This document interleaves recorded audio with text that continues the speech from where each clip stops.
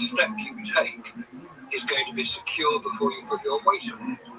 Because you don't know until you've tried it whether there's going to be a big dust bowl under your foot and you're going to sink in about 10 foot and get buried. You don't know that until you tried it. Obviously, they would try to make sure that there wasn't any great big dust bowls, because we know that the lunar surface is very dusty. Now, what you've got is a major anomaly here.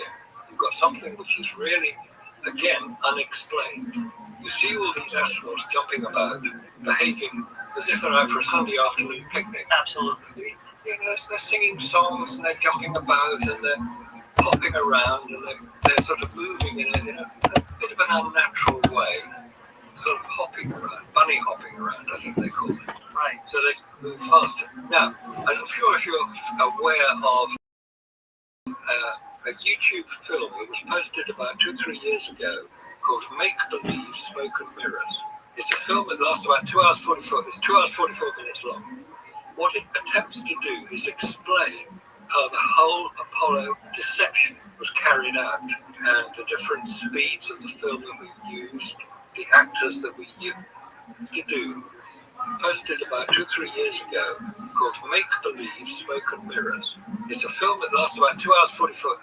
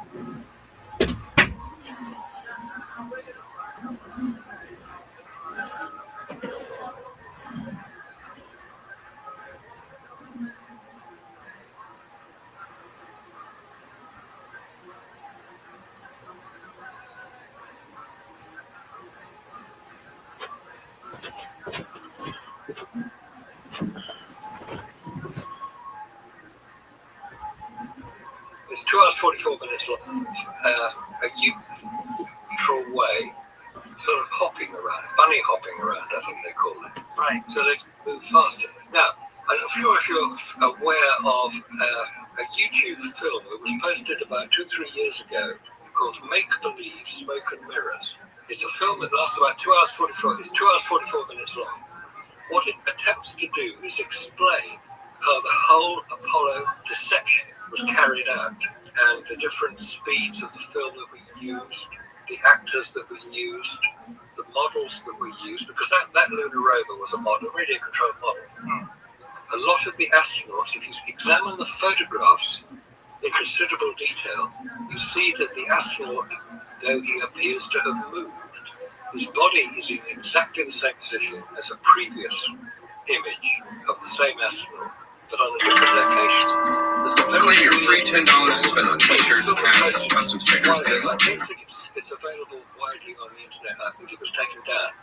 There are several websites which actually do have it available. The point is that it demonstrated how the whole thing was done, how it was all manipulated, using models, using mannequins, using quite advanced film techniques where you've got different sizes of films, where you've got optical printers so you can print out certain sequences at certain speeds, because there are various different speeds. It's not all slow motion. It's not filmed in real time and then projected back at a slower speed so it appears to be in slow motion. It's not that.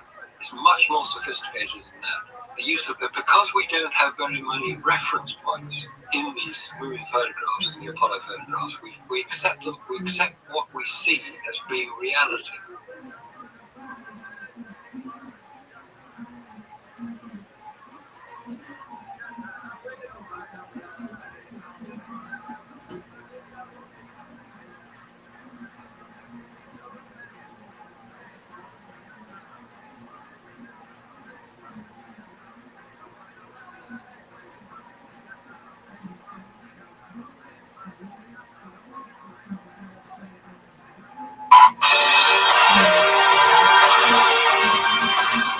All 6 missions.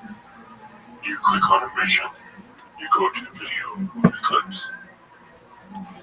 You'll see the different segments that they broke down. 90 clips. I had to grab each clip and put them together. Here you can see the list of the clips, and I put them together and made a giant edit, which I analyzed. Here's a sample beginning. You can see the running time frame at the top. You can see the name of the clip at the bottom, and the segment, the part of the mission that is listed on the site, easy for reference if you want to grab the clip and analyze it yourself, which I encourage you to do.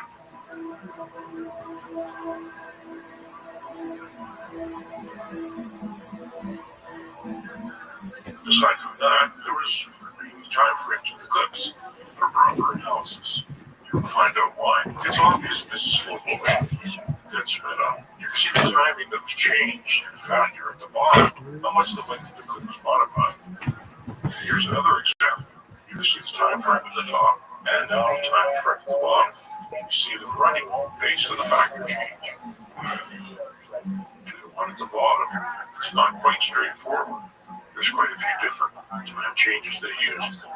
At the top, you can see the name of the current clip. You can see the name of the clip on the list, and that corresponds to the clip list on the NASA site. Easy for you to reference. What I'm showing you, go to the site and look at the clip yourself. Do your own analysis, which again, I encourage you to do.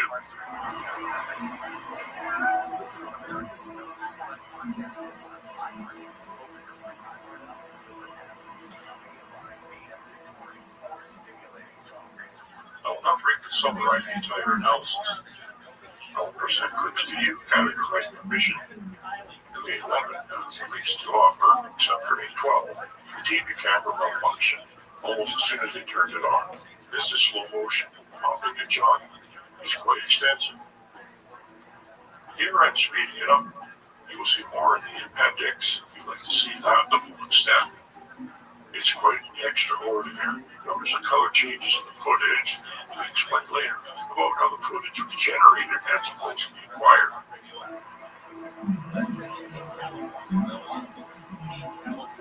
This type of footage and slow time frame sped up is very revealing. Almost the people get a clue that the footage is faked.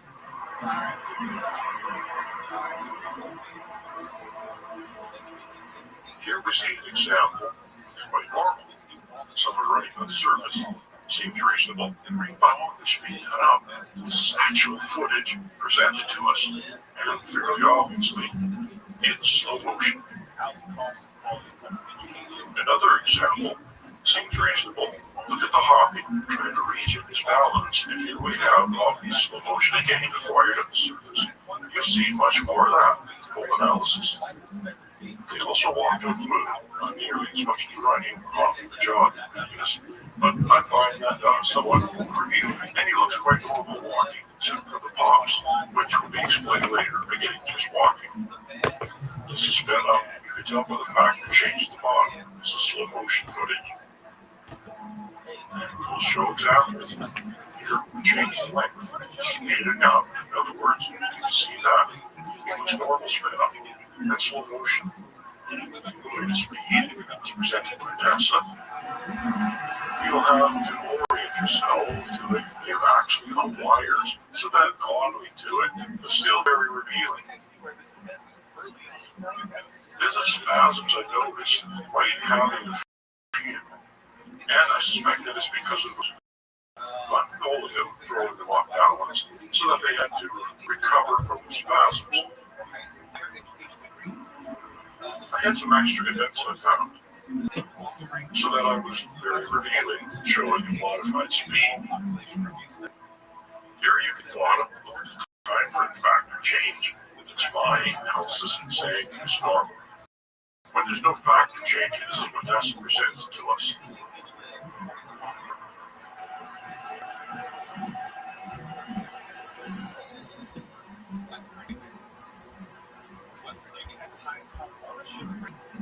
The gravity analysis.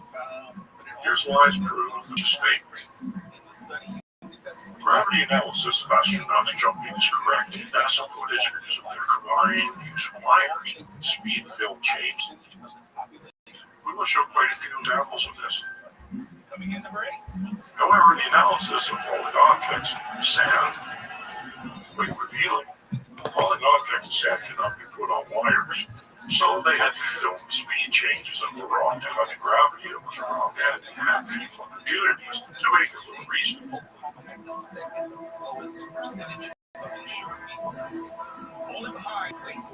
Here you can see it's wrong based on my analysis. I modified the speed to make it look right, and to see that the two compare together, and any factor change that shows that it's correct for Earth.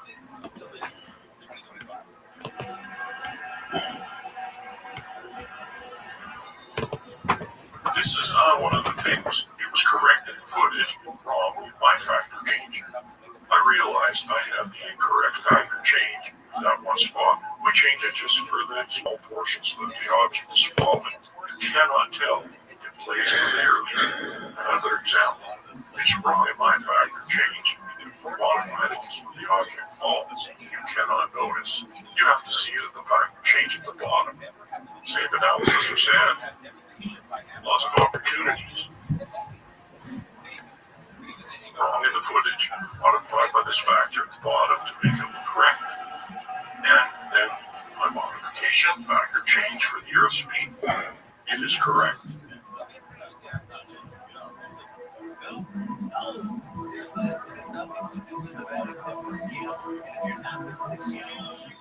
Just don't have a few examples of this. Be prepared. And of course, you can look at the clip for reference and go analyze it yourself.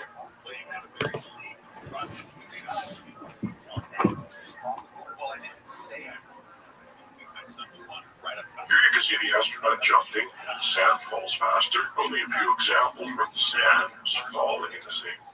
The astronaut was jumping, so I mentioned speed change quite a lot. There are speed changes events, so the multiplied speeds used in the clip.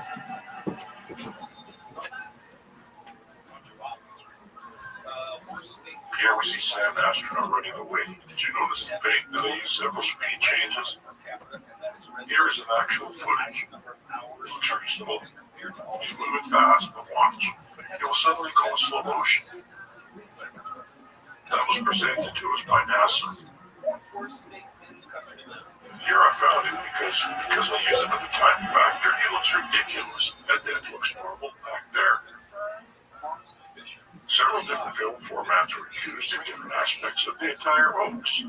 I believe the TV footage was actually captured on 16mm film and then recaptured by a television camera. This is an optical printer we use extensively in the hoax. Different aspects, but an example of how a camera is pointed at the projector. The projector is projecting footage and the camera recaptures it at a different speed. Here we have an example of it. An A114 frames in slow motion, and then you can extract different frames at different patterns to create different FPS pieces of film. These are all the factors I have deduced were used in the footage. It's possible different ones were used, but I found these good enough. This is a model of the set. It was used to capture the footage. You can see that a backdrop, very large moon surface reproduction set was used. Possibly 300 meters diameter. This is an opportunity for enterprising science students to analyze the footage for themselves and deduce what size was in each instance. There was quite an extensive program conducted by Apollo to capture high-detail image of the landing sites. In fact, an intelligence service NGA has been developed out of this. Here's a Bell computer model of the surface using the footage, and that was quite accurate and extensive. Here we are, a POV of the same model. I am showing clearly in a backdrop.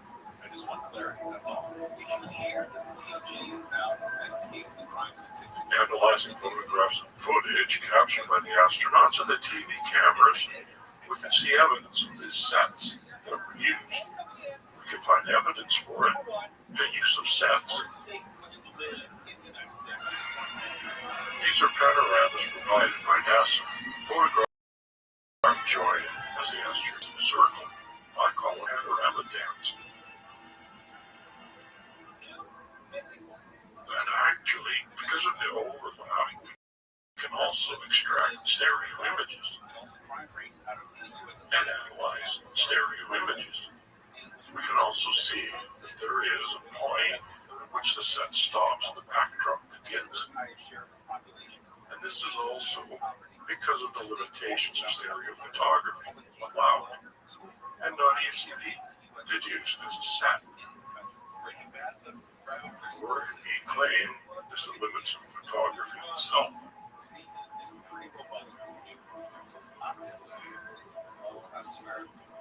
As we further go, talking about the wires and training and the balance between counterweight versus frame speed.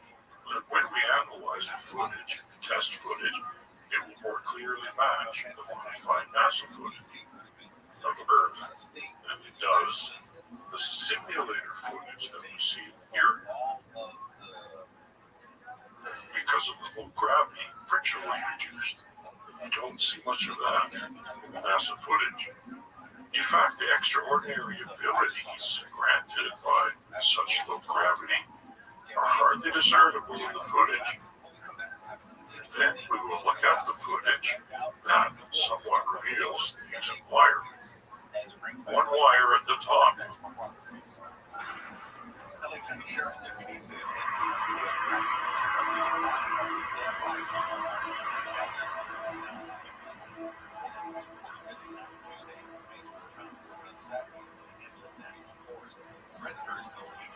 There are the equations that show the counterweight necessary depending on the frame per second footage used.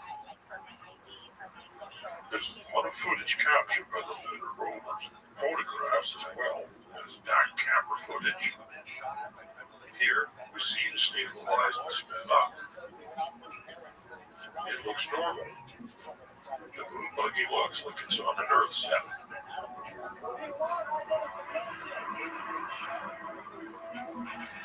Here again, it's sped up, and it looks like someone's driving fast on a set. It's also quite possible this was a model. More analysis will be necessary to determine which is which.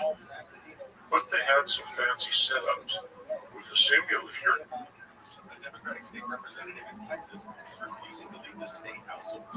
Sometimes on a set. An example here, you can barely see the lunar rover, same model. There it is in the middle. They had a flight simulator setup with the complex modeling of the sun matching the generated footage. And all of this is alerted by system capabilities, which we will show later. This is a model of a snorkel cam. And of a quite possibly they had stop motion animation with the camera inside a model. Look at how tiny that model is. Look at the footage generated. This is extraordinary stuff. I find it incredibly beautiful. This is John Dykstrom, mastermind behind Star Wars, trained under the mastermind behind the Apollo footage, who I claim was the mastermind. Look at this incredible footage. That looks real to me. And this is all homemade from computer-controlled cameras. Tiny model. I believe they use larger models in the moon simulation of the Apollo rovers. But these tiny models show extraordinary results. This is a computer-controlled animated camera. This is a fighter pilot flight simulator camera flying over a model, and they actually used the same technology to train the astronauts for the Apollo missions. That's a moon model with a flight simulator, live, real-time flight simulator camera. This is actually a lunar rover simulator, same build. They had a camera, here it is, running over a model of the moon's surface. Because they actually accurately modeled the surface they would be driving on. They had two cameras and two views with one camera. And look at the camera, just going up and down as if the car is reacting to the surface. Quite incredible technology, utilized there nearly as well as it was in the homes. They had a complete setup, giant circular moon models, and they got more detail for cleaning. This is all set up for simulated landing. They had a giant simulator. They utilized real-time cameras run over these models operated by the astronauts. This is an accurate photographic model of the moon, which is highly detailed.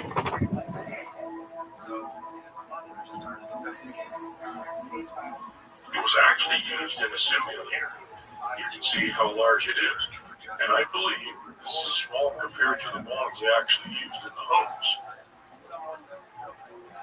Here is an example of it being utilized in a simulator. These are just photographs from the simulator. They're quite extraordinary, and you will reference footage later to see how easily that was utilized. This is the man I believe responsible for the visual effects, Douglas Trumbull. I will show you the brief history. There's plenty of information on the internet about him. I just mostly wanted to introduce him. We have a landing footage. This is specifically Apollo 12. There was a dust blast. But on Apollo 14, they kind of screwed it up. You can see the difference in the lighting in the craters. Because before the dust hits, it's a model. After the dust, it's the set. The lander was on.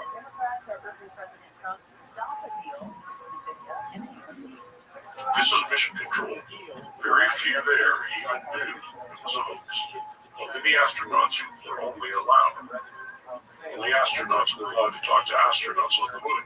They were all in on it, as well as the camera operator, because obviously the camera was recording, not live operated, as well as agents.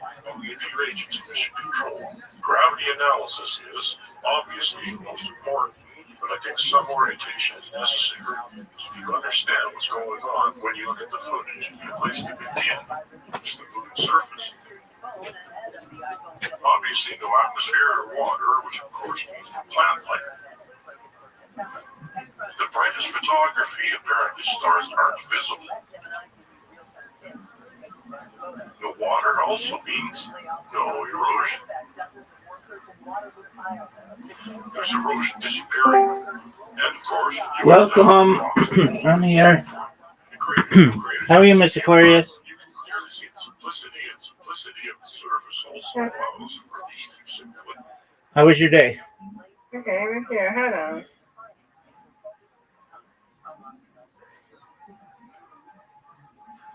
What's worth watching and what's not? Curious Channels. What you watch Wednesdays at 12:30 on KFI.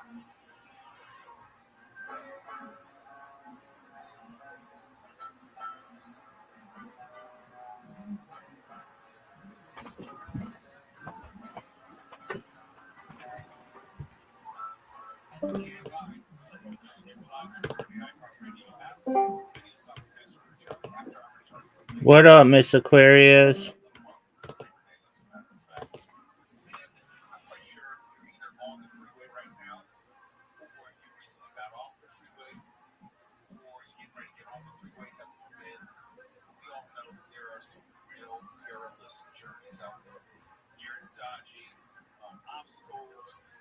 Crazy drivers, there are people giving each other wrongers out there. It's an unpleasant experience. But we come across this list from the LA Times as far as what are the worst portions of LA freeways. It's not just the 10 freeway, it's not the whole one. section of each freeway that the LA Times has set aside as the worst of the worst. And here's what they did.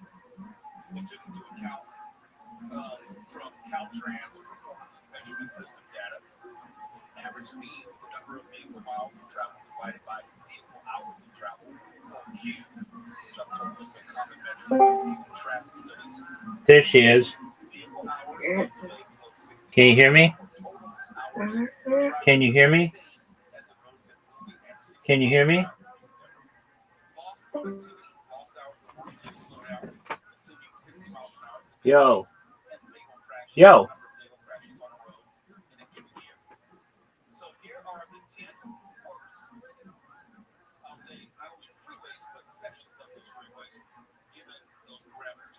Coming in at 10 as far as the worst sections of Southern California freeway. Yo. Can you hear me? Can you hear me? I can't hear you, Rabbi. It's not me. I just went into another thing and I can hear them. Okay, can you hear It's me? got to be you, baby. I think so. Just one You on the moment. phone? No, just one moment.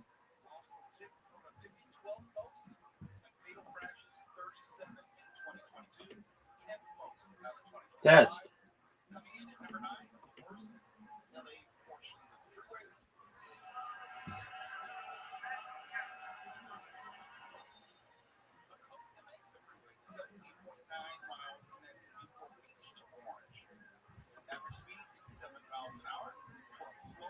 Hello? There we go. There you go. All the things, you know, it's a pass away. Right. We got it. How are you, Miss Aquarius? No. I'm good. How are you? I'm well. Are you ready for me? Yes. Yep, let's go. But You- I have to go to sleep. I get sleepy. Yeah, there we go. What Brandon? I don't know.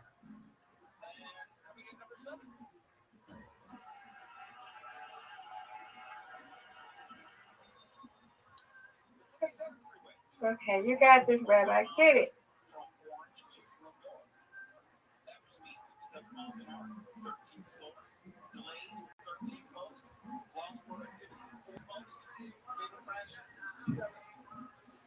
There we go. That's a good spare. Yeah.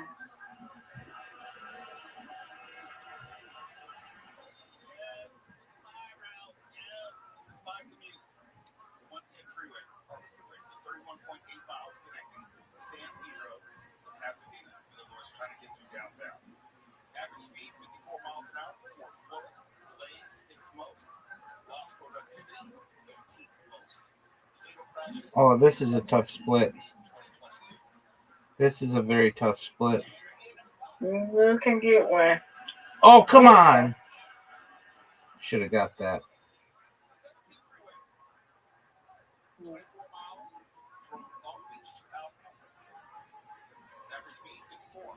Look at you. High five. Thank you. High five. Come on, come on.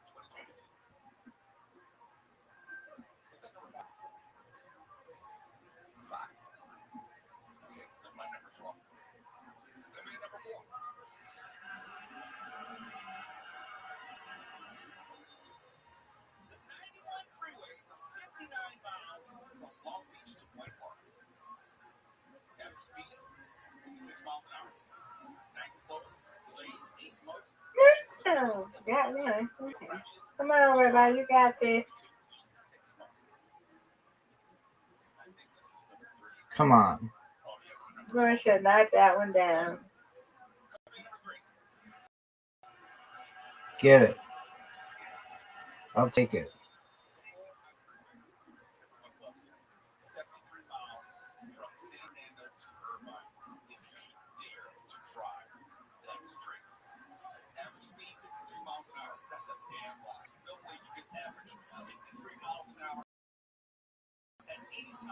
What is going on with me? Okay, Rabbi. Time to take the lead. She probably drives it every single day. Tony, do you drive the 405 every single day? Thankfully, most days the 5. Yay, you win, I win. I win, you win, Miss Aquarius. Yeah, but still win. Yes, you did. Mm-hmm. Okay. Mm-hmm. 605 freeway, 28 miles between Long Beach and 40. Average speed 54 miles an hour. 6 slowest. Delays, fifth most. Lost property, third most. Fatal crashes, 15 in 2022. Bye-bye. And coming in at number 1 of the worst Southern California freeway stretch.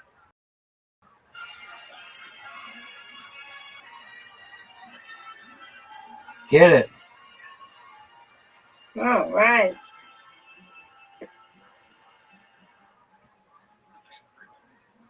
From the beach through the city. Average speed 52 miles an hour. It's a lie. The slowest out of all the freeways. Delays, worst of 25. Of the top 25, yes. Nice That's spare. good. Thank you. You're welcome. In 2022 alone. 9 just dragging on the Tig freeway. And did you know Let's that get it it. was originally known as the Ooh, good spit. Thank you. I did not know that. And it's also that Christopher Columbus Transcontinental Highway. It sounds much better. It sure does.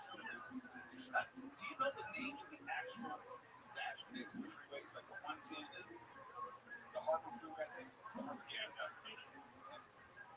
I mean, you have to think 18 years of a traffic reporter for iHeartRadio. You tell us, what's the name of the 405 freeway? Or advanced, you've got the LA portion and the San Diego, San Diego freeway is 5. I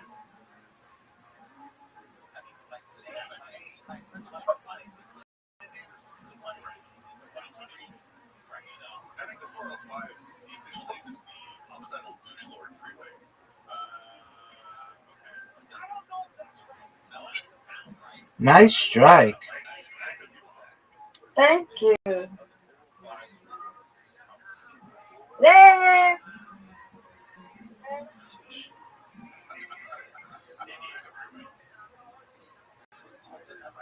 That seems less accurate. Right. But you have to think too, back in the day, San Diego was one of our concepts. Wait. I'm looking right now. One was named the Los Angeles Freeway, and all these motherfuckers run to Los Angeles. So the 405 was called the San Come on, Diego. Rabbi, you got it. Short of San Diego. Right. It originally could be towards San Diego. That was the whole point of that. The 405 comes up on the Ultra Y. The 405 means. Yeah, the 405 means. Ooh. I'll take it. Yay. I win, you win, Miss Aquarius. Yes. You win, I win. Good job, Miss Aquarius. You're welcome. Good job, Rabbi. Thank you, ma'am. Alrighty, sweet dreams to you, and we will play tomorrow, God willing. Okay, guys, we'll play tomorrow. Excellent. All right. Night. Yeah. Night. I'm going to socialize. Okay. Okay. Well, I'll stay in here with you. Since Brandon not here, I'll stay in here. Thank you, Miss Aquarius. You're welcome. Okay, muting myself. Night. Night. As you drive, if you're coming over the hill, coming over to the west side, 405 South, on like a Friday, you can get out and walk that street. No exaggeration. No, it's true. You can actually get out of your car and walk up to the next car ahead of you, give them a finger, and then walk back to your own car. You know that because you tend to have something that fantasize about it. That turns you on. I wouldn't exactly say that. I'm not going to ask you. Okay, my name is Live Everybody. I'm already out. Now, Mark has some. Here's the latest from the DFI 24-hour user. The LA County Health Department's warning people to avoid the water in several beaches due to high bacteria levels, even if it's getting hotter outside. Those areas include Lovers Beach and Marina Del Rey, Marco Beach in Malibu, the Santa Monica Pier, and Ramirez Creek in Paradise Cove. Lawyers for Kilmar and Brago Garcia pushing to dismiss his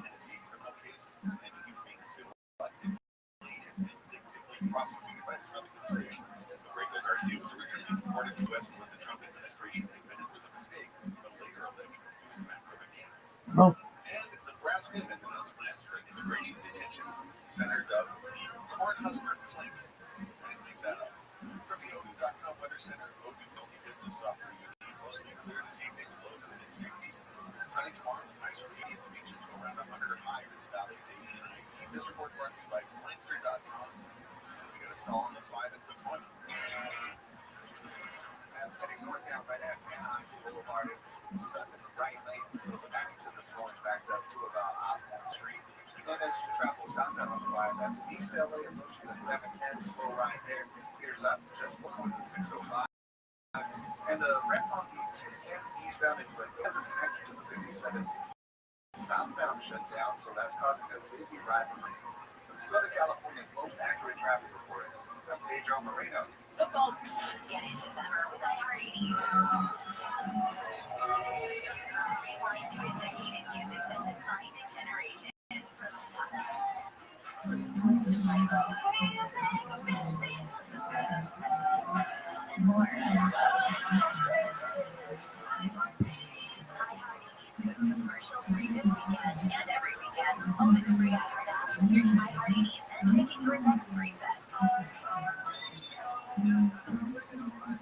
So, Forest Room, that's not a closet, that's a river rushing through the forest. Forest rivers provide over 100 What? I can't hear you because of the vacuum. That's not a vacuum. That's the trees in the forest, filling up the air with green. I didn't know the trees were so amazing. Yep, and the forest gives us shade. Trees supply. Awesome. This one's forest more. Visit the forest today and enjoy all it does, just for you. To learn more about the forest and find one near you, go to discovertheforest.org. Brought to you by the U.S. Forest Service and the Ad Council.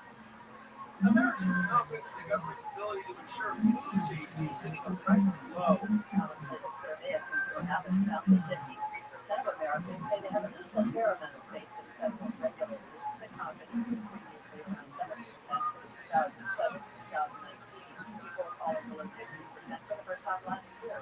Researchers say the drop was driven largely by distrust among Democrats. I'm Jen. Tricky out. Another person is not in Legionnaires' disease in New York City. The death toll linked to a cluster in Harlem, 5. Now more than 100 confirmed cases. Meanwhile, Riverdale sharpened the National Civil Rights Attorney Ben Crump in the announcement of a lawsuit Wednesday connected to the Legionnaires' outbreak. New Jersey health officials are investigating what they believe is the first acquired malaria infection in more than 30 years. New Jersey health officials working with the CDC to identify the hospital source of the infection. Health update, I'm Scott Monroe. We're Caitlin and Tyler Belterra, and we've got a new podcast, Kate and Ty Break It Down. That's all.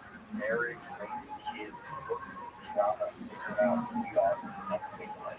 Marriage isn't always easy, but it's worth it when you're living.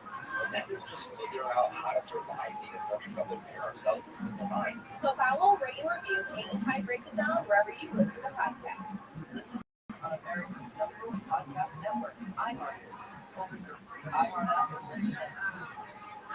The free iHeart Radio app is #1 for music, radio, and podcasts, all in one. Discover a new podcast from our library of over 350,000 titles. Here's an iHeart Radio podcast preview.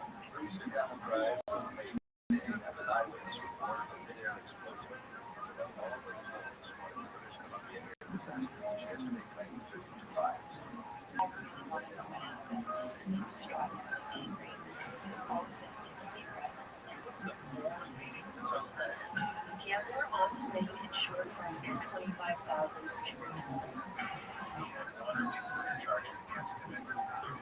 Maybe what had happened. Do you have any friends? We were told nothing. I wasn't sure he was existed. But Joe, I have found him today. Like the guy? The guy. Listen, do you know what we did? We have a very good idea of who the responsible person was.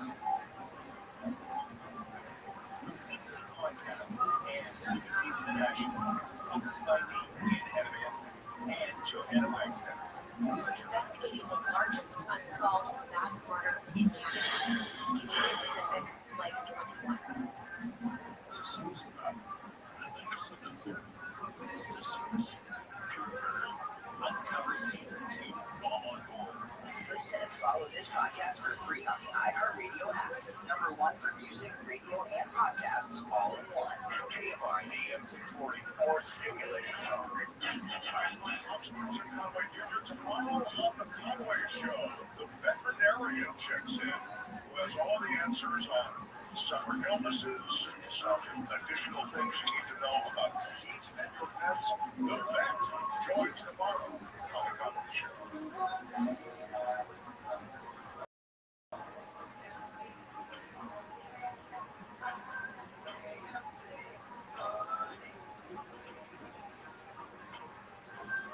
Live everywhere on the iHeartRadio network. Time and again that where I live, which is just outside of is being, I'll say, invaded by a lot of coyotes. I've shown the videos to various people in the studio. They are near in my area. It seems like there's a den every 3 or 4 blocks. And now it's becoming such an issue that is getting more and more news coverage. And yeah, we have fun with the issue. When I have said eventually someone's child is going to get attacked, well, let me put it this way, the right child, not just any child, but the right child, and then they can start taking this seriously.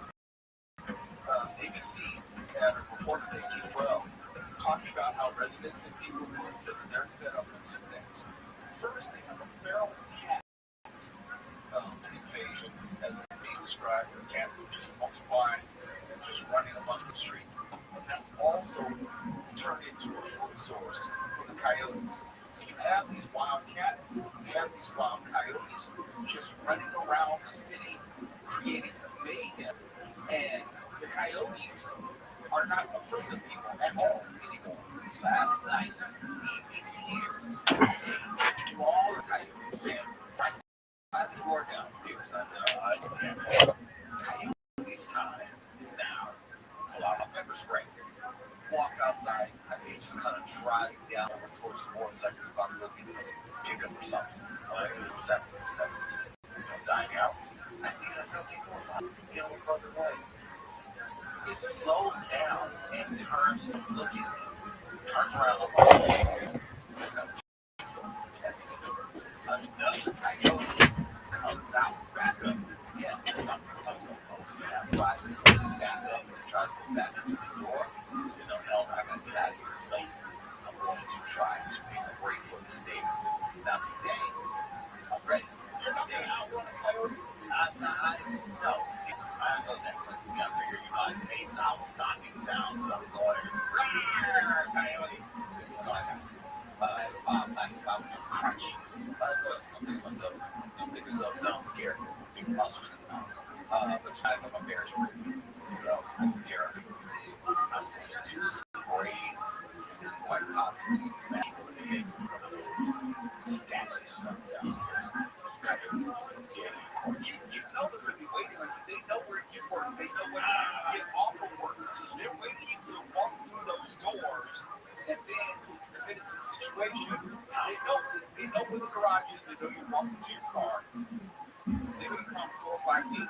And it's not like I can get into the elevator and just close fast enough before they can all jump in and mob me in the elevator, keep me on the stairs going down the direct. And coyotes are smart. They are bitch, right? They used to be chickens in my yard all the time. It's a story. The last time that we talked about this before the Altadena burning, last time we talked about coyotes on the radio were threatening to plan on doing to a coyote when it ran up on us, right? Come outside in the morning and there's dead chicken pieces all in the yard. Not in anyone else's yard, just in mine. As if it was a warning to me to like leave coyotes out of my mouth. If you don't know, when a coyote has killed an animal, they usually eat right there. When you come out, you just see like bones and parts just sitting right there. They left enough for me to know that this is a bird and they leave it in the same spot. There's no chickens in my neighborhood. There's no neighbor next door anywhere near me. That's not just getting chicken and then bringing it to this yard as a warning. What could have been a horse head in it? Because it sounded like you got the message. Like they were sizing up the menu last night. They still didn't get the menu. Coyotes talk. They know who you are. And for one to run by the door and it's not like one of those like pre-cuts. And it's like it just went far enough down where if it was, you could turn around. You could have turned around and it stood there looking like little missy, but it was small. I'm like, I'm not worried about you until the bigger one came. Until they try to say that. That's right. That's right. You think you have an advantage, and all of a sudden, they're howling. And the homies show you that, that nasty sound they're being murdered by guys. I hear it just about every night. It's horrifying. It's absolutely horrifying. They killed a cat not too far from my house last night. It was loud enough I knew it was within 100 feet. Yeah. You hear all of their friends and family. It's a horrible, horrible sound. And it's going to get worse. Going back to the story in England, it's going to get worse because no one's going to take it seriously. And until someone takes it seriously, you're going to have these coyotes just running up and down the street. Legally, you can't do anything to them. Legally, I'm not saying you should do anything illegal to them, but if you happen to accidentally, unintentionally run them over with your car, well, to all of you, last week, that's terrifying. About what to do. About why make yourself bigger and louder and scared. Yeah, I'm not going to try that with a bear. I'm just not. Coyote, I'm going to fight. No, I don't know. It's like with Mark Kelly. I'm on. No, you won't. I'll crinkle bottle at you. It's home. GMI X 411 40. I remember you up. KFI-KOST HD2 Los Angeles Orange County or simulated talk. So we should just take your word for it. We can't like 24-hour news. The LA City Council has called for federal immigration agents to be identifiable. Here, one more time. Federal agent instructs the city attorney's office to draft it's required LAPD officers to verify the identity of any federal agent. Ultimately, just to make a source of immigration enforcement in LA must verify communities. Writing about warrants, agents are needed to identify themselves, parents and workers that powerless or invasive fear. Think about how vulnerable that moment is. The council also included other immigration measures and request to the government records to enforce their actions.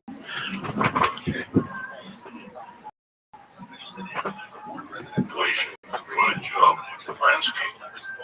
TV cameras were used. This is a home TV camera on the rover.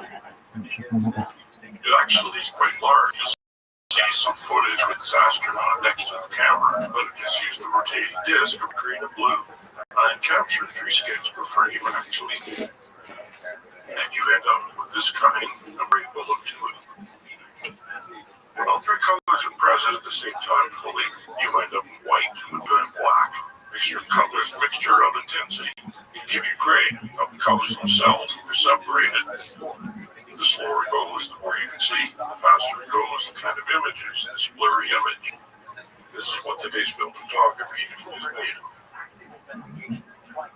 And television cameras are HD.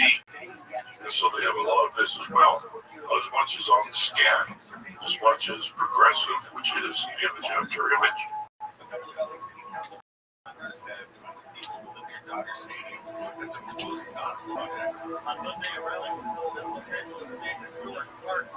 This is what many of you are used to at this point when you saw NTSC video. You would see on scan lines and even scan lines. And as the object moved, you see the separation. They call it combing. And this is an exaggerated version. So as you can see it more clearly, sometimes there's a little blurriness, a glow, and the residual image, and so it softens a little bit. It's a little more bearable. But you can also see the style of motion blur here. If we have our simulated shot of the moon, you can see what it looks like. This is much more refined. You can barely see the scan lines here. This is like it should have been the preferred way of capture footage. But design demanded filters to use the progressive red, green, and blue. And that will become clear later. Here's the refined and with the glow and residual image, it provides this kind of trail. It softens the effect.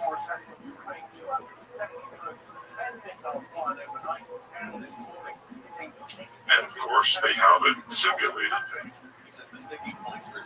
There it is, just a shaky camera. Now we show rainbow motion blur. We separate the colors, you can see what happens. This is a disc spinning, capturing red, green, and blue. And the red, green, and blue are combined all three together. And we have white. Here you can see the different colors. If you combine them at different intensities, you end up with the full gamut of colors of the rainbow, as well as between. The closer they get to being balanced, the greater white and black it gets. And you saw the color footage. In the slow-mo, you see it again quite often. That's because of the imbalance that was purposefully done. So now you see the rainbow motion blur. As the object moves, the red and green and blue are captured in different states of the object. Through its movement, when you combine them, you end up with separate colors, except when they overlap. You can white the slower it moves. The more natural it looks, the faster, the more rainbow it looks.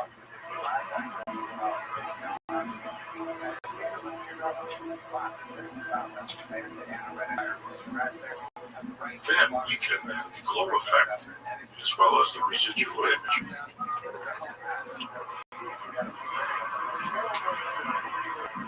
And you get something very similar. Here you get great examples. A few seconds of this type of footage. Here, it's similar with video compression added on the top. So you can see, why does their image look so crappy? It was purposely done to disguise what's on the road. But it will be added to the hoax. Here are direct examples of the rainbow motion blur.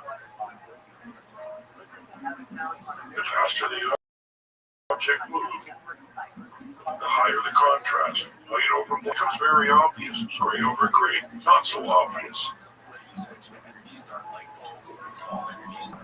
Some of these are looping. That's why you see them repeating, because they're just short clips.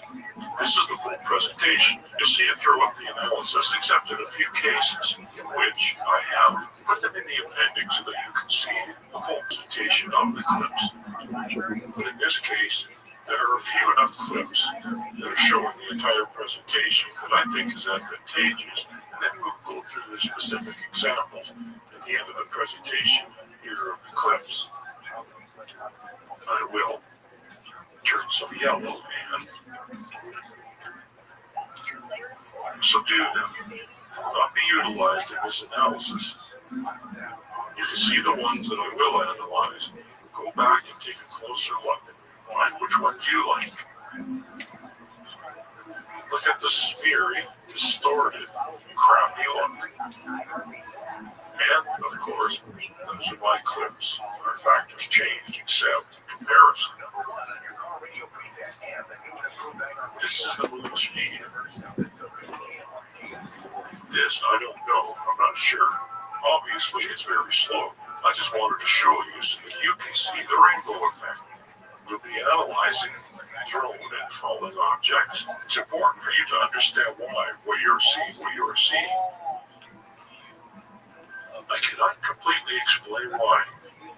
This is quite a complex pipeline they utilized to generate this imagery. It's 24 FPS was the actual speed, and then it was shown here at 30. That's what I have ascertained prior from the NASA site. 30 frames per second. So sometimes it just makes it very difficult to analyze, to reverse engineer. But we have enough control. That is, we can analyze the falling objects for gravity. There's a shimmery and otherworldly effect established, quite extraordinary.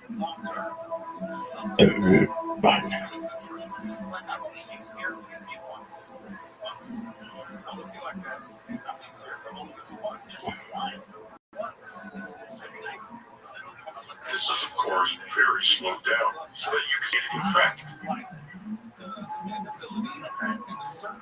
Here, sometimes you'll see it, it's compressed. Sometimes you see multiples. It's not very straightforward. We may never completely understand how they generated this imagery, but we have enough control to analyze for gravity. So that you can see the severe compression as well as distortion. Something that's used. It's called Rothschild'S ratio. And these blood pressure drugs all of a sudden they realize that in any direction, all of a sudden diagonal. Now, Because of the white shovel over the darker gray background, the rainbow motion blur is more easily noticeable.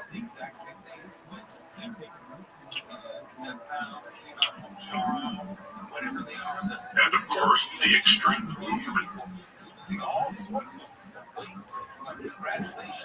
This is frame by frame.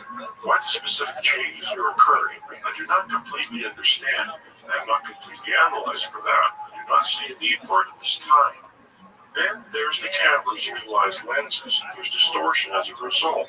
You can see this on the camera. That's cut in half so that you can see the glass inside. Lenses are curved. They're curved more extreme, less extreme. There's an array of lenses. This creates a complex, really complex situation of light movement through. And then you see the extreme curvature here, depending on the lenses utilized. You end up with a certain amount of distortion. Here's a graphic example of distortion.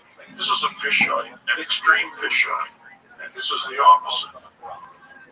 It is called pinch and push, I believe. And you'll find the footage. This is the kind of distortion that you'd see. It helps disorient the viewer as well as it can make things look further away than they really are.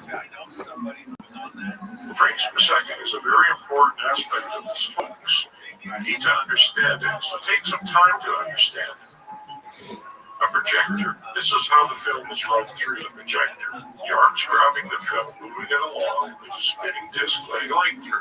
You have reels of film, and depending on how quickly you project You're supposed to watch me, but this time I got you. This time I got you. I'll watch you this time. What else have you done? Everybody's watching. What do you want to say?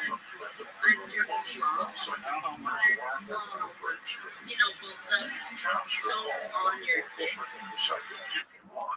Just jerk you off until you can handle it anymore. I soaked in my tits, I soaked in my pussy, and we handled that. We handled it. What do you think about that? You said to say that. You said to say that. I'm a virgin. No, he's a fucking liar. I took that bar. This is not even a blowjob. I took that bar so and jerked him off to completion. Thank you very much. Listen, you never gave me a blowjob. Now you're just like, I jerked you off. Is that all you done? No. What else? Put it in my butt, put it in my pussy, put it in my mouth, everything. You've entered all holes of my life. We still gonna do the 30 minutes of years. I'm so sorry. I'm not. I still gotta go in your nose.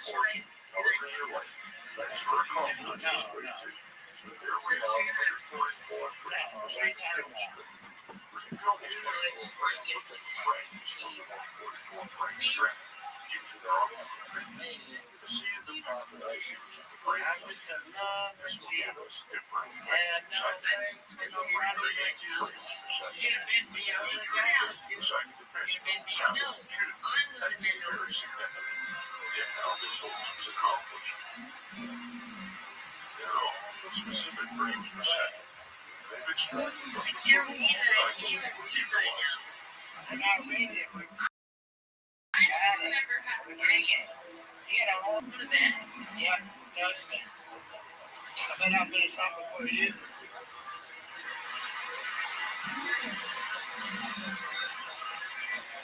You're right. Here you can see the pattern of the frames and the ones that have some in between frames, which you can use for the rainbow effect. extraordinary setup. Very fish effective.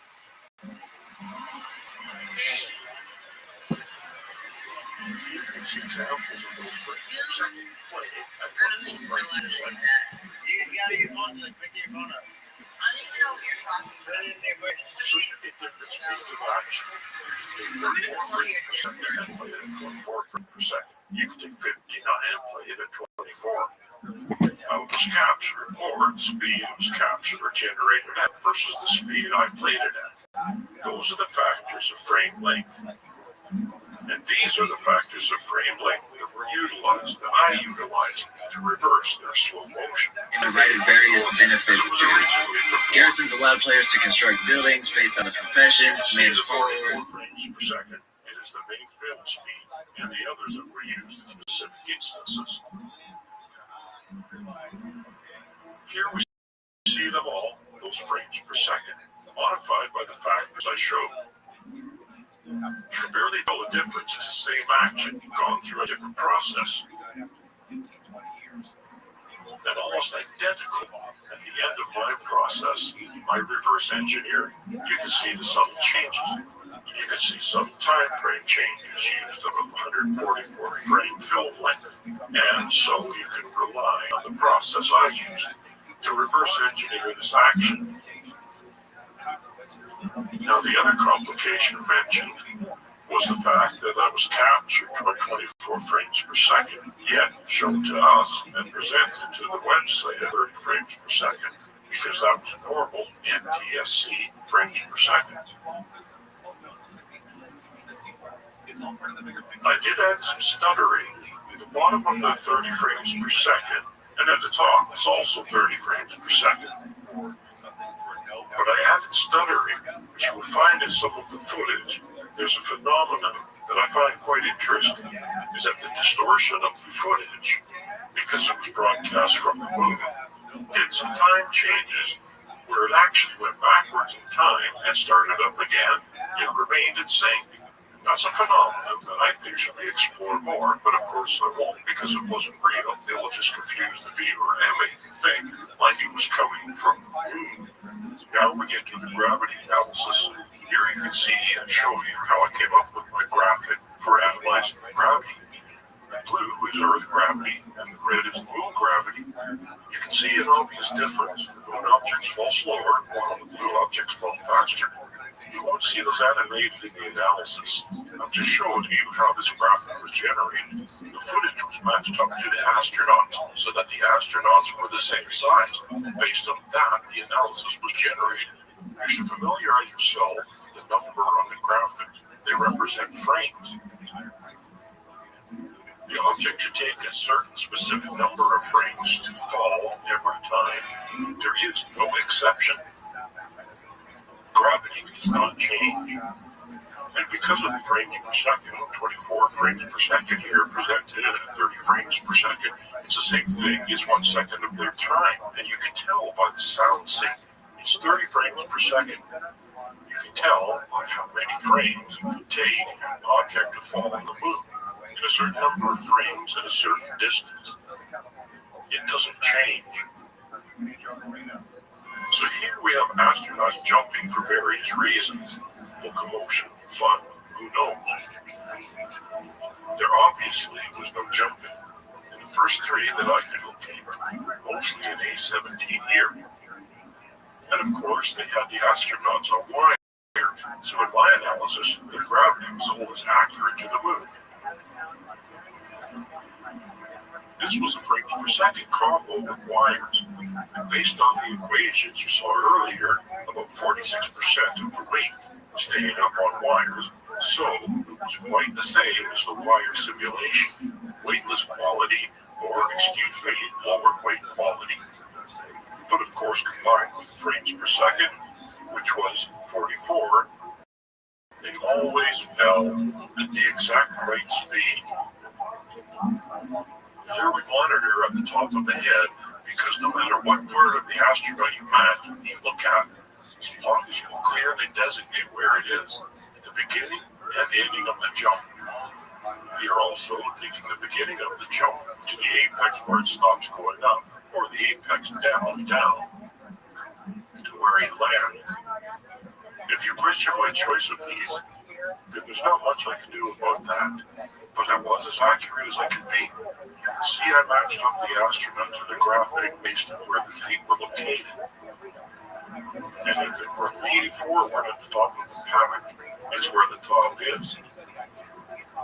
And if you see it leaning over, that is very accurate. The pack doesn't really go much over that. The astronaut's head. Based on where the astronaut is located in the suit. Eye level about middle of the visor. P15 9H272 Alien Tree. Rabbi Rothschild AMA. Rabbi Rothschild. Foxtrot. Tolkien Life Room and Showtype Rabbi Rothschild in YouTube Unfiltered. I lived for more than 20 live streams. Rabbi is live on YouTube 24/7 365. For more than 3 years. Rabbi has more data on internet than anyone ever. Futurology topics like anti-gravity, GRC, Santa Claus, machines, invisibility, UFOs, alien disclosure, and all things shared to be a trillionaire. Thoughts assemble. I was on that shit. Stocks pumped out. Emoji angel. Devil down to work on some projects. Hit me on X. Love to see it, but I have to kill TTS for a while. And I hit you up on Discord projects. Internet appropriate. Definitely. Appreciate that. Why did I just go on a mission trying to find that rabbi guy on YouTube and like go in and promote his chat?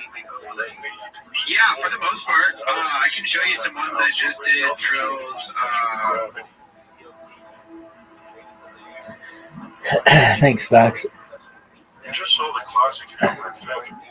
That was one of many. Several dozen here. And they littered the moon, literally, in the last few missions. And there were quite a few opportunities because they were walking around on wires, running around on wires, and acting very comfortable on the moon, where it's a pretty dangerous environment. Listen to the Ghost Therapy Podcast on iHeartRadio app.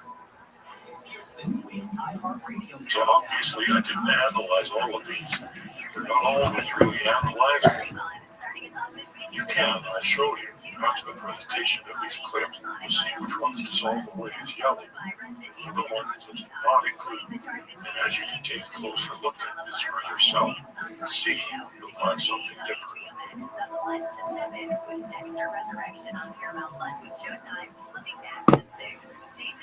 And here we go. We should eliminate the ones I cannot analyze. We're left with quite a few that I can, and those are significant. Even the ones being wrong should raise alarms.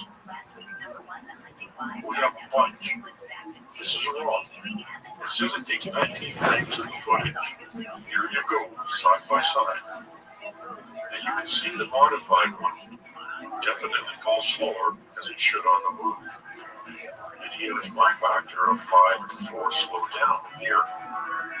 And it is correct. You can always repeat these. Pause, replay if you want to see it again. I only showed it to make the difference clear. It was 22 in the footage, and modified it to make it 30. Here you see the side by side. Here are some of the earlier. It's Apollo 14. You can see the incredible distortion of the footage. It's really incredible how they tried to hide. The footage itself is also unbearable to look at in slow motion at presented speed. But at this, even makes it worse. So it's 21 in the raw footage here, 31 modified is correct. See the difference? It should be 31 at that height. There's quite a bit of difference, 10 frames. So we're not talking a frame or two here. And my footage is 12, which is correct. I say my footage was modified version. It said everything came over, but I don't see it. 30. You can see the difference. You do. How much longer it takes. Where is my footage? Longer and slower. Holy Thomas! Rip Savage coming in with a 27 viewer. It's corrected by way off of the moon, but that's a study. And I modified can see the difference. So I'm just running through these again and again and again. It just keeps going on. And you can look at these more closely. I just wanted to present them to you so that you can do more careful analysis on my analysis, which you should do. I would like to spend some time to confirm what I've discovered here. Here is an astronaut. And then I move the graph. For measuring graph to where the action indicator bars are, when the frames hit, you can see it turn red if you didn't already notice. And it gives you a reference, the same size as my astronaut graphic. I just moved it separately so that the astronaut graph is there to establish an accurate sizing for measurement. And the overlay graphic is moved more accurately show the distance the object traveled in frames. Or something actual. It just doesn't work out. What's the long this relationship that you both recognize? About 6 years. I'd say it was 6 years. Yeah. You comparable in age. Yeah. Every time it's about 2/3 difference there. It's 2/3 as many frames as it should be. And mine is correct every time. Well, let me correct that statement.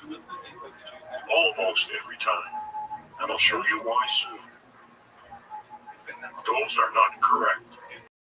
These are some tricky fellows who created this footage.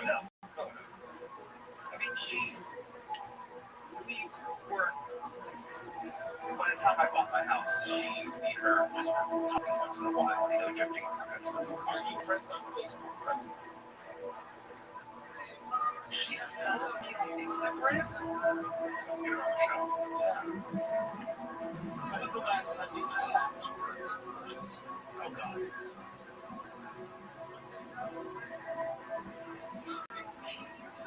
This is quite extraordinary. Looking at it now, I missed that one. Yellow 15 was off. That's minor. It's not really an issue as discussed. It's frame dropping. They had all kinds of tricks going on to disguise what was happening here. I just stopped. How about that? Should be friendly to passengers. I have no, it had to be. That's all. Talk about this class. When you see the yellow graph there, it just means that I've done some stabilization, and I've put it there as a reference. It was usually hand-done stabilization, enough that you can measure. Here you can see the lens distortion, really obviously because of the stabilizing. And here you can see how the same objects in the background get distorted as they approach the edge of the frame. These are the past one, this one are really extraordinary things. What's happening here is that it's wrong in my footage. And it was like, why is that? Well, I realized that it did a frame adjustment. Notice the factor change at the bottom. 0.41 equals 0.54, 0.41 back to 0.54. They changed the factor during the throw. The object movement to simulate the move, the proper speed, and it jumped back, and you can't tell. They may not be doing these for this. There's a whole section on speed change. You can see how often they use that technique to disguise their methods.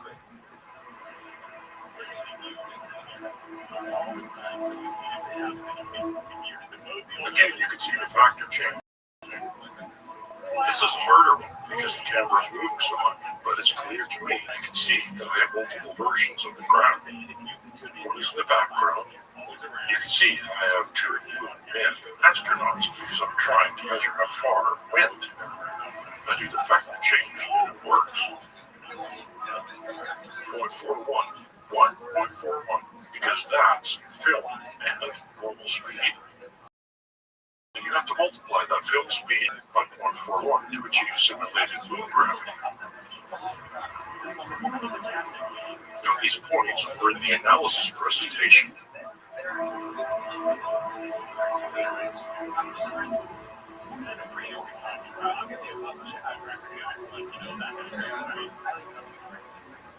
Now this is wrong. Watch the 0.4 change. fine, there it is. And then change back. Here it is. It's going to happen again. 0.41. Unless you're looking at the bottom, you won't notice these changes. They found because they could do them. Obviously they did. They didn't do it every time. So that's when I found it was wrong. Look at all the movement taking place. Look at the factor change type. And it's amazing that it works so well. My friend met her and said, "Oh, you two would be great." And we met at a concert. Because we both like the same band. And she liked the band. And this is close. He likes this band. It's like we're now friends. That one was long enough for a year and a half. Really not. But I liked her. I think she tried to, and she just didn't. He's running at us in slow motion. There's a speed change right in the middle.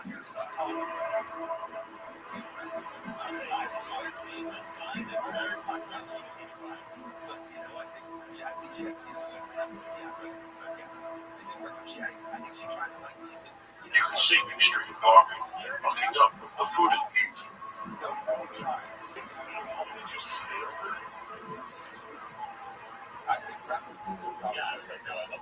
Here's the classic event. Now we get to the sound.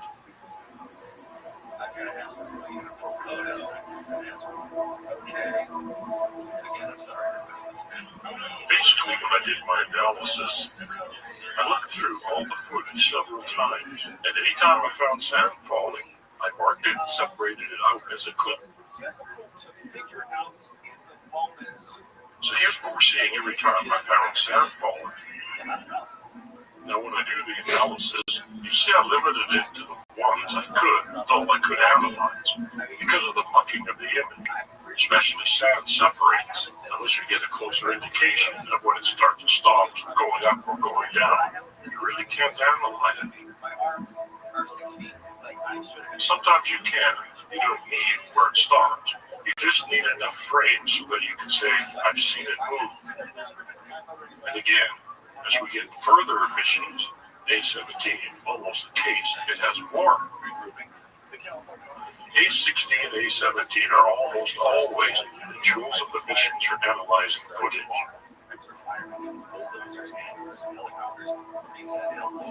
Already on standby.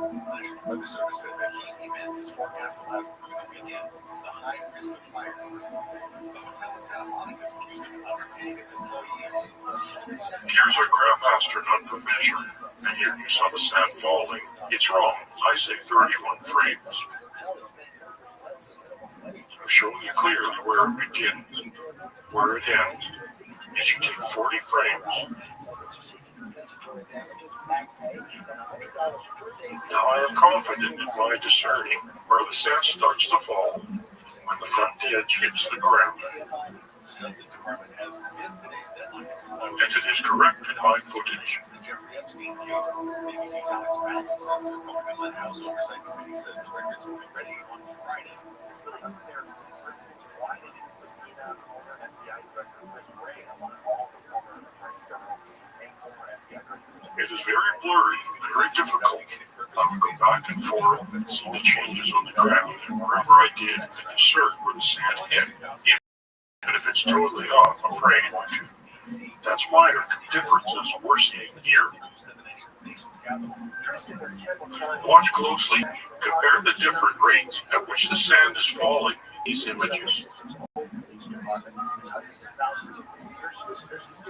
It is easy to see that this footage that NASA presented to us was in fact slowed down and then sped back up again to match the gravity on the lunar surface. And when corrected, you can see that the sand is actually following the Earth's gravity, as shown in these examples. Watch as this astronaut drops the sand from the shovel that he's trying to get into the sample bag. Notice the difference in the astronaut sidestepping in the left frame versus the right frame.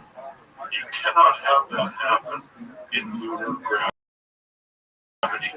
This was clearly filmed on the Earth.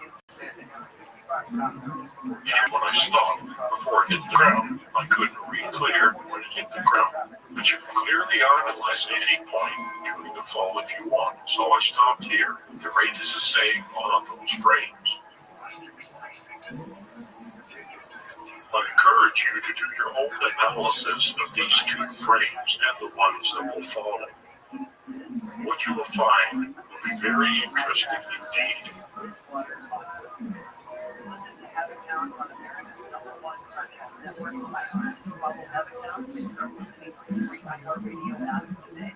In these frames, watch the difference in the speed at which the sand falls. You'll notice that the sand in the left frame hits the surface first before the sand in the right. Again, please notice the clip. It's right next to the bottom. You can go to the NASA site referenced earlier in this presentation and look at the evidence for yourself and determine for yourself what's going on in the footage. Try to keep a mental note of how many times you are seeing things fall in this clip. Note the different rates at which the sand falls on the left compared to the right, and then back to the middle.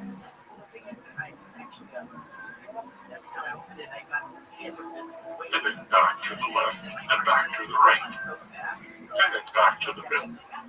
The sand behaves as if it was in Earth gravity, slow down, and then sped up again, and then slow down. Do you realize how many times we're seeing things fall here at the wrong speed in the NASA footage? This is not a fluke. This is clear evidence this imagery is faked.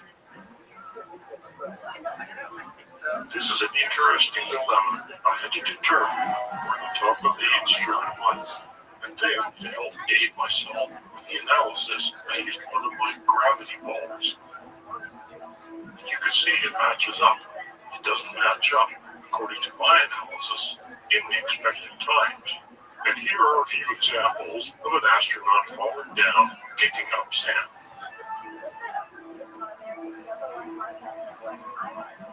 And here, scooping and tossing sand with a shovel. Here I use the top of the sand. Here it hits the top and falls. You can see it disappear, and it's a great time to determine when it starts and stops falling. Let's compare a couple of these clips.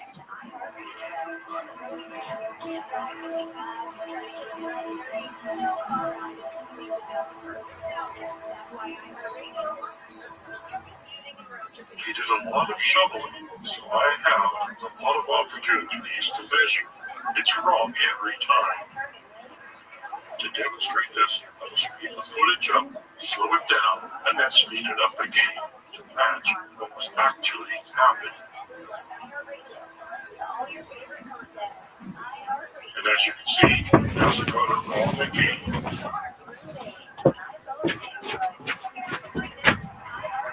Let's watch that example one more time. Keep an eye on the top counter as the sand hits the ground. You'll notice that the time frames are different. This would not be possible had this really been on the lunar surface. This time, we see the astronaut step backwards as he finishes shoveling.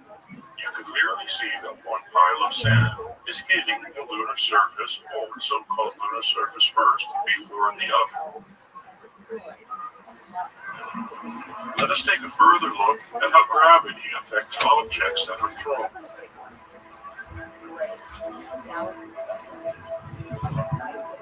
And of course, they did the same thing that they did with falling objects. Whenever they could, they did a speed change event.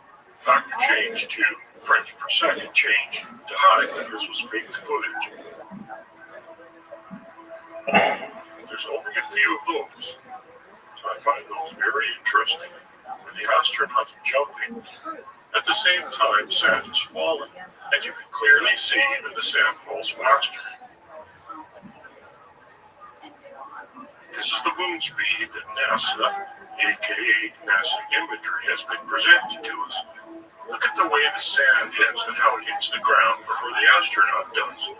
They should be flowing at the exact same speed. That's what the hammer and the feather was all about. It doesn't matter what object you drop, the same height, they land at the same time because there's no atmosphere to slow them down. Slowing down the more air-resistant objects. So here, the sand is up with his feet.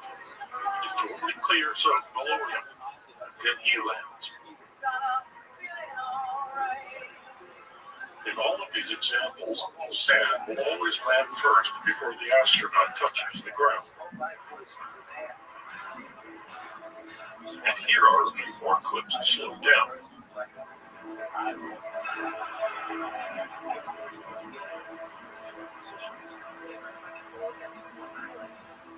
This is the famous jump salute. And they're the more obvious ones to me. Sand is up there with his feet. Sand is up there with his foot. Then, it's clear it's falling as fast as in Earth's gravity. He's forward because he's hanging from a wire.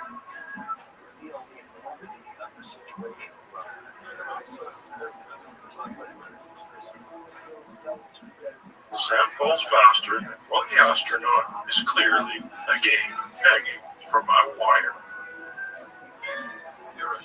It really makes me wonder how NASA was able to get away with this.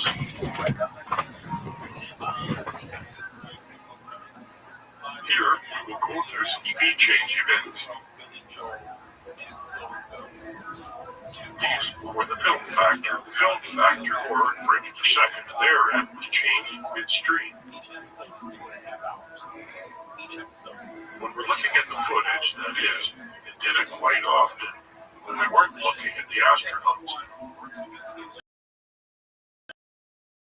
And here we have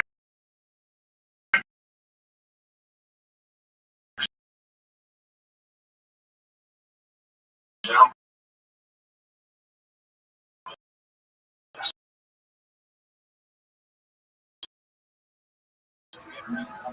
While we're watching the astronauts move around, they changed the frame per second. They didn't slow them down as much. They were close to the camera or doing detailed action because they were just, well, they looked too ridiculous.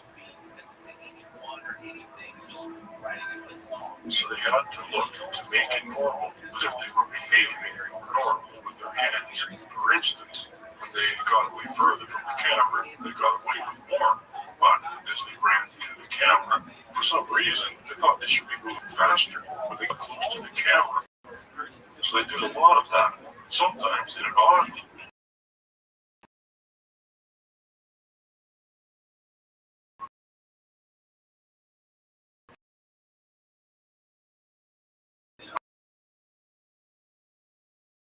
I'm not sure why they made the decisions that they thought they did. They thought it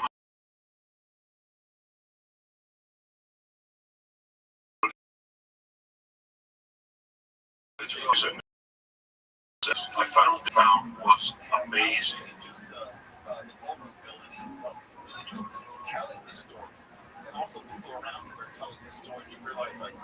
And we're going through all of these events. If you watch the fact here at the bottom of the footage, you will see a change midstream.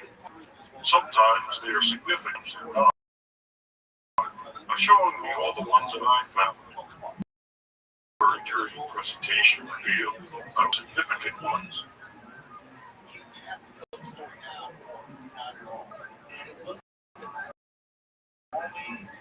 Here you can see a figure of this one.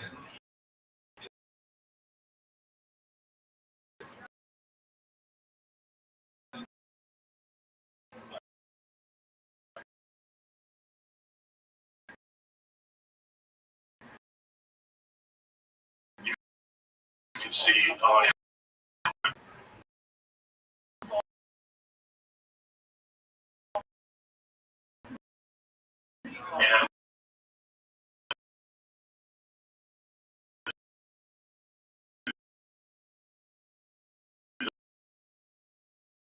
and it's the camera for 5 factor.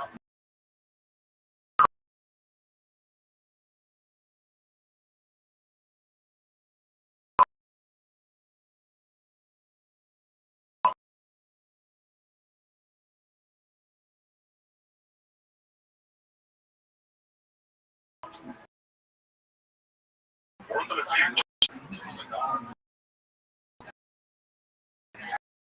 it's hardly noticeable.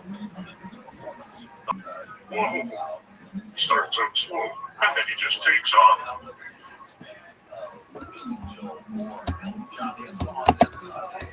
There's that stuttering look again, somehow going back in time, and forward again. I don't think that happened in any legitimate footage, ever in the history of footage, except for on the moon.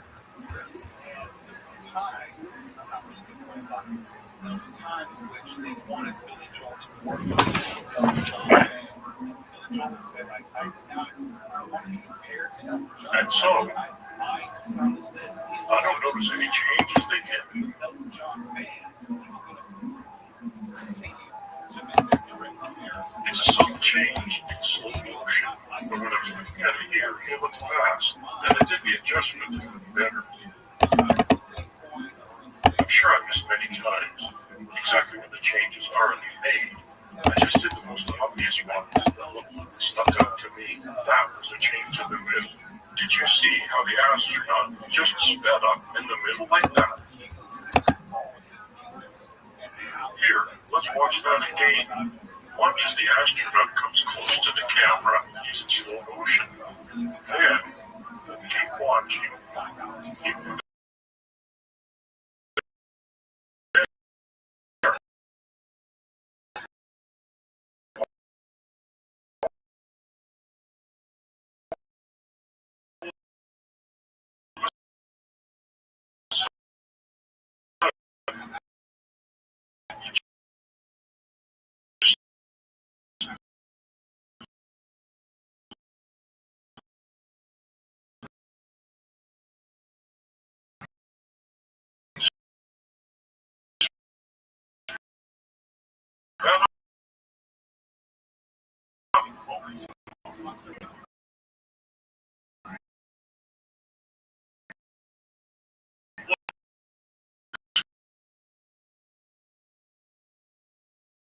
constant factor.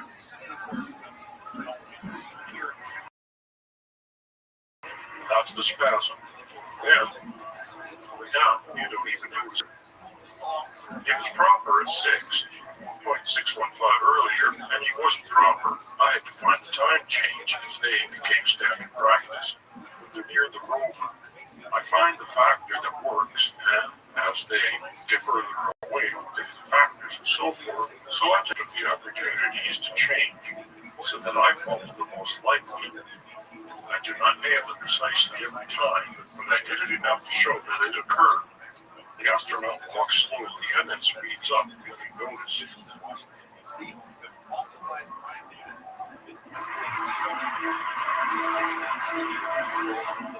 Look how boring this footage is.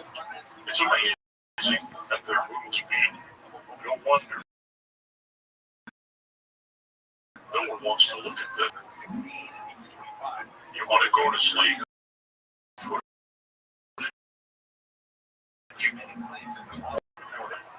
It's absurd. So, for posterity's sake, let's speed things up a little, shall we? And now, back to NASA. Speed.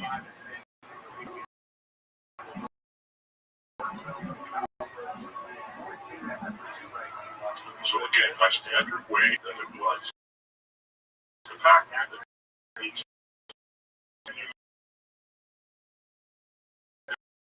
there's a speed change, and then I show you the constant factor, and which was revealed that it wasn't normal, and I had to do speed change adjustments. So once again, let's have a look at this boring rover and watch the astronaut how he speeds up and slows down at times. Records, milestones, first, last, and everything in between. What happened today in sports history on iHeartRadio. What's happening for sports fans? It's Andy West. What's sports history? This is one way back in 1960. I'm sorry that I had to show you this footage. I had to go through this process so that it's clear what is going on. Here's the constant factor. Jumping ahead today, the 2000 Rothschild'S PGA Championship going to play on from Round A. First place is Ben Hogan. Now let's watch this astronaut speed it up. This one, here's an example. Since 1937. There's a speed change between 0.57 and 0.54.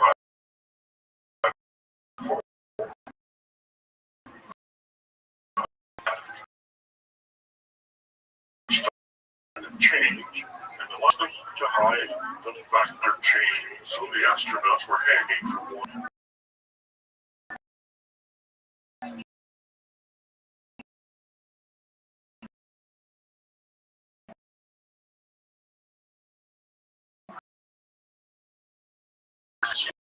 All of this on the internet.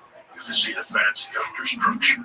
It's going to have to be pressurized, and well, it's got movement. And here's a diagram explaining what all of the parts of the suit are and whether or not they were used on the set. They could have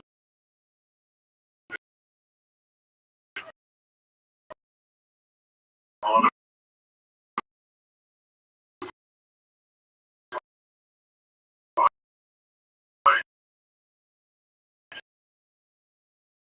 certainly the pack here. It was probably modified. They had to have coolant in there. So much oxygen feeding because they were in an oxygen-filled set. And I imagine that they took as much weight off of these astronauts as they could so that they felt a little more comfortable.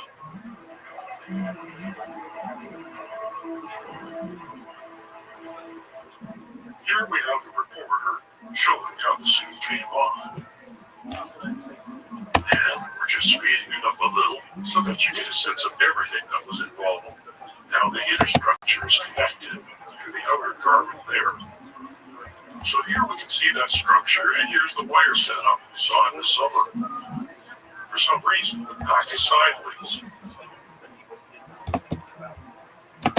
This is the same structure that was used for the LM lead testing that we saw earlier on the Fate 7, the Model 7, and so forth.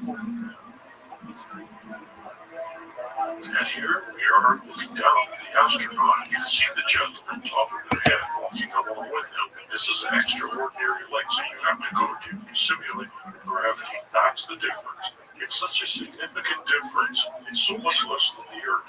They have to be practically sideways to simulate it. Here you can see the ground tilted slightly. And here he is jumping on his sideways set. This is all simulated. You can see how he's strapped in. And it's very effective. See the correct way of doing it, but certainly not completely accurate. However, look at the extraordinary abilities this gravity gives them. Now, he doesn't have the full suit on here. He does not have the backpack. We'll see a little bit of that later. It's still amazing. Look at how he can land on his hands and without effort. We don't see any of this on the moon, do we? In the NASA footage, almost nothing like this.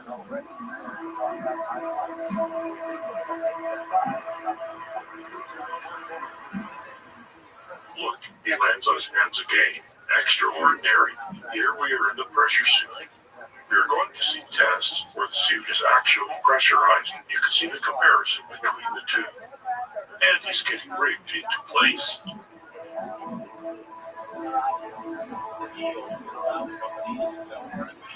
And you'll see a comparison between Earth's gravity conditions, which means no wires, and he's standing straight up, and the moon conditions were rolling down on him sideways. And look at the left. Looks like the guy's walking. My factor change on the right. He's floating. Why is he floating? Because 83% of his weight is taken up by wires. He can't run. Why? There's no friction. He's so light now that he can't get any friction with his feet. However, on the left on Earth, it's easier. These are both pressure suits, not fully pressurized. That is my understanding. Close enough to the limitations that the suit would provide. And as you can see, an effortless flip. And here he goes again. and he lands on his hands without a problem. I saw no kind of agility like this in our moon footage.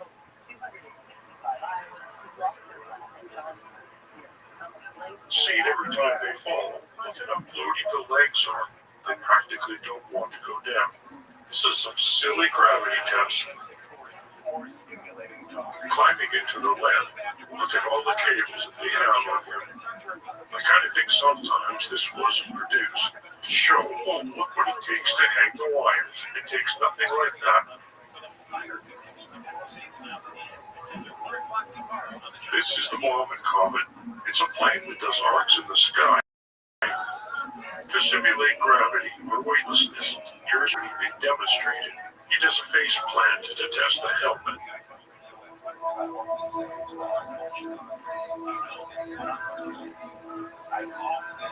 And here, it looks like a fish out of water. They had problems with the backpacks, so they had to redesign them because he couldn't get up. And here he is, trying to get up.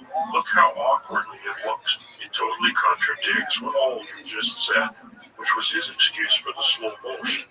Pretty blatant if you ask me. And look how floaty he is. He can barely stay on the ground. He's got the backpack and a fully pressurized suit. And he's struggling to keep his feet on the ground. This is amazing. There's nothing like it in the footage. And where was the wire located? It was just one wire, I'm quite sure. Right in the middle. Right in the middle both ways from the front and the side. And it was made up of monofilament, perhaps braided, perhaps some metal monofilament. Whatever didn't show up on the camera. And you heard Douglas Trouble talk about that. It's not uncommon. And look at the size of that. It's tiny. 5 millimeters from left to right. And so how did it not show up on the camera? That's not a big deal. And here we go with the analysis of gravity versus Earth gravity. And come up with the equations. And based on the frame rate, you can use a specific counterweight that allows the astronaut to fall at the same rate as they would on the moon when viewed through the 24-frame projection setup.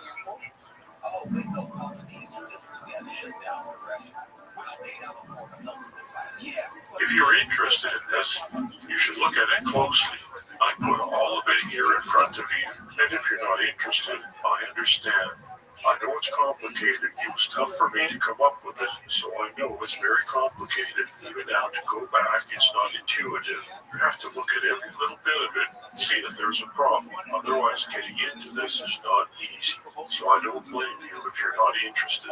You can go past this into the next section, but it does show you that at any frame rate you choose, you can come up with a counterweight that holds the astronaut up to allow them to fall properly, so that combined with their counterweight and the frame rate, it shows you that they will fall at moon speed when viewed on film.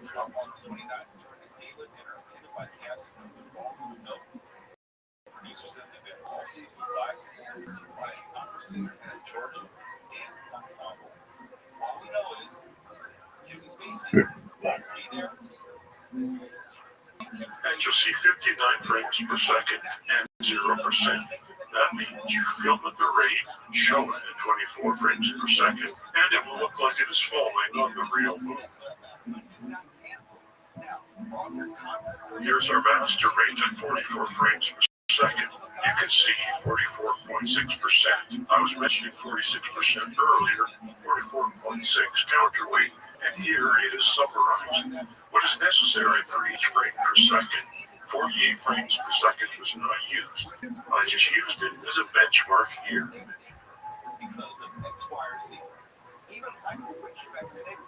Here we have some examples of what I consider evidence of the wires. Some odd behavior, physics, odd physics behavior, astronaut behavior, that for the most part can be explained by having the wire pulled at them from above.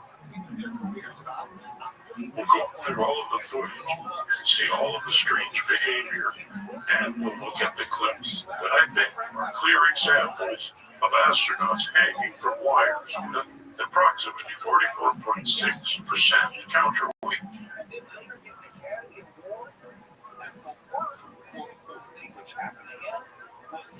band from showing up to the Oscars for 10 years. Not all easy. Most people would have gone to jail that night. Especially when you commit assault battery on tape. Live for everyone to see. You know, it's recorded. Everything is not a question of whether he did what he did or who did it too. Here you can see these quick movements that they did. It's quick, sped up. Don't send them in the air. Do a lot of that. If you watch the vomit common footage, you'll see it. Anytime they start moving, you'll have to be ready to push up. Pushing up with his legs. Gonna launch. Same with the wire work. So, all of these clips are the ones we're going to look at. You see a lot of spinning because they've got that central wire going up. They're kind of using it. This is natural. You've got these forces working on you. You kind of use them after a while.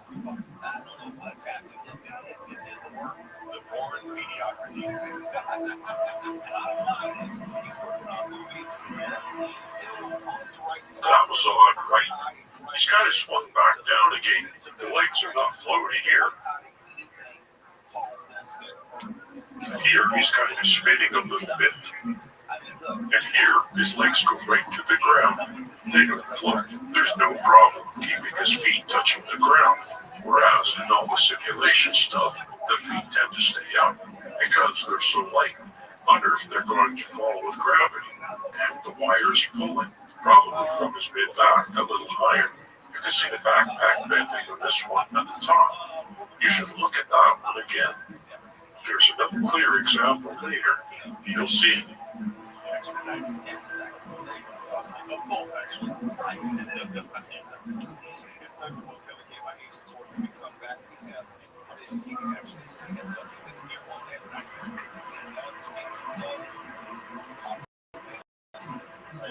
It's an unbalancing act being pulled up from the top. I find these interesting. You can see them swaying almost like they're in sync. Because you know they look like they're leaning a little bit because they're resting on a wire. I have no doubt there's that spasm because they're resting on wires. It feels like the wires not holding them up. So it made them spasm a little bit. They don't even realize that they're resting on the wires. This is an interesting one. Watch the astronauts sway in sync. It's because they're connected to the same rigging at the top, meaning the same metal rigging that's holding the wires. Here I stabilize it so it's a little more obvious. Lens distortion throws it off a little bit, but you can see them swaying together because they're resting on the wires. If the wires pull up, they move a little bit. You can see the backpack bending from the wire, bending back a little bit.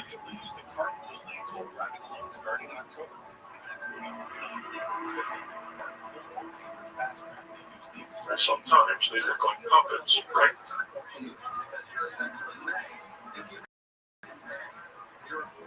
And in all of them and the sudden moves that they do, never once fly up in the air.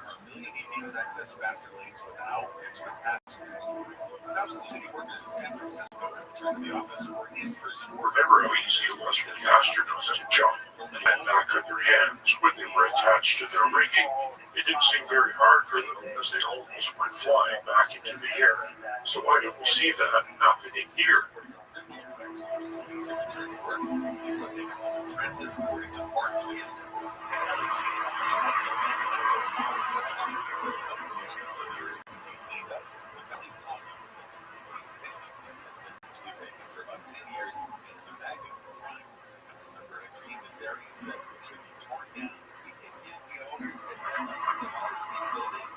Watch as these astronauts twist in a circle. I call this the rotisserie dance.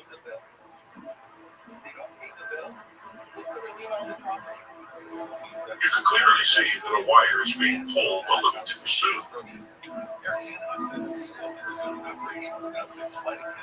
And here again, we see the rotisserie dance.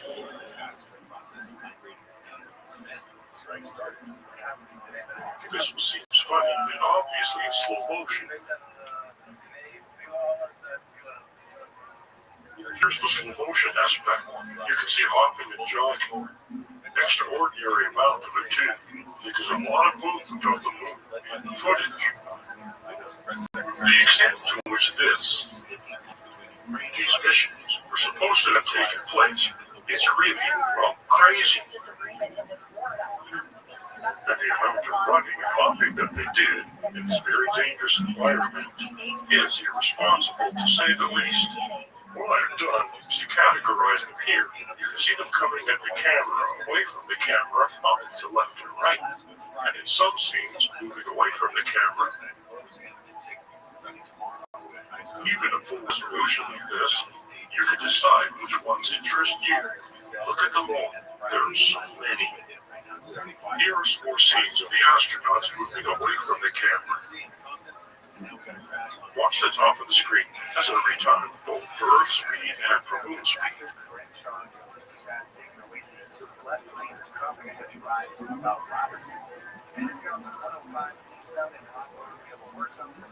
And here I have analyzed them. You can see the factor change in red versus the NASA version. NASA version, obviously, slow motion. Anyone in denial at this point is fooling themselves and should stop.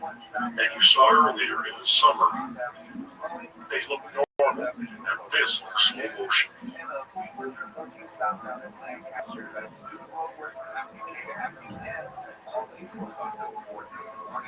And then we have them hopping on wires toward the camera, then hopping on wires toward the camera in slow motion.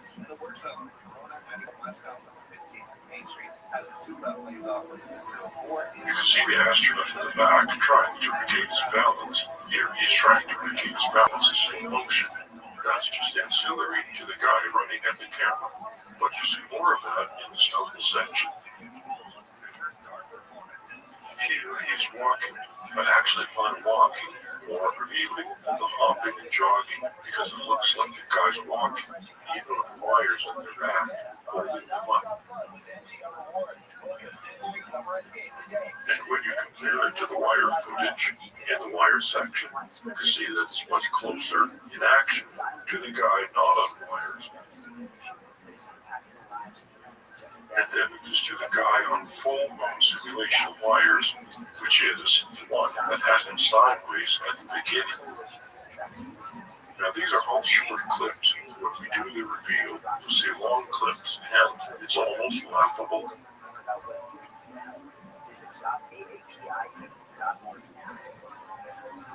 Number one on your car radio preset and the new and improved iHeart Radio app. Free, never something so good. KFI AM 640. So here they all are together. You can see what I consider normal speed.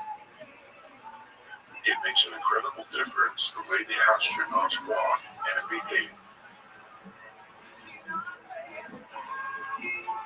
I know it's difficult, but take your time and watch each individual frame as the astronaut moves.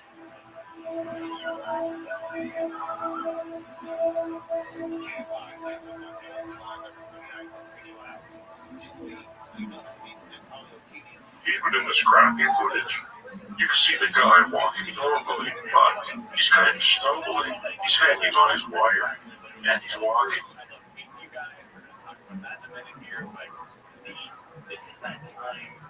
This is a great example of the oily suit, which you can see in the oily suit section. You'll see more of an explanation of what's going on there.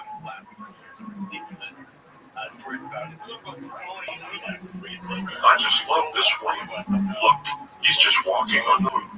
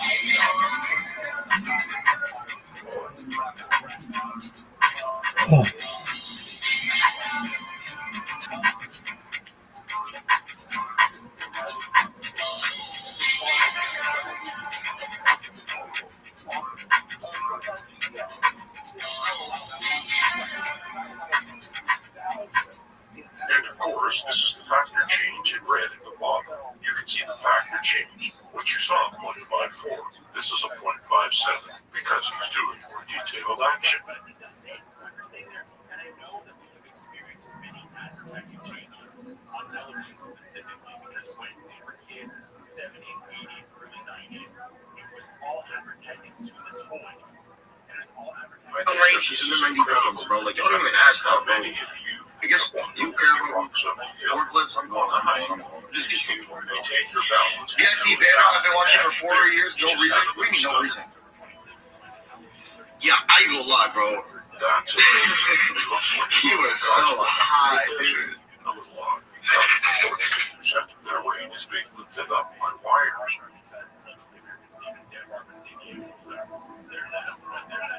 And I'm sure the packs of their bags were not as heavy as they were supposed to be in the packs because they're not really on the moon. It doesn't have to do everything it's supposed to do. When they returned, they were nothing like the males that kids thought were in the 80s and 90s in the media issue. They were about a third the size. They had no leg anymore. When we had to treat them any longer because they didn't have the capacity for a solid night out. So it was sweet, thoughtful, decided. And don't get me wrong, I'm too probably to have many males that we saw from those. They were last year, and this we got really well together because they went to colors that they never did. So, anyway, long story long, if you're looking for something. Here you can see the camera is almost constantly moving. Very seldom it is still.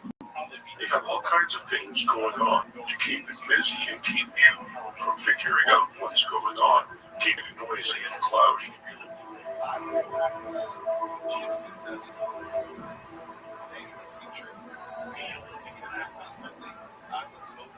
Isn't this great? Look, he's just walking. This one too. He's walking over the rocks.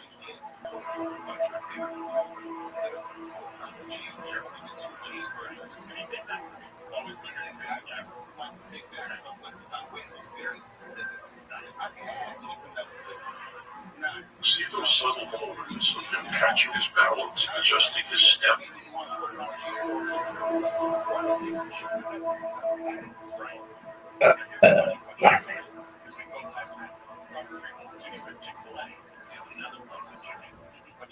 Do you see how he's trying to keep his balance while the wires do all the work?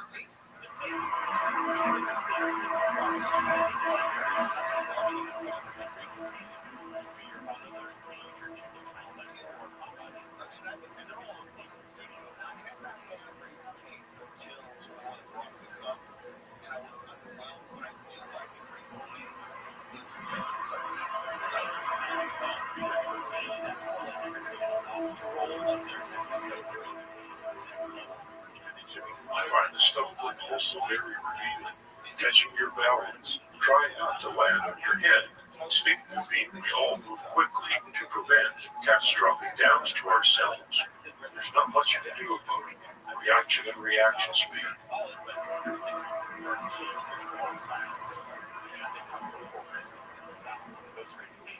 Here at the Finder Change versions, you can see them perform these natural jerks and very quick adjustments to follow their heads. Whereas mood speed, you see it's obviously slow motion. Here are a few examples of this. I have sped these clips up to prove that this was filmed in slow motion.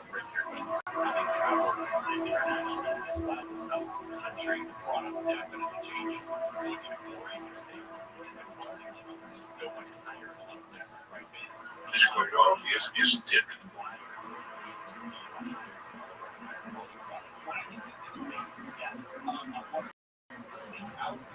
Because I'll have something fresh along with my so when I my recommendation, the best McDonald's in okay, so if you have time go to Spanish Steps. It is directly to it is the original city of Rome, so cinematic in of itself. But not only do you get to try exactly what I'm talking about, they have an entire mental Boston program. You can get there, the sun that's in town. So they have two it's very specifically, they will have American players that are familiar, but not the same as what you can get when you mention the States. But they will also have all those flavors that you are looking for that are from the gelato states. There's obviously oil in the sand to keep it from dusting, fanning out. Yeah, please do, because I was going to say, it is worth it not to go to the beautiful salad bar and pasta bar. Well, just look at the way the sand behaves after the astronaut kicks it in the air. This so-called regolith contains water or an oily substance.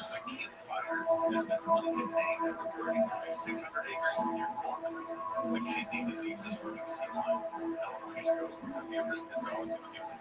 It's quite a set. We won't look at all of them, but we will look at a lot of them. Just remember that the yellow frames are the ones that are dropouts. This is the 29th. Now we're headed to a crash on 210 at Pasadena. There's the moon speed.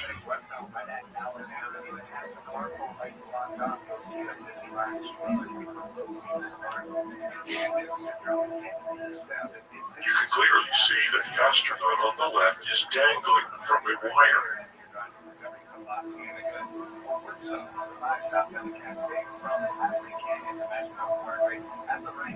Some of the actions aren't noticeable at all, and the moon speed as presented version is because you don't accept the action as what it really is. But this is a joke. I mean, come on.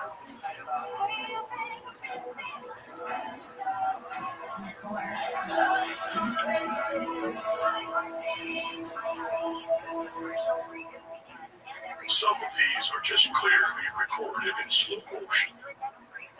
How anyone could accept this as anything else is not really reasonable. I will show you a few more examples of this. Although, if you talk to the people who made it, Godfather's prospects for successful fall short. In fact, before its release, they were great. Okay, so we're finished. This is over. You know something, what? You gotta get rid of those guys. It's sad. We forgot taking Goldie. My co-host Mark Steele and I stripped back the bar. Look at that. from never before heard from sources to get at what And again, that. Leave the Gun Taking Only is based on my co-host Mark's best-selling book. And now this. And on this show, You can clearly see that the wire on this astronaut is being pulled taut. That's why he stumbled and jerked. And now the rotisserie dance. The conclusion is that this astronaut is being pulled taut on a wire at the wrong time.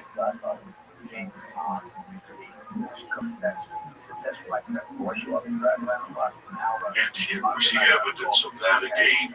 Watch as the astronaut trips over his own feet, and then the wire is pulled taut. still aren't entirely sure what's true and what's not. Incredible, isn't it? Art series gives everyone who's involved a chance to tell their side of the story. Listen and subscribe. Watch how the astronaut behaves after he trips and drops the package. This is just slow motion. Whoa. Whoa. And again, we see the wire aiding the astronaut. And there's no reason for them to even move slower. If you look at the wire analysis footage, later on you'll see them behaving differently compared to the vomit comet simulated moon gravity. So the spasms I just found this as I was looking. I asked them, what are they doing? What are these weird jerks? And what do you know? Someone being pulled off balance with a wire, suddenly and unexpectedly snapping to regain it. What is happening here? Well, it's not because of the backpack. We've all worn backpacks, or at least most of us have. We're ready for it. If someone pulls up on us, someone snags us that we didn't expect, throws us momentarily off balance, even if we weren't going to fall, respond as if we were, and adjust ourselves. These astronauts are being pulled up by a wire. The wire is actually pulling up on them, and unexpectedly there's some tension, or something happens, or it pulls in a way that they don't expect, and they react to it and adjust to it. They regain their balance. But they never stop dreaming.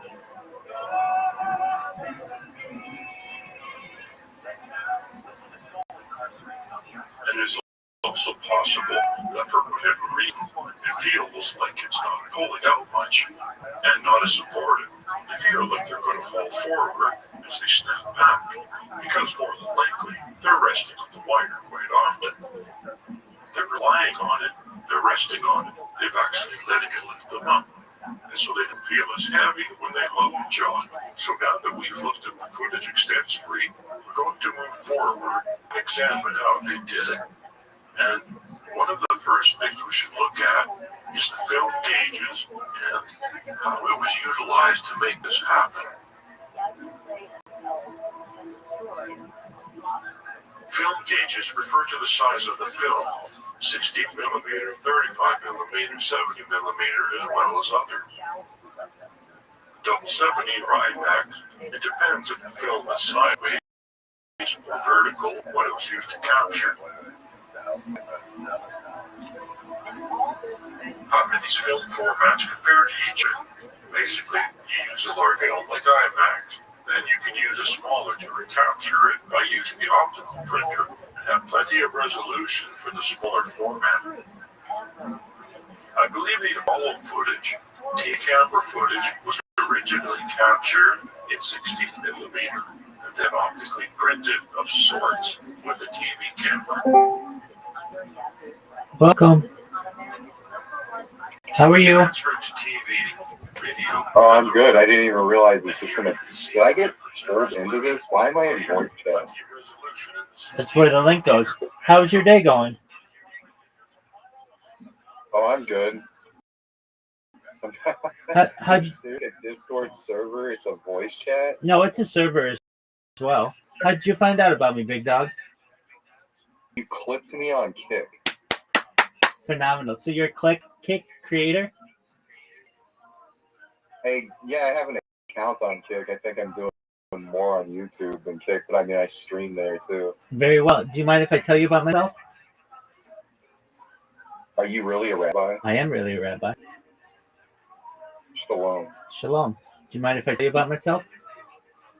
Yeah, go ahead. What's up, man? Thank you. Firstly, apologies for any trouble my clips have potentially done.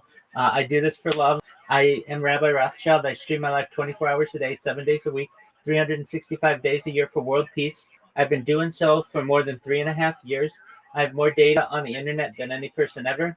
In 2018, The Economist magazine stated that data had overtaken petroleum as Earth's #1 resource, and I have more data archived than any person, which may make me an influential person.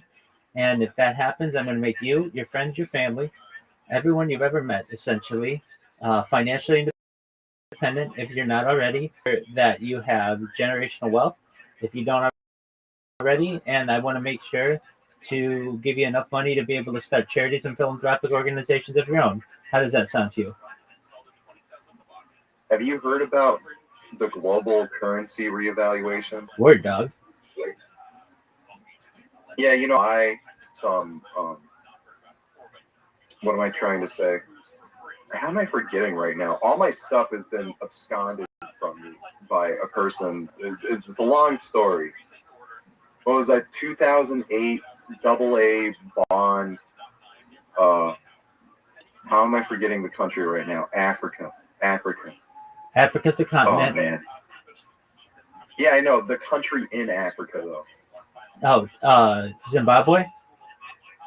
Zimbabwe, thank you. Yes, Zimbabwean AA 2008 banknotes from their liquidity crisis they had overprinting their money before they got onto their new system. Someone told me that there was going to be a global reevaluation against the petrodollar. The Chinese have been pandering for 2 economic cycles now during the downturns to switch off the USD as the global reserve. And I can understand that it probably will happen at some point. America is weakening year after year as far as BRICS are getting a larger share of the purchasing power just because of their population as it is. That's true. But what you said more or less kind of reminds me of the things that Jim used to say. He told me, like, yeah, if you get notes in between like Vietnamese dong and Iraqi dinar, like the Zimbabwean dollar, when they go to do the currency reevaluation, if you volunteer to do charitable acts of good, they'll give you like more money than you would have received just having those notes to begin with. But I'm always skeptical when people try to promise me the world. I would agree with you the fact that like data is very important because data sets in and of themselves are what are needed to train AI. 100%. And you can have the most powerful algorithm in the world, but if you do not, it's statistics. Do you understand the statistics? Yeah, to some extent. Okay, well, to have a statistically significant result, you have to have a large enough of a sample. And so any statistic needs to have a large enough of a sample in order to be truthful and like 100% guaranteed to be factual given all data that's available. And even then, like, you only have a small cross section of what is completely indicative of the number you're trying to guess. And everything within machine learning and AI, as far as these algorithms, a lot of it has to do with underlying statistics too, as far as the probability of results, the large language models themselves, what are the hypothesized outcomes of certain dialogue or thoughts and things like that. Data is very important. Yeah, I understand that large data sets are what underlie everything. That's why Google and Facebook and these other companies are just trying to scrape everyone's personal data and violate their own privacy policies that they're supposed to be honoring towards their customers. And even now there's like class action lawsuits for them stealing data off of people's phones that they weren't agreeing to have used or stored or saved for corporate interest. How did you telling me you have more data all the large tech companies which have access to all of our personal information. I don't say I have more data than any organization. I say I have more data than any individual. I'm live right now on 22 different YouTube streams. So no one else out there is live on that many multiple YouTube streams for years. I've been going 24/7 for 3.5 years. Okay, so that's what you mean by you have like a large amount of your own personal data because of what you're doing? Well, I mean, I have it backed up on hard drives to some extent, but I rely on Alphabet and Meta and Amazon servers to store the majority of it. I also multi-stream. I have over 100 YouTube accounts, over 200 Instagram accounts, over 500 Twitch accounts, over 1,000 TikTok accounts, over 2,000 Twitter accounts, over 5,000 Blue Sky accounts, and over 10,000 Kick accounts. I have more social media than any individual ever. Mm-hmm.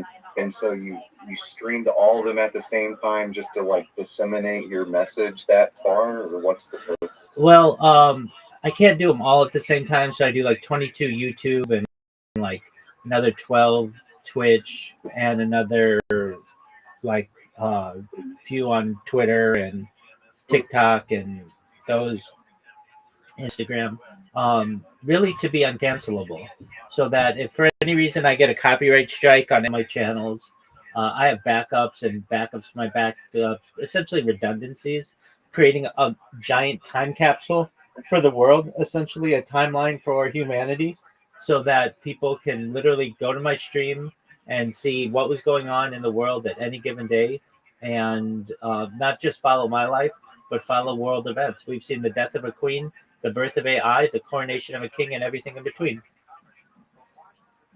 I mean, when you're saying that you have a large amount of data, you know, if you're storing it all on a bunch of external corporate cloud servers, then they have all your data too. Yeah, no, I recognize that. I want to give that to them. I have a significant amount on hard drives, but certainly I can't store that much individually. So I'm fine by giving up my data to them in order to eventually have influence. And it gives people easy access to my data that I would normally be able to give them. So I recognize that it is uh, um, a, a convenient exchange for both of us. How do you feel like you having this large data set just of your own life? I don't understand what other data you think you may have. Are you like scraping people's channels or something? You don't have anything that Jeff Bezos doesn't have himself. If you're going to tell me that you were the individual in control of the largest data set alive, I'd argue that Jeff Bezos is the individual in control of the largest data set alive. Well, he's in control of an organization that certainly has more data than I have, but he doesn't have more data on himself than any other person. I do. So I'm saying, as an individual, I'm basically the most video archived person in global history. I have the most amount of photos ever taken of myself. I have the most amount of my voice ever recorded of any person ever. That's what I'm saying. So that just means that they're going to be able to replicate you to any greater degree than anyone else, as far as the AI could sit there and completely replicate your voice, your speech patterns, your face, and how your emotional reactions, I guess, your micro reactions on your face, your expressions, you know? That's exactly right. Yeah. Essentially, AI can use me as a basis to create whatever they want. Yeah, but they're just going to steal your likeness. So how do you feel like you're in control of anything? Well, they give me influence. So eventually people will see what I do. That'll cause essentially people to gain interest in what I do, to watch my streams of the past and of the future. And in exchange for my having essentially given my life away for the last 3.5 years, I will gain influence on society. Why are you leaving comments on streamers' channels? You clipped me when I was talking about the liquidity crisis of dollars, not necessarily people buying up houses. There's not a housing shortage. There's a liquidity crisis. There's too many dollars in the economy chasing goods. Why did I clip that? To be honest with you, it's a bot that I created that clipped you. it's a bot that did it. Yeah, you want just why? Yeah, you want to see Why what? are you able to come here and talk to you? You're trying to on the project. Well, I mean, I just want to make people aware of what I do. I don't want anything from anybody, so um, I want everybody to be able to keep their own money and do what they wish. I don't want people here without their consent, but it is a tactic that works. It's gotten about 1,900 people into this Discord over the course of the past year, and allows me to meet some really interesting people, especially kick streamers. I've met Aiden Ross, I've met Action Man, I've met Ori, I've met Sam Bond. I've done interviews with a lot of these people, X Straight Savage, Amaranth. So, you know, as a normal lurker, I wouldn't have had the opportunity to meet these people, but as essentially the world's best clipper, I've had the opportunity to either be interviewed or just in talks with these people. It's just curious. I mean, I wish you well on doing what you're doing. I don't see how you're gonna make everyone financially independent. Explain to me how it is that you feel. 100%. I have a whole spiel. So one moment, I'll tell you all about it.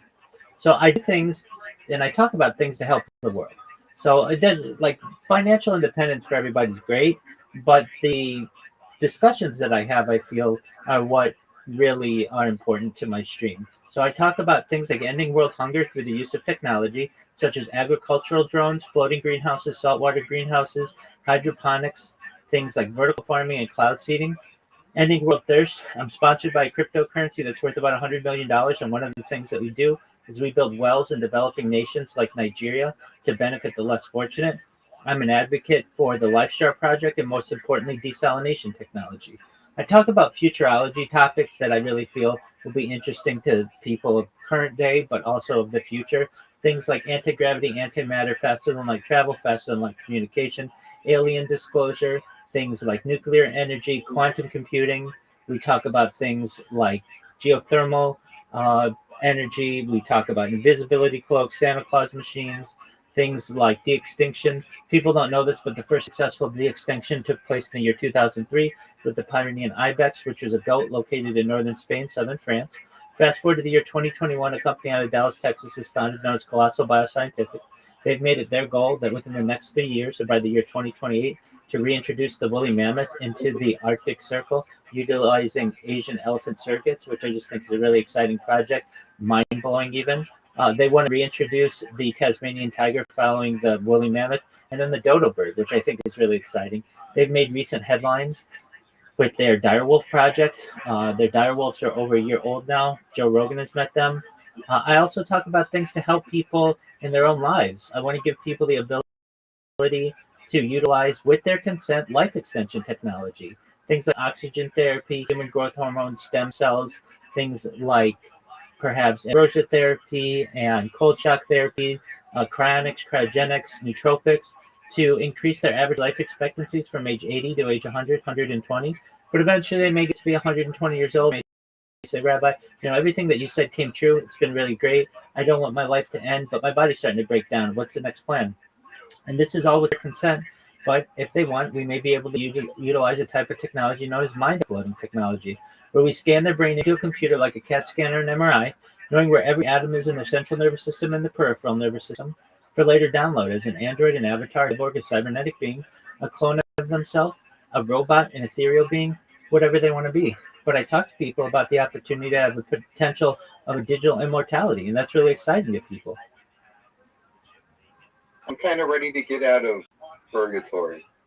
I don't know about other people. I'm not really interested in uploading my consciousness into the matrix of the computer and getting further stuck in this in-between realm. I'm ready just to move on to the next phase and leave. But, I'm interested in trying to do what I can to make things better here before I go. Unfortunately, I feel like a lot of us don't have agency to live our lives to the fullest potential, given a lot of the constraints of the system around us. I mean, I say that I've been failing myself to a lesser degree, not actualizing some of my own potential. So I can't blame everything on external forces, but you know, it's interesting. A lot of topics to talk about. I mean, what is it that you're doing now? It's like a lot of these people, I don't know, on Kick alone, there's a good degree of anti-Semitism. There's anti-Semitism everywhere, so I find it curious that you're interacting with some of the people you do. Yeah, I mean, I get it every day. It's just something that you live with as a Jew, and it's something that I let bounce off of me like water off a duck's back. I just don't let it get to me. Frankly, I know that people have hatred in their hearts, and I do my best to just be a good example to change their minds. I get people in here often who say, wow, I have this one thought of how Jews were, and after meeting you, I see that it isn't that way necessarily. I mean, just as you came in here, I was watching a documentary. I watch Jewish history lectures. I invite people to learn about Judaism in any way they like. I answer people's questions on Judaism. I do my best to be as open to people as possible. I don't speak on behalf of all Jews. I just speak on behalf of myself. So when it comes to anti-Semitism in the world, there's nothing I can do to necessarily control that as a whole. I can just do my best to be a light to the nations. So, Jewish philosophy, eschatology, and talking about what happens when you die, right? Right. There is no heaven or hell in Judaism. There's just going to purgatory, or the place waiting for all souls. The world to come. And that's more or less what I see as far as you're talking about uploading your mind to the computer. Correct. Essentially escaping that. It's like the same type of thing, in essence. It's not spiritual, it's more of a physical thing that we're manifesting in reality. But instead of just saying, oh, your consciousness goes to this area where you're waiting for the Messiah to come and God to intervene again and separate people out, it's like, I don't want to get stuck in that cycle of just sitting there and waiting and being in spiritual purgatory and having to deal with the pain and advice of living again. And you don't have to. You don't know what necessarily the next phase encompasses. Like I say, maybe it's a life where you experience no pain, or you have special abilities, or you can be a different type of creature. These are all opportunities with science. Yeah, I don't know. I don't necessarily want to be anything. God created me as a human. This is the life that I was supposed to live. I don't know.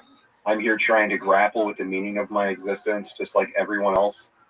And I don't feel like I need to be anything else than what Yahweh already intended for me to be. And then as far as living out my cycle, it's every man's days should be numbered to 120 years ever since Adam and Eve, and a quick succession of their progeny. The lifespan of human beings is diminished, and this is kind of the life that we're supposed to live now in the original sin, even for you from your philosophical standpoint, hasn't been fulfilled. So why should humanity try to get back to a perfection if that sin hasn't been eroded away or at least accounted for? We can always do what we can to try to live the best life possible. And if science grants us new Isn't opportunities, that going against God's will? not necessarily. God kept Adam and Eve and everyone else out of the Garden of Eden in order to make sure that we suffer and toil and have short, miserable lives. Not necessarily. Melchizedek lived to 969 years old.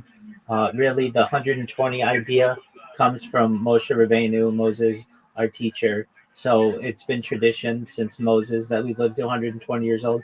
But there's nothing in the Bible or in any related text that says we can't live longer than that. And I would like to. I would like to get back to days where perhaps, if we want, we can live potentially in an indefinite future. That to me is exciting. And it really brings into At what point? The idea that perhaps Torah, Talmud, just really any kind of religious books and scriptures, teachings are really here for Earth. And I talk about things like space tourism and space elevators and terraforming other planets. And when we start to get into that type of development, I really think that we can look at religious teachings to perhaps have a traditional role for us, but to look forward in the advancement of society through science.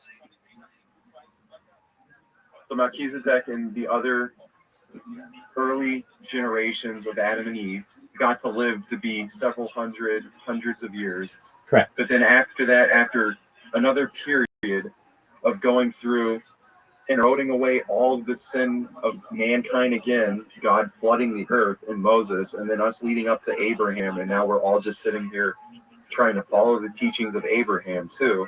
We're at a place where we haven't, it's like, I look at the world around us, and it's almost like living in Sodom and Gomorrah again, as far as the type of activities people engage themselves in and idolize. And it's, we're at a whole nother point of living in that sin that God has always hated and not appreciated from us. So it rounds about to my original question, is at what point do we account for the original sin of Adam and Eve and find ourselves worthy again to be able to extend our lives indefinitely and live to these high bars that you are trying to set for humanity? Like, I know that they're probably going to achieve a lot of this anyways, but these are not things that people who are spiritual at all. These are worldly people who count themselves as agnostic and not even Jewish or Christian or any other Abrahamic tradition. These are people who completely write off God as not existing and feel like they're in control of their own destinies. Well, I really think at the heart, everyone is agnostic because no one truly knows anything. So if we have the humility to be able to admit that, no matter who you are, then you're able to take into account new opportunities, new types of sciences.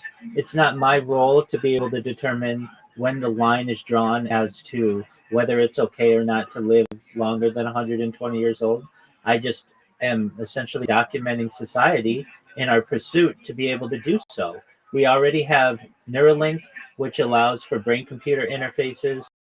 We already have, with the adoption of memory transfers on mice, to be able to perhaps in the future be able to utilize that for mind uploading. And I'm just essentially documenting these things. I'm no different than any other person who's just a witness to history. I kind of feel that if you lived long enough, eventually especially if you uploaded yourself to the computer and became part of some hyper intelligence, eventually you would lose your own self awareness. You would become part of something else, or you would eventually, like, your psychology would change long enough. I mean, people themselves over a decade can drastically change just because of the trauma or different things that they learn. Constantly trying to improve yourself as a human being. People are constantly changing. I think if you live long enough, eventually you lose your humanity, especially if you're just a digital being. Eventually you won't be remembering taste and sound. The synthesized versus the real is probably always going to be different. Well, there's a digital curve.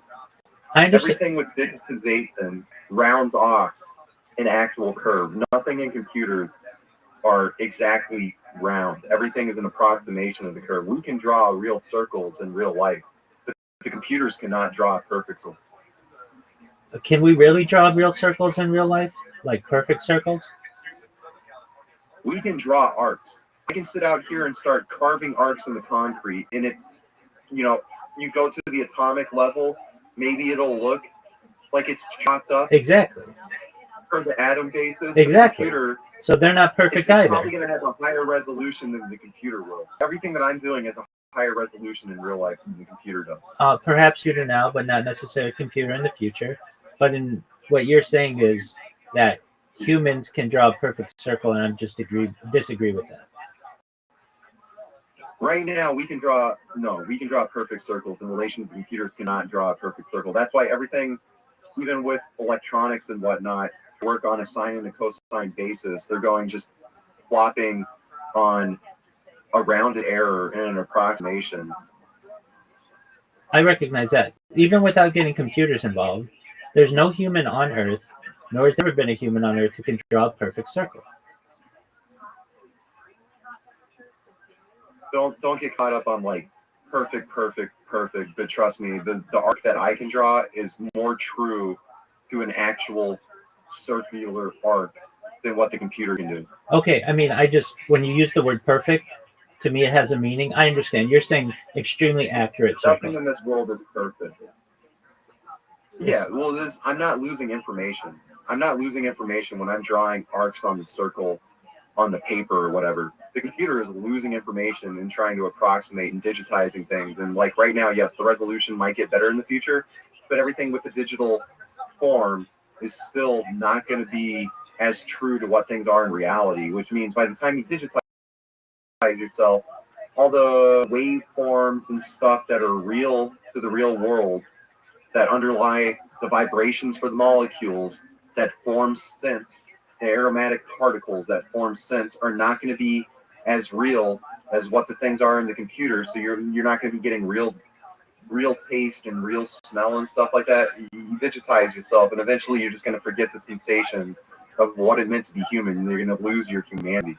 Well, perhaps with modern computers that may be true, but with advancements in computers, especially in quantum computers and holographic computers, then the plasma computers, all of these may be opportunities to improve what kind of data is stored, and we may be able to store data perhaps even better than we currently do with our own human minds. Okay, so what about the Tower of Babel? Humanity forms together, tries to bring together all the information and knowledge of the world to try to challenge God and be like God and build a mega structure to do everything that they wanted to, and God wasn't happy with that. So here we are again trying to like form a digital tower to ourselves of perfect knowledge and of all the sciences and math and everything. Like even we're at the point now too where like global language is coming together back again. You know, God dispersed everyone and mixed and befuddled their languages so they couldn't communicate and get back to the point of the technological height under Babel. And, you know, now we're at the point where English is becoming a major language around the world. Everyone's communicating ideas. Technological advancement is accelerating. I mean, at some point, God's going to intervene again, right? That's what most of the Jewish people are waiting for, is God to intervene again in the universe. And I feel like the more that we continue to try to challenge God, it's just pushing him to come, or pushing Yahweh to come back. And, you know, I don't really know. Personally, on a philosophical level, I just would rather continue, like, I'm never going to get a neural link in my brain. I'll just continue to interface with the computer at the screen and the keyboard. It's already bad enough that they can read my brainwave and my thoughts and patterns by the electromagnetic field that I'm generating and being near my phone. It's already bad enough that they can intrude into my thoughts and everything else just by being near the phone and reading my field as it is. I don't need them to have a direct link into my brain so they can get even more accurate data. That's why when I talk about these things, I'm very clear at the outset to say, with your consent, whether I'm talking about life extension technology or mind uploading technology, if you don't want these things, it shouldn't be forced upon you. If you want to live a normal life of age 80 or whatever the average life expectancy was when you were born, I think that you should be allowed that. There are just those of us who perhaps want a transhuman world, and we shouldn't be prevented from that kind of future if we want either. I want the 40 years of my life back that I'm supposed to be getting, and I want to stop being poisoned by petrochemicals that are sprayed all over the food. I wish I had the agency and the ability just to grow my own food somewhere and not polluted soil and polluted water. But unfortunately, everything is so expensive that I don't have that within me right now. I got to sit here stuck in the system, eating all of these fungicides and pesticides and herbicides and everything else. I mean, some of it, I eat a candy bar now and again. I shouldn't do it. It's not any worse for me though, really, at the end of the day, than having to eat the bread that there is.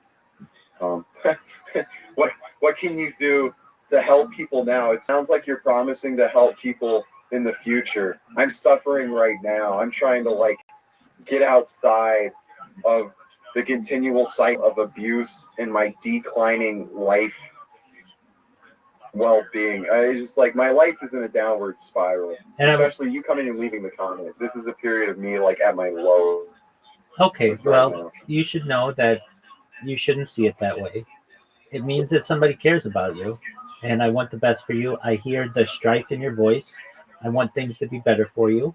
And when it comes to the food that you're eating and the water that you're drinking, all of those things, I don't control those things, but I'm in agreement with you. I want to avoid the pesticides and the herbicides and the fungicides and the insecticides that are poisoning you. I want to remove the toxic chemicals in your water. I want you to be able to live that life that you want, perhaps with an acre of land, wherever you want, to have the freedom to be able to live how you want, to be able to choose the future that you want for yourself and perhaps any progeny that you may want.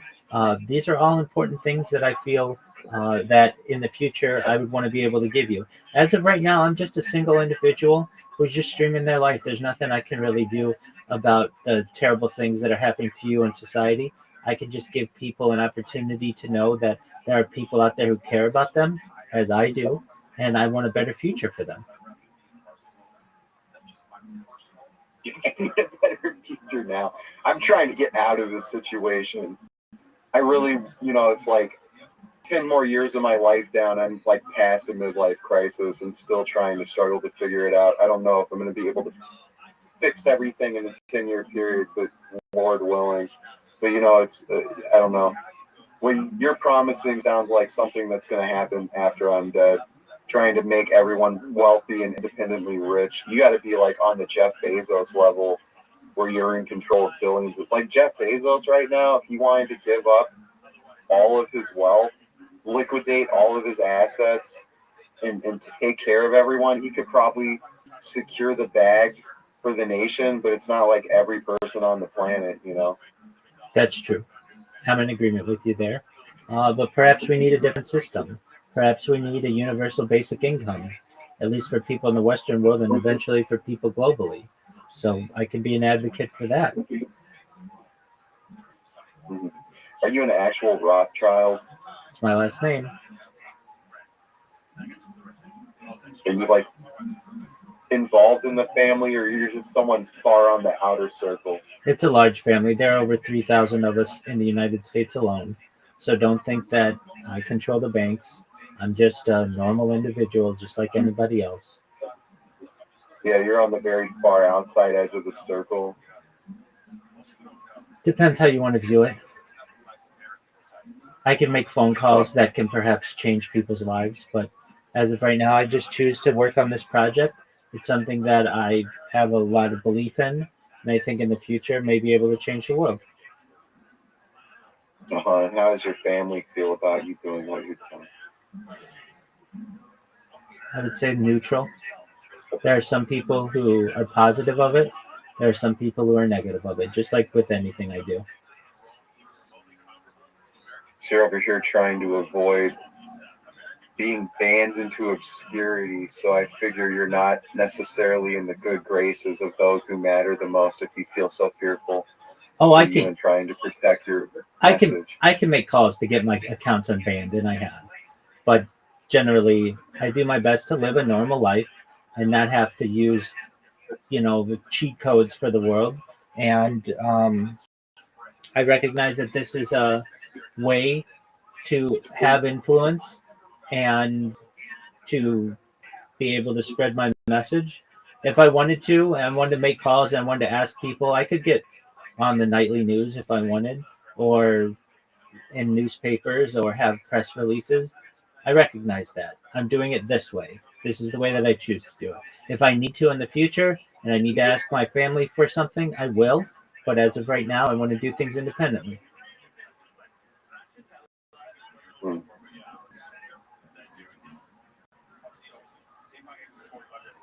So Diogenes, you should know, I hear the frustration in your voice. There are people out there who care about you. If anything, I want you to know that I'm here to be a positive person in your life if you need it. I'm here to have an optimistic view on the world, and I'm really just here to give people hope. If there's anything that you ever need from me, you ever need to talk with anybody, I'm here for you. And I want you to keep your head up, okay? I need like $100,000. Okay. Well, in the future, I want to be able to give you that and more. I'm trying to get back. I need to like finish out. I would like to go back to school again. There's some things I want to do, but it's like right now I don't feel like it's the best time. I'm trying to figure out if social media is a means to an end for me to get my life back to some point of stability and for people the encouragement to try to continue to fight for themselves as hard as they can. But I've lost so much hope even for my own self in the last year with the way things have gone. Okay, so you're a streamer. You stream on YouTube, you stream on Kick, you stream on Twitch and Rumble. I have Twitch and Rumble. For some reason, I keep trying to link Twitch to my Streamlabs, and it's not connecting the key. I gotta like figure some things out. I hardly would call myself a streamer. I've been doing it for a little while, and I barely have like a few hundred people following me on YouTube. I've got 25 people on Kick. I had 27 and 2 people unsubscribed. Okay. And most of the Kick subscribers are just bots. 100%. It's not even like real people. Yeah. Well, you mean your Kick followers, not subscribers, right? My Kick followers. Absolutely. Yeah, it's like people who come, or accounts that come through trying to get me to buy views and watchers or whatever, Absolutely, yeah. Viewers and followers. Well, if you want, I can teach you how to create a bot so that you can increase the amount of Kick followers you have.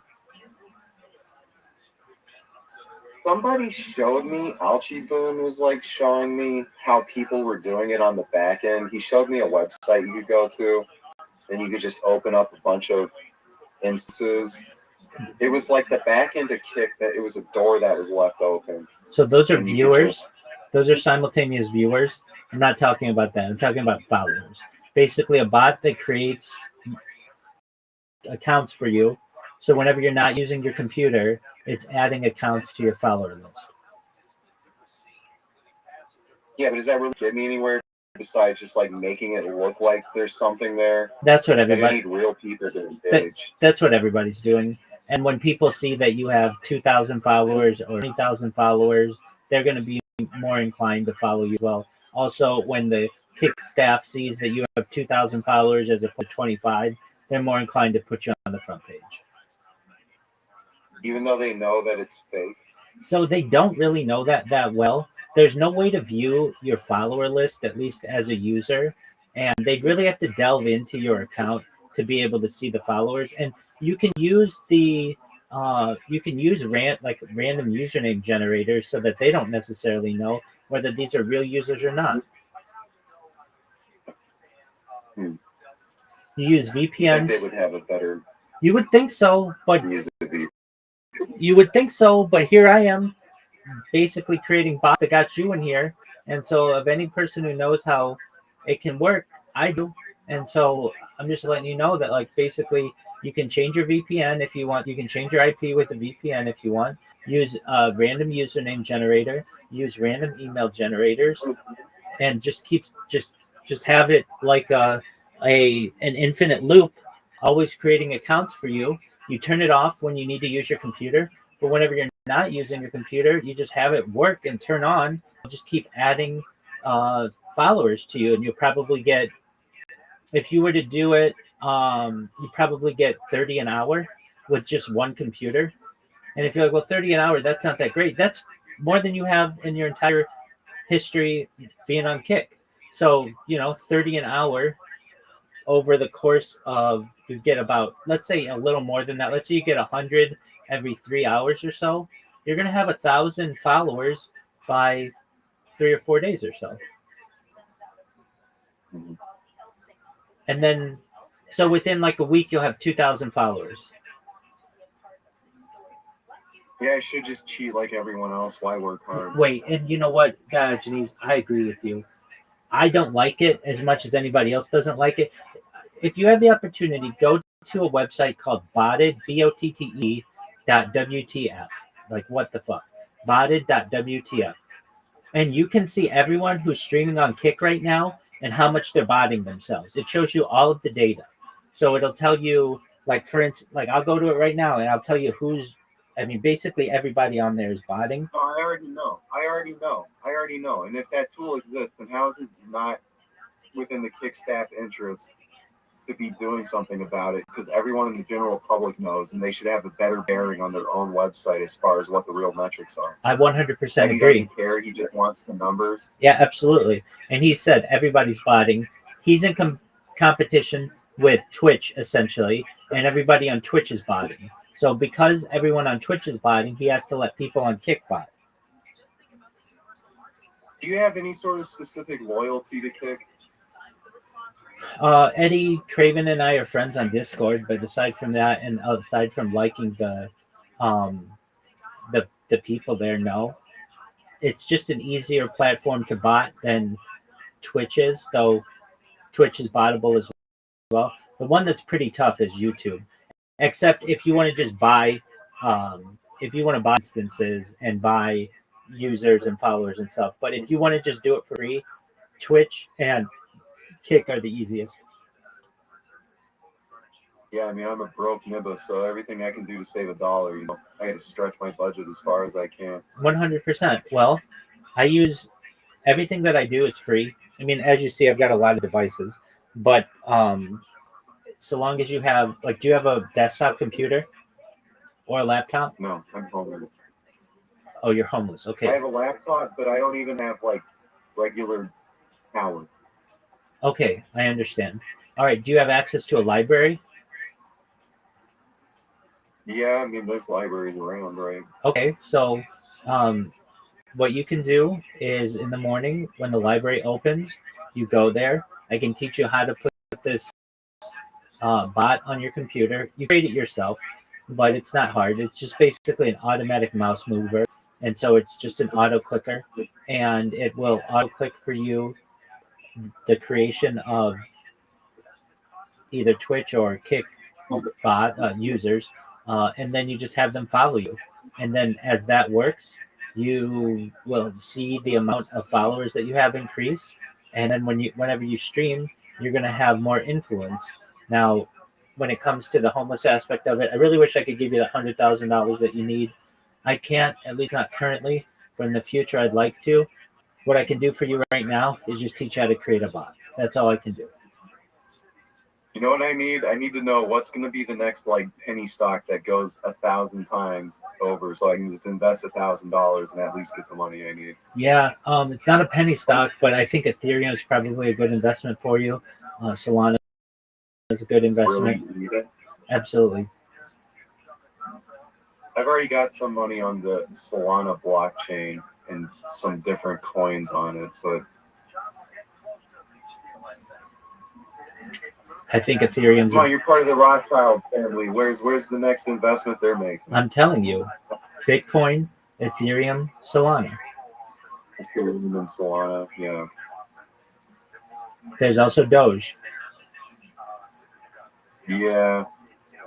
Do you have KCIP? I do not. It's known as Kick Partner now.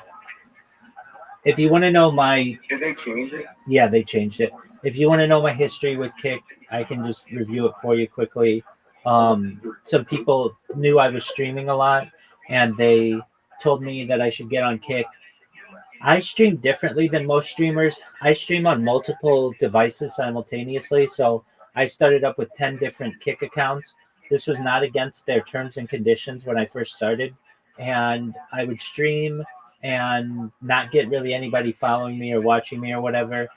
Like occasionally they'd put me front page and I'd get a bunch of followers and stuff, but nothing crazy. Well, then they told me that I couldn't stream it with 10 different accounts at once. And I didn't like that because I said, where's this in your terms and conditions that you can't do this? And they're like, well, we just don't want you to be able to stream 10 at once. Stream with only one account. And so I said, okay, fine. I wasn't getting anywhere with just the one account, so I started creating accounts and basically spamming people to come to my channel. Then Kick eventually banned that account and banned any subsequent accounts that I had. And then I spammed them for like 8 months straight last year, to the point where Eddie knows who I am, and their top developer, his name is Santa Maria, he knows who I am. He's made videos about me. Everybody in the Kick staff knows who I am. There's about 200 people or so. I decided January 1st, 2025, that I would stop spamming people, because with the hopes of maybe they'll let me back on.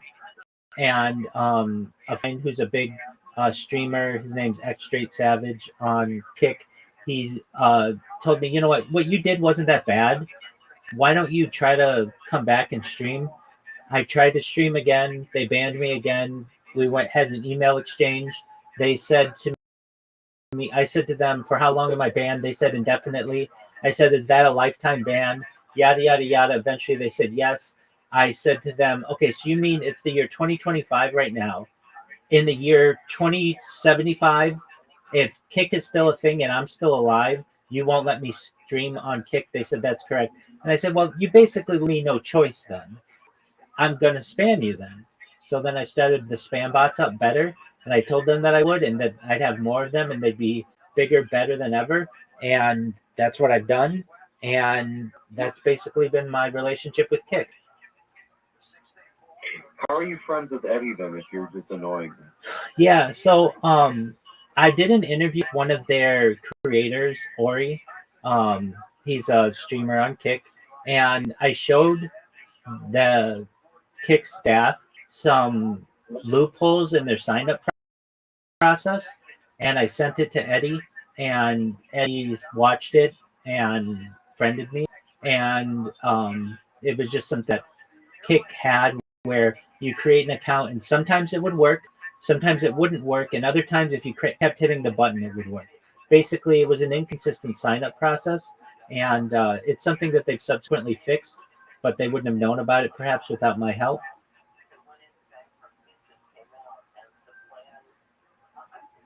So they banned you, and if you're friends with Eddie, then why can you not get back on the platform? I haven't asked him. So he's, the head of Stake and Kick, and the staff at Kick are the ones who've made that decision. I haven't asked him to come back. I'm not gonna infringe on our relationship like that. Frankly, I don't need Kick. I just need Kick to be able to spam. It's more effective for me. See, my thing is data archiving. It's not streaming. I want people to be able to watch my streams 5 years from now or 10 years from now. You can go back to my streams 3 years from now and watch them. You can't do that with Kick. You can't do that with Twitch. You can with Rumble, and you can with YouTube. So Rumble and YouTube, I do my best to stay in their good graces, but Kick and Twitch, I don't really care about, because they don't archive the footage. Yeah. I get that, I guess. Yeah, Kick is pretty interesting. I don't know why. I guess it's just data storage is expensive. Trying to keep all that data is an expensive endeavor. But, it would be in Eddie's best interest to have that data archived, because at the end of the day, it's intellectual property, and him not saving it means he's losing a large amount of intellectual he could have drawn upon. I agree with you. I think it's just, at the end of the day, it costs too much. And he's a billionaire. He's not a multi-billionaire, so he doesn't have the type of dough to be able to just dedicate billions of dollars to data storage. But even YouTube loses money on YouTube because of how much data that they store, even though they own their own servers. And they're losing money right now, but now they've got this giant, massive data set, and they put out a policy that said YouTube has basically got the license to use anyone's likeness as they want. You can try to get rights over your likeness, but they could just merge your face with someone else and make it dissimilar enough that you wouldn't be able to prove it in court that they were stealing anything from you. But eventually that'll be how they'll gain their money back, is replicating human beings. And I mean, that's what they're already doing now. Exactly. As far as AI that they're making, being able to scrape all that data and just generate things. Exactly. It's why they don't necessarily have any competition. They do have some that are growing, like Rumble and BitChute, but they don't work that well. They're not as heavily accessed as YouTube. YouTube's essentially the player in the long time data archiving game. Even if you I have have an idea. Go ahead. Well, it's, like Bitcoin itself, the ledger was used initially as a way to store data. And there's unsavory things stored on the blockchain that people don't even realize how to access those links further down in the code. And I don't know why a lot of cryptocurrency is not utilizing the fact that it is a giant pool of data storage and there's a lot of potential to store things. And what's your Especially idea? all these shit coins people are making. Well, and that get abandoned, yeah. Yeah, but it's like empty data sets that are open to be able to be used. That's true. I don't understand why it's not utilized either. And it's not even people's. It's everyone's computers that are storing this data. So you don't even need to rely on having a server farm. It's kind of like outsourced, crowd-funded data. That's true. It's something I gotta look into eventually. It might be a potential to make some money off of it.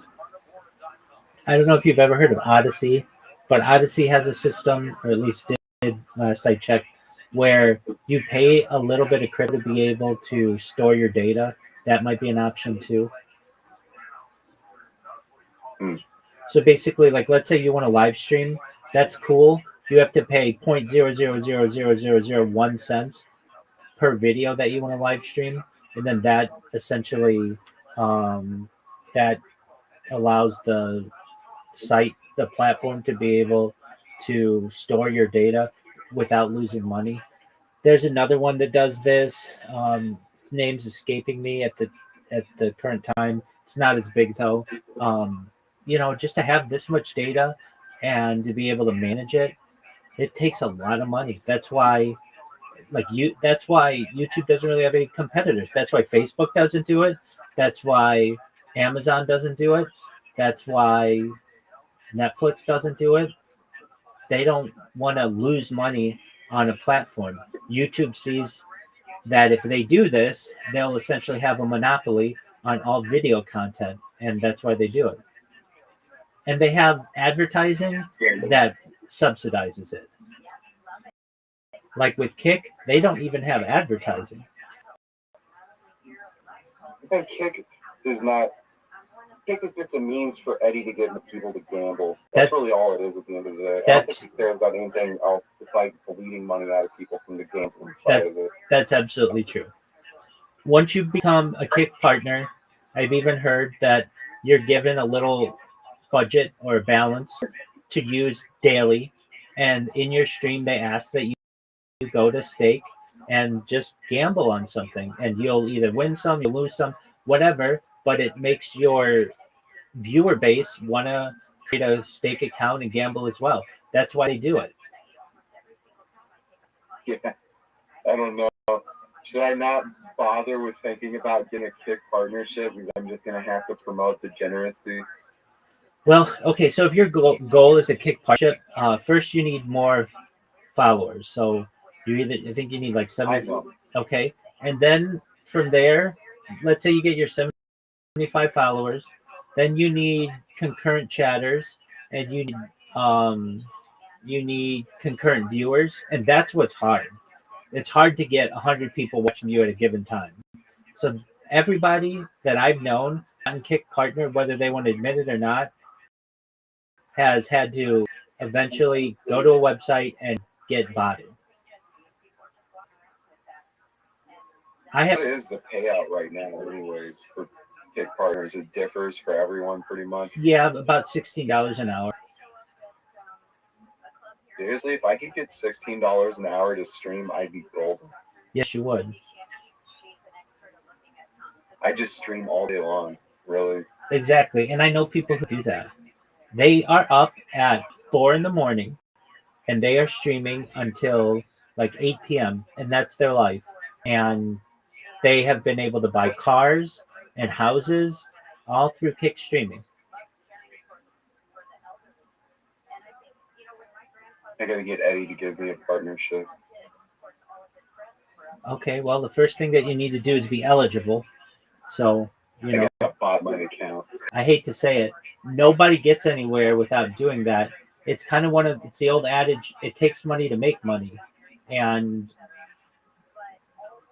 the reason why it is the way it is, I feel, is they want to limit the type of creators that get highlighted, and they only want to make sure people with their aligning political views or social views are going to be on the front page. And so small creators who just are trying to do it the old fashioned way of just one follower at a time, they'll really never get anywhere. I've known people who have not botted themselves. There's a guy who comes in here and he talks about it. He has not botted himself for a year and got like 200 people following him over the course of a year. That's everyday streaming. That's less than one person per day. But then what he started to do is he got a connection with somebody who owns a server farm, and he botted himself for several months in a row, and he's Kick partner now. And that's basically what you're looking How at. many legitimate viewers does he get though? So let's say he will bot himself at 200, at like 300 people, and then he'll get like 35 legitimate people watching him. Usually about 10% of whatever you're botting. Like that's not a hard and fast rule, but approximately. So let's say you botted yourself with 1,000 people, you're going to have 100 real viewers. Let's say you bot yourself at 50 people, you're going to have 5 real viewers, approximately. I mean, it's pretty obvious when you see how slow the chats are. Oh, you're 100% right. Definitely. And you find like someone who I watch all the time. I don't watch him. I shouldn't say that. I watch his numbers. Is Aiden Ross, because he's a big streamer on Kick, and he just about every single stream has 57,000 people watching him. And so I think that he bots 50,000 every stream, and then he gets between 5,000 and 7,000 people watching him approximately, if that. If you watch some of these people's streams, Amaranth, if you know who Amaranth is, she was the poster child of this. She would always have like 300 viewers. She'd be going all day, and no one would be talking to her. With 300 people watching you, you're telling me no one's talking with you, and her chat would just be just a tortoise. And then you get some people, especially in Spanish-speaking locations, and it's become a competition to see who can bot themselves the most. So they'll get hundreds of thousands of people. One guy got 1 million people botted in one of his streams. It was the first time Kick ever had somebody with 1 million people. When Aiden Ross interviewed Donald Trump, they didn't get 1 million people simultaneously. But nevertheless, if you want to pay enough money and get enough bots, you'll have as many as you want. And I asked, well, you can find videos of streamers who are like, hey, I only have 30 people watching me right now. Let me call my guy. They call their guy, and then all of a sudden it's 1,300. Like literally, they'll call them on stream. Fusi, if you know who Fusi is, I've seen some other people do that. I've got a guy who comes in here who tried to get me to buy bots. I explained to him, look, when I first started, I bought bots, but it's very difficult to get seen. And so I just didn't think it was in my best interest, and I kind of wanted to do things more organic way. But he'd come in here and he would tell me, yeah, right now I got a call from XYZ creator, whether it's Fusi or Aiden Ross or whatever, and they need 5,000 viewers or 50,000 viewers. So I call my guy, and then we get them whatever they need. So he's basically a middleman. And I asked him all the pricing on it. So for like 1,000 viewers, for 1,000 viewers per month, it's like $5,000. It's quite expensive. So, if people want to dish out that kind of money, they can. Now, there are cheaper ways to do it. I also know some smaller streamers who just don't always want to have one or two people watching them. So they pay like $35 a month and they always have 50 people watching them whenever they're streaming. It's just however you want to do it. Like I even know guys who just have absolutely no, like they have really small streams and they still pay to get viewers because they know nobody's going to watch them if they only have one or two people watching them. Unless they do something drastic like bot a whole bunch of people. Yeah. I'm with you though. I don't know. I'm kind of like Go ahead. getting some okay engagement with YouTube, and I'm not botting myself. I don't know if I'll ever really kick. You got to bot yourself for kick. Yeah. Do you do YouTube Shorts? Yeah, I post them now. I can, but not as regularly as I should. I mean, I don't. It is mostly like live streaming, yapping at the camera. Don't we all? I should be posting YouTube Shorts. Well, and I get that. That's why, at least with the streaming and using multiple accounts, I can post YouTube Shorts or Kick clips or whatever, but I'm still streaming at the same time. You know, I don't have to stop my stream to do it. Do you have bots like clipping videos and posting them on YouTube for you? Yeah, so believe it or not, many of these Kick clips that I post, people have bots of their own that whenever anybody clips their channel, it automatically uploads to YouTube and Twitter. So I'll just be randomly on YouTube and I'll be like, what is this clip with my like promoting me? I didn't do this. And then I find out it is because I clipped someone on Kick or I clipped someone on Twitch, and it just automatically does it. And a lot of times those people will be interested in what I do, and they'll go to my account and they'll basically give me a shout out or at least just like view all of the simultaneous streams that I have. A lot of people are just like, I've never seen so many streams at once. That's what I do. Basically archive my life.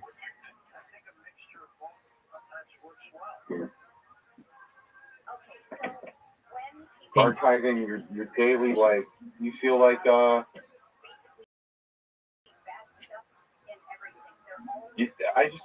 don't feel like archiving your life is gonna set everyone out for independent wealth. Like, how are you gonna get enough money just because you have this giant archive of your life? Well, to make everyone around the world independently wealthy. Yeah, I mean, that's the dream. Essentially, I'll be able to do it a lot with influence. So what we don't have as a society is one creator who's always online. Someone who we can literally watch their entire life. Not necessarily from birth, though that would be the goal, but at least from a significant time, which mine would be the pandemic, up until the present day, that you can grow with them. You can see their changes in their stream, in their activities, in their interests. You can watch them mature. You can, whenever, like, the thing that any streamer has that always occurs is they have to go offline. They have to stop their stream for whatever reason, and they lose their audience. In my case, I don't ever stop, except, well, I should say every 12 hours I stop because I want the footage to be archived. And if you do longer than 12 hours, at least on YouTube, it doesn't archive everything, just archives the first 12 hours, at least to make it available to the public. It's still archived, but not available to the public. So I want people to be able to view it, all of the data. So, I mean, I don't care how long you stream. No one's going to watch you all day. And on top of that, like, the audience is constantly rotating over. That's true. I mean, they're not going to watch a significant portion of you in relation to all the other people they want to watch. There are people who do, though. I mean, do you know about Loaf Girl? She's a YouTube account that streams 24 hours a day, 7 days a week, just the same song. And that person has over. Yeah, she makes music and just gets that to autoplay. That's different. People use that for studying and stuff. It's the same song. She doesn't make music. It's the exact same song. She's been playing the same song for like 3 years. People go in there and just study. It makes them feel good to just have a connection with other people. And that's how people are in my stream. Like Miss Aquarius, she's in here right now. She likes to sleep in here. She watches my streams. Generally, I'll get 3 or 4 people in here overnight who just want to just be with someone else, have that human connection. Now, in terms of, well, how do you make money off the data if you don't own it? Look, I'm sponsored by a cryptocurrency right now that's worth about $100 million. All I have to do is wear a shirt that's like a NASCAR driver and get individual advertisers, and I could make millions of dollars just doing that, or doing live reads, or doing shout outs to people, doing cameos. Once people know about me, I'll be able to make a lot of money. Now, to be able to solve world hunger and all of those things, that's a much bigger lift than just one person, but I can educate people. We can have seminars on how to end some of these issues and to bring them to light and to unfold some of the corruption that's occurred, why we haven't had these things. That's all I can do as one individual. But as of right now, there is not one streamer out there who you can always go to and watch their stream live and go back and watch their the history of their stream. That isn't currently a thing. It's basically like what people did in the past, where they would be a journaler or a diarist, someone who would write in a journal or a diary. I do the same thing, except I do it in a modern way through video.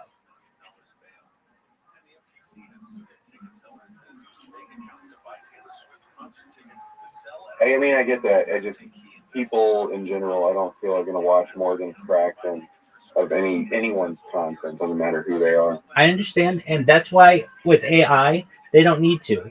So there are already services for free where you just take 12 hours of my video and it chops it up into the most interesting 3 minutes. I did this the other day. How does the AI decide what's the most interesting? It's when you're talking, basically, whenever there's not dead time, it will chop that up, or wherever, or wherever there's the most amount of movement, it does that as well. It's not perfect, but there's another one that I used just this week that was amazing. I saw somebody had done it on a Joe Rogan podcast. Basically, you go to or any YouTube video, and you put the link into this website, and it uses AI to give basically a summary of what's going on. Basically, timestamps your whole video, and it was incredibly accurate. I did a video of myself, pardon me, from 8 months ago, just a random video, and it was so accurate. It was wild to me. We talked about the Amazon rainforest. We talked about AI. I did a bunch of singing in a concert. Just basically, like, it took all that information and gave timestamps of every song that I sang. It was just phenomenally accurate. So I know we're just at the precipice of something really exciting when we combine AI and video. And all you have to do, or all I have to do, is just continue doing it long enough, and somebody's going to find out what I do. I mean, Eddie Craven knows about me. Aiden Ross knows about me. Amarantha knows about me.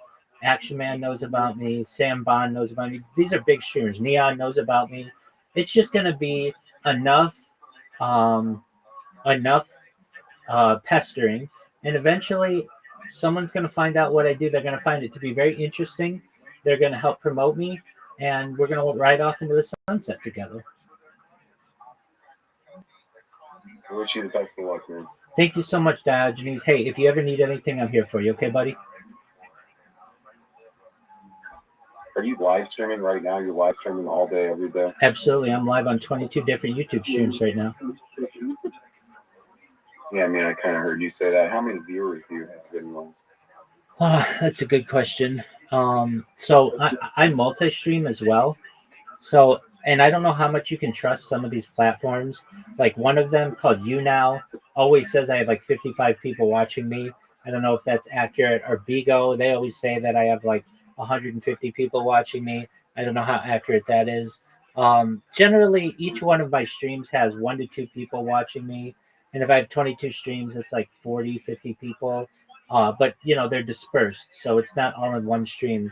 And then that's just on YouTube. And then on Kick, on Rumble, I get another like 120 people per stream. So that's about 10 people an hour. So depending. and then I get on like D Live, I get another 40 people or so. And the thing is, I multi-stream on like 33 different platforms, so it's hard. I don't have like one way to just generate all the metrics. But as of right now, how many people? And then I have Discords that I'm streaming in. I'm also live on Twitter. I'm live on Telegram. So, and then I'm live in a bunch of other people's Discords.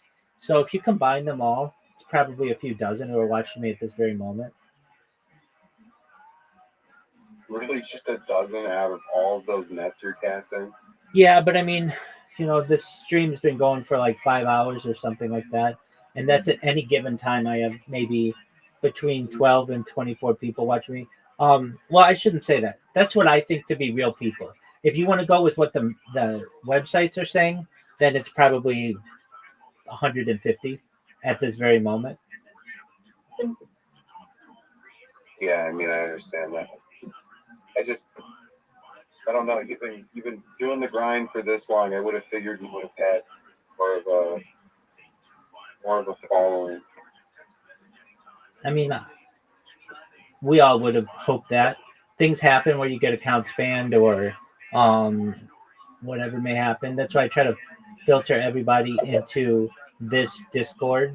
And I've got 1,900 people who have joined in the last year doing exactly what you did. What is this? You made a clip of me. Who are you? You spammed me.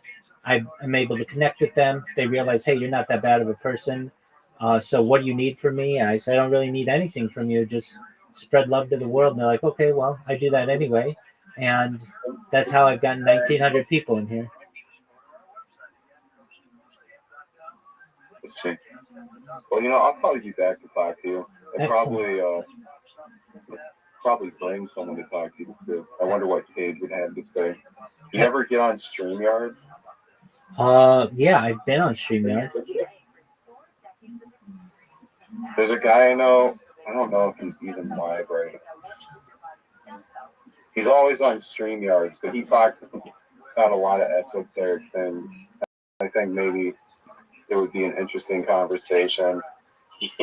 You might humble him a little more too. He's always got a lot of hubris, so it's kind of hard really to humble Delta sometimes. Cage read him. Well, I'd love to meet him, and whenever he has time, let him know that he's always welcome here. And so are you, okay? All right. Have a wonderful evening. Rothschild. Well, I'm here for you. Have a good night. You too, my friend. Shout out to Diogenes.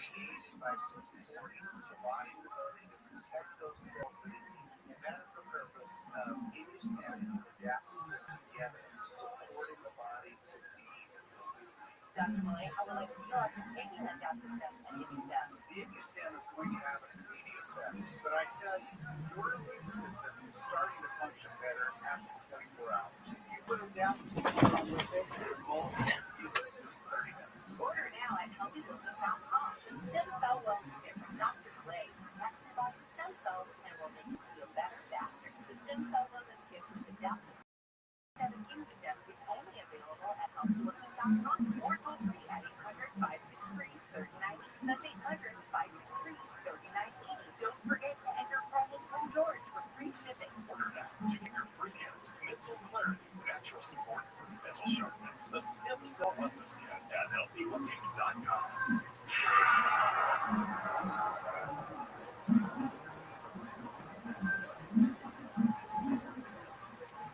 You're great at protecting your own personal information.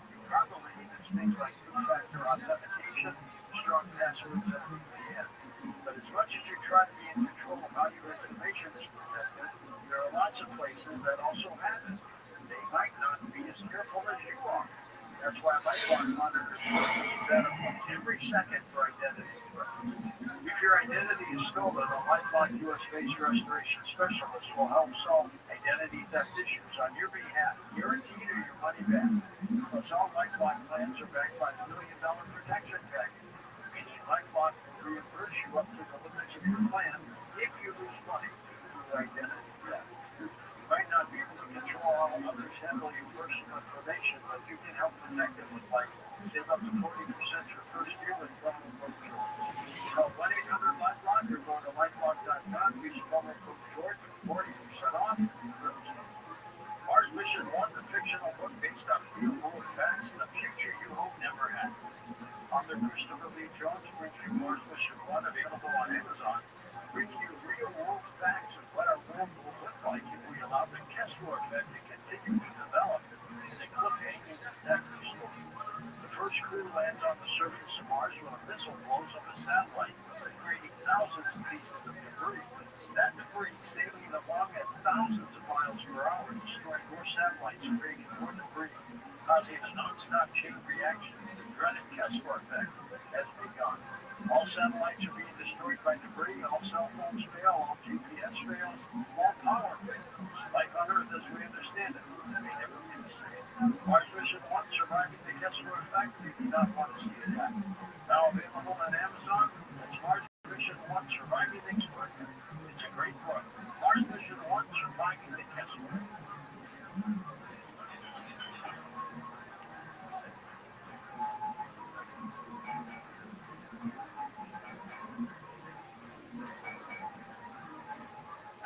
Welcome back to Coast, George Norrie with Dr. Randy Shannon from CriticalHealthNews.com. We have a call for assistance. To get information in case you miss it, which tells you on the radio, 1-855-949-7434. They call the next hour. It's got to be very satisfying for you, Randy, Ben, and God. Oh my gosh. I honestly don't know if there's anything greater. I really don't. So much satisfaction. The things, for example, I was on with a client today who came to me 6 months ago, and she has a rare blood issue, and she was slotted to have a bone marrow transplant this fall, and they literally just told her, we're going to put that on hold. You don't need that right now. And she was already on the calendar. They took her out.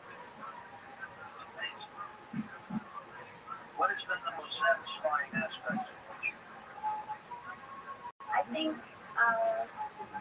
just helping to extend life. Even, we all pass at some point.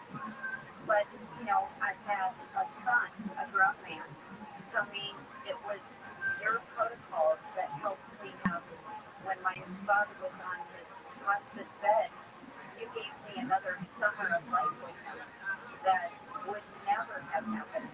And they were able to have that time spent together that, was not in the cards through the system he had been using.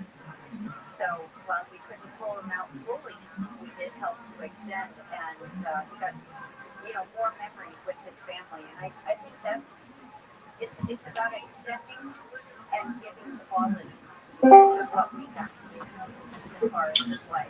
What up, bro? How you living, Mr. Meaty? What's good, son? Man, I'm getting ready to go to prison, brother. Oh, wow. They're sending you? Yeah. I committed some crimes.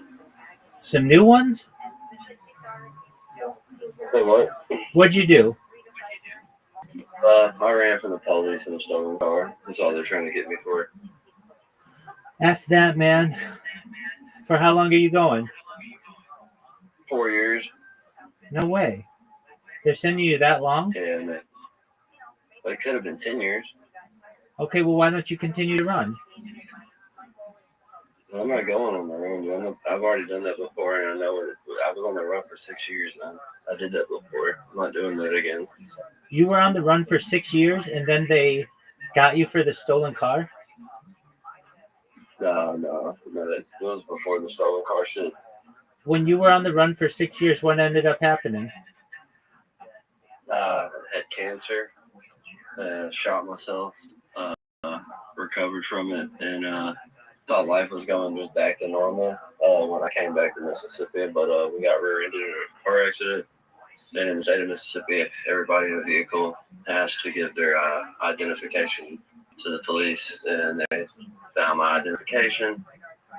Next thing you know, I have a warrant out, and they arrested me 3 times for the same fucking warrant.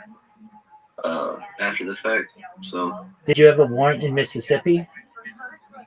yeah, I did. Wow. How'd you find out about me, Mr. Beatty? We met before in another server. Okay. Very well.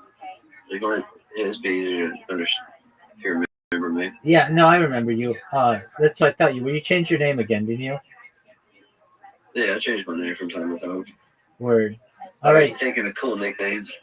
So why don't you get outside of I fuck Mississippi? with people. I changed my name to Lord 7. I changed my name to Lord 764 and fuck with people all the time. So why don't you get out of Mississippi and just go on the run again? It's too hard. It's too much. It's like it's a harsh charge, and if I go on the run, I can still be extradited from another state. Do you think they would extradite you? More than likely, it's a felony. So, But there's a chance they wouldn't extradite you, right? yeah, or I could just serve my time and get my shit over with. But I'm getting an attorney who's going to help me fight. Maybe they can knock my charge down to 15 months instead of 4 years. Right. Okay. That's So when do you? the only option I really have. I'm not going for the run again. And then I'm already like, kind of like how you do. You stay in your house. I'm already staying inside of a room all day, and you know, it's not gonna be too different from prison. I'll just be around more people than I am now. It'd be like Discord IRL. There you go. All right. Try to think of a positive mindset is all I could really do, and take advantage of the opportunities given. When do they have you shipping out? I haven't been fully sentenced. I'm still on trial. I just have that first offer, what they're trying to give me. If I was to plead guilty, I pled not guilty. Okay, so if you plead guilty, it's 4 years? They find me guilty. That's what I'm saying. I gotta get a good attorney on this shit. Oh, if they find you guilty, it's 4 years. Basically, yeah. Okay, when's your next court date? In September, like I said, I can still appeal for a continuance. Well, couldn't you just go to Mexico? Well, everybody want me to go to Mexico, man. There's nothing there for me but trouble. That's all I would get into there is trouble. Yeah, but you're free, son.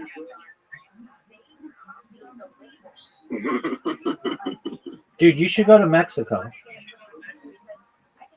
I do have 100,000 pesos. All right. So go to Mexico, dude. He's gone. He went to Mexico.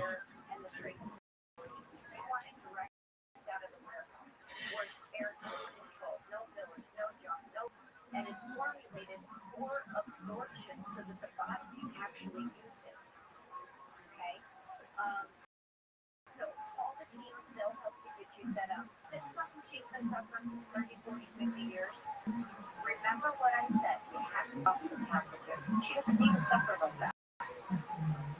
Dr. Matthew Karen died of a ketamine overdose. How do prescription drugs treat? Well, first of all, I mean, have you ever, George, seen a study where they talk about basically the side effects of what these do? Well, and most of the time you won't even see, they won't say, oh, well, it doesn't work with this, it doesn't work with this, or this is what the side effect is. And a lot of the side effects of these prescription drugs can cause seizures, confusion, hallucinations, high blood pressure, irregular heartbeat, nausea. I'm thinking of a client right now where constantly tired, nauseated all the time. I looked at the side effects of the drugs he's on, and they are the actual cause of it.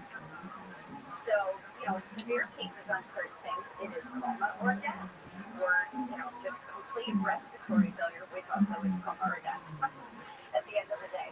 So, I would never touch ketamine. I don't let a prescription drug touch my body. I'll just say it like that. And if I ever did need something, it would have to be in some inflation. And that would be a temper. What about a baby acid? I mean, why take that when you can take nutrients with a better effect? Next up, John in Wisconsin with it. Hey, John, go ahead, buddy. Hello, George. Hello, Dr. Randy. I will be brief so others can get through with their pertinent questions. Dr. Randy, as much as you met Doc Wallace, you're doing an admirable job of sailing the ship according to the Lord. My second comment is, what the most difficult, or one of the most difficult things to do is change the comfort zone you're in. And it could be a miserable comfort zone. It could be overweight, lethargic, have other issues. But it's sometimes easier to stay in that miserable comfort zone than to make a change. And psychologically, I think we accept that miserable comfort zone as being the norm. It took me until I was 62 years old to figure out the advantage of nutrients. And through the wisdom of Doc Wallace and Ferguson Fenn, 6 years ago, I got on the long program.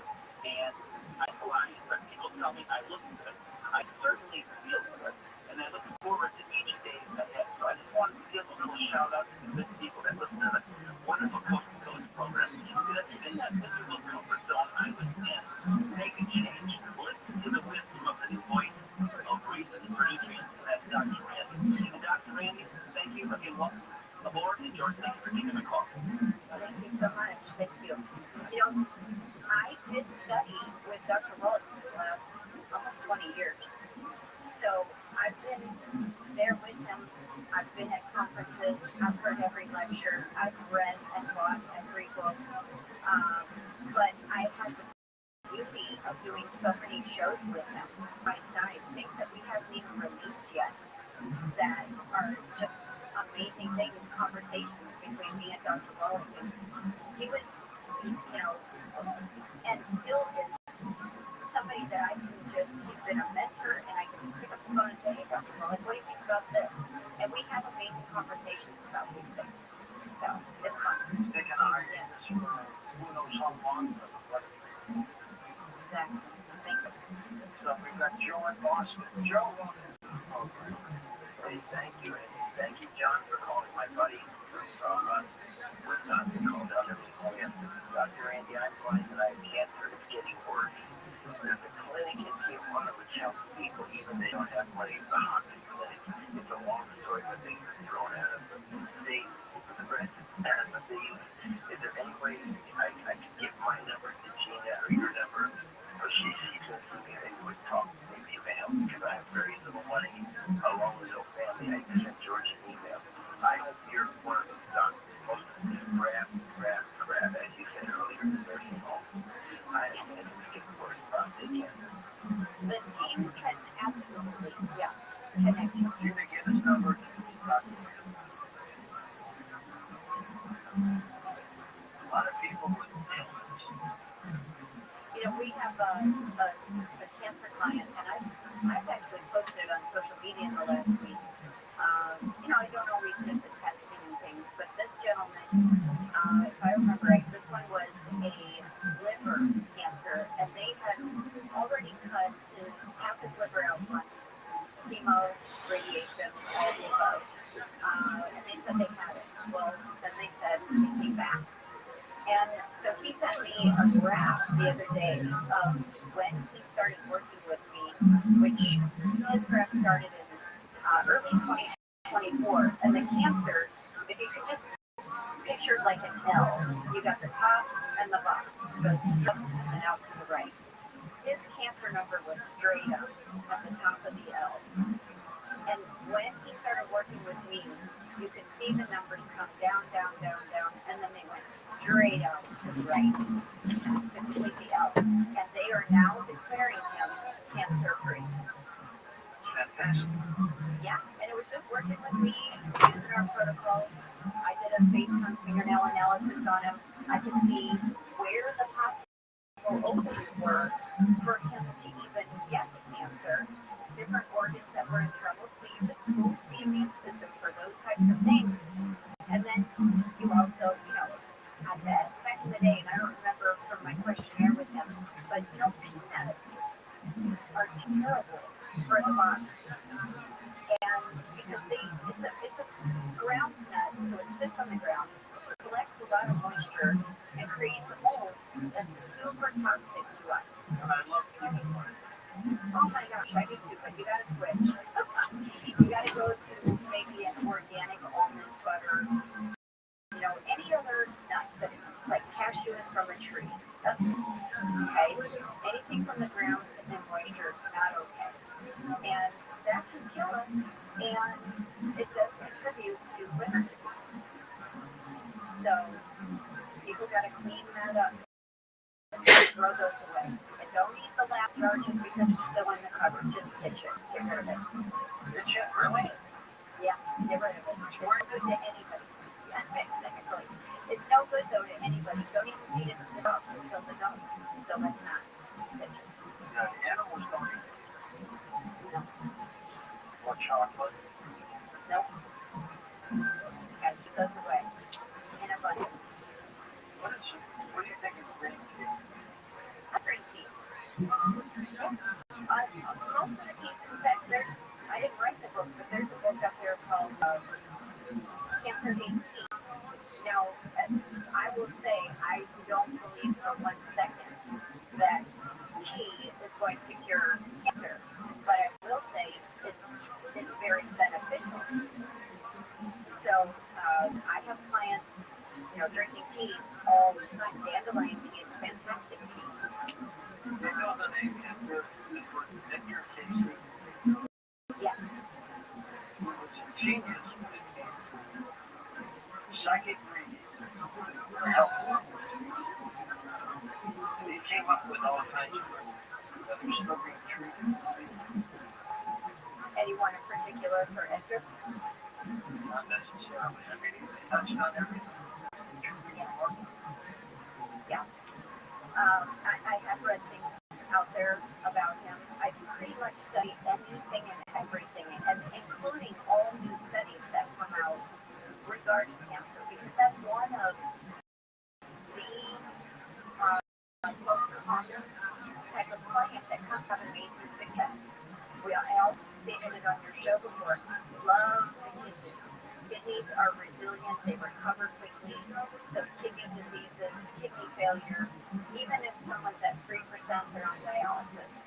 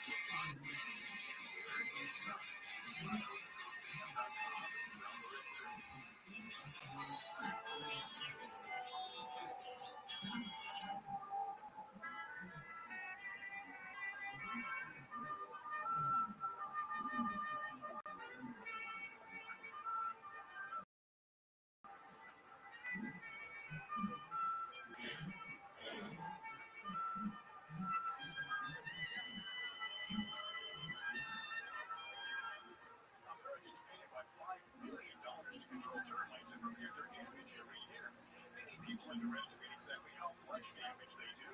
Call Pacific Coast Termite today at 800 Pacific for a free home inspection. Certain restrictions apply. No tinting, no double bagging your food, no pet sitting. Mention KFI and get 10% off termite treatments and a 2-year guarantee on their work. Call 800 Pacific, 800 Pacific, or go to PacificCoastTermite.com today. Liz went from being interested in true crime to living. As it comes out, he's just shaking. He's like, your dad's been killed. This is Hands Tied, a true crime podcast exploring the murder of Jim Belgar. I was just completely in shock. Open your free iHeartRadio app, search Hands Tied, and listen now. I'm still going for it, even with higher stroke risk from atrial fibrillation and a regular heartbeat. What'd you say? A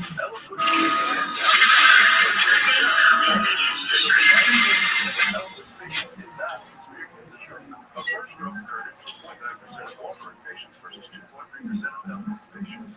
Don't stop prescription Eliquis syphilis without asking your doctor. Stroke risk may increase. How at risk can cause serious and potentially fatal bleeding. Don't take if you have an artificial heart valve, abnormal bleeding, or antiphospholipid syndrome. While taking may bruise more easily or bleed longer. A spinal injection increases blood clot risk, which may cause paralysis. Get medical help right away for unexpected bleeding or bruising or back pain, tingling, numbness, muscle weakness, or incontinence. Aspirin products, NSAIDs, SSRIs, SNRIs, and blood thinners increase bleeding risk. Tell your doctor about planned medical or dental procedures. Learn more at ellenfish.com or call 1-855-ELVIS. KFI AM 640. KFI live everywhere on the iHeartRadio app. KFI AM 640. More stimulating talk. Our iHeartRadio Music Festival presented by Capital One is back in Vegas. Streaming live only on Hulu. Weekend full of superstar performances. Keep listening for the next chance to breathe your way there. Capital One is the proud presenting partner of iHeartRadio Music Festival, bringing great products, rewards, and services to its customers. What's in your home? In the history of cinema, few films have been as successful as The Godfather. Francis Ford Coppola's gangster epic set a new standard, not just for movies about the mafia, but for movies in general. Although, if you talk to the people who made it, The Godfather's prospects for success were far from short. In fact, before its release, they were pretty bleak. And they said, we're finished, this is over. The movie's not going to work. Get your reels, guys. It's exactly. Leave the God taken Kennedy.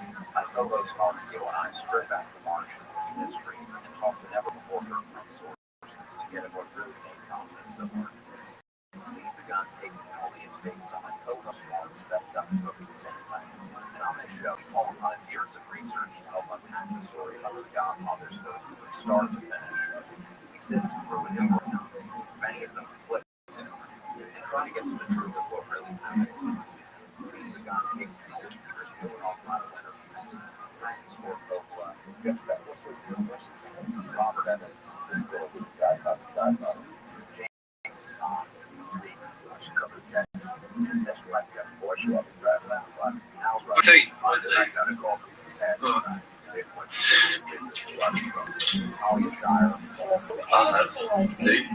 No, it's very obvious to realize it's So aren't entirely sure what's true and what's not. But we can promise that a 10-part series gives everyone who's involved a chance to tell their side of the story. Listen and subscribe to Leave the God Taken Kennedy.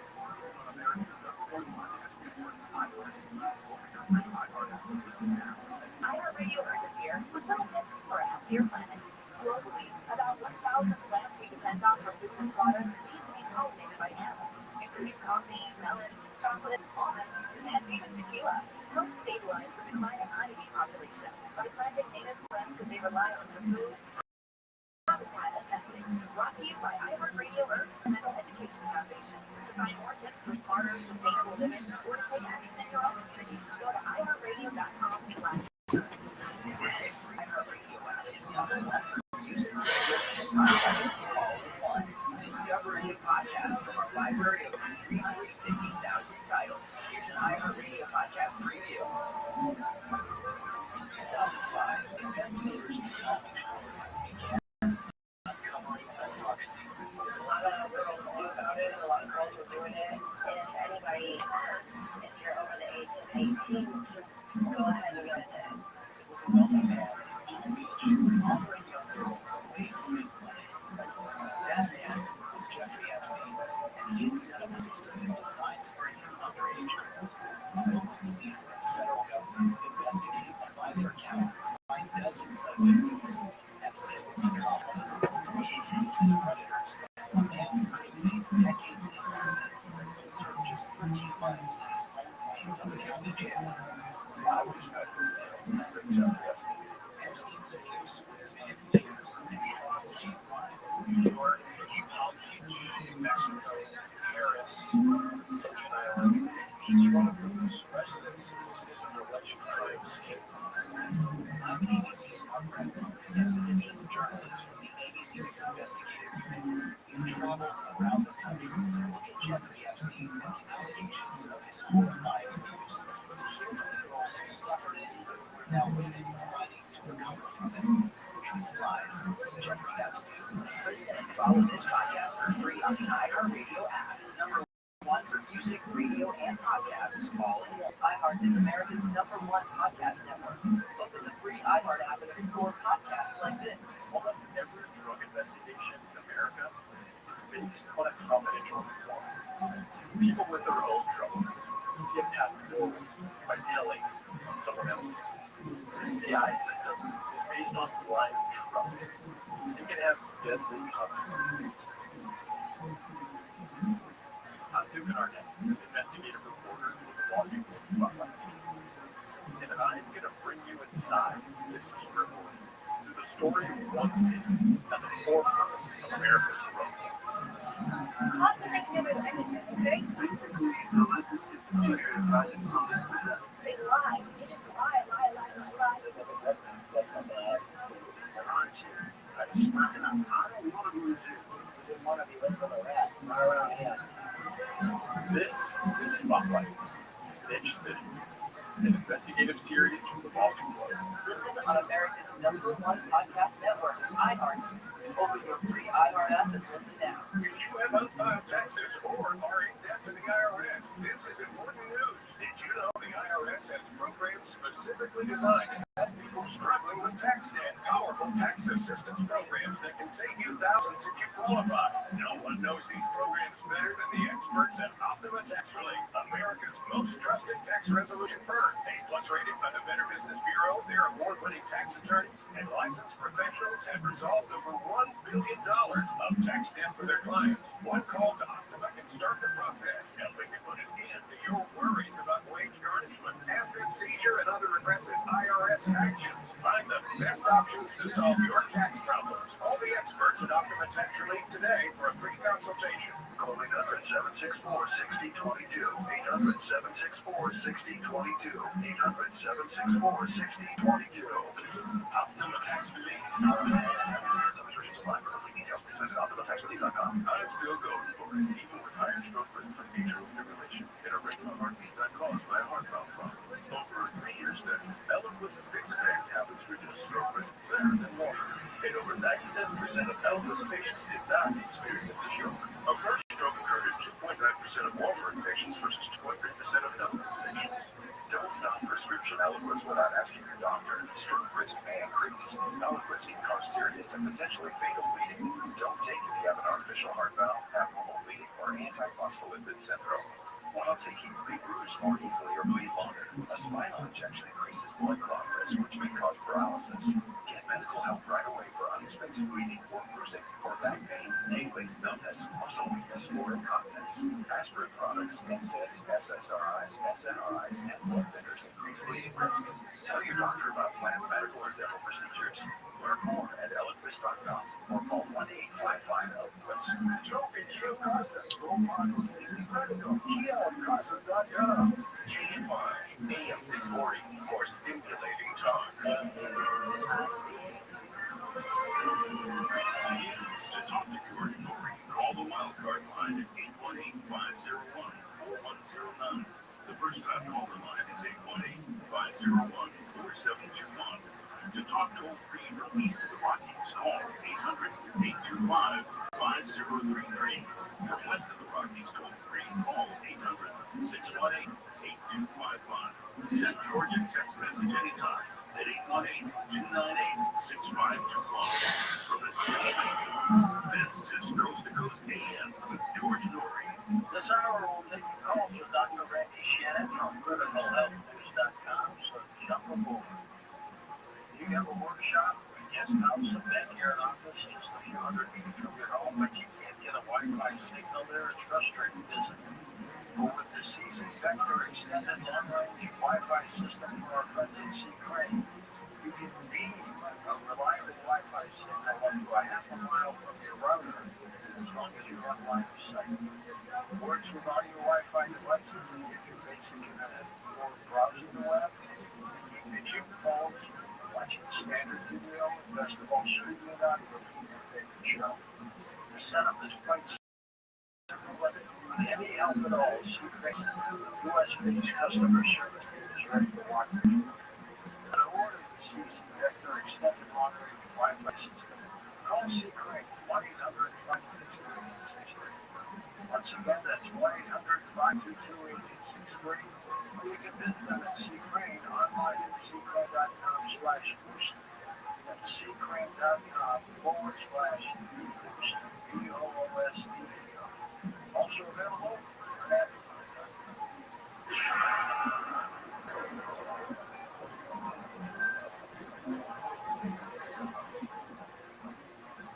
Home title theft. It's on the rise, and it's devastating if it happens to you. Listen to the alarming words of an actual home title thief. I don't need to know your date of birth and social security number. All I have to do is go to public records, create a document, and file that document. And then I can offer your house or sell the house. You may have no clue until you find out that your house has been sold or till several loans are foreclosing on you. For days a day, Home Title Lock puts a virtual barrier of protection around your home's title with 24/7 monitoring. The instant they detect any tampering, you'll get an alert, and that's bad news for home title thieves. So when's the last time you checked on the title to your home? Find out if you're already a victim with your free title scan and complete title report. $100 value free with sign-in. Just go to halak.com and sign up in minutes. That's HomeTitleLock.com. HomeTitleLock.com.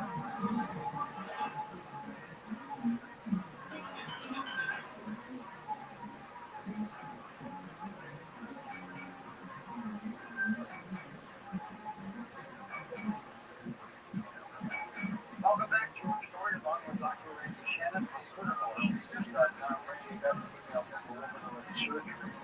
She says, what do you recommend for that blood clot? Oh gosh, we have some amazing things.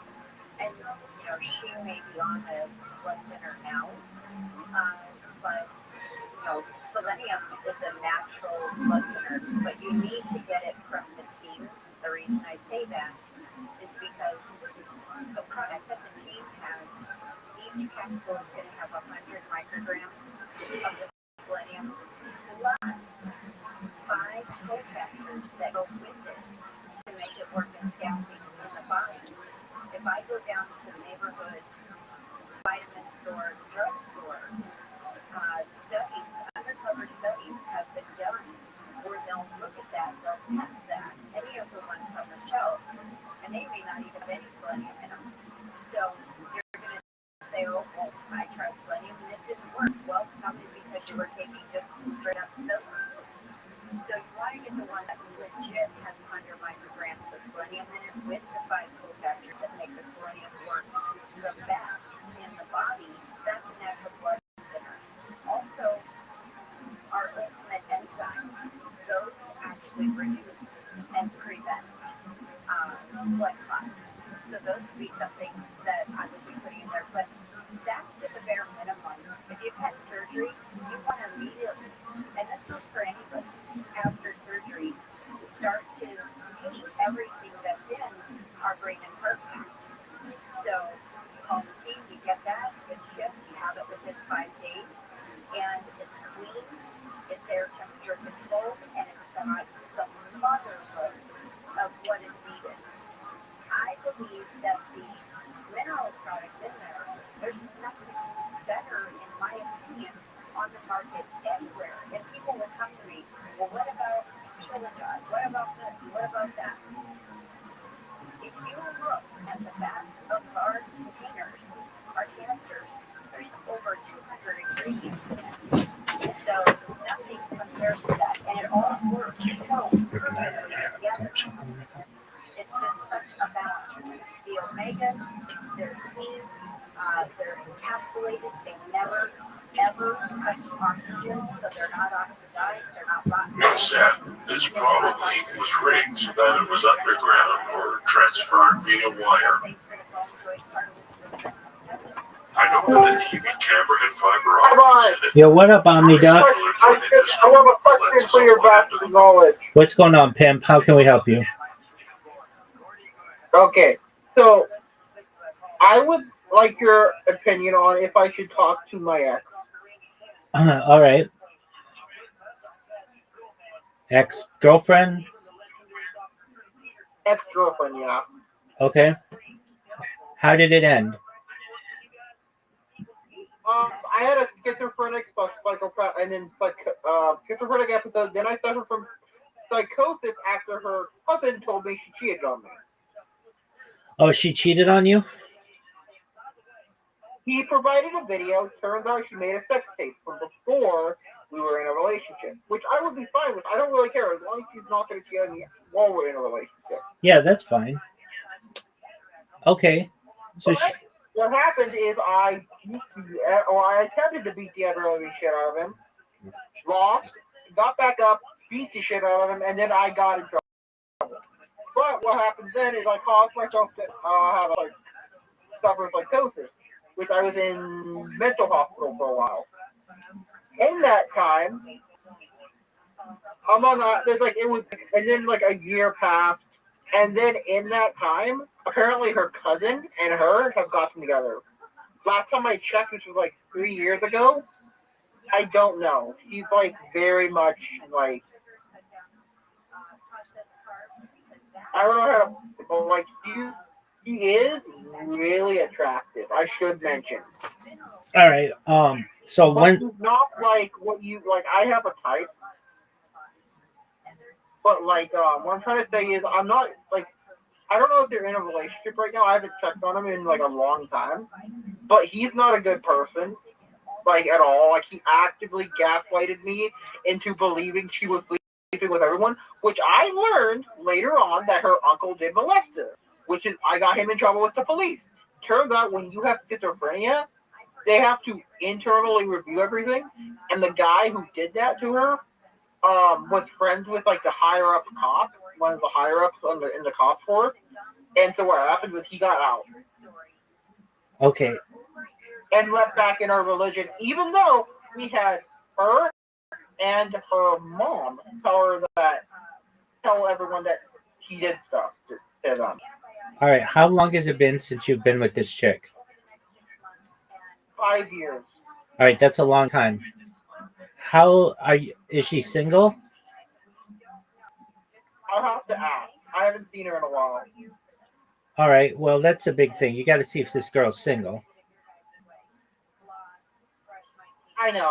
I would not hit. Yeah, I'm stuttering. I would not hit on a person who's dating someone. The problem is, every time I'm with her, I seriously I get triggered by her voice. Okay. Well, then, just being with some other chick.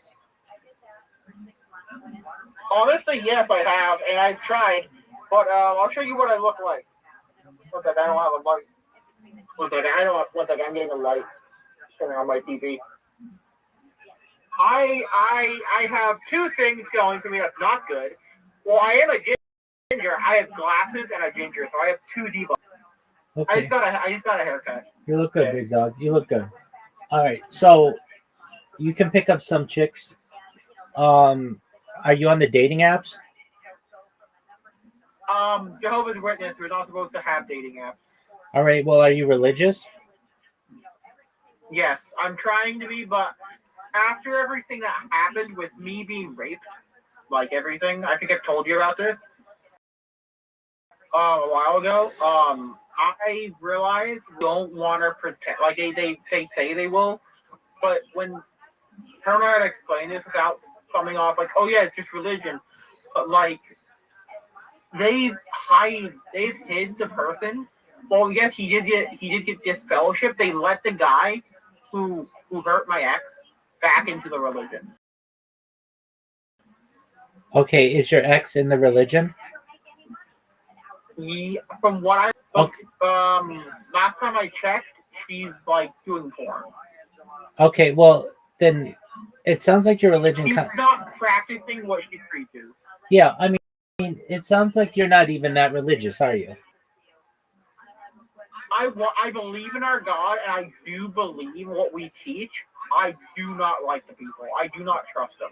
Okay, so then if you don't trust them, then who says you can't be on a dating app?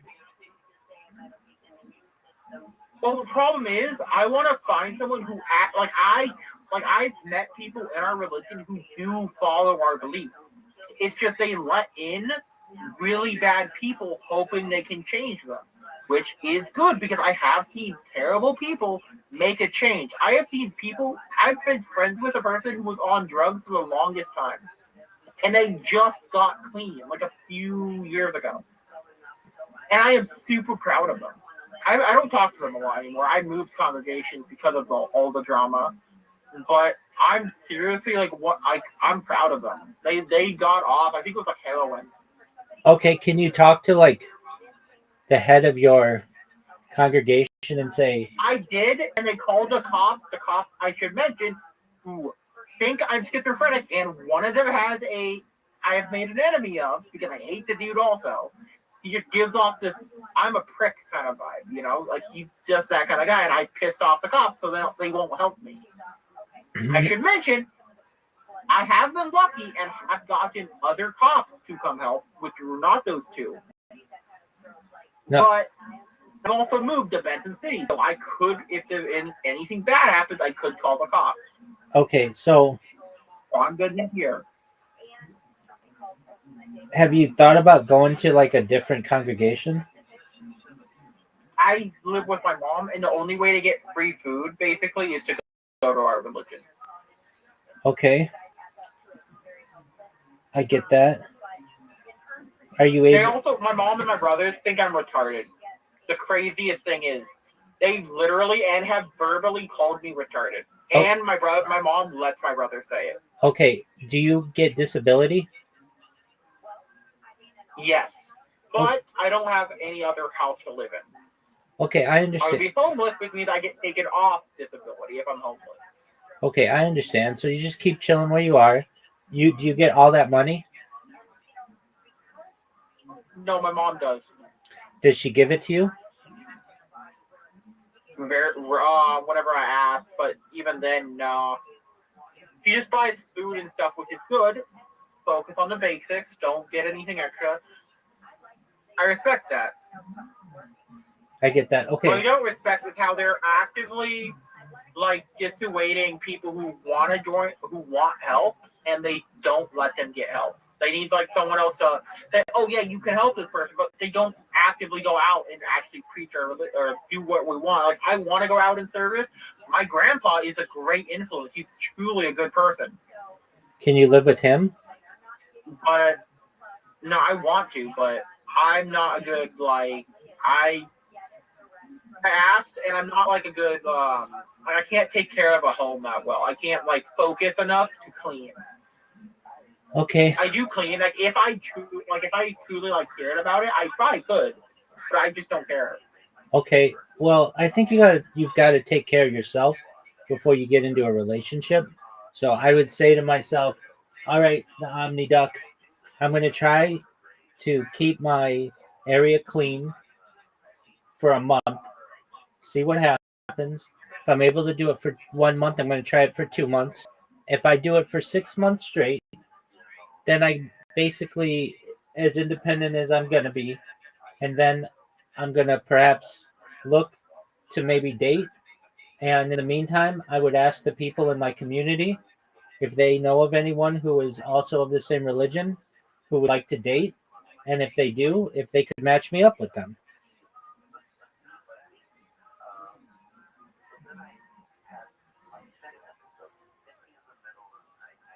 Is that something you can do, OmniDuck?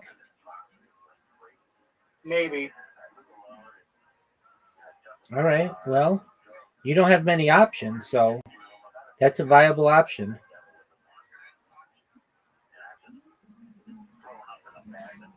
Yeah, I know. As for your Does ex, it help that whenever I try to stay clean and get fit, I get really bad nightmares. Okay. Whenever I try to change my life by a lot, I get nightmares and memories of really old. I remember our old house from New Jersey, and that was, I think, 10, 12 years ago. Okay. Well, it's not fair of you to ask someone to be in your life as a partner if you don't have your own life straightened out. So you have to be consistent. Yeah. And part of your consistency would just be to keep yourself clean and keep yourself as normal as possible to maintain good hygiene. And if you can do that for a few months, I do maintain good. That is one of the things I do keep track of. I smell better when I take a shower and everything. yeah, no, I get that. But you got to be able to clean up your area and get through these night terrors and these issues you have of sleep paralysis. And I think one of the things we talked about was wearing a an eye mask when you sleep. And I know you said that you have to have like a TV on when you go to bed, which I get. I understand that. But you don't necessarily need all that blue light absorbed in your eyes. So wear a sleep mask. The problem with getting a sleep mask is I remember that I actually tried it, but I had sleep paralysis and I could feel them on my cheeks. Trying to pull it off. Just a mask? Yeah. Okay. Like an eye mask, like on my. Like they're trying to actively pull it off my face. Okay. Well, have you ever thought of sleeping in a different way? Like sleeping on your stomach? I do that. I do that whenever whenever I feel like I'm about to because I can tell when I'm about to enter sleep paralysis, so I move my legs really and get up. Okay. So have you ever slept on your stomach eye mask? I have actually. And when I get sleep paralysis that way, it's very, very rare. Okay, so then that seems to be something that works for you. I do. But there's some truly terrifying stuff that I've had happen. One time though, I woke up with a key in my hand. Like an actual rough, like an old wet key. This was a long time ago. I think I might have held it from the night before, but I don't know. Okay. Again, I don't think you should be in a relationship if you can't get yourself under control. So the answer to your original question is no, I don't think you should get back with your ex. I'm not gonna ask her out. She's already she has such a, from what I remember, she has such a bad self-esteem that she literally thought that while I wasn't looking at her, that I was thinking about other girl, or not other girls. Like she was thinking I wasn't didn't care about her when I would just be really quiet. Yeah, you don't need that right now. You need to take care of yourself. Once you're able to take care of yourself and you're consistent, then you can think about dating.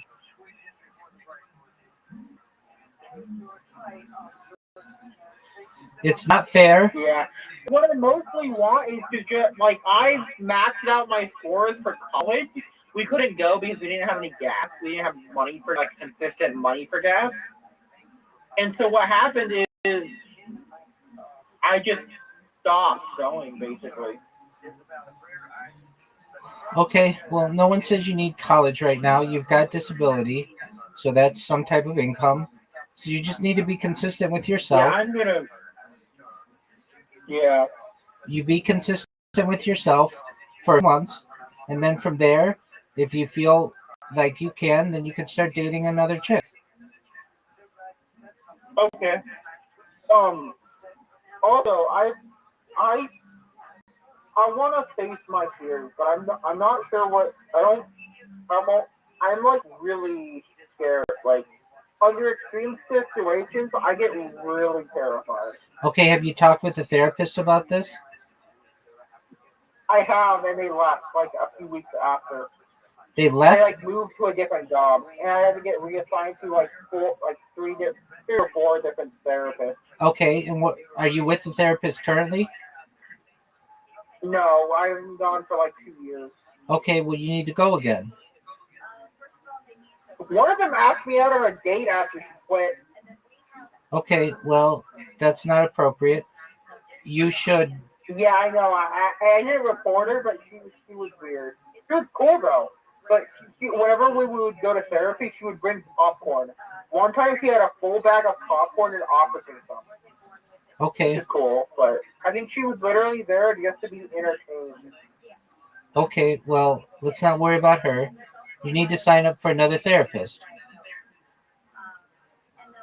I don't have the money for one. Okay, doesn't the state provide you with a therapist? I think so, but the ones that I've met either just question me, which is fine. I can answer the questions. I get really like tired over time, so I just like venting and talking and shit. I get it. So do you have a caseworker? Yeah, but they don't visit a lot. Okay, that's fine. And when they do, guess what happens when they do? I don't get to talk in it at all. My mom has convinced the state that I'm actively retarded. And the only reason I can prove that I'm not retarded is if I'm off my...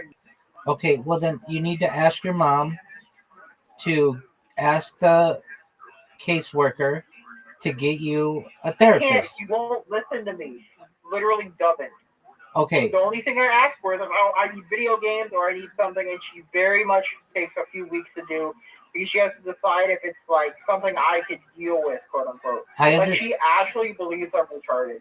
I understand that she thinks and I'm not. this. IQ of 121. But when I'm on my meds, I think it was like 78 when I'm on my meds. I take Latuda and a few others. Okay. So there's got to be someone who you can talk to about getting a therapist. You used to see a therapist. So if I were you, yeah. I would talk I had to move out of the house. I had to move out of the house for, I think, 3 months. And the only reason I moved back in was because one of the people smelled like cigarettes and actively smoked weed in my room. And I couldn't prove it because he would hide the weed in like a bag and smoke it in the bag. So what happened was it didn't spread to the rest of the room. Except it did. His vape and weed, all the smell, used to my CPAP. And so I nearly choked in the middle of the night to smoke out. Okay. Can you go to your mom and say, Mom, I need a therapist like I used to have 2 years ago. Will you please help me with that? And then shut the fuck up. Wait. And then shut the fuck up.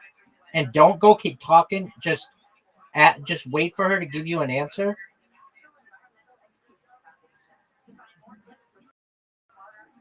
Okay. What I mean is oh wait, and if she says no, then you say, and then if she gives you an answer, she just says you don't need that. You say, I feel as I do. It helped me 2 years ago. But you can't keep talking because then she's going to think something's wrong with you. And if she says no, that's fine. You give it a couple days and you ask her again. If you keep asking her every 2 or 3 days, she'll eventually break down and let you be able to talk to someone. Yeah, fair enough. But the one time I did ask for a therapist, you know what she did is she went to our elders, which is like the higher ups in our religion, and they told me to just talk to an elder. I talked to the elder. Can you guess what the elder did? I don't know. Talked to the police. Because of all the stuff I was going through, they got one of the guys arrested. Didn't last long because they didn't have enough proof since I told them I had schizophrenia. I should mention, I had evidence. At the time, I had evidence. Okay. So I understand that. I think he got kicked out of religion. Okay. This is like a different guy. Don't worry about the religion right now. You just say to your mom, Mom, I'd like to see a therapist. If she says yes, great. Then you go see the therapist. If she says no, you say, why not? And then 2 or 3 days later, you ask her again. If she says, I want you to talk to an elder, you say, I don't want to talk to an elder. I want to talk with a therapist. Someone who has a medical license to be able to provide guidance for someone who has the issues that I do. And if you just ask her that every 2 or 3 days, and you don't keep talking, and you don't keep talking, you don't keep talking, you don't keep talking, you let her answer, she'll eventually break down and let you see a therapist. She used to. No, she didn't have any choice in the matter at that time. I moved out. Okay, well, you could say to her, Mom, I used to see a therapist, and it was very beneficial for me, and I'd like to see a therapist again. Yeah, she'll ask me why, and I can't give her an explanation without her, not believing me because she believes I have paranoid schizophrenia. Quit with that. I understand. And you can say, Mom, I have documented medical issues, and I'd like to talk with someone about them who's a medical professional, not someone from our congregation and not someone in our family, someone who's outside with whom I can talk. You can be there if you want. I don't care about that. I just want to be able to talk with someone. Yeah, I know. Can I just like use you as a venting area? I'm not a medical professional and I can't give medical advice. So you can always come to me if you need help, but you need professional medical advice. And I'm recommending that you seek a therapist. And I understand that you've got some roadblocks to be able to do so. The way you get through these roadblocks is persistence. And the way that you do that is you go to your mom tomorrow. You say, Mom, in a very professional manner, and you have to say to yourself, I'm not going to overwhelm her with words. I'm going to just keep it simple. And I'm going to say to her, Mom, I would like to see a therapist. She's going to say, why do you need to see a therapist? You can say, I have documented medical conditions and I'd like to be able to talk to a professional about them. She's going to say, I'll have somebody talk to you in the congregation. You say, I don't want to talk to anyone. I've done that before. I did not find that valuable. I would like to talk to someone who's a medical professional. She'll say, I don't want you to be able to talk with someone who's a medical professional. You can say, okay, Mom, that's fine. I want you to know in a couple days, I'm going to come back to you with this request. Let 2 or 3 days go by. Back to her, same way, persistent. Mom, I'd like to see a therapist. She's going to say, you came to me a couple days ago and you said this. I don't want you seeing a therapist. I'll make plans for you to see someone in the congregation. Will you do that? You can say, I don't want to see anyone in the congregation. I have documented med issues. I'd like to talk to someone about them. And I'd like to talk to a medical professional about them specifically. She'll say, well, we talked about this a few days ago. I don't think that's a good idea. You've got all these issues, and you can say, I know, I'd like to talk to a medical professional about them. If you don't want to make those plans right now, that's fine. I'm making you aware that in a few days, I'm going to talk to you about these things again, because this is something that's really important to me. I've sought professional guidance for my issues in the past, and it was beneficial, and I'd like to do that again. And so I'm making you aware as my caretaker and someone who is a guardian to me. I have these requests, and I'm going to continue to come to you and ask you about these things until you say that I can, and then we'll make plans to do it. I don't want to go to someone who you have to pay for. The state will allow me to see a therapist once a month to discuss my medical issues, and that's what I'd like to do. And you don't keep overwhelming her with, I have this issue, I want to see this, I want to see this, I don't want to do. You don't tell her stories. You just keep it short and you keep it simple. And she can keep rejecting you, but eventually you're going to wear her down, and then she's going to let you see a medical professional, and that's what you want.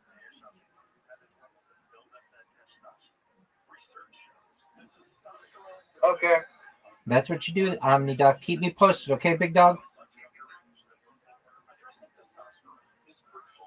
Okay.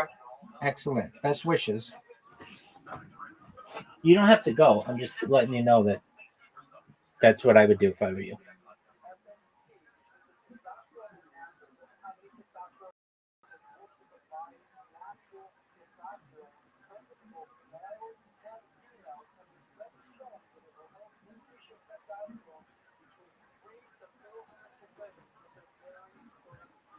Just people will enter.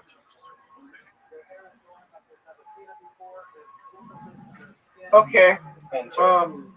Meaning that the people of righteousness shall enter. Beautiful kind of statement that encapsulates Lazarus' vision. Here's one more that I also like. This one is also a Rosh Hashanah card, a Happy New Year card, and this one has even more Russian imagery. Once again, on one side of the ocean, as it were, you have these impoverished, exhausted Russian Jewish refugees carrying their meager belongings. Here, the much wealthier, Europeanized, modern dressing, short-coated. Here he's wearing a kaftan, he's wearing a short jacket, bright colors and so on, and with open arms. I mean, what a powerful metaphor of acceptance. They're welcoming them, coming over.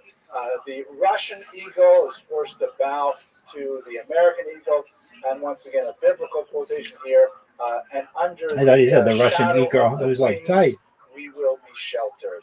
Meaning, of Eagle. course, there's Ah. allusion to God, but the idea is that America will shelter this beleaguered people.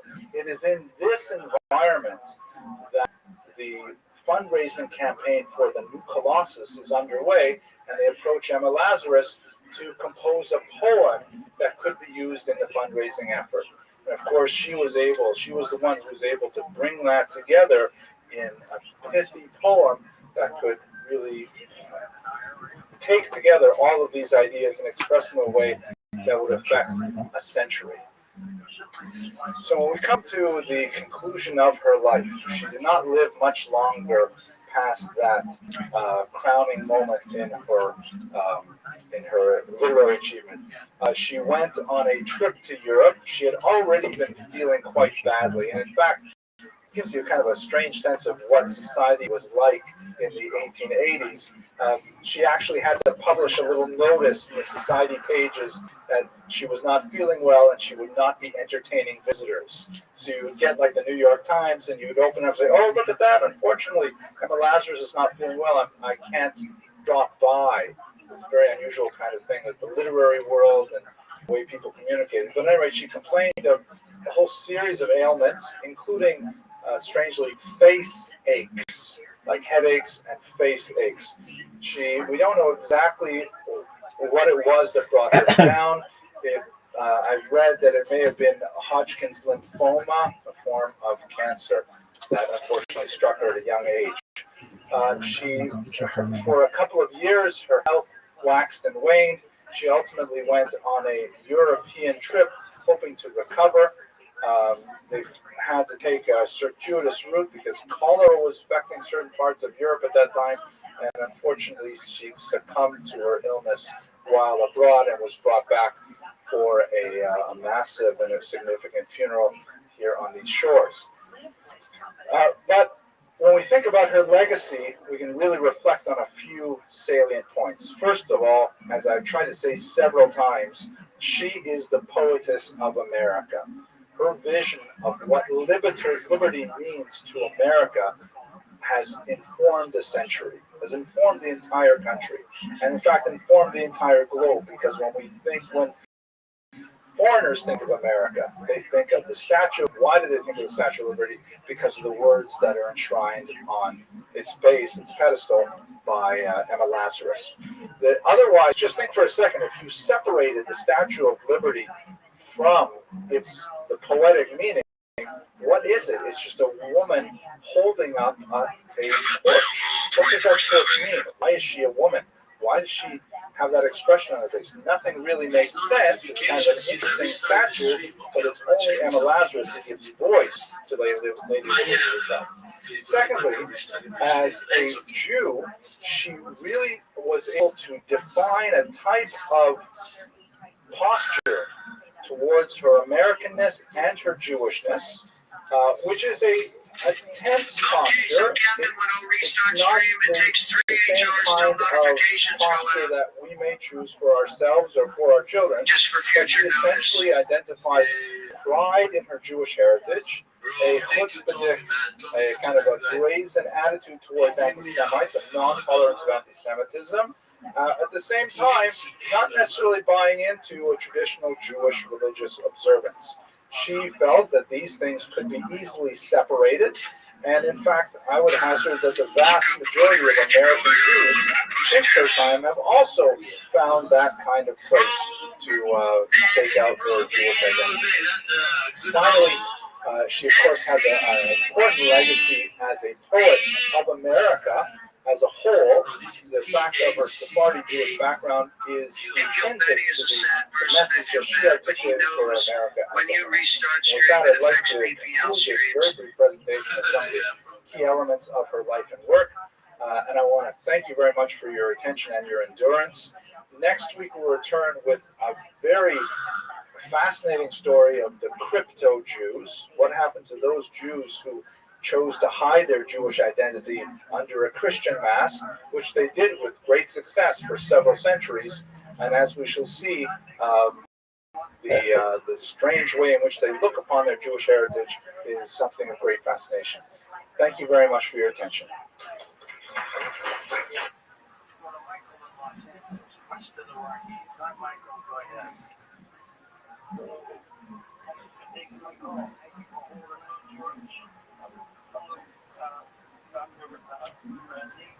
I know, it's two first names, you guys, Randy and Shannon. It's okay. Yeah. But, well, you know, listening to everybody's issues, I feel like mine, you know, it is minor, but it's about, if you said you're an expert with the, what was it, the nail, things like that. Well, it's not developing, you know, it's probably been going on for a long time. We were only one Koreans, and beside all the people who came afterwards, but it was kind of easier when you meet guys like we always do. Like Tonight's topic is extremely powerful one that I've spent a lot of time agonizing over myself, and I've wondered about how to relate to it in a contemporary. I think there are a lot of fascinating parallels, which we may actually get into a little bit. But it's a little bit of a departure from our usual biographical approach, like the lecture on the Holocaust, where we stepped back and we took a macro historical position and looked a little bit, or as they say, from a 30,000-foot view at the development of this phenomenon. Today we're going to focus on the so-called crypto-Jews. I'll spend some time speaking about what that terminology means, but basically the crypto-Jews, it referred to those Jews who chose to go underground during the Inquisition year to outwardly portray themselves as Christians in order to, get along in society. We'll talk about the motivation shortly.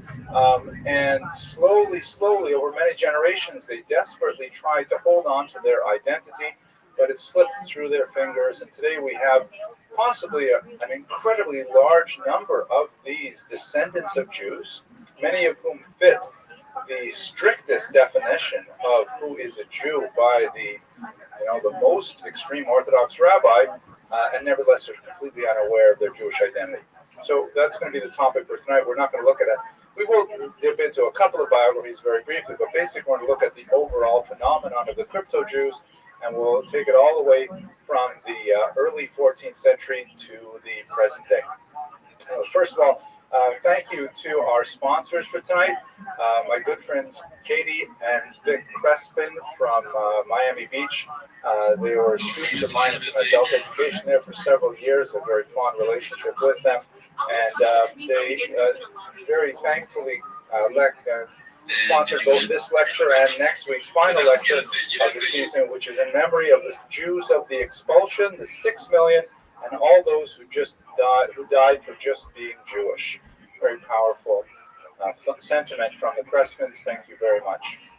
Just to clarify good and welfare what's going on next week, we have our final lecture of the spring season. We're going to look at the great Harav Ovadia Yosef, who actually represents Mizrahi Jewry, because I want to spend some time speaking about the influence of Sephardi thought on the Eastern community. Very important rabbi, extremely significant in Israeli politics, the leader of the Shas party, and so on. If you are out of town this weekend, those of you who are going to Boston, I'm very pleased that I'm invited. I will be back Monday, God willing, but on Friday in Boston, for those of you in the internet audience, I'm giving a lecture at Harvard University, which is sometimes called the Touro of Cambridge. And it's going to be on, I get two lectures. One is going to be on a Friday morning, and I'm really grateful for that because they invited me to speak on Saturday, and I said, it's not happening, and I'm sorry. And they said, okay, how about Friday? And it worked out really well. It's really, really kind of them. The topic is Ukrainians and Jews since Huri. Huri refers to the Harvard Ukrainian Research Institute, with which I am affiliated, that is probably the premier institution of Ukrainian studies in the world, and they've done a lot of really creative work on the history of the Jews in Ukraine, so I'll be speaking about that. That's the last 50 years of Ukraine's Iranian and Jewish relations. Then afterwards, after Shabbos begins, I'm going to head over to Chabad of Harvard, where I'll give a lecture on my most recent book, which is on the Pia section of Rabbi, the Rabbi of the Warsaw Ghetto. And I certainly encourage you, and especially those of you who are watching from Boston or Cambridge, come on by. It's going to be a great meal, and I think it's going to be nice. My wife will be there too. Okay, let's go straight to, now one last thing. In case I really apologize for those of you who came last week and I was not here, as I mentioned. Unfortunately, we had an illness in the family that I had to go up north. I did send out emails. If you follow me on Facebook or Twitter or even Instagram, you will see these things. But if you want to get emails, you do is go to my website, which is Henry Abramson for JewishHistoryLectures.com. And then down here in the corner is this little button that says follow. And it gives you the option to enter your email address, and you'll get updates on the classes. Also, the links to the videos, if you want to share them, things like that. So please do sign up. It's a way that I can communicate with you over the summer as well, so you can prepare for the fall series. Topic is still TBA. Okay.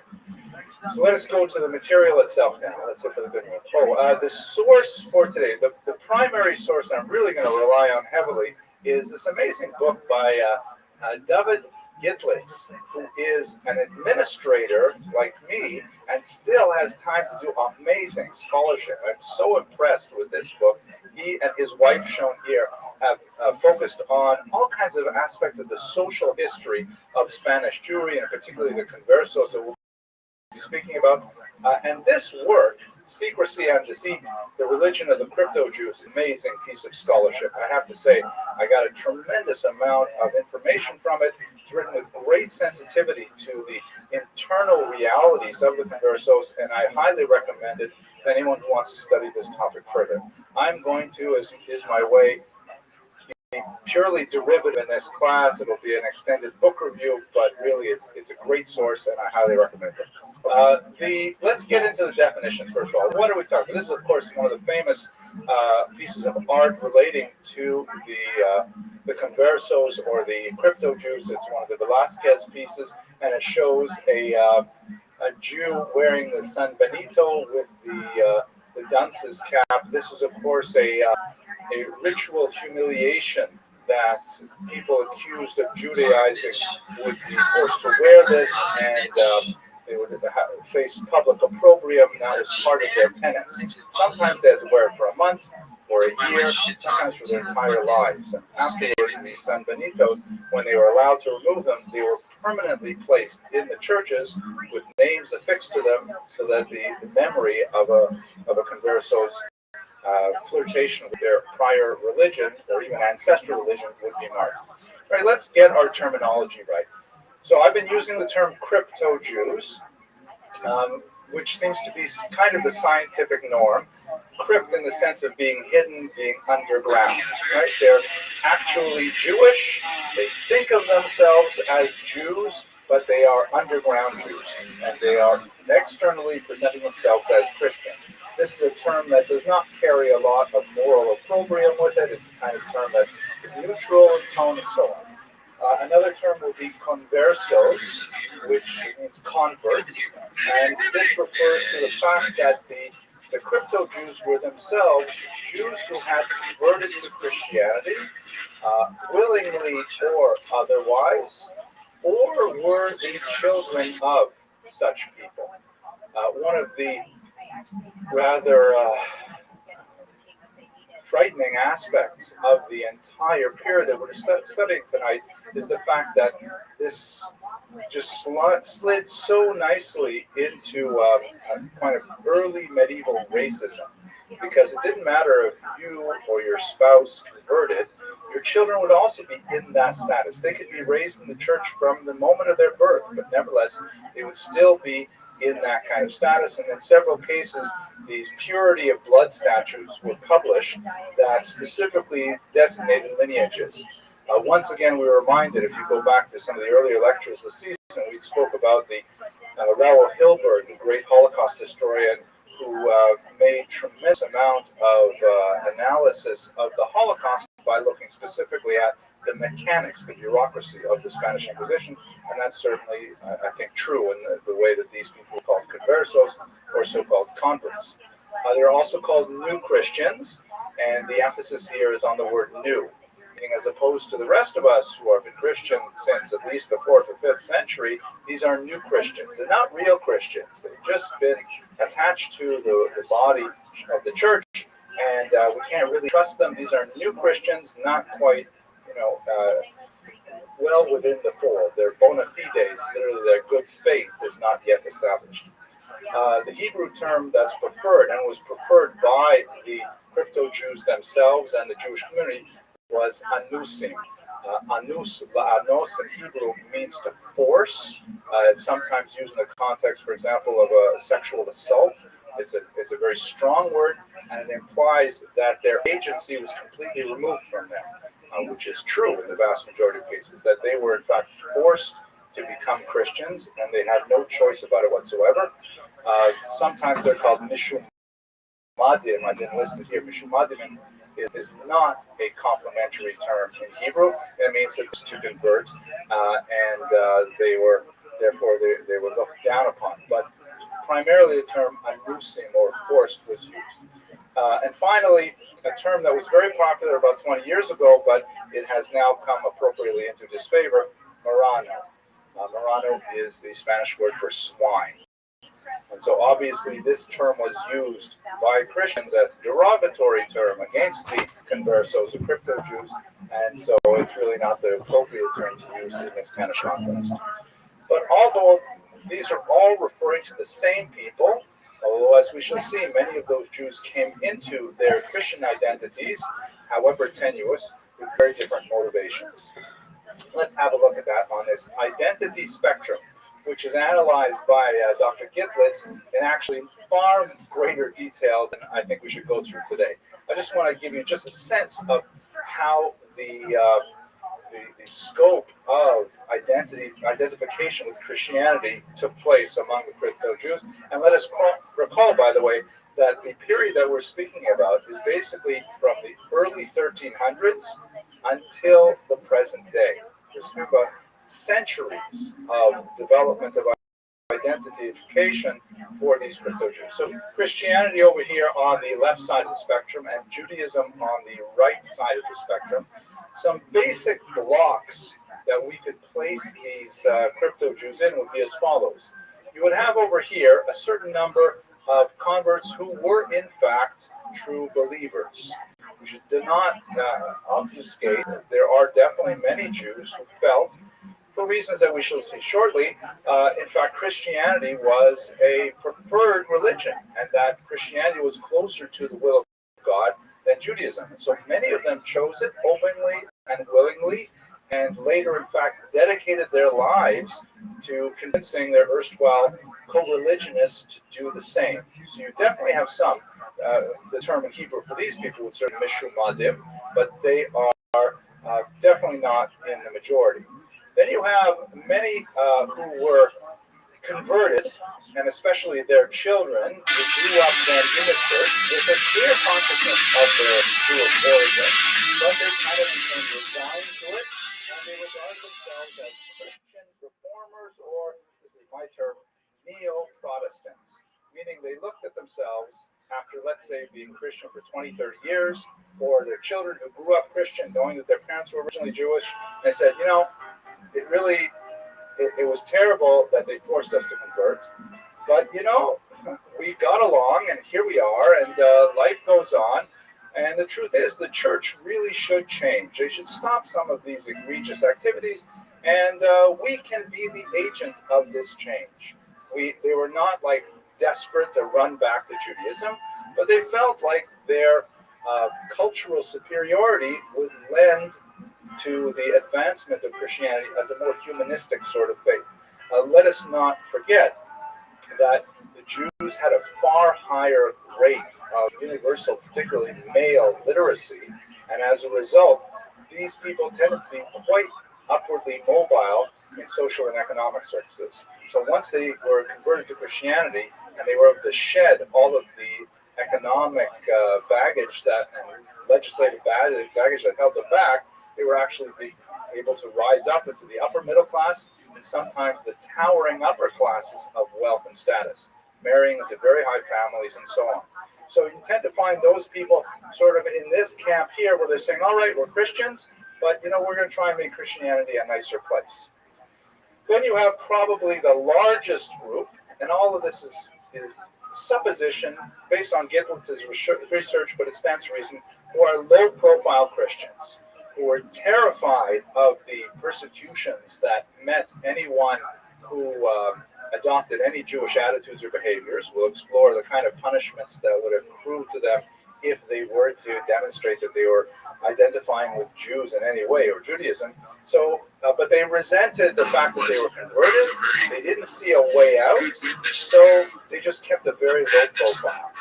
And when the time was right, or when they felt they were safe and would perhaps share a little bit of good information with their children, sometimes their children were raised not knowing at all that they were in fact Jewish, and then they became, you have the term Jews by choice.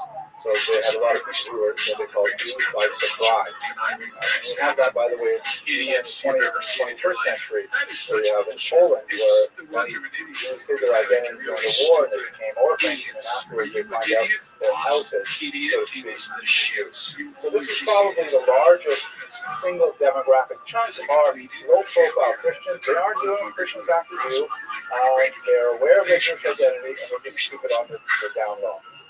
Then you have over here passive Judaizers. The term Judaizing, by the way, is preferred by the church, and this refers to Christians who are adopting ideas or taking on Jewish behaviors. They are, of course, Jews ethnically and according to Jewish halakha, but they're only Judaizers when they start to actually practice Judaism. So passive Judaizers, these are Jews who have converted to Christianity, resent it, identify themselves as Jews internally, but feel that they simply cannot do so in the outside world. So therefore, they observe Judaism passively whenever possible. So for example, they will not eat on Yom Kippur. Right? They obviously they're not going to, put on a yarmulke or something like that, but they will not eat on Yom Kippur. Or they will refrain from wearing shoes on Tisha B'Av. They will try to keep some sense of the calendar, and they will step back from Judaism wherever possible.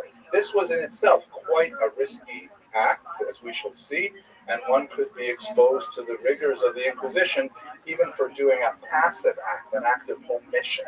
Finally, the last category were the active Judaizers, and these are Jews who are desperately trying to hang on to their Jewish identity through actual covert acts. They are actually engaging in prayer in a Jewish context. They are at tremendous risk circumcising their sons. They are doing all kinds of things that are active demonstrations of their Jewish identity, despite the fact that this exposes them to phenomenal risk. Gathering in private homes for prayer quorums, where even if one of them were caught, the entire group would be sucked into the Inquisition. An absolutely terrifying kind of existence. But this gives you a sense of the very many ways that Jews could identify. So that's an excellent and very sophisticated question. I will give a very short answer for the people in the audience who may not have gone all the way back to St. Augustine type lectures, 4th century type stuff. But here's the thing. The church has this irritating problem. What do you do theologically with the Jews? Right? If Judaism, it's kind of like you think about a computer, and you get a great Windows XP. I really liked XP. XP was so solid, hardly ever crashed, right? And then all of a sudden, Windows comes out with a new model, and they roll out the new model, and they sell all new computers to the new model.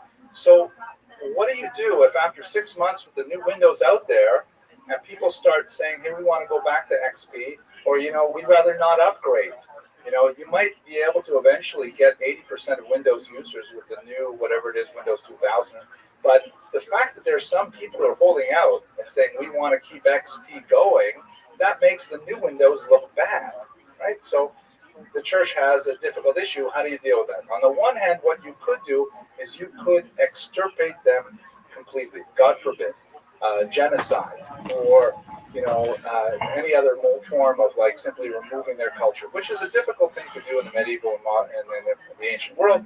We didn't really try it as a global society until the Holocaust, but let's say they did that. The theological problem with that is that there would be no surviving Jews around to testify or witness that the Messiah had come. It only really counts if the XP user sees the new Windows and says, yeah, that's actually better than XP. Otherwise, everyone's wondering, why don't we just go back to XP? He's very happy with XP. Look what he does with XP. So the church developed this doctrine called the doctrine of witness. It was probably best articulated by St. Augustine in the 4th century, later by Pope Gregory the Great, that the Jews must be kept alive. They may not be forcibly converted. They may not be excessively harassed or punished. They're supposed to live in a second-class state, but we're not going to actually destroy them outright. So that's essentially church doctrine. The problem is, it's a very hard doctrine to explain to average people, and particularly when there is an updraft of popular resentment of the Jews, that can be in terms of a popular anger, then it sort of bubbles over into these massacres like the Crusades or like the massacres of the 14th century. And when that happens, what do you do with these Jews? What do you do if they have been forcibly converted? Then you're stuck with this idea, like we saw with Edgar de Mortara, that they are in fact Jewish and there's no Christian and there's no going back. So basically, the answer to your question is the church had a doctrine. There were things that happened, particularly from the lower clergy. The often illiterate lower clergy would stir up economic distress in the masses, and they would have these excesses like forced conversions, which the popes generally said it's a bad thing, it's against our doctrine, please don't do it. But nevertheless, once they're converted, now what do you do with these new Christians? So it represents an attempt to deal with a situation that got out of hand in the first place. I'll show you clearly in just a couple of slides. And thank you for that excellent question. Nobody else asked any hard questions like that because it's going to take us way off topic. Okay, so how many people are we talking about? How many crypto Jews are there? Here's some numbers. The numbers are astounding. So let's just do kind of a baseline. And by the way, these numbers, they're ranges because we don't have really good demographic data from the period.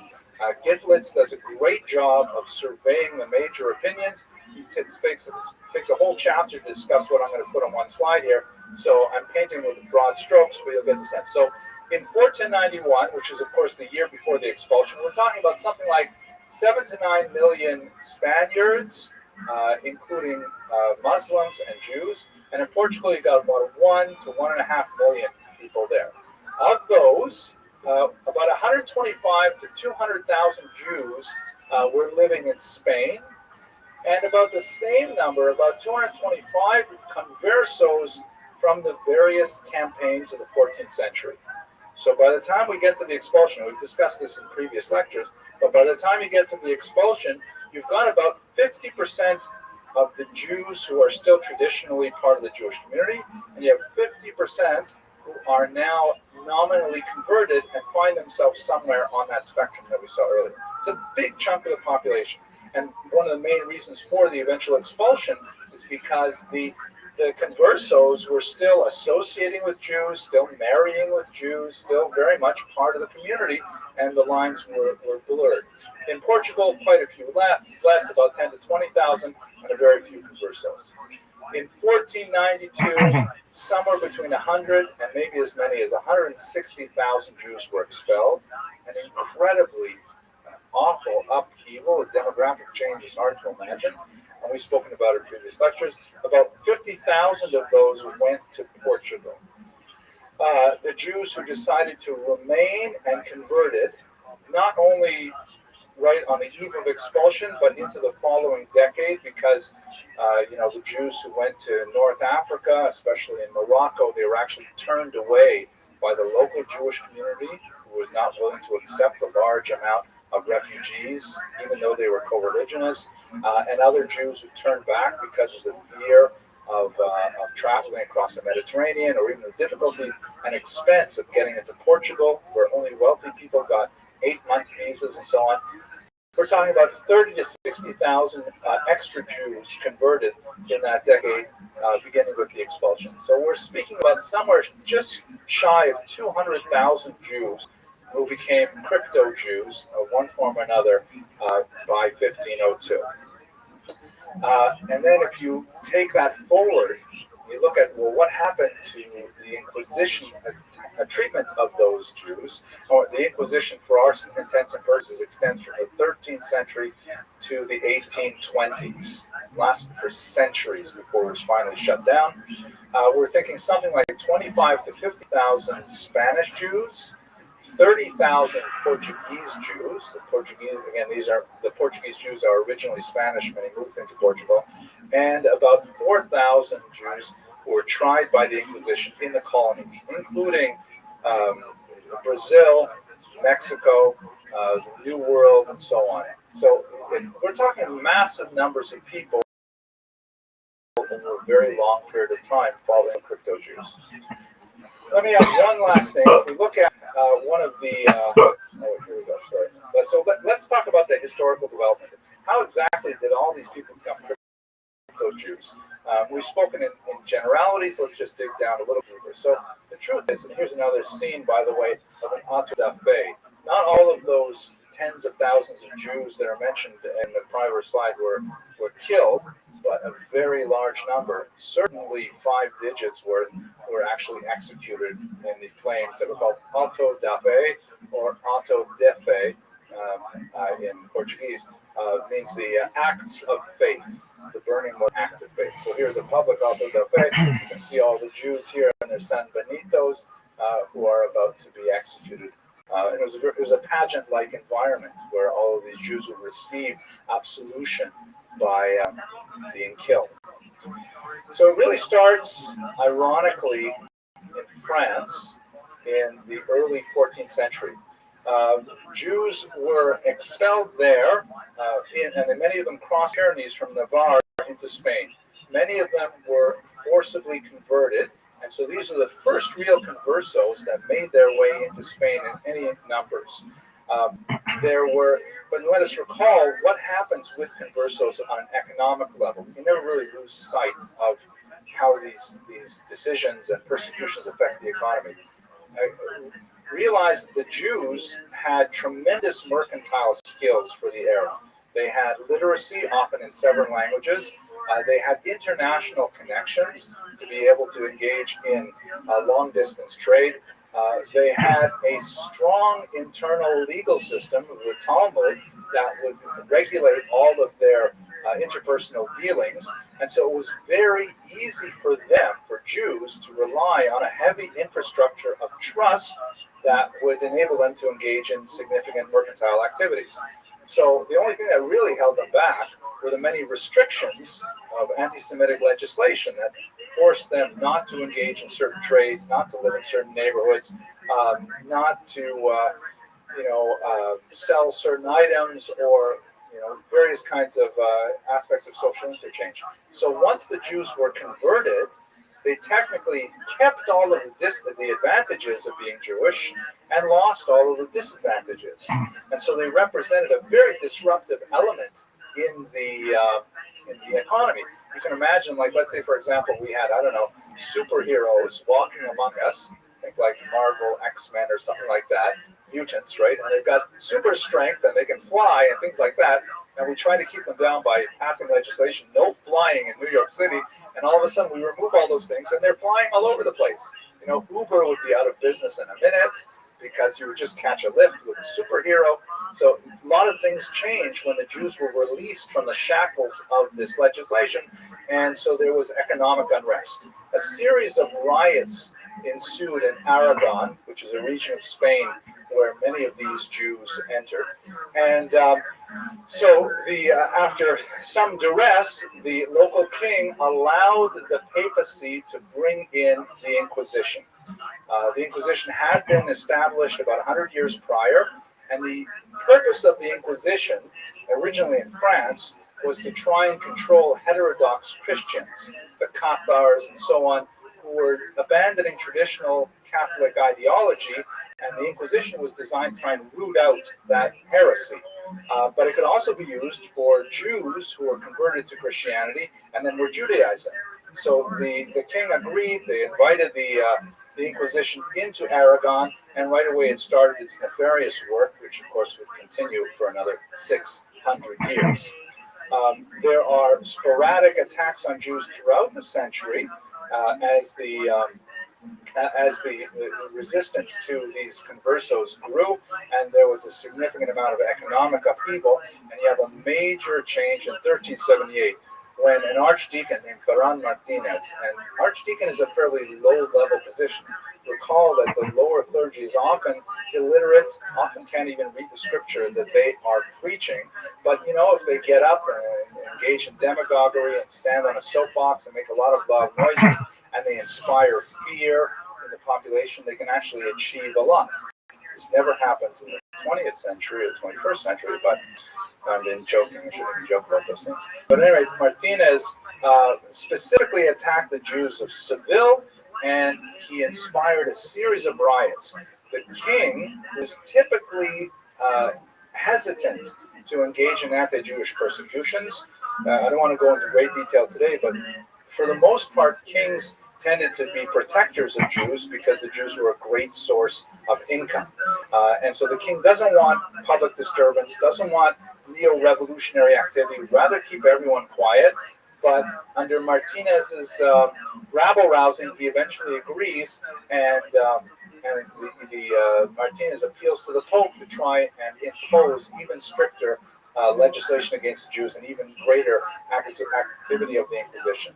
In 1391, there's a wave of attacks that basically occupy the entire peninsula, and Jews are converted by the tens of thousands. In every community, there are attacks on Jews, sometimes multiple times, and this is where you get the bulk of the conversos, primarily from that massive upheaval in 1391. But the fact is, this is 100 years before expulsion. That's how we get to that number of about half of the Jews in Spain being conversos 100 years later. Let's try and understand, and let's also understand, besides the violence that I have described, we also have a few of these really prominent celebrity conversions that spur the movement along from within the Jewish sphere. Perhaps the most famous of them is this individual, Shlomo Halevi of Burgos, who is known by his baptized name, Pablo de Santa Maria, who engaged in the correspondence that survived with a Jewish man named Yehoshua from the town of Lorque. So he's called Yehoshua HaLorki. And Yehoshua wrote to Santa Maria and said, I don't understand why you convert to Christianity. It's like such an amazing thing to me. You were a very learned person. You were a rabbi. You knew so much. How could you just convert? This is not someone who was like forcibly converted as a result of violence. He became Christian. So Halorki sort of proposes an answer to his own question. He says, the only reason why someone would want to convert to Christianity, he says, would be, one, for career mobility, social mobility, and for career advancement, right? As I've mentioned, they have a tremendous amount of advantage if they become Christian. They lose all of the anti-Semitic baggage holding them back. So that's one reason why someone would want to become Christian, says Halorki. Or number two, perhaps it's related to Averroism, which was the name of a philosopher of the period and associated with the idea of stepping back from religion as the prime locus of verity, and instead looking to things like science and reason, and essentially as secularism. So maybe your religious ideas sort of cooled off, and then you figured, well, in this environment, Christianity is maybe more amenable to my new kind of broader thinking. Possible. Third reason a person might convert is perhaps by looking at Jewish history and saying it's clear from the pattern of Jewish history, from the trajectory all the way from the destruction of the temples through the exile, the Bar Kokhba revolution that failed, and so on. Maybe it's clear from all these things that God has abandoned the Jews. Or perhaps it is really belief that Christianity is true, that it represents the fulfillment of the prophecies of the Torah, and that's why a person becomes Christian. Now, Lord Keith ended his correspondence by saying, well, since I know that you are a great rabbi, you are a very learned individual, and you chose Christianity, it cannot have been for the first three reasons, because you are such a great man.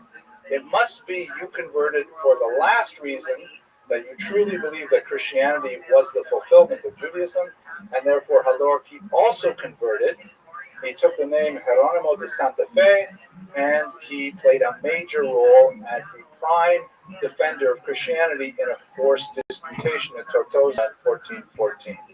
So this is kind of like two celebrity conversions that had a huge impact on the Jews. We have to imagine how over the course of nearly 200 years, they're losing confidence, they're losing strength, they're feeling dejected that, where is God? Where is Mashiach? Why is this happening to us? How can this just keep going on? And when you have these kinds of figures convert, it accelerates the entire motion altogether. People have less will to resist, and in many cases, people actually actively okay. Unfortunately for the conversos, the Inquisition proved to be absolutely horrific and deadly. I won't go into great detail about this because we have spoken about it in several other classes. But let us recall that the Inquisition was originally directed not at the Jews who remained Jewish, because they were not considered heretics. They were not considered backsliding Christians. They were just non-Christians, and they fell within the doctrine of witness. But once a Jew was baptized, that was it. There's no going back. And so any Jew who consorted, any converso who consorted with Jews would be subject to the dictates of the Inquisition. We shall see a little bit about how this operated in terms of the belief system of the crypto-Jews. But let us recall that what would happen is the Jews would be, the conversos would be, accused by a neighbor, let's say, who saw them, let's say, lighting candles on Friday night, perhaps placing them under clay pots or something like that. And then that would be reported to the Inquisition. The person would be brought in. There would be horrific tortures. After the tortures, they would typically betray so many other people they knew who did the same thing. They would be brought in. The Inquisition was paid for by confiscations from those accused and later killed by the Inquisition. So it proved to be quite in the interest of the Inquisition to accuse as many people as possible. And informants were also rewarded for their services, and therefore if you liked your neighbor's cow, chances are an easy way to get it would be simply say that, they typically slaughter their cows moving left to right in the night and things like that. So it's a terrifying kind of social phenomenon. I happened in my research, saw a couple of these images that were terrifying. This is, the types of tortures are mind-blowing. This is a hand crusher. What I find fascinating about this is that the cross is placed on the hand crusher to remind the torturers and the tortured that this is all done for the greater glory of God. That this is what is commanded by the church. And then this horrible thing called the pear of anguish, or the Pope's pear, is a device, and there are thousands of these kinds of things, a device that could be inserted in one of any orifices in a human body, and then later it could be expanded like this, causing crucial, agonizing pain. So you have to imagine how these tools would have had such a horrific impact on the Jews at that time. Let us go back to these heroic crypto-Jews and try to understand a little bit about what was their belief. I mean, let's say, we have to imagine now, we're looking at it, we're compressing several hundred years into less than an hour. But let's say you're living in, 1530 or 1560, and it's already 2, 3, 4 generations since anyone has been able to openly practice Judaism. The Jews who did not convert were exiled from Spain and Portugal.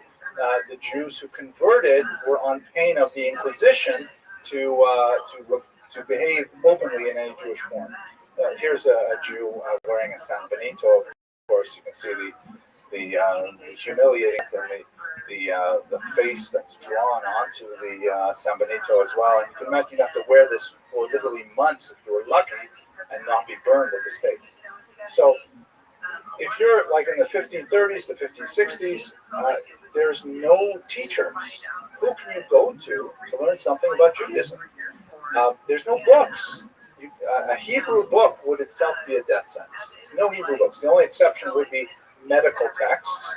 And so therefore Maimonides sometimes survived because he wrote so many medical tracts that were rendered sometimes into Hebrew, and also the ones originally written in Hebrew, like Deo and so on. So you don't have anything to study except Christian materials, and you have to try and imagine what Judaism would do with, let's say, Christian translations of the Old Testament. You recall, if you were with us last year, we spoke about Uriel da Costa, a Portuguese Jew who was raised in this environment. His mother came out as Jewish and said to him when he was about bar mitzvah, listen, I have to tell you, you're actually Jewish.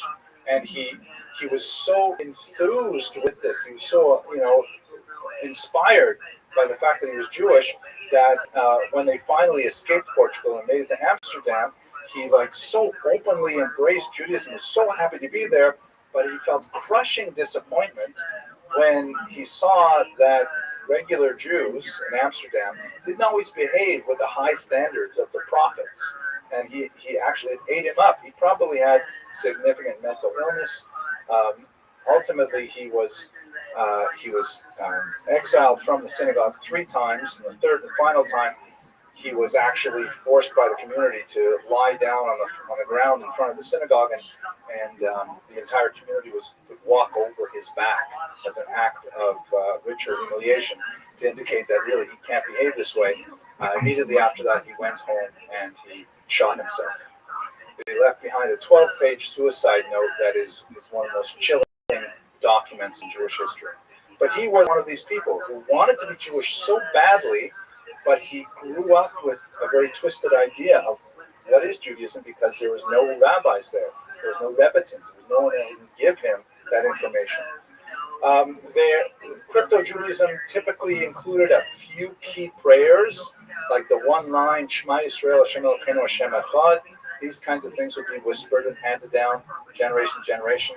But there's no way that they would not have prayer books. They might have something like the contraband Portuguese work, The Consolations for the Tribulations of Israel by Shlomo Usque that we talked about a few weeks ago, but they would have no source material, so their prayers were just basically, gibberish that was handed down, often incorrectly.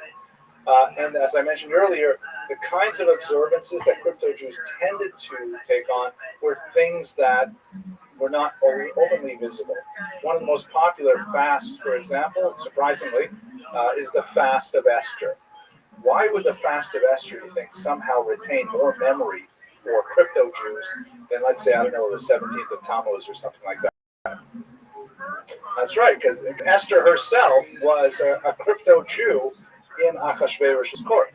And it was available in the Christian Bible. The book of Esther is there. So crypto-Jews could read this and could really identify with her plight. And by the way, once the 3 days, so the crypto-Jews not knowing anything else, sometimes they fasted 3 days as well. I mean, they really went to tremendous lengths to try and do what it says in the Bible. Well, they had to guesstimate by the Christian holidays. So they knew that Purim is 1 month before Passover. Passover falls April with Easter, more or less, so they were kind of backdated. Sometimes go by the Julian calendar and use date to date, but they often really had no idea. They obviously wished they was Shabbat, and that was a big deal. We'll see in a second in the Edicts of Faith what that meant. Gender differences, openly more women than men. We definitely have lots of sociological research that indicates that women are far more reliable repository than men. And you can look at a lot of different markers for this. For example, the age of intermarriage in America is that men intermarry about 3 years before women do. I mean, women will wait 3 more years trying to find a Jewish mate before Jewish men will. That's just kind of like an American example. But the practices in the home, all practices that are associated with the kitchen, the bedroom, things like that tend to be in women's domains, and they tend to preserve it far more likely than men do. And we have similar statistics among the crypto-Jews, at least in the 15th century. Ironically, This even applies to rituals that were associated with men alone. Circumcision, incredibly dangerous because it's a permanent mark, of course, and once you can't take it back. But women crypto Jews who wish to somehow identify sometimes would actually, and this is a noted tradition, they would have themselves ritually scarified, usually on the shoulder. A small piece of skin would be removed as a token act of female circumcision to show their desire to cleave to the Jewish people. It's amazing. It has no source whatsoever in the Jewish tradition, but nevertheless, the idea that a woman would want so badly to identify with her people that she would engage in this, it's a phenomenal thought. Now, ironically, one of the places where crypto Jews learned the most about Judaism and adapted to it was in these things called the Edicts of Faith. And I'm going to read to you a little bit of one. The Inquisition, in order to root out people who are engaged in Judaism activity, would typically come into a town, or they would announce that they're going to have an investigation, and they would attach in public places a long list of potential crimes, and they would publish this instead of essentially saying what's called the Edicts of Faith, also called the Edicts of Grace, and they would say, if you have seen any of your neighbors doing any of these things, report them immediately to the Inquisition. And if you were a crypto Jew and you read this list, you would, by seeing what they said, learn what you thought was something about Judaism. Aha, doing this must be what Jews in other countries do. And so ironically, even while the Inquisition was trying to extirpate Judaism, it was also encouraging it, although in a twisted kind of way. I'm not going to read you the whole thing. This is like it's a 4-page document here in Gifflitz's book, but let me give you a couple of examples. If any of you have seen or heard say that any person or persons have kept any Sabbaths in honor of the observance of the law of Moses, putting on clean personal linen and their best or festive clothing, placing clean linen on their tables or throwing clean sheets on their bed in honor of the Sabbath, not kindling a fire or doing any other work on those days, beginning on Friday evening. So right away, people get a sense of, so that's what you do for Shabbos, is you put on a fresh tablecloth, change the linens, wear nice clothes. Right? You can see also how intrusive this was, that if you did these things, change the tablecloth on a Friday afternoon, you could be killed for it. It's an amazingly frightening thing. We should think about that next time we change the tablecloth. Or who have porged or deveined the meat they are preparing to eat, soaking in water to remove the blood, or who have removed the sciatic vein from the leg of mutton or from any other animal. Like these are laws in Shkita for making animals kosher. You have to remove certain veins and so on. Or who have cut the throat from one side to the other of any animals or birds which they are going to eat, saying, Blessed be the Lord who has commanded us to slay this fashion. First testing a knife on a fingernail to see if it has a sharp edge, and then covering the blood with earth. And by the way, much of this material was revealed to the church by people who were tortured by the Inquisition, and they would ask them these detailed questions. They later codify them in potential crimes that would be used against future victims. Or who have eaten meat during Lent or on other days forbidden by the Holy Mother Church, or who have fasted on the Great Fast, which is called the Fast of Pardon, going barefoot on that day. Fast of Pardon is, of course, Yom Kippur, right? Or who have prayed Jewish prayers, and in the evening have asked forgiveness of each other. The parents putting their hands on their children's heads without crossing them or saying anything, or saying, may you be blessed by God and me. Which is, of course, is what I do every Friday night with my kids. And imagine that would put you at risk with that. Or fast, the fast of Queen of Esther, or the fast of Rabbi. I don't know what that is.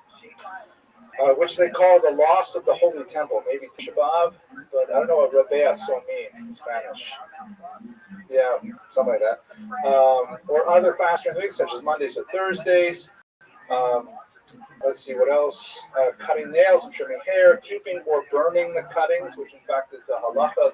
When you have your fingernails, you have to dispose of them in certain ways. Praying Jewish prayers while raising and lowering their heads, which are turned face towards the wall. Right, shuckling, davening by the Mizrach man. Before they pray, washing their hands with water or with dirt, wearing garments of serge, terry cloth or linen with certain cords or little strings hanging down, right? Like this here. Little strings hanging down from the corners tied into certain knots. Or who are, after they are baptized, they wash off the oil and chrism. Right? Like when they're baptized, they make sure to get rid of whatever they used to baptize them.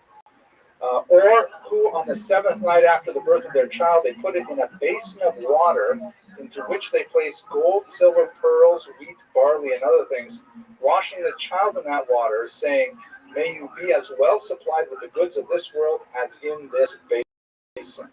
That looks like some kind of indigenous Sephardic tradition. I don't know if it survived. It's a Sephardic custom. A pigeon a bed? Yeah, okay. With water and stuff like that and barley? Yeah. Okay, that's interesting. So there's a lot of things here. And so there's so many of these types of things.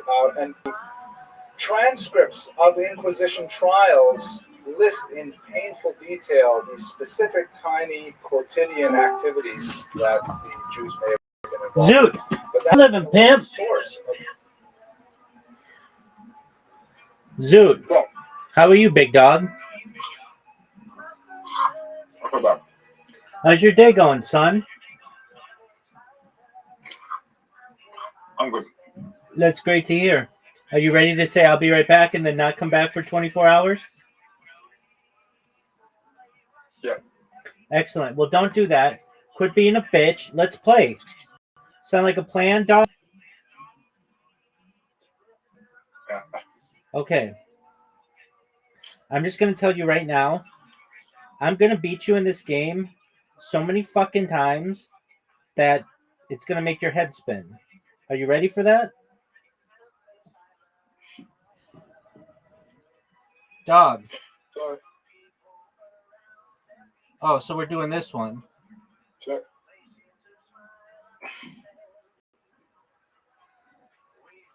So, do you see how sick a shot this is? It might be one of the best death songs. Are you going to have a better shot than I do? Zoot. I'm going to beat you. I'm just going to tell you right now, I'm going to beat you 10 games in a row. And if I don't beat you 10 games in a row, I'm going to be really disappointed in myself.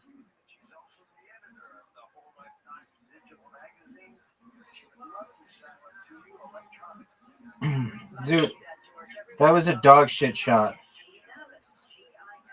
Literally, your dog, Yoshi, their shit, that shot was. Come on, baby. You need to make this, Zoot. You need to make this. Zoot, you did not make it. So I was told today if you have ADHD that IQ tests might not work on you if you have ADHD. Okay, that's fine. Oh, Zoot, that was the worst shot I've ever had on this hole, maybe. Oh, Zoot, what the fuck, dude?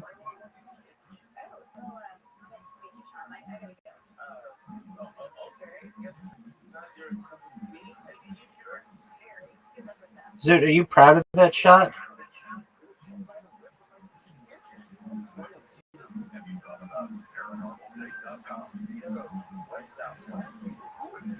Zoot, your ball's going in the water, no doubt.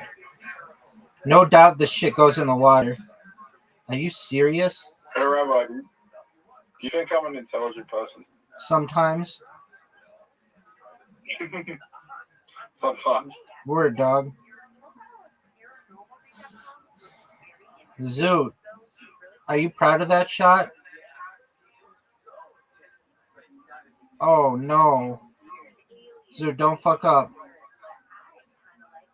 Zoot, you know we're tied?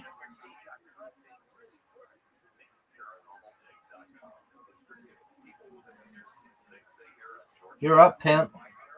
Are you ready? Yep.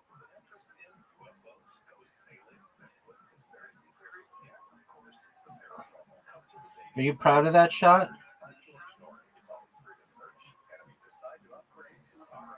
With features, use promo code George for a great discount. ParanormalDate.com. You are not alone. Mars Mission 1 is a fictional book based on real-world facts and features that everyone hopes never happens. Author Christopher B. Jones brilliantly brings us Mars Mission 1, available on Amazon.com. Bringing you real-world facts of what our world could look like and how the guest story that we continue to develop. The cliffhanger story. Oh, Zoot. What are you doing to me? Look how sick this shot is. No way. You have a chance to win. Not by doing that, though. I'm going to give you a chance.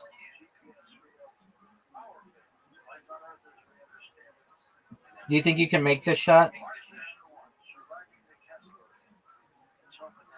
All right, big dog. I need to win the next 2 holes. And I'm going to do it.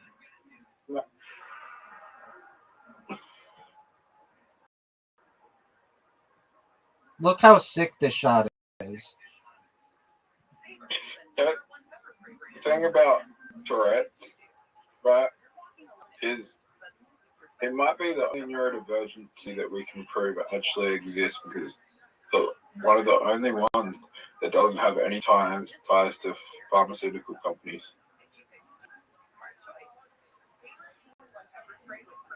Well, and it's just obvious.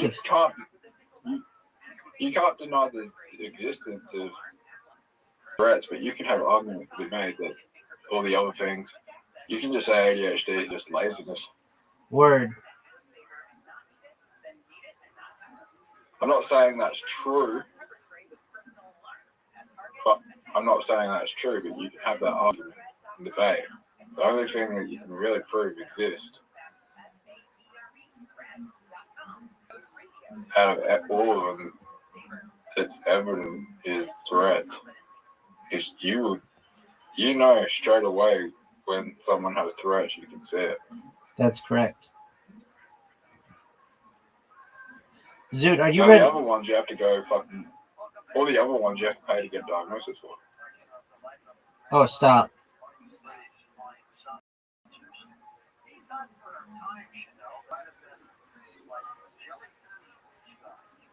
Now, nothing I said that was true. It was just observation.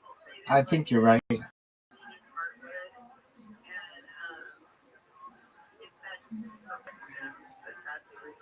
Zoot.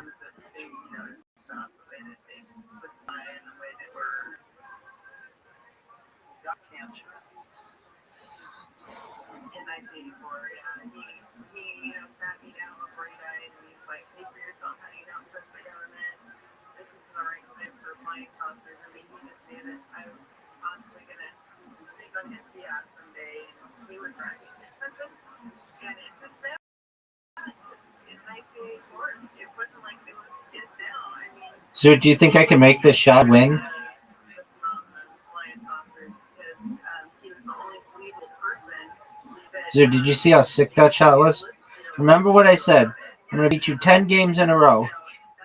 That's 1.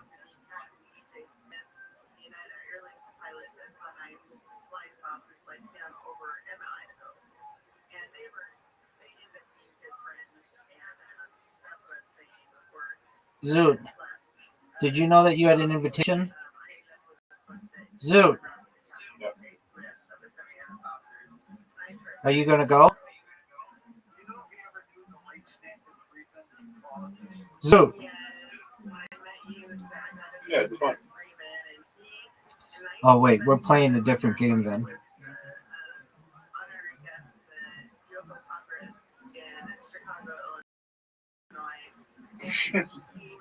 Did you see how it was?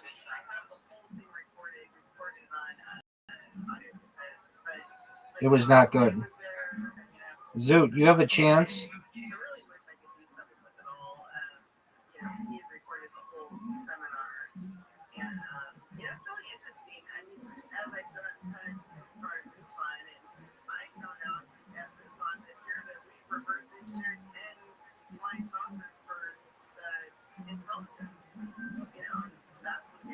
Zoot, what are your thoughts on my shot?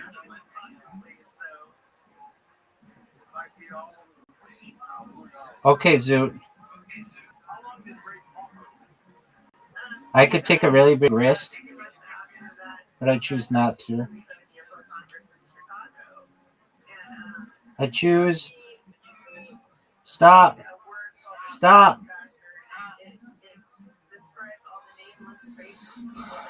That's an easy water bump, son. And you left it short. Zoot, you left it short.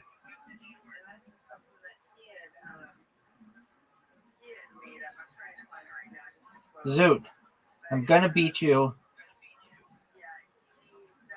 10 games in a row. Don't miss this putt. Don't miss this putt. Don't miss this putt. Don't miss this putt. You missed it. And I take the lead.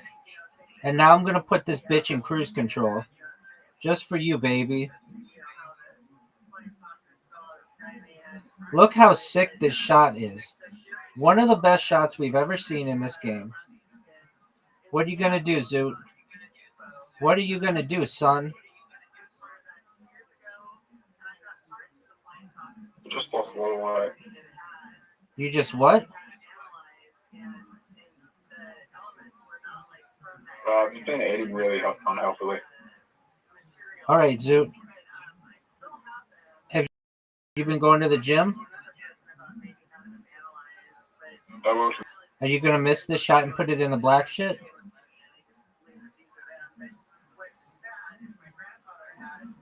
That's in the black shit, dog. You're going to hit the pinwheel and put it right in the black shit.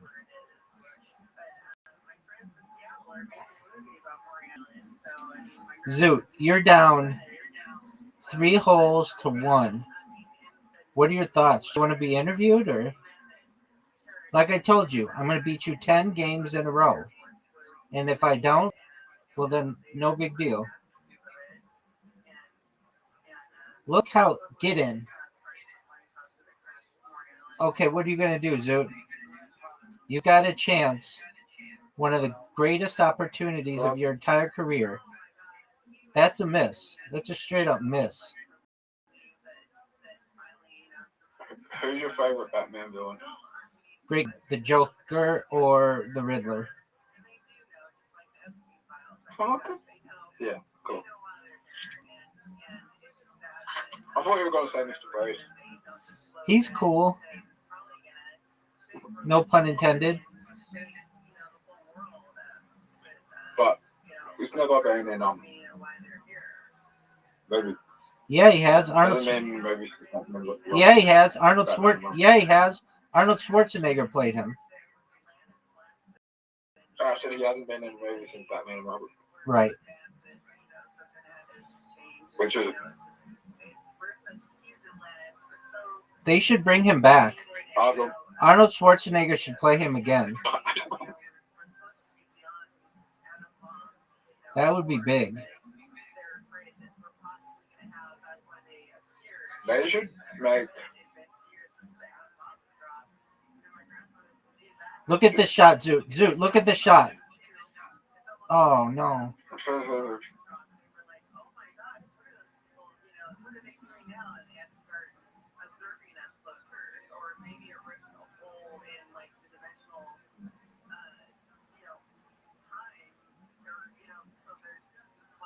Too hard.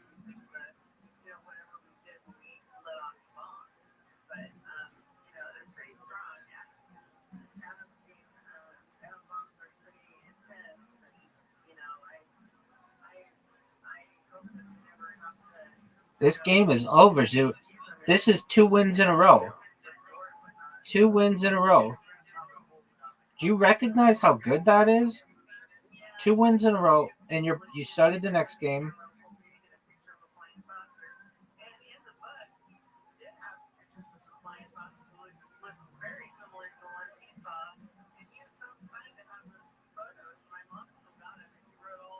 Zoot, what are your thoughts on my shot? Oh, did you water bump me? No. Oh no, Zoot. So you have a chance to take the lead here. Big opportunity. Don't fuck it up. And you did. You didn't. What a great Zoot. Zoot. Zoot. This is a good hole for you because I'm not good at it.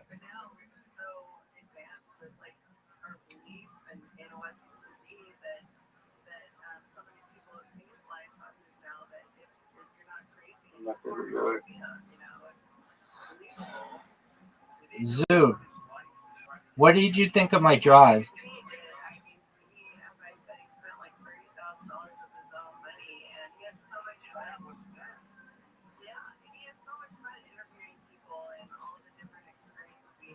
Zoot. Zoot with the lead. I don't know, Zoot. You're about to give up your lead. Zoot, you just gave up your lead. We're now tied. Now it's a best of 3, son.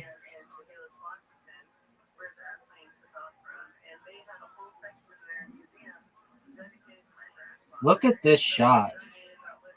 One of the best shots you could have ever had. What are you going to do, Zoot? What are you going to do? Oh, Zoot. So I didn't see any koalas. I didn't see any koalas today, but I did see a kookaburra. That's tight. What are your thoughts on kookaburras? Yeah, it's like a bird. There's a song about them. Kookaburra, kookaburra. What's that song about kookaburras? The kookaburra sitting on the old gum tree. There you go. Fuck. Yeah, you like my shot, don't you? No way. No way, Zoot. That was cray. That was cray. Dog. Zoot. I'm not good at this hole. Well, I'm worse. Rabbi. That was one of the best shots you could have ever had on this hole.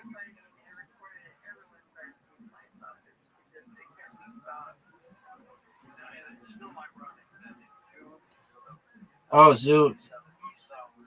That's not what you wanted.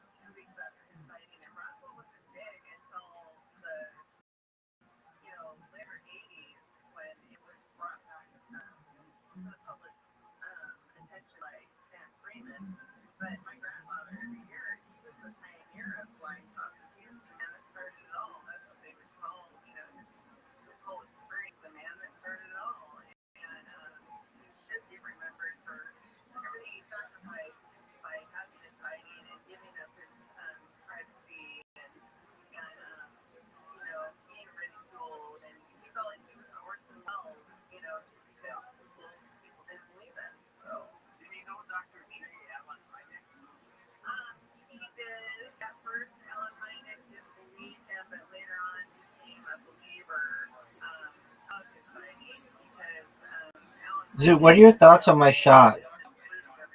Would you say it's one of the best shots you've ever seen?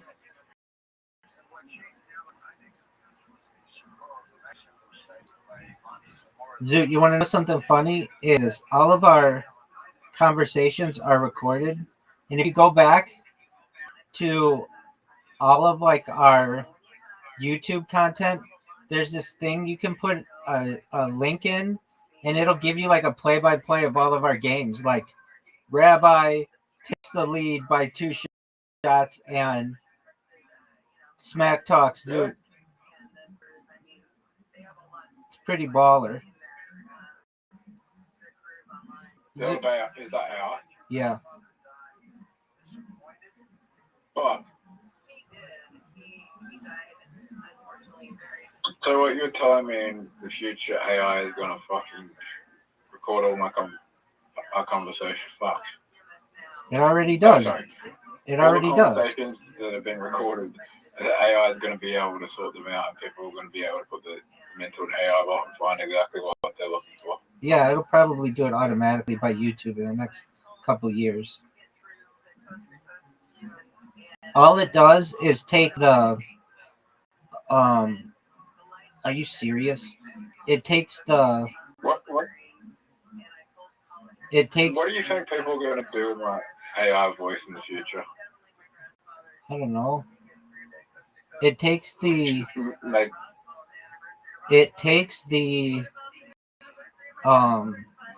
captions and then like discerns what was going on during the captions and then puts it into like a summary.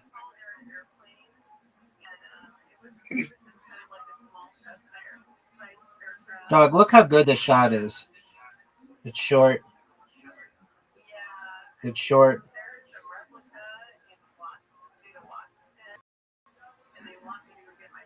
Rabbi, I've never been diagnosed with Tourette's. Yeah, I mean, I don't think you need to be diagnosed with that one, big dog. That one's pretty obvious.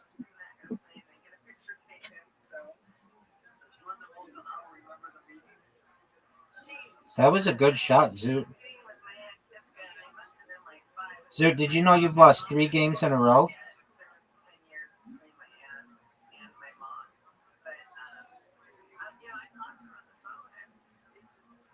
Zoot, you've lost 3 games in a row. You're up, big dog.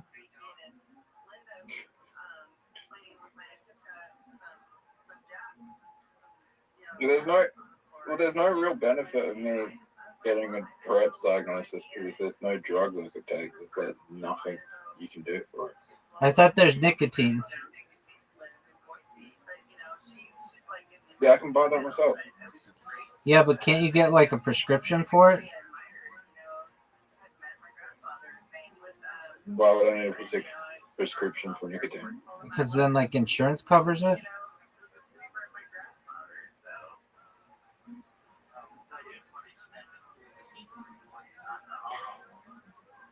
There is no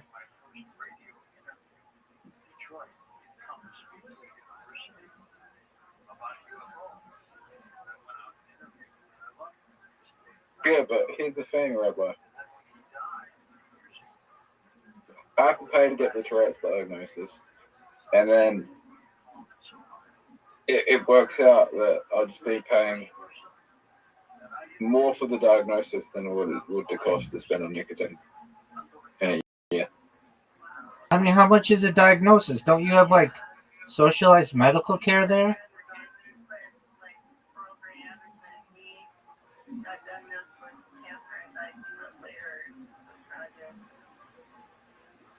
No way, Zoot. Yeah. No way, Zoot. Amount of things. What'd you say? It covers a certain amount of things. It doesn't cover that mental health stuff.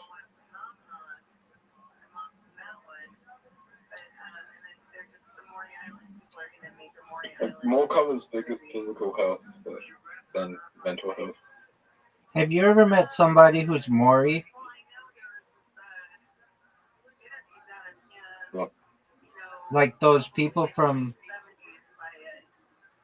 Maori, New Zealand. New Zealand? Yeah. Have you ever met somebody who's Maori?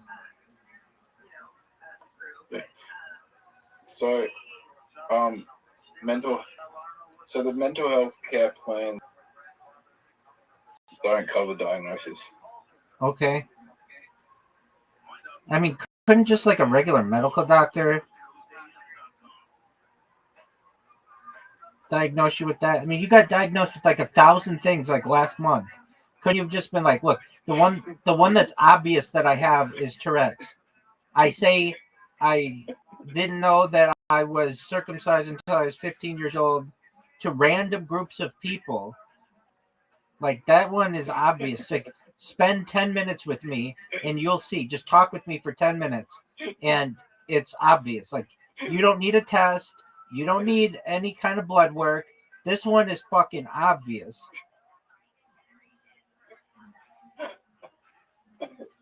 I mean, Zoot, you could even just take the recordings that we have in my from my YouTubes and just be like, look, here's how I talk when I'm with random people. I say the N-word. I ask all kinds of like questions that a lot of times don't make sense with the context. Like this one is obvious. Like, just give me the diagnosis.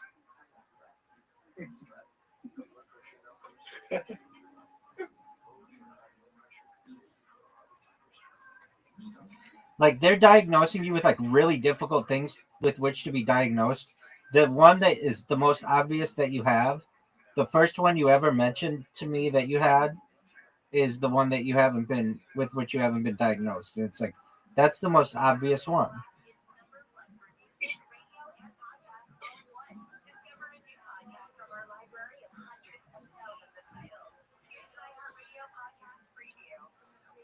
Zoot, do you think you can make this shot?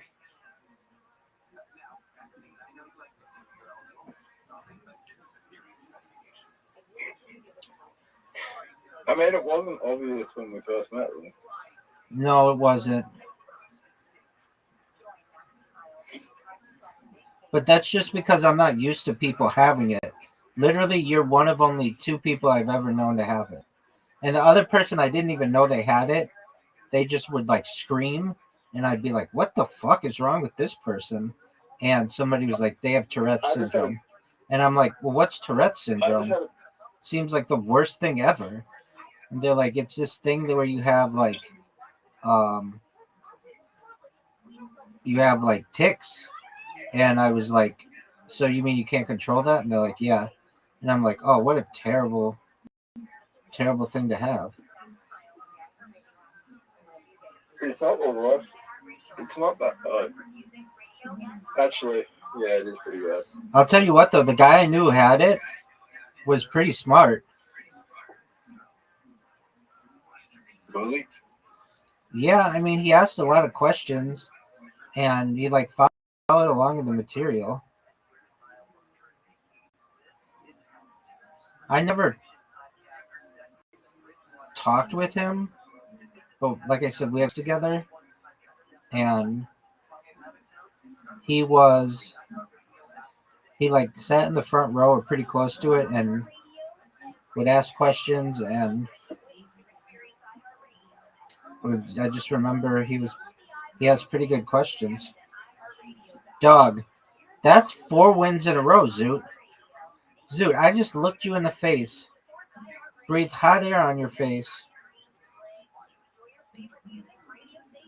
and smacked you in the mouth.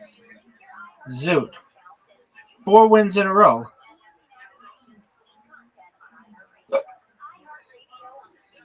You can make this shot, Zoot. You know you can. Perfect shot, Zoot. 10 out of 10.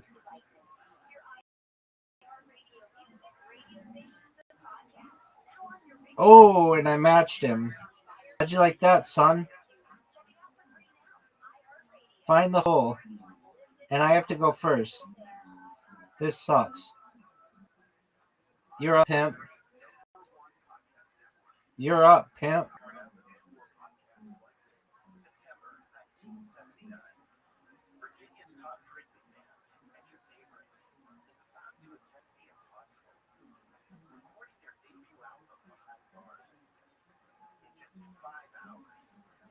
What are you going to do, son?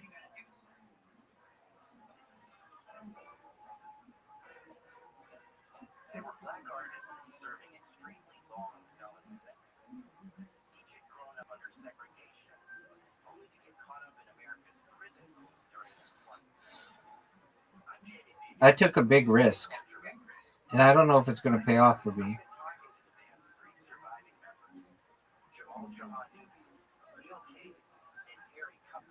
What is the worst part of this? Zoot, are you going to make this shot?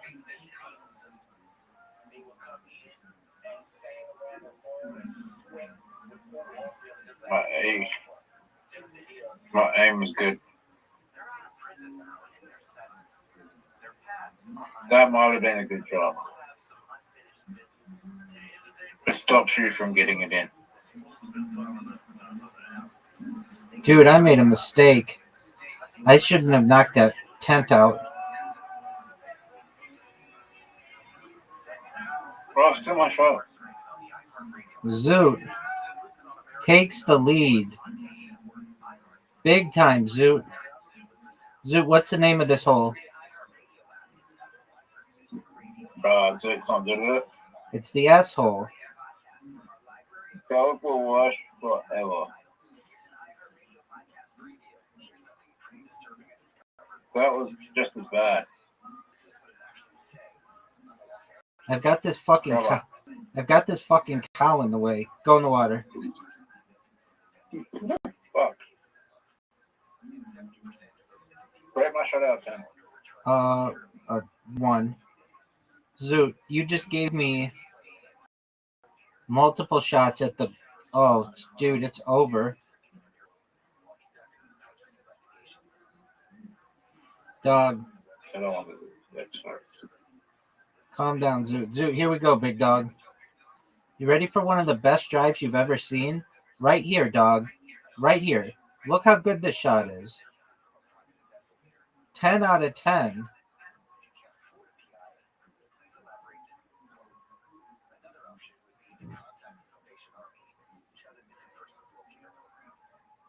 You're up, Zoot.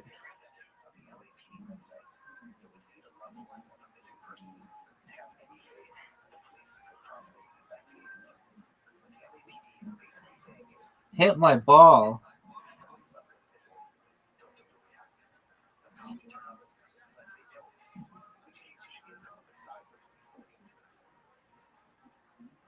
This is one of the best shots we've ever seen. One of the best shots we've ever seen. Zoot. Zoot, what are you going to do, son? It's over for Zoot. This hole is over. I'm going for my 5th straight win. 5 straight wins. 5 straight wins. 5 straight wins. Dog. All I have to do is win or tie on this hole. I'm not good at this hole, though. Stop. Stop. There we go. Zoot, what are you going to do? What are you going to do? Do you think that's the shot? Do you think that was the shot? Look at this shot. Look how amazing it was. Zoot, you're in trouble, dog. You're about to lose 5 straight games. I'm about to come out just slugging you. 5 straight games. All I have to do is win. Ooh, that wasn't that good.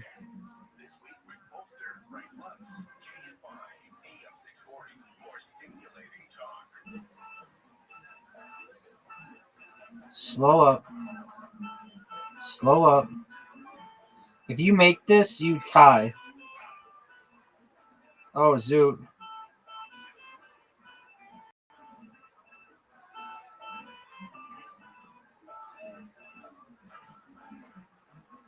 Zoot, make it.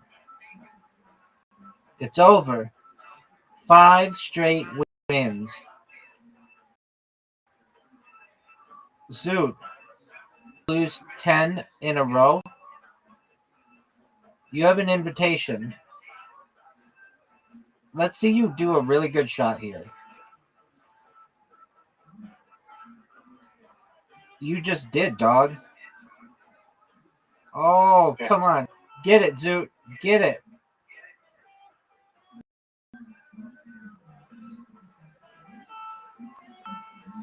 Look at this shot. Not what we wanted. Zoot.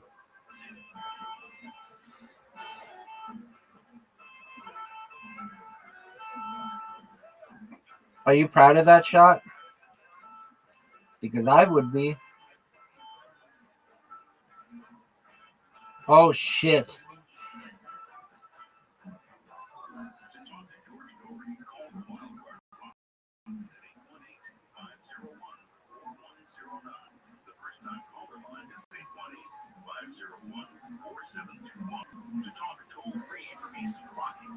Zoot, you have a chance here.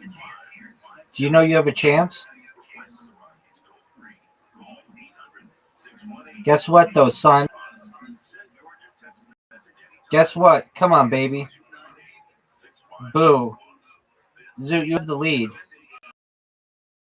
Are you proud? Zoot has the lead.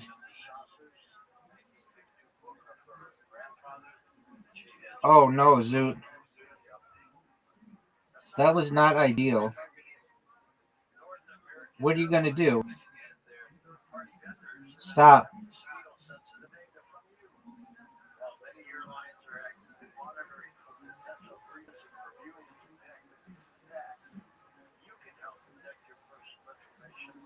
Zoot, that was a brilliant shot.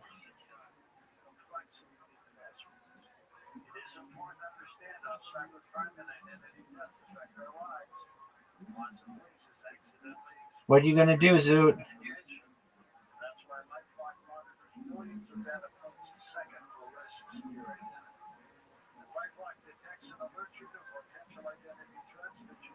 What are you going to do, Zoot? You have to make the shot.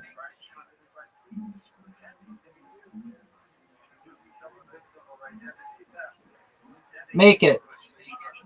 That's big time, Zoot. Good job. Zoot, that was really good. You're terrible at this hole. What up, pimp? If you had $100,000 and someone told you that there was going to be a pharmaceutical company that was going to office was going to blow up, right? The main headquarters, main office for a pharmaceutical company is going to blow up. They gave you $100,000, and I told you, you can short the stock with 100x leverage and make $10 million. Would you do it? 1,000%. So you feel like the pharmaceutical companies are evil, so you'd rather profit from that because they've caused more deaths than that terrorist attack will cause.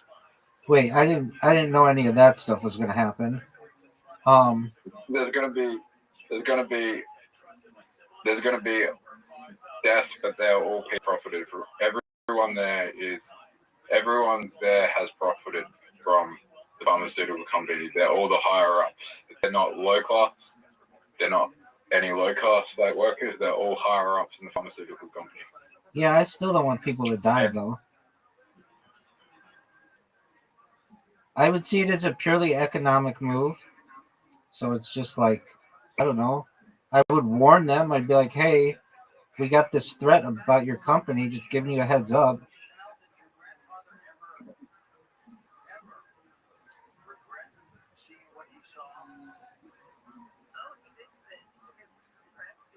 These people have intentionally or unintentionally killed thousands, if not millions, from their actions. Yeah, I know. I get it. That's why I'd see it as an economic move, but I probably would warn them first.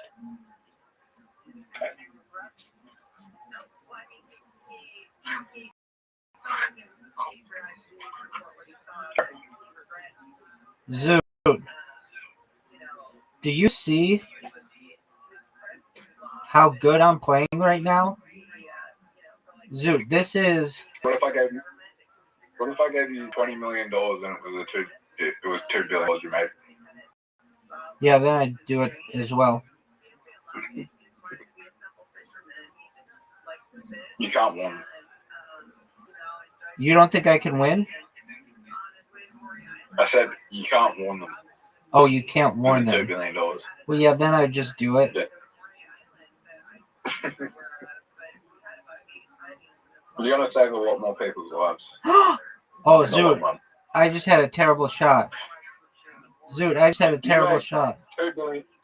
You make $2 billion and you probably save thousands, if not millions, thousands of people's lives over time. Okay, then that sounds like a win-win.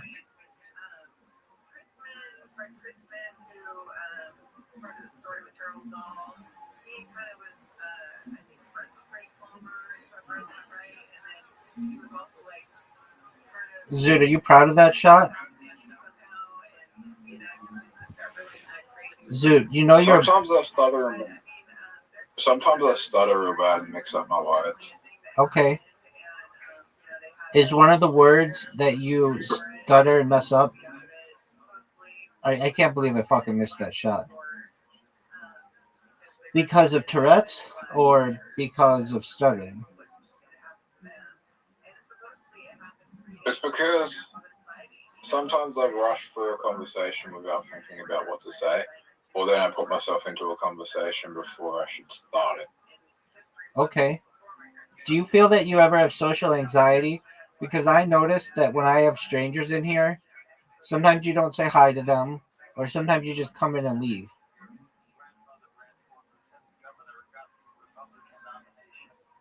It's okay if you do. We all have it to some extent.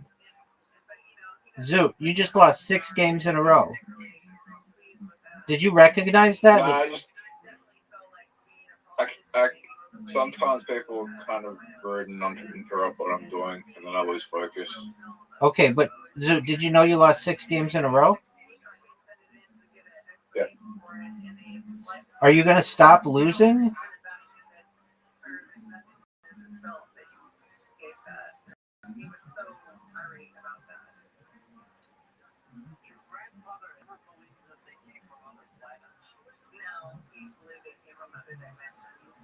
Zoot, doing this hole in 2, that was phenomenal. Dog, you're down 1 hole to none.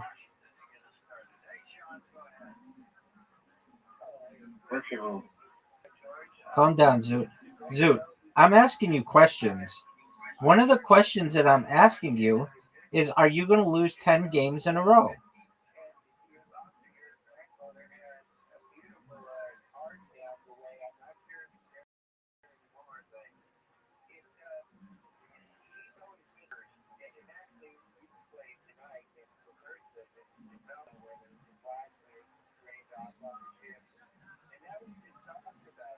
Zoot, I've played the first 2 holes basically perfectly.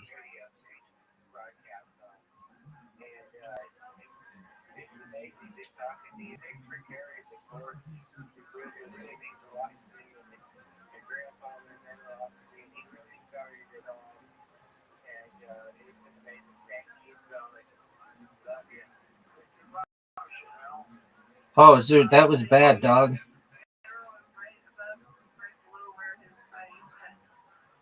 What are you going to do, Zoot?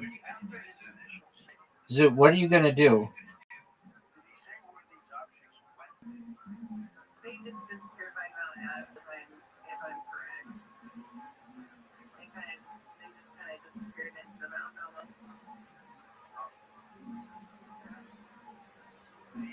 Zoot, what are you going to do? Are you going to make this shot? Are you going to make this shot? Oh, Zoot. Oh, Zoot. Zoot, that's not what you wanted to do. Zoot, you're going to be down 3 holes to none. You need to make this, or else you've lost 7 straight games. Zoot, you've lost 7 straight games. This is unbelievable. Unprecedented ass kicking. Unprecedented ass kicking. Come on, Zoot, get your shit together.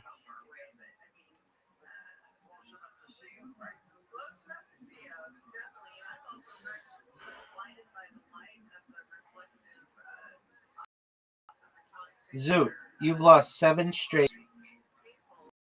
This is unprecedented ass kicking.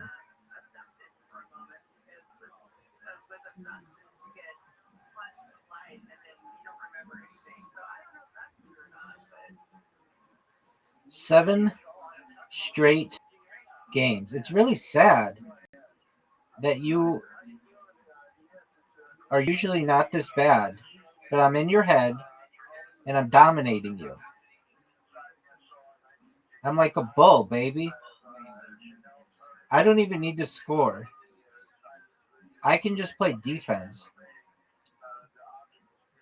Make it, Zoot.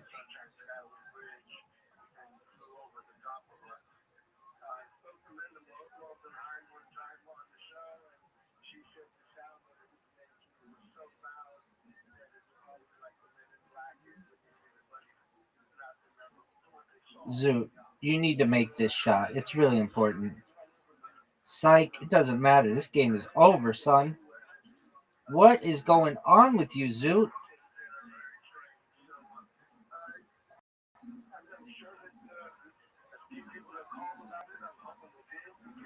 Zoot, you need to make this.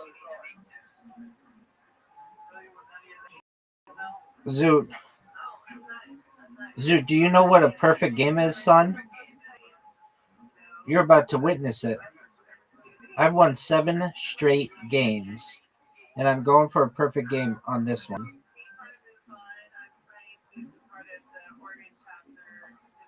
Look how sick this shot is, Zoot. Zoot, I can't put into words how good this shot is. Zoot, look at it, dog. Look how good this shot is. Zoot, 10 out of 10, son. 9.9 out of 9.9. What are you going to do? What are you going to do? Zoot has lost 7 straight games after this loss. Rabbi has won 7 straight games. And Rabbi called the fact that they were going to win 10 games in a row. They are 3 games away from a record ass kicking. We've never seen such ass kicking before. Dog. This is 7. Once you hit this shot, we're looking at 7 games in a row. 7 games in a row. 7. 7. 7. What you know about 7? Pay me. All right, son. We're going for 8 games in a row. Zoot, you need to have a one-on-one with yourself and just recognize that you're not going to get your ass kicked, that you're going to win. I want you to win.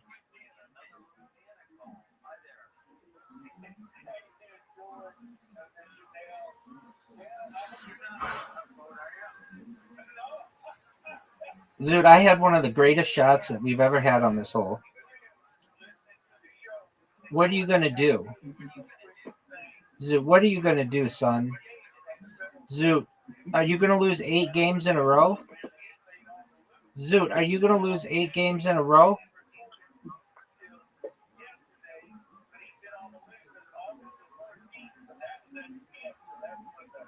Zoot, that was one of the greatest shots I've ever seen.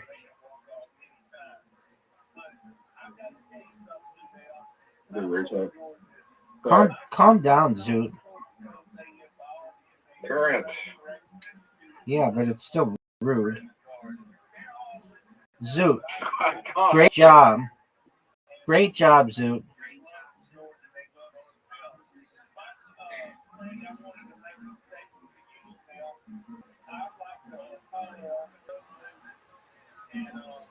All right, Zoot, what are you going to do, son? What are you going to do, son?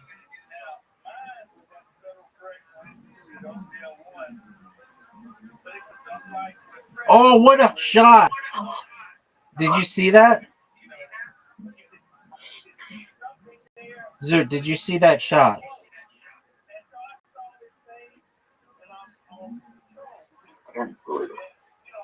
Zoot, you are down.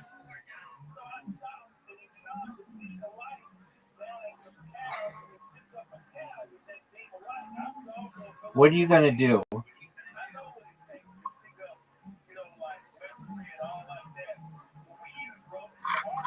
Zoot,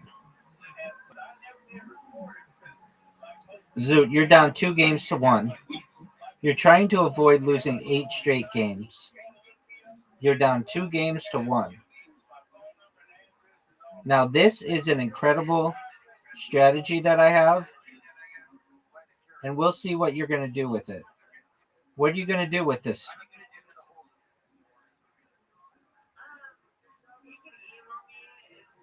Zoot.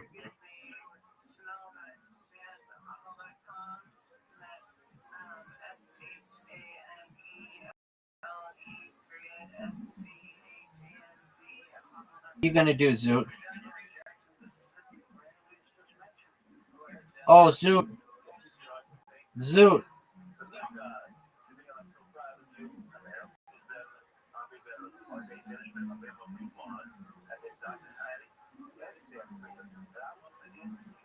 What are you going to do, Zoot? Zoot, what are you going to do here? I need one of the best shots in the history of this game. Oh, baby. Zoot, what are you going to do, big dog? What are you going to do? Zoot with a perfect shot.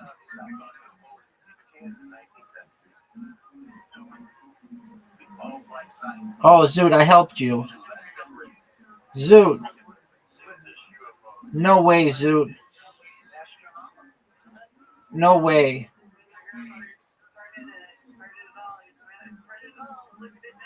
No way, Zoot. That's a miss.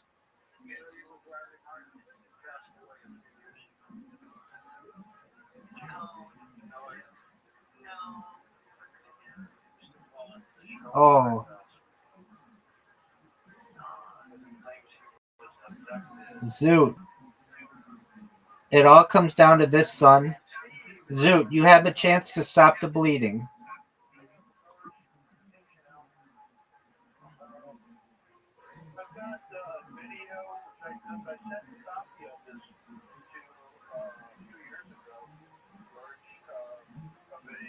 What are you going to do, Zoot? Zoot, what are you going to do?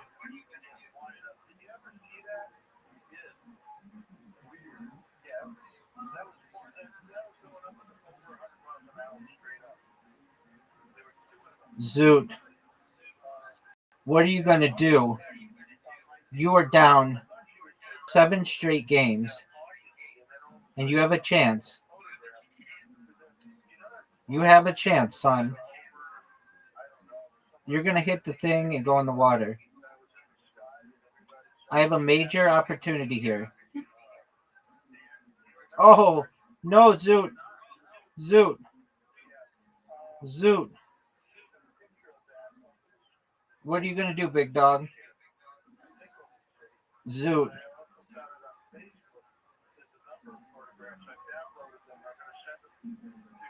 Zoot, I missed again.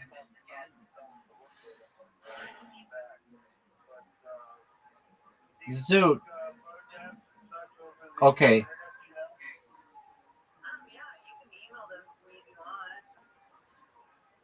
Zoot, we're looking at 8 straight games. Zoot.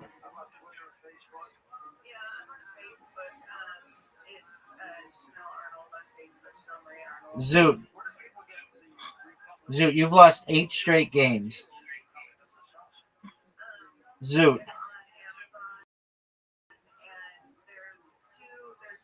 Zoot, you've lost 8 straight games. You need to focus, son. Focus. Zoot has lost 8 straight games. I think the most I've ever beaten you in 16 straight games or something like crazy like that. I could be wrong, but what are your thoughts on that shot, son? What are your thoughts on that shot, son? What are your thoughts? Dude, that was dog shit. Rabbi, what do you rate that shot out of 10? A 1. Make this shot and it'll be a 10. Make this shot, baby. Oh, that'd probably be a 6. That'd be a 10. And you're down 1 hole to none. You've lost 8 straight games, Zoot. Zoot, you've lost 8 straight games.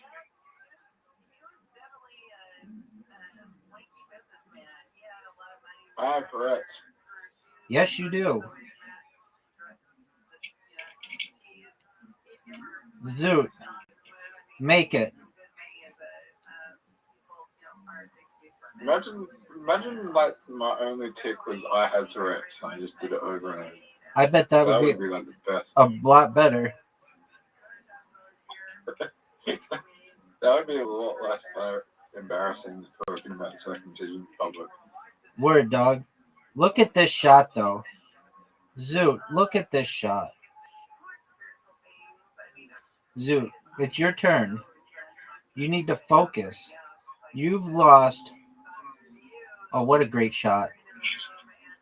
What a I'm great trying to shot. quit smoking. Okay, what have you been smoking aside from pole? What have you been smoking? Shisha. What is shisha? Hashish? Like hookah. Or it's like hookah. Okay. Did you know that you're down 2 holes to none?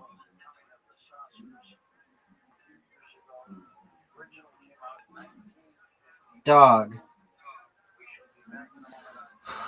Dog, you are down 2 holes to none.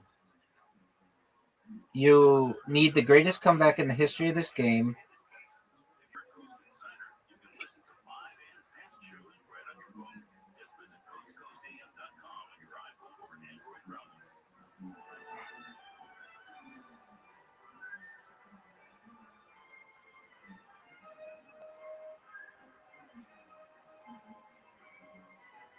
Zoot, are you ready for one of the best shots you've ever witnessed? Did you see that? Zoot, did you see that shot? Make this shot, Zoot. If you make this shot, you're still in it. What an incredible shot. What an incredible shot, Zoot. You get a clap for that. Zoot, that was phenomenal. Too bad. You're awful at this hole. And I have a really good way how to play it.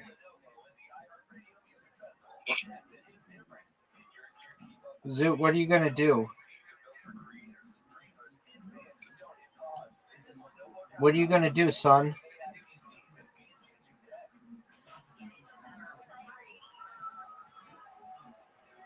Oh, go, go, go, go, go.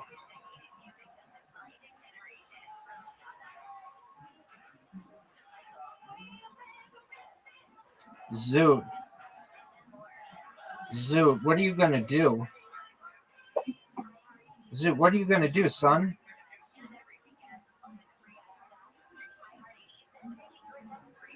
Are you proud of that shot?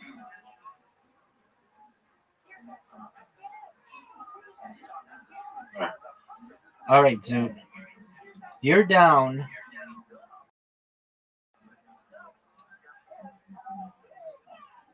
Get it. Make a good shot. Zoot, that was a great shot. But my shot water bumped you and turned out to be the death knell. The death knell, Zoot. Make it. Make it. Just straight up make it. Make it the best shot you've ever had.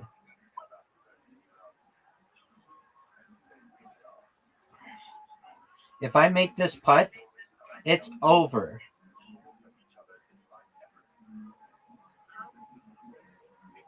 Is it?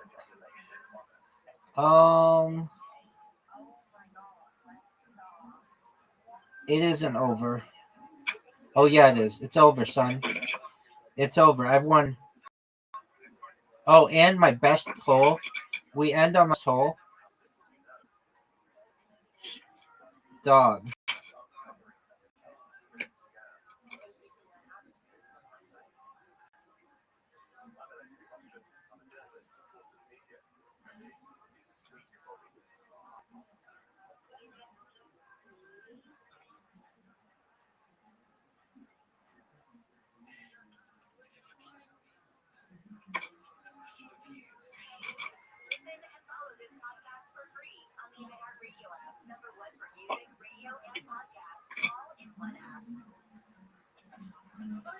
Zoot.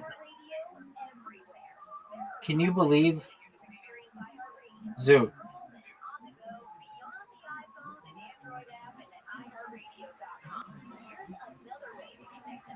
Zoot, you've lost 9 straight games. Remember at the beginning of this, I said I'm going to beat you 10 times in a row? Well, here it comes. You're up, pimp. Psych. Oh, come on. Are you fucking serious with that? That was bullshit.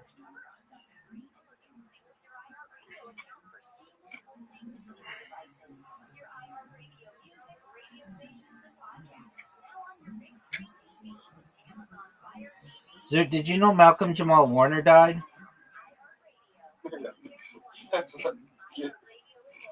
Maybe you have for us as well. Maybe.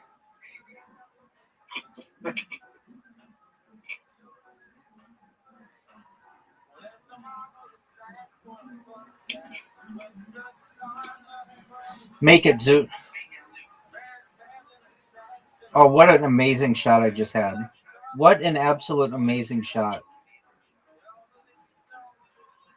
What are the chances that I've shaken hands with someone that you've shaken hands with, that's shaking hands with another person that, like, so on and so? How long do you think it before it would have got to us?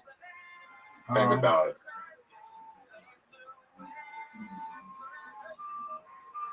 Maybe 2 or 3 people. 2 or 3 people. Word, dog.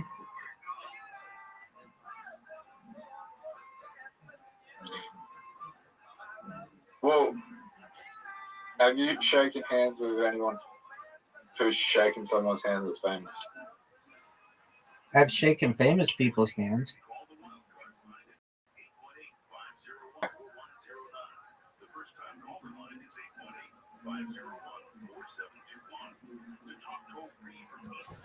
Zoot. Why do you think 2 or 3? Oh, wow. You almost had one of the best shots I've ever seen. I don't know, because a lot of people meet a lot of people. Zoot, you just... Sorry? I don't know, because a lot of people meet a lot of people. Zoot, are you aware that you are down 2 holes to 1? You've lost 10 games in a row? 9 games in a row? Pardon me. I'm going for my 10th win. Make it, dude.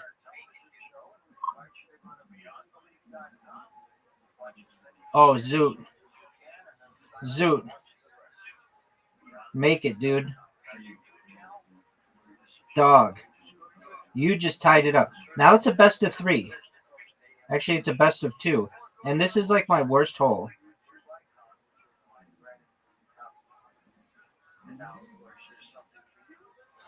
Zoot.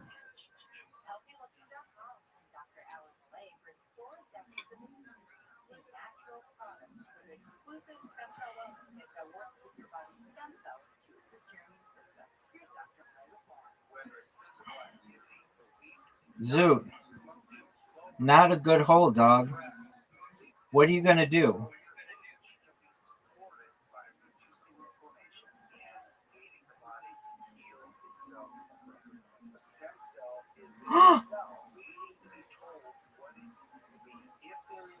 Zoot, what are you going to do?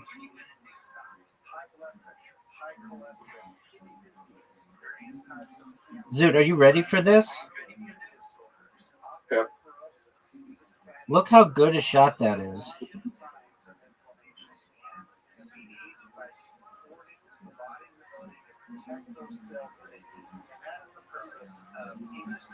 Zoot.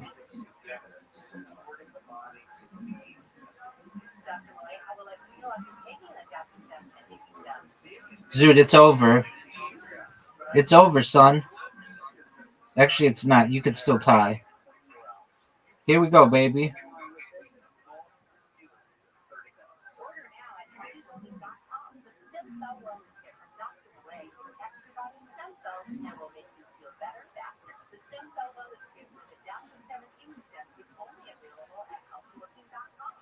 What are you going to do, pimp?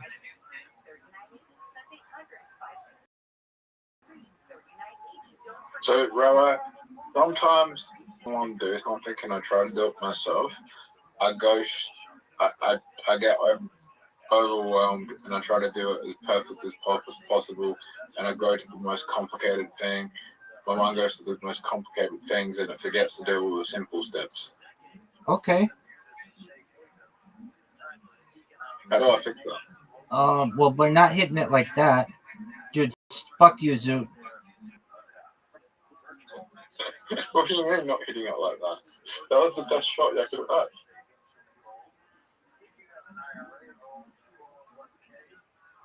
Okay, that was one of the worst shots I could have had if you get it right.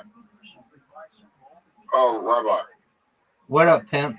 Do you see how I'm in one of the worst positions you could be in? Yep, because my ball messed you up. I wouldn't flirt with that black shit, dog.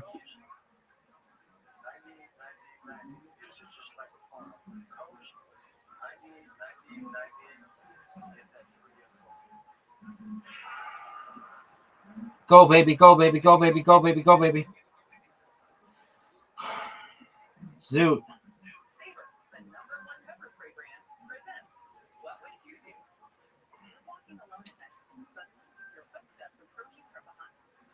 Uh-oh, Zoot.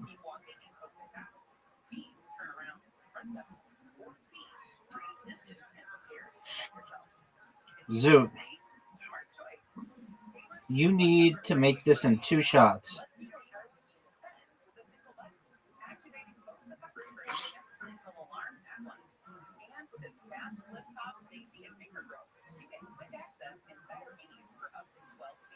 Zoot. It's over. I told you I was going to beat you 10 games in a row, and I delivered, son. You lost 10 games in a row. Are you ready to lose 11 games in a row? Zoot.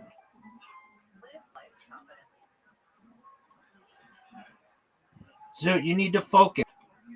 You aren't this bad. You do better than you're currently playing.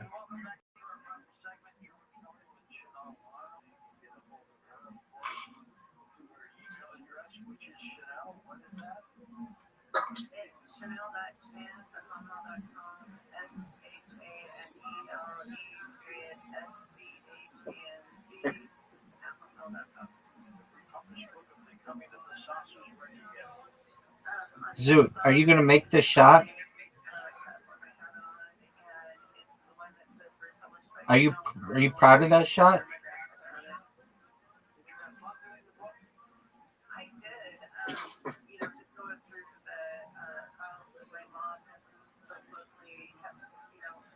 Zoot.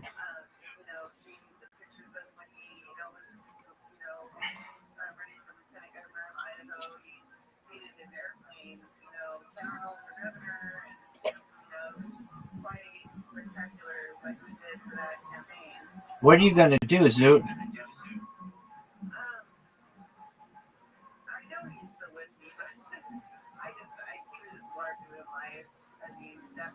Zoot, what are you going to do here?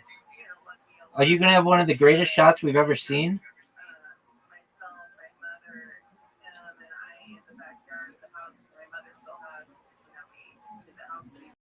Zoot, what are you going to do here? Everyone wants to know. Are you proud of that shot? Zoot, look how sick that shot is.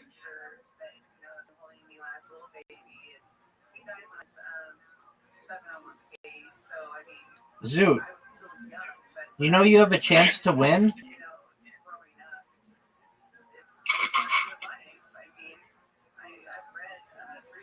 Oh no, Zoot. Now's your chance to take the lead.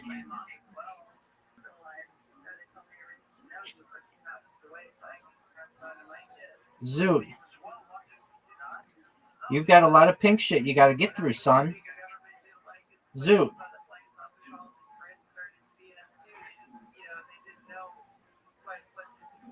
Oh, Zoot. What are you going to do here? Zoot, what are you going to do? Are you going to make this? Zoot. Zoot, are you going to make this shot? Zoot. It's a best of 2. You're doing so well, and I have to go first. Zoot, you're up, pimp. Zoot, you've got a chance to win.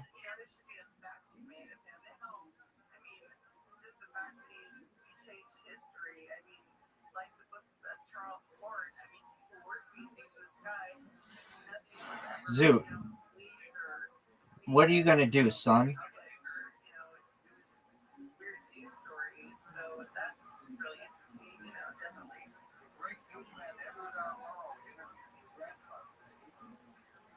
Name one genius that ain't crazy. What'd you say, Zoot? Name one genius that isn't crazy, but there's like fucking many geniuses in the world, so it'd be easy, you know. Rabbi I can Rothschild. just make like Rabbi Rothschild, next question.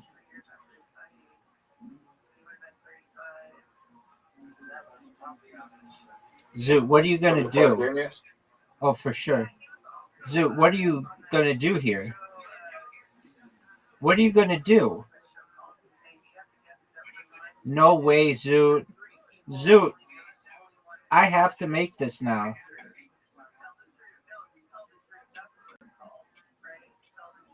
Zoot, I have to make this. And I do. What an amazing shot I just had. Zoot, I just had the best shot you've ever seen. Now, it all comes down to this. You've lost 10 straight games. I hate this hole. What does genius even mean? The ability to recognize patterns. That's not what it means. Hit that thing. Hit that thing. That's what we've made it become. Zoot, what are you going to do? Zoot, what are you going to do? Zoot, what are you going to do? Hit my ball. Was Rain Man a genius?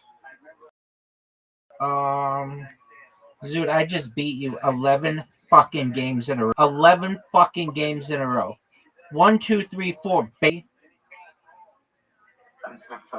Was Rain Man a genius? He's a savant. Zoot. But he could recognize patterns. Yeah, and I bet he was better at mini golf than what you're playing right now. I know you can play better than this. Come on, Zoot, beat me. That's a really good start. Zoot, that's a really good start. Did you know that's a really good start, Zoot? And I started really badly? Zoot. Zoot. Zoot. What was wrong with Rain? He had a syndrome. Zoot, look at this shot. He had what? He had a syndrome. Look at this shot, Zoot. Get it. Get it. Zoot, you, my friend, are up 1 hole to none. Are you proud of this? No. Okay. Well, you should be. You've been playing like absolute dog shit.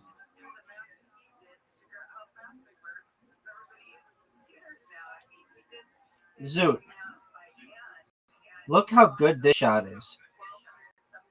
Zoot, you're up. What are you going to do, son? Zoot, what are you going to do? I basically need to make this shot.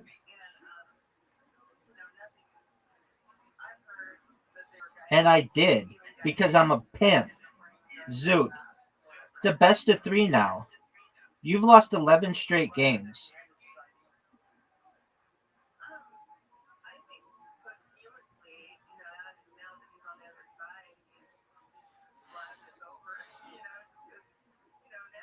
What are you going to do, Zoot?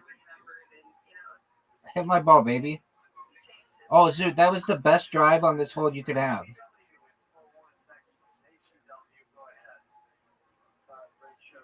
Get in his way. Get in his way.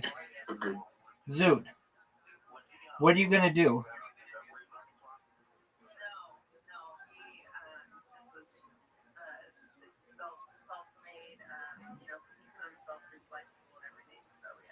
Oh no, Zoot.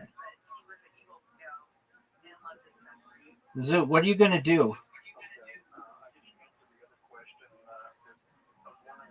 Zoot. Zoot, are you ready for this shot? Zoot, are you ready for this? Do you see how sick this shot is, dog? Zoot, do you see it? Do you see the shot? Zoot, make it. Zoot, make this shot. Make this shot, dog. Make this shot, dog. Zoot, make it. That's looking good. It's looking perfect. Oh, baby, Zoot. That's what I'm talking about, son. That's what I wanted to do. You're terrible at this hole. Zoot, you're terrible. This is one of the worst holes. And you just had a terrible shot.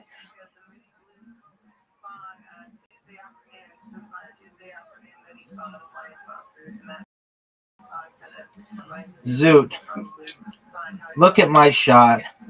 What are you going to do, Zoot? What are you going to do with this shot? Zoot, what are you going to do?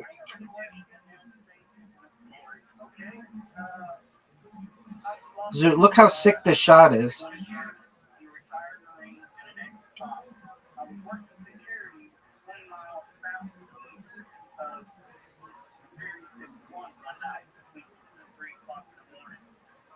All right, Zoot, this is a big shot for me. And I just hit it. It all comes down to this, Zoot. It all comes down to this. Oh, fuck this hole.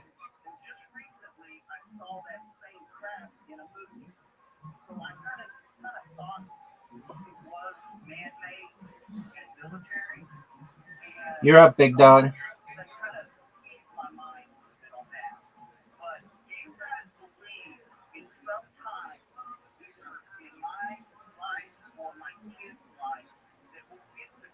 You're up, pimp.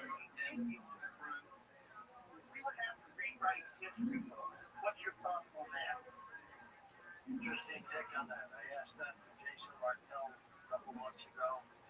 He does not believe in disclosure at all. What about you? It's just really sad. My mom interviewed a nun that worked in the Vatican, and the Vatican's got the answers. And of course, they don't want anybody to know. I mean, it's like they are protecting us with something that's so big that it's beyond. Oh, Zoot, it's over. It's over. Big dog, you tied. You tied, big dog.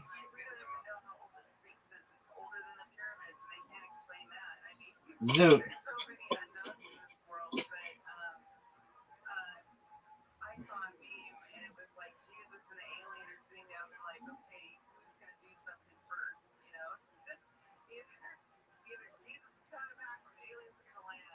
Make it, Zoot. Make it, Zoot. Zoot. You just tied. Are you proud? Yo, pimp. What's the difference between autism and social anxiety? Lots of things. Like what? I don't really know what autism is.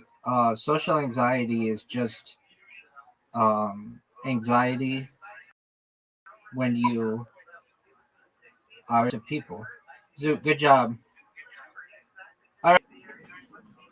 Zoot, after beating you straight up 11 straight games, I need a break. All right. I can't lose that off. I can't lose in another game. I feel like I'm just going to go on a losing streak in another game. No, you tied for the win there. So I feel like if we played match punches, you beat me like 12 times. Well, I don't think so because that game's pretty random.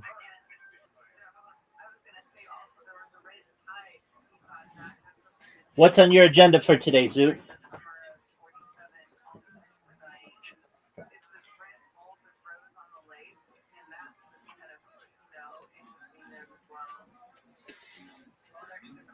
Zoot.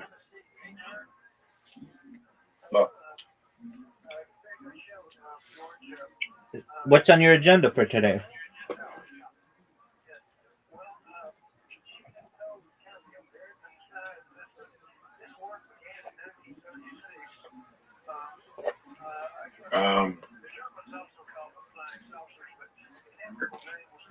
Welcome.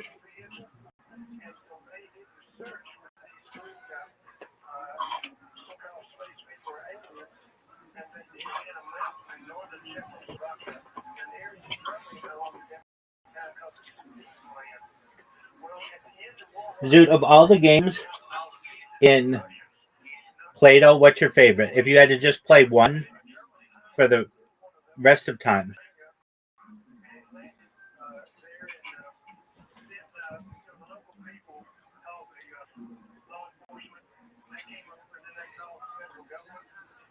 Zoot.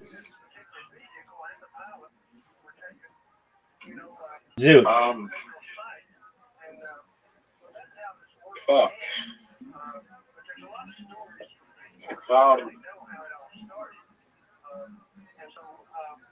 Dungeon Tales. You like that? You like that game? I did, but I was kidding. No, you're not.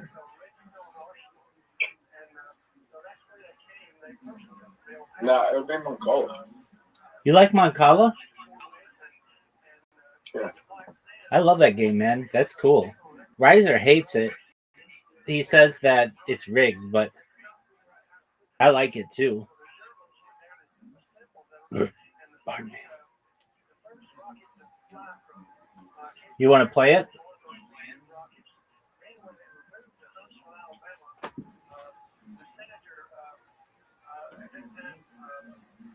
Zoot. There's this thing in society where someone asks another person a question, and then the other person. Sorry. Do you want to play Moncala? Okay, you want to play Moncala? Okay, do you want to play Moncala? Yeah, you were literally lagging out. Okay. Well, you know what I'm saying now. We're about to start Moncala. I have to pee, but I'm still going to play. I'm just going to do it as I pee.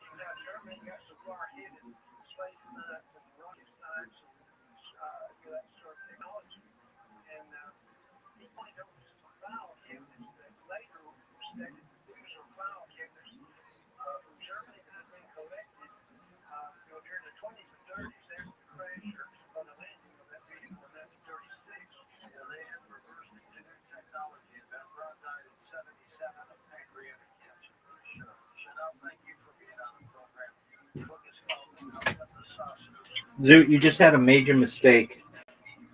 Giant mistake, son. Giant mistake.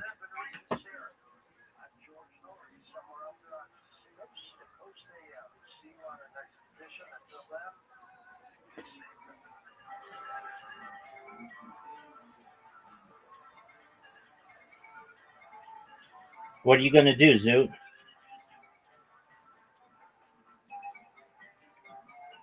No way.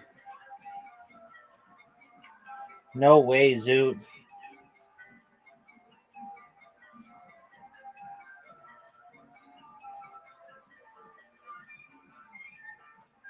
Zoot, you fucked up.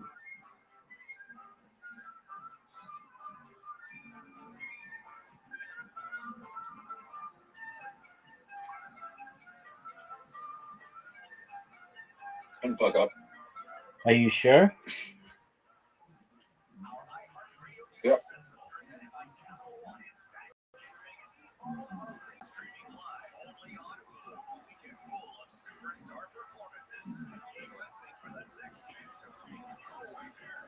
What are you going to do, Zoot? What are you gonna do? Try to win, baby. So I think I am gonna win. I think you're going to win too. Is it the best move I can make?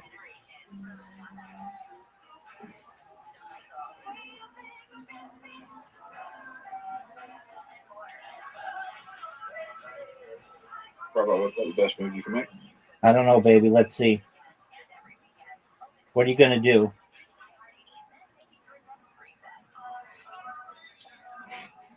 Get out of the game right as long as possible.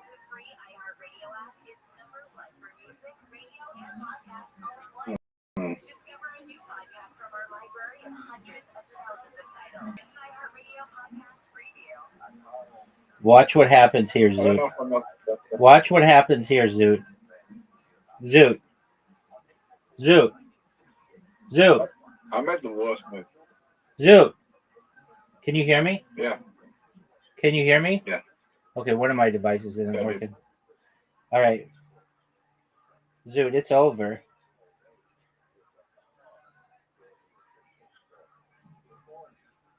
I cannot win. Dog, you can win. You almost won that game.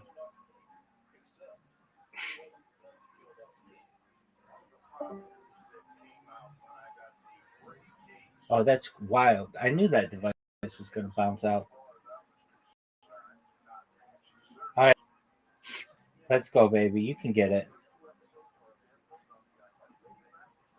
I know you can get it.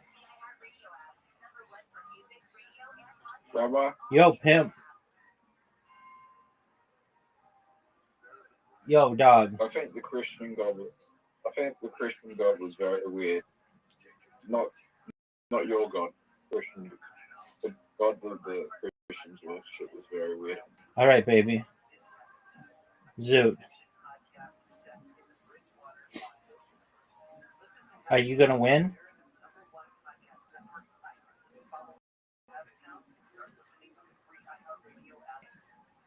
Zoot, look at this move.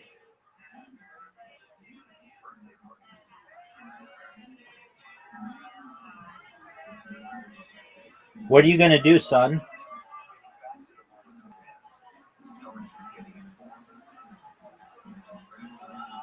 Get the latest info about COVID-19 vaccines at getvaccineanswers.org. It's up to you. Brought to you by You're up, pimp. and the Ad Council. The free iHeartRadio Oh, dog. for music, radio, and podcasts all in one. Discover a new podcast from our library of over 350. Oh, dog. Here's an iHeartRadio podcast preview. Oh, dog.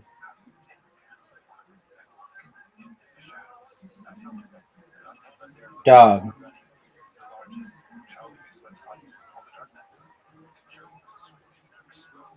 It's over, son. It's over. Dog, it's over. Dog, it is over.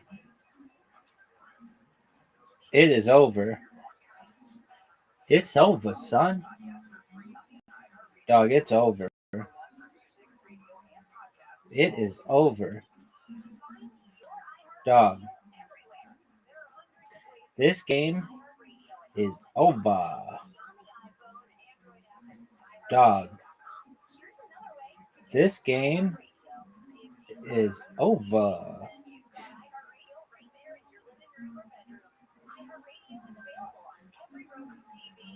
Smart soundbar speaker or Roku players. And with Roku's voice search, you can easily access your favorite artists and radio stations with simple voice requests. Your iHeartRadio music, radio stations, You're up, pimp. podcasts now on your big screen TV with Roku. Check it out for free now. iHeartRadio. Anywhere you want to listen. You're up, pimp.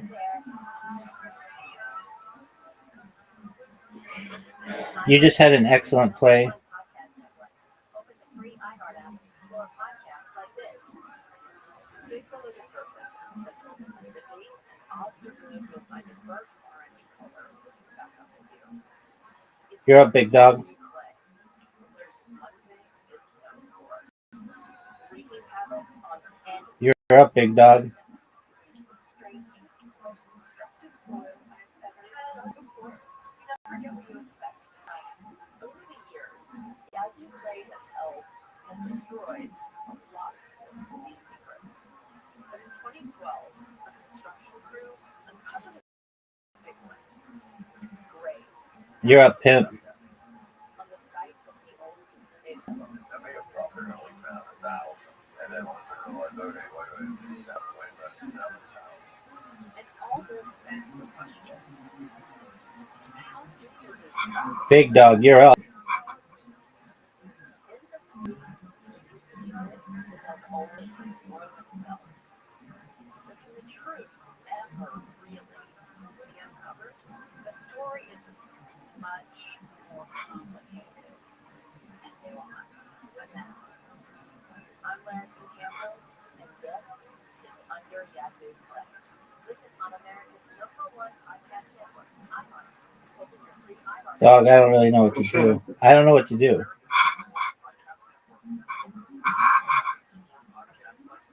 We all love a good jailbreak. The elaborate schemes, the close calls, the moment when it all goes wrong. Oh my God, the twists and turns. And when things finally click into place. Thank God we lived to tell the tale. I'm Arturo Castro, and I've been lucky enough to do stuff like Broad City, You're up, pimp. Roadhouse, and so many commercials about back then. And now I'm starting a podcast because honestly, guys, I don't feel this place is crowded enough. Get ready for Greatest Escapes, a new comedy podcast about the wildest true escape stories in history. Very few people know this story. Each week, I'll be sitting down with some of the most hilarious actors and writers. You're up, big dog. People like Ed Helms. I climbed up and it was just like, I won. You may have. And Joseph Gordon-Levitt. I love storytelling and I love you, so I can't wait. Together, we're going to puzzle our way through the most buck wild true escape stories of all time. Like, what should you do? Maybe write a musical? I would hide under the desk. I'll tie a rope around the fish's neck and use it to like water ski across the boat. So we'd love for you to come hang with us for some of the greatest escapes in history. Listen on America's #1 podcast network, iHeart. Free iHeart app. You're up, pimp. Stephen J. Weekend Podcast, wherever you get your How did you do that? This week with Holster, Frank Lutz, KFI, AM 640, more stimulating. You're up, big dog. Oh, fuck. You're gonna win. Why did you do that? I didn't have another opportunity. Could have gone to the A. I could have. But you're up, baby.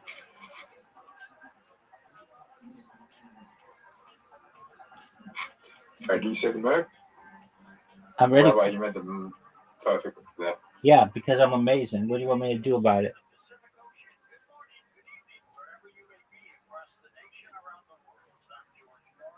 That was a good move, Thanks, big dog. but I'm in a safe spot now.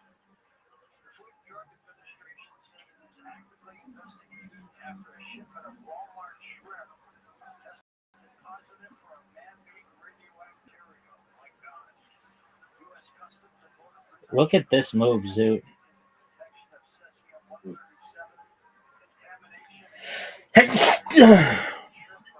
Oh, Zoot.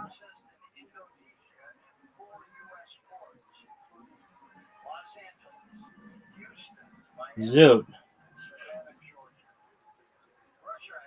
It's over for you, son. That's game, baby.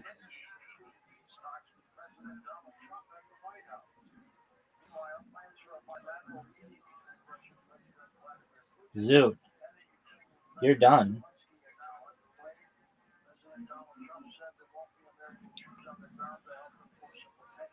You're up, Zoot.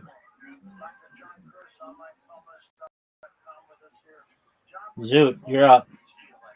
That's game, baby. 3 games in a row.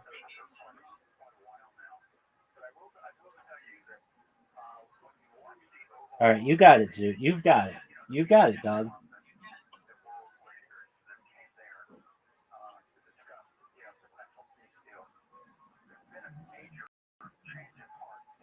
You're up, pimp.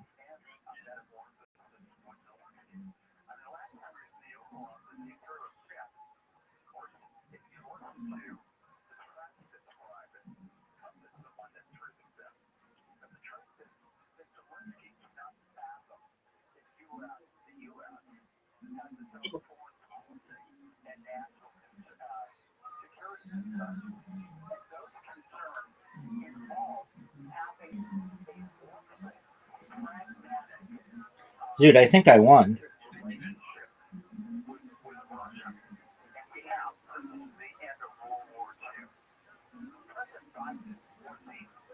Dude, I think it's over.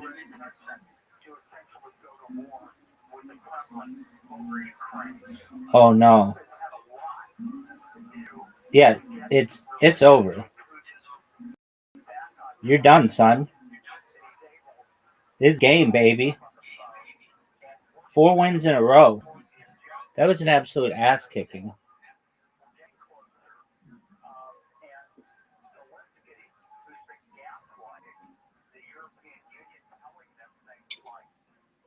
All right, you got this. Big dog, you've got this. You started. You get the free turn.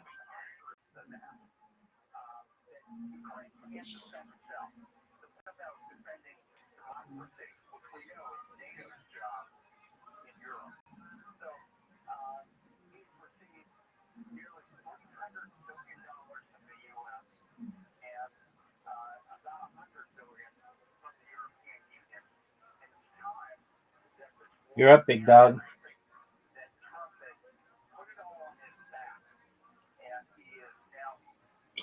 Free turn, son. Free turn, son. You're up, big man. Are you gonna go? Zoot. Look at this move. Free turn, Zoot.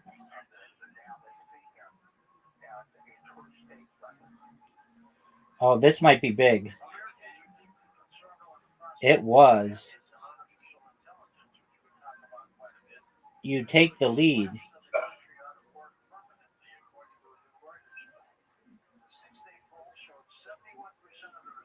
It's over. No, it's not. No, it's not. Zoot survives.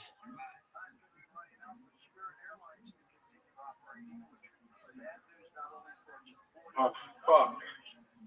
This is not good. You might win. I don't think so. I do. You have to move your 10 or I take it. No, I made a good move here. I fucked you. You just won. I drank your milkshake, son. 5 games in a row.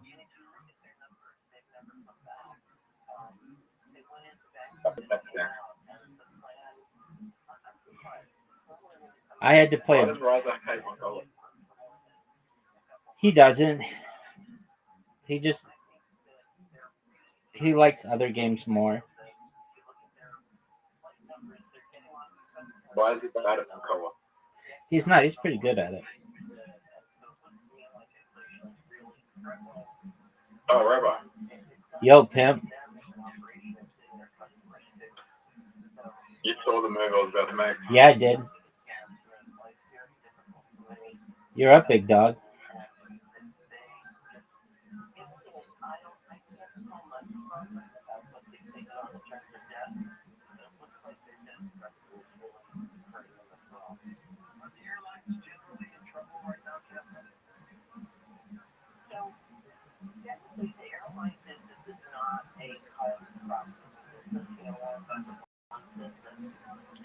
I may have made a mistake.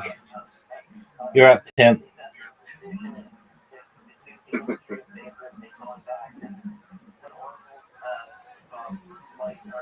Sometimes I don't think I was dropped in my head as a baby. I feel like I was thrown in a brick wall.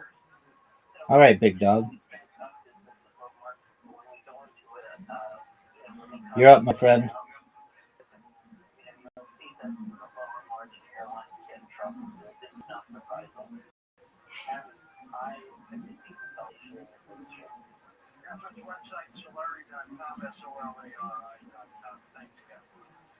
It's over.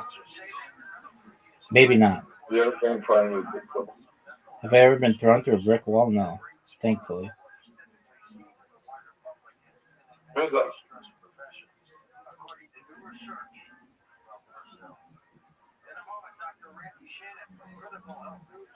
Rabbi, who's that?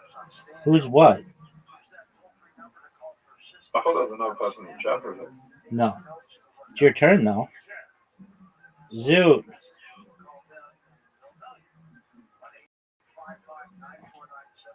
You're up, pimp. Do you know what? Zoot, baby, you're up. Zoot. All I know is that you're up. And it's over for you. Check out a gym tomorrow? Yeah. 6 games in a row, Zoot. Zoot, I thought you were going to stop me from winning.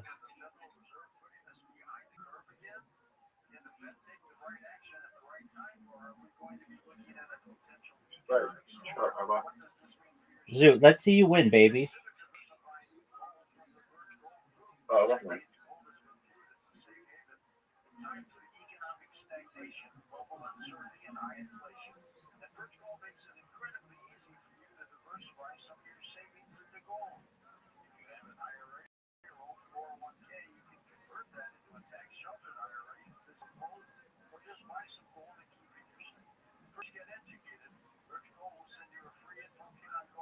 Oh, big move, Zoot.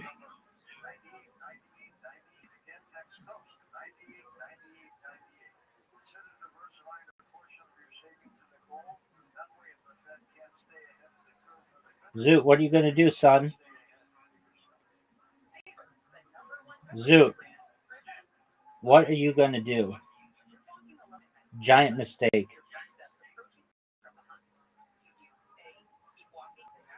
You're up, pimp.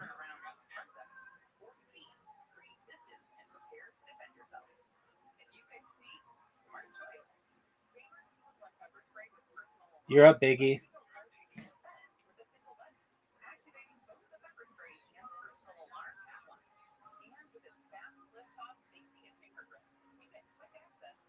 Zoot, it's over for you, son. No, it's not. Oh, no, Zoot. No way. It's not over for you. You might win.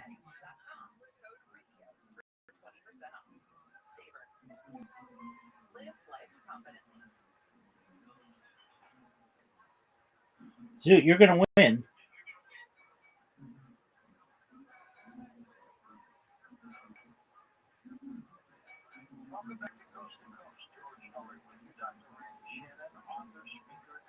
Oh, they're not. You're going to lose by 1. No? Maybe not.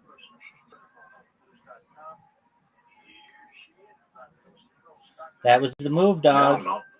That was the move. We're going to tie.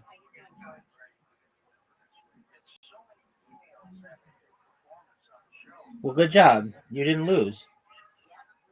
We tied. Draw. I didn't win, though. I need to win. You'll get it.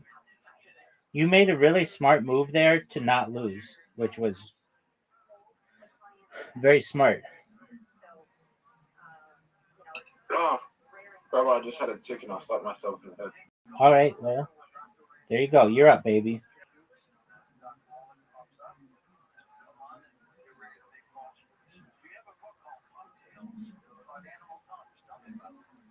I do. I wrote this for children, so we can start to educate people early on. When I talk to adults, they think and say almost every single time I take them on as a client, I never knew to look at my tongue. I never thought that crack meant anything, and so I thought it would be very smart. What are you gonna do? At a young age. Excellent move, Zoot. It's just kind of fun and whimsical, where I have the kids looking at the animal world, and then at the very end of the book, I'm encouraging them to go look at their own tongue in the mirror. So we're just starting that education, and even the audience here, doesn't really ever think about it. And George, you would be absolutely shocked at some of the tongues I see in my practice, where I do look at the face. You're up, big dog. Craziest things I see, people are walking around with that, and that meant something. So that's really important. If I know of that a club here in my Zoot, what are you gonna do? friends always introduce me, hey, have you met Dr. Randy Shannon? She's an expert at what Zoot, what are you gonna do? yeah,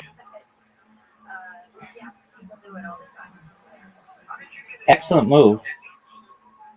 Well, I straight out of high school worked for a nursing home, and I really took great What are you gonna do, Zoot? what I did and just That was for the elderly.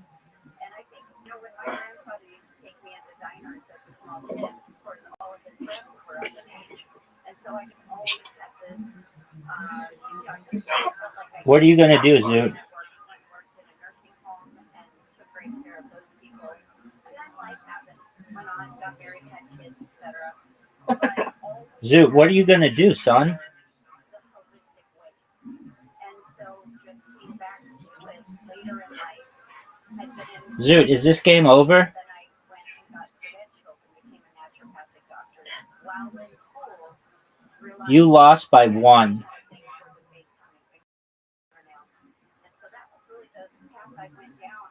And I'm glad that I did that because Zoot, get a win before you're done. and really, in my experience, what I do where I look at the face, the tongue, the fingernails, other marks of concern on the body is the best way to figure Rabbi, out so there's this, a person's I didn't tell you my and then life couple plan. that with the knowledge that a What are you Dr. saying, Pimp? Legend who's been on your show. I told you my life plan. So growing up, there was this TV show. There was a comedy special I was watching. It was on the ABC, Australian Broadcast Corporation. Company, Or whatever. Australia. Right. It was called Raw Comedy. I was like 10 or 11 years old when I first saw it. And I was just like, I want to go on that. And then I went on it. I auditioned for it when I was 18. And then again when I was 19. And I didn't get through because I was very nervous and I didn't have much life experience. It was really, really, really sucked. Yeah? Okay.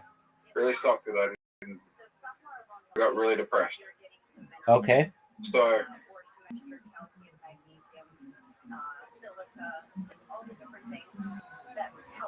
now I have one opportunity where they only let you audition 3 times, and I'm going for the 3rd time. Okay. And this time I'm going to win. All right. I'm That's going to win the whole competition. what I like to hear. What's the name of the competition? What's it called? Raw Company? Raw Comedy. I think James McCann was on it. Okay. I remember you telling me about it. Isn't there tryout in January? Yeah. Day after my birthday. All right, big dog. Are you going to get on it?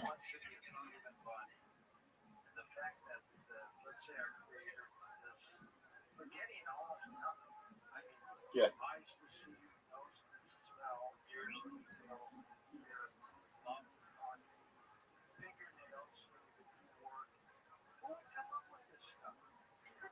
Only our creator. It's amazing. Absolutely. And it's our job to make sure it works. And that's what I'm here for, is to help people and you to help get it to it. I mean, it's not all UFOs, George. Only half the show, that's all. Exactly. Yeah, I was listening to you talk at the top, but you were talking about season Oh, no, Zoot, you're going to win. and, just all these things that are going on. And, No, Zoot. that's a scary thing, but I think it's been out there for a long time. I fucked up? And No, you won. that and other toxins could really even Ah. get a space in our body Oh, shit, yeah, I if did. we weren't healthy. So, we have very specific That was the move. that feed the thyroid. All right, Zoot. These other toxins You won. Good job. You know, I might not have seen them. I might have not seen the movie. You said, "Oh shit, you won." All right. Well, I'm glad that you won. You know, you're the one that like told me that I won, and then I saw the move. All right. All right, big dog. Time to take a break. I'm happy with that. Good job. Bye-bye. Yo, pimp. Terms at $4,000 again. Are you happy? Yeah, it went from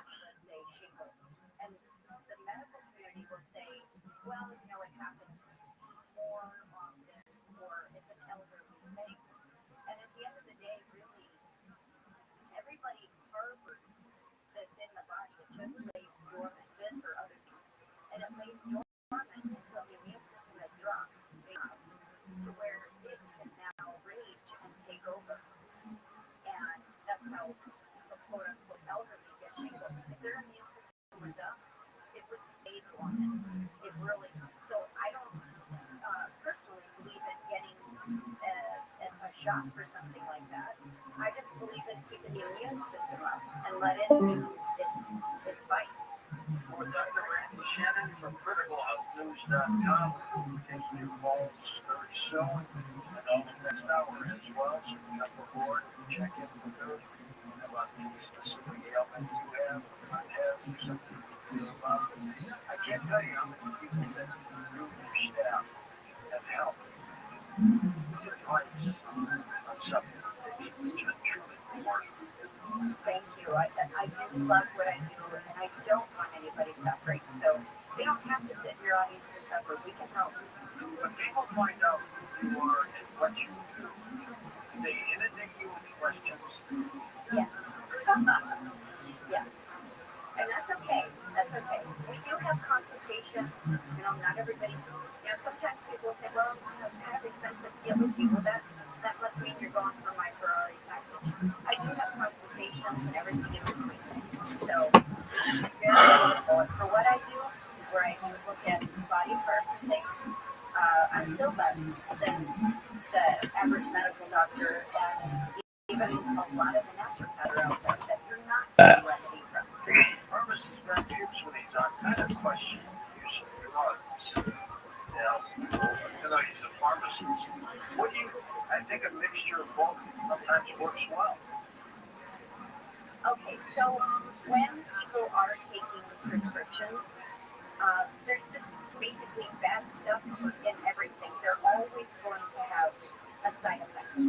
There's not one drug or pharmaceutical that I have ever heard of that didn't have a side effect. So why not take the nutrients that don't have side effects? Fiber optic. The light moves through the fiber optic to whatever is receiving the light on the other end. For instance, film. And that allows it to travel distances. And that explains why we have this lens distortion on the side. In fact, more than just the lenses themselves. This was all captured on a set. Huge set. Multiple sets. There was probably a set for every location where they went to. Possibly reused, built, but they were highly accurate, built on satellite imagery, captured for the Apollo program. Highly detailed, highly accurate imagery. How big were the sets? Well, they weren't as big as the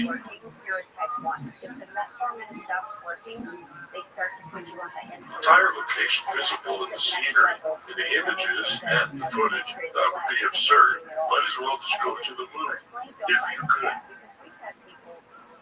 So, how big were they? Well, if you reduce things, was it everything you saw? Was it just the close mountains? That's still too big. Well, firstly, it had to be enclosed. Was it this small? No. I'm guessing around this big, 300-meter diameter, or somewhere in that range. The background was a backdrop of sorts, such are used in the movies, but a very sophisticated one. This was an enclosed environment with a backdrop. The backdrop was projected with highly accurate model imagery created to match the set. to have trillions of these grass-like structures in there. And Everything highly accurate to what the moon looked like, as accurate as possible. And then the higher detail was built up based on what they saw. There were advanced satellites and later sent to the moon, unmanned. They took pictures. They used that as reference. The projection method was photographs of the model with soft boundaries and mosaics together, just like the panoramic images that you're learning about.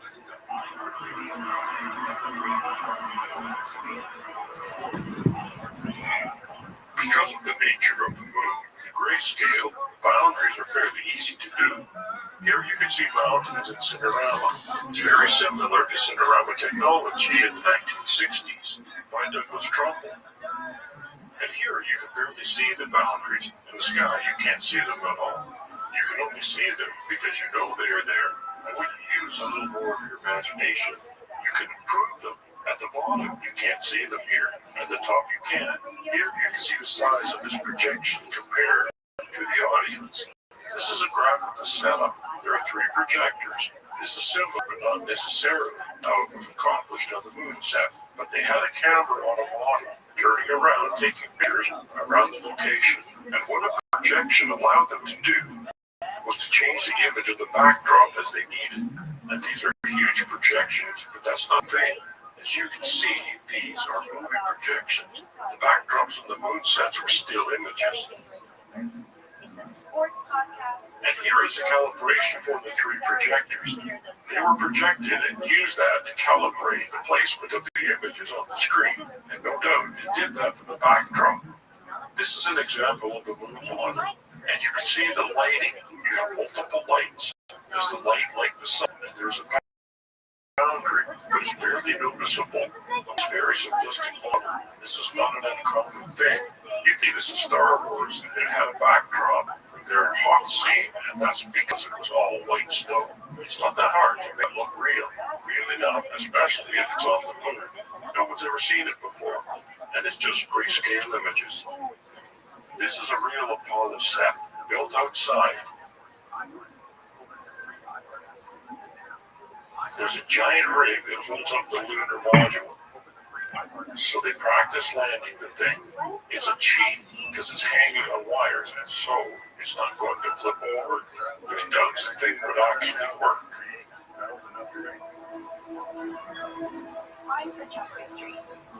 Here you see it's a cheesy looking set because it doesn't have all the detail that was thrown in. That looks like a model, but it was sped up. I sped it up so that we don't have to sit here watching the whole thing. You can find it online, but it is an example of a large set with craters built. They did a much more sophisticated, reasonable implementation for the hoax, obviously. And sometimes I think that these kinds of footage, too, they throw you off. Well, this is the best that we can do. It's the best you can do, really. So here we have examples of maps of these locations of the landings. It's generated from satellite imagery and highly analyzed. Here you can see the scale is 500 meters. There she is. Let's unmute you. Hopefully you're good. Stay good. And seeing the full resolution they had access to. Here is about the scale of the set that I'm saying. As you can see, that undulations there. You have plenty. You can think rocks and small craters if that's what then you won't get muted again. But who's going to know? Even today, they don't have satellite imagery that gets any more detail than that, unbelievably. All right, there you go. We're not shown it. And here you can see the analyzation of the imagery. You can use that. Grids are great for reproduction and smaller grids. Here is an extraordinary thing in Cinder Lake, Arizona. They used explosives to create craters based on the ejecta and so forth. This is an accurate reproduction, life size, of the moon's surface to a large degree. There's the actual satellite imagery on the right. This is the stripping that came from the satellite processes that were joined together and mosaic. And on the left is the reproduction. And that's a huge reproduction, but not as big as the set I believe they created for doing the fake footage. But this is an extraordinary thing. It shows you the accuracy of the moon mapping and their ability to reproduce it. Here is a computer model based on the mapping. This is what Bell Labs created. And here's the key handout where they would go with the rover or the slopes, too steep and so forth. One way is to plot out vantage points for cameras and so forth. What you want to see and what you don't want to see, or it's going to be problematic, and you can cut out the sense. Everything was in place. Full simulation program, full mapping program. These highly accurate sets was better than anything that was actually used in the Apollo training program. And this is supporting documentation for those Bell computer images.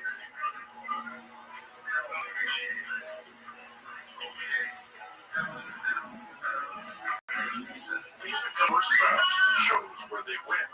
You see the LM location. This is Pole 11. They can go very far from the ground. They show points that they did go to. There's funny looking circles on crater. You can see Apollo 14 here. They actually went farther out at locations with those happening. I think it's around 500 meters and 1,000 meters here, and it's not as far as you may think. However, 15, 16, 17, they actually went kilometers, 2 kilometers down to the reference. They go pretty far. It's their location. You can see it even with 1, 2. That means which day they went out. Because they went out on 1 each day. For certain stop points are 2, 3, 4, 5, 6, 7. Where they stopped and filmed with the rover, they had set. So someone can do their due diligence and discover how many sets they probably created. This is my simulation. Just walk up again. Here we are at a landing location. This is a set reproduction, so to speak. In the foreground, actual sand, and in the background, it's a backdrop. And it's very similar to watching the footage you've already seen. And if you look closely, you'll see later they had multiple lights, but they're flagged off, meaning blocking their light shining on the camera, and they overlap softly. Because of the undulation surface, you'd never notice that there's multiple lights. And here, I took away the backdrop so you can see that this is the set without the backdrop. Very, very revealing. This is where they were. Stem cells to this experiment. Here's Dr.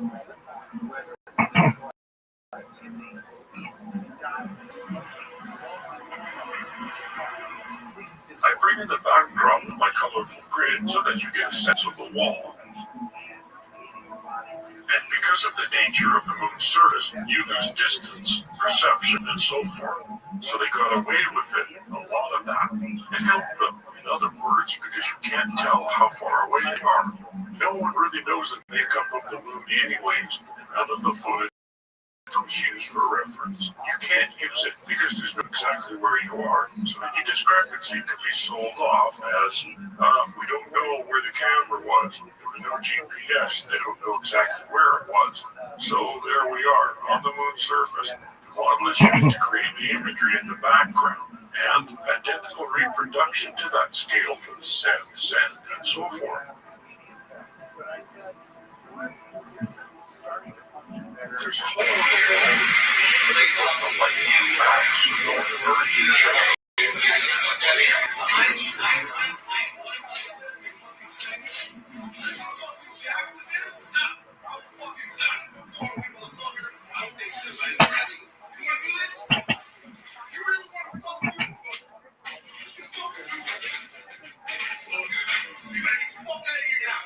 Show you what happens when you take away the set and reflect just the model. And of course, the astronaut disappears too.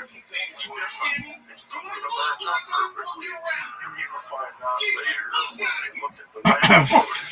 But it's close enough, certainly for this. So photographically, they almost definitely modify. Photographs could build a model to match and modify the set masters and photographs. So the edge boundary was seamless, color-wise, luminosity-wise, and so forth. They may have even adjusted it with the light, because no one's going to know that it's slightly off from what it was actually be.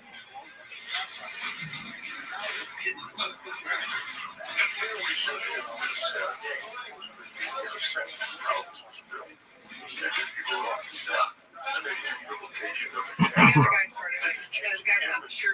He started it. With their model, the shift from any location they wanted, creating a circular set of imagery.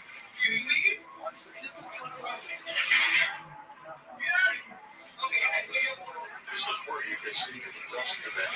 The dust is sticky, dirty, the sand is sticky because of its jaggedness, instead of smooth like the earth sand, which is absurd to me. Sand is sand, jagged or not. It's not going to stick to a suit. The reason it is sticky is because they had a mixture amount of oil or water in it. It doesn't take much. I did my own test. Go buy a bag of sand. You need a little bit of cooking oil. Just mix in a few drops with a handful or even a bowl full of sand and see that it starts to become malleable, almost like clay. And you can find the proper mixture so that it doesn't dust. Meaning you don't see particles fly up in the air when you kick it.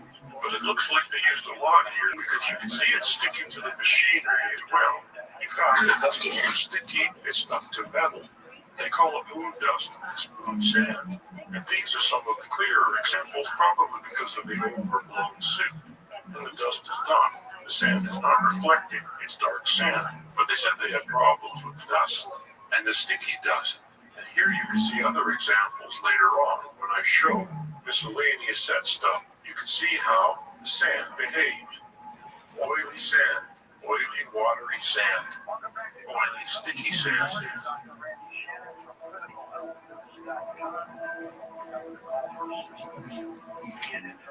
I mean, just look at that piece of equipment. It's absurd how much sand is stuck to it.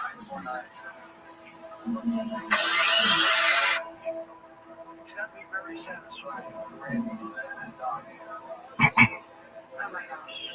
I honestly don't know if there's anything greater. I really don't. So much said. Here, it looks like he's been playing in oil. Perhaps they'll need the seal from the rover's hub. They spraying oil on him. Who knows?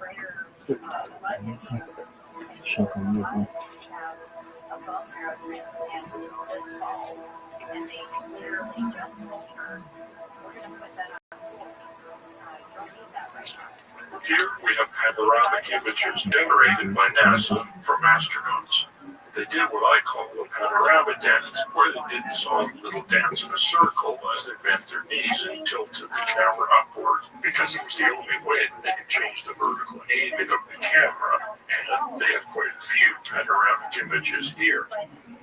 Here are some multiple ones from some sets and single ones from other sets, and so this is another tool for Distracting the streamer from, and it can almost be like listening to a phone call, you know what I mean?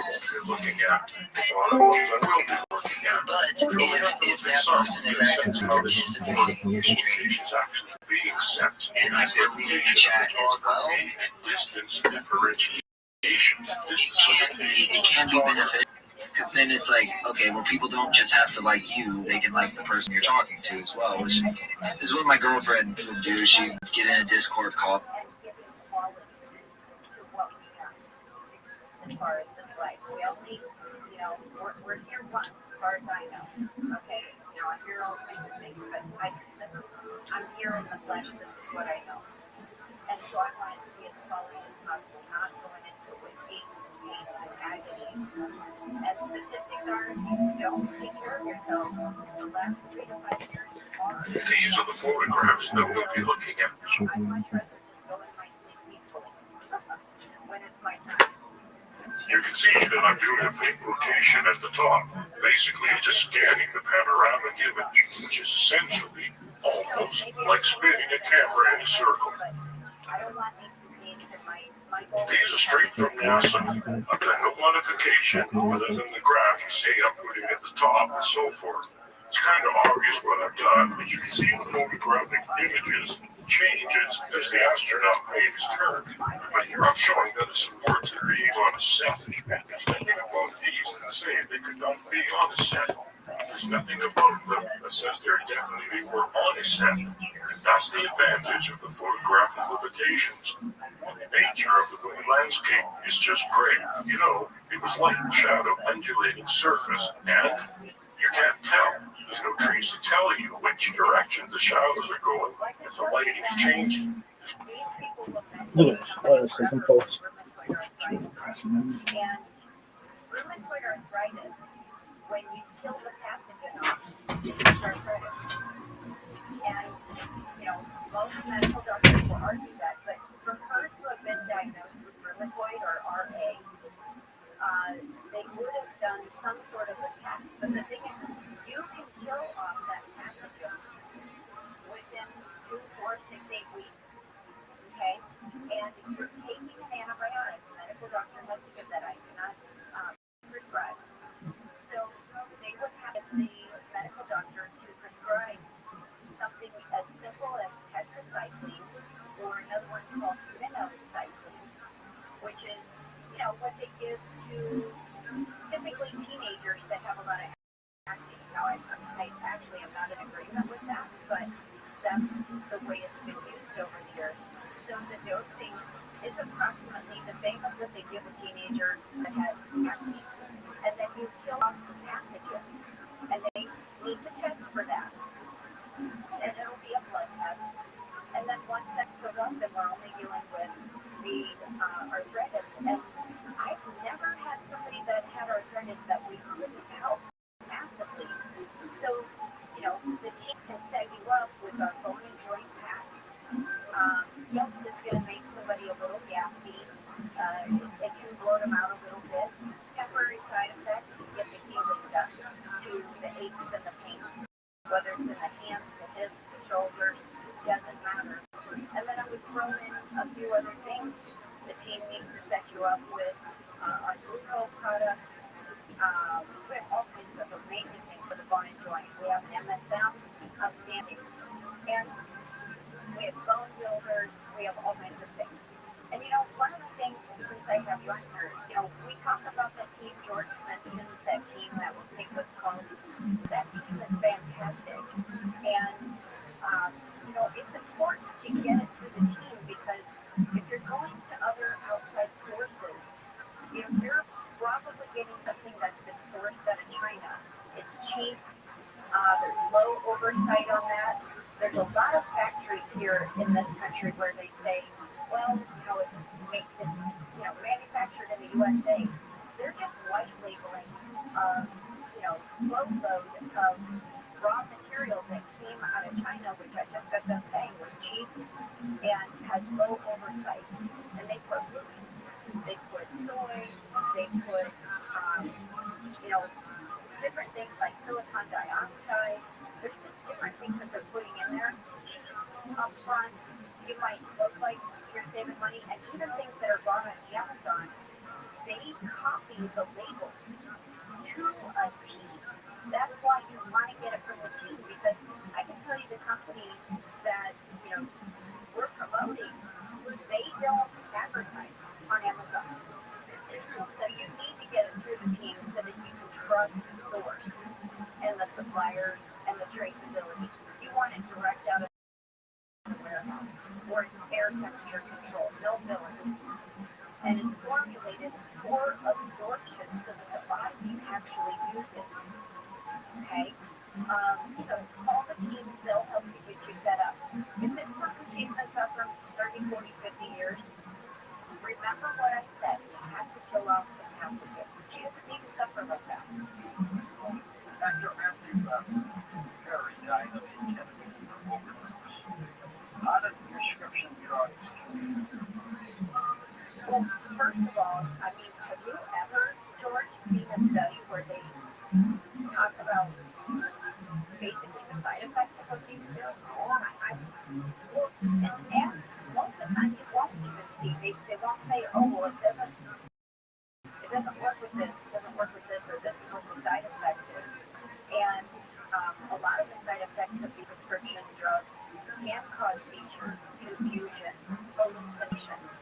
high blood pressure, irregular heartbeat, nausea. I'm thinking of a client right now where constantly tired, nauseated all the time. I looked at the side effects of the drugs he's on, and they are the actual cause of it. So, in severe cases on certain things, it is coma or death, or just complete respiratory failure, which also is coma or death at the end of the day. So, I would never touch ketamine. I don't let a prescription drug touch my body. I'll just say it like that. And if I ever did need something, it would have to be in some sort of an emergency situation. And that would be a temporary. I mean, why take that when you can take nutrients with a better effect? Next up, John in Wisconsin. Hey, John, go ahead, buddy. Hello, George. Hello, Dr. Randy. I will be brief so others can get through with their pertinent questions.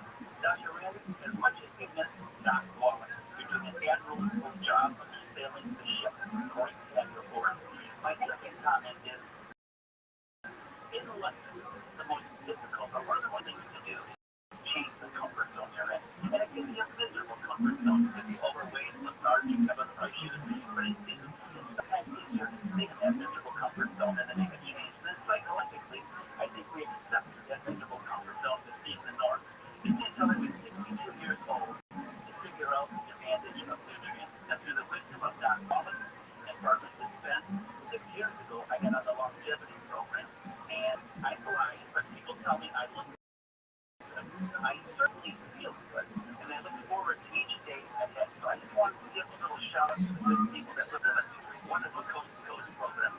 Because if you're in that miserable comfort zone I was in, make a change. Listen to the wisdom of the new voice of reason for nutrients, and that's Dr. Randy. And Dr. Randy, thank you. Again, welcome aboard. And George, thank you for taking my call. Thank you so much. Thank you. I did study with Dr. Wallace for the last almost 20 years. So I've been there with him. I've been at conferences. I've read every lecture. I've read and bought every book. But I had the beauty of doing so many shows with him, side by side, things that we haven't even released yet, that are just amazing things, conversations between me and Dr. Wallace. He was, and still is somebody that I could just, he's been a mentor, and I can just pick up, hey, Dr. Wallace, what do you think about this? And we have amazing conversations about these things. So, it's fun. Taking our hands who knows how long, but Exactly. Thank you. so we've got Joe in Boston. Joe, welcome to the program. Thank you. And thank you, John, for calling my buddy from Wisconsin. Dr. Randy, I'm going to that cancer is getting worse. There's a clinic in Tijuana which helps people even they don't have money. It's a haunted clinic. It's a long story, but they throw it at us. They for the rest but they use. Is there any way I can give my number to Gina or your number? So she will send me and you would talk with email because I have very little money, alone, no family. I just send George an email. I hope you're one of those doctors. Most of them do grab, as you said earlier, to nursing homes. I hope that we get worse prostate cancer. The team can absolutely, connect you. Do you give this number to Dr. Wayne? A lot of people would deal with this. We have a cancer client, and I've actually posted on social media in the last week. Don't always get the testing and things, but this gentleman, if I remember right, this one was a liver cancer, and they had already cut half his liver out once, chemo, radiation, all the above, and they said they had it. Well, then they said it came back. And so he sent me a graph the other day of when he started working with me, which his graph started in early 2024. And the cancer, if you could just picture like an L, you got the top and the bottom, goes straight up and out to the right. His cancer number was straight up at the top of the L. And when he started working with me, you could see the numbers come down, down, down, down, and then they went straight up to the right to complete the L.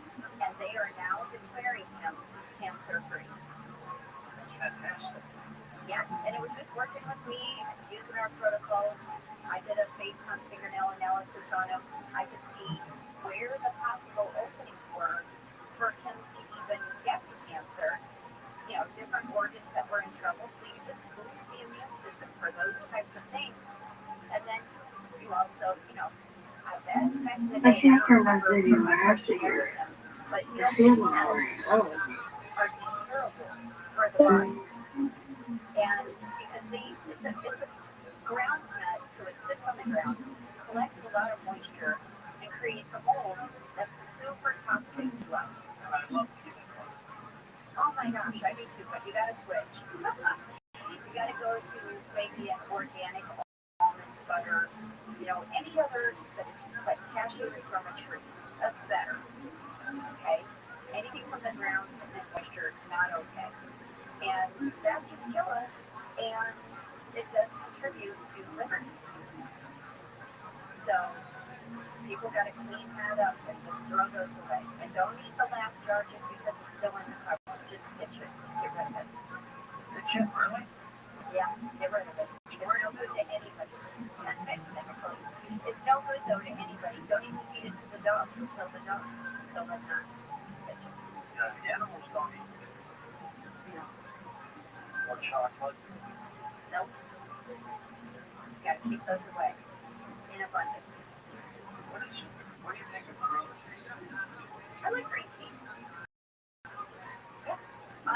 Most of the teas, in fact, I didn't write, there's a book out there called Cancer Hates Tea. Now, I will say, I don't believe for 1 second that tea is going to cure cancer, but I will say it's very beneficial. So I have clients, drinking teas all the time. Dandelion tea is a fantastic tea. Do you know the name Edward Casey? Yes. He was a genius with psychic for health purposes. He came up with offense that are still being treated for people. Anyone in particular for Edgar? Not necessarily. I mean, he touched on everything. Yeah. I have read things out there about him. I pretty much study anything and everything, and including all new studies that come out regarding cancer, because that's one of the most common type of client that comes to me. We have amazing success. Stated it on your show before. Love the kidneys. Kidneys are resilient. They recover quickly. So kidney diseases, kidney failure, even if someone's at 3% and on dialysis, I have 1,000% hope for them because we help to pull them off of it.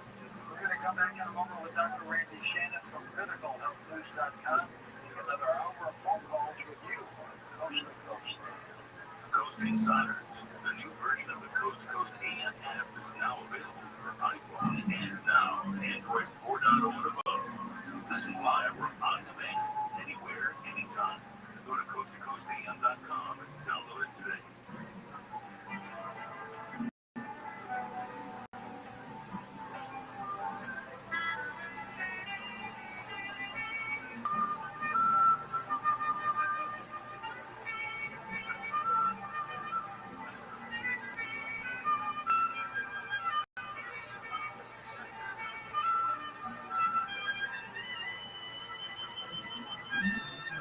We all remember that one teacher who made a difference. Now's your chance to say thank you in a big way.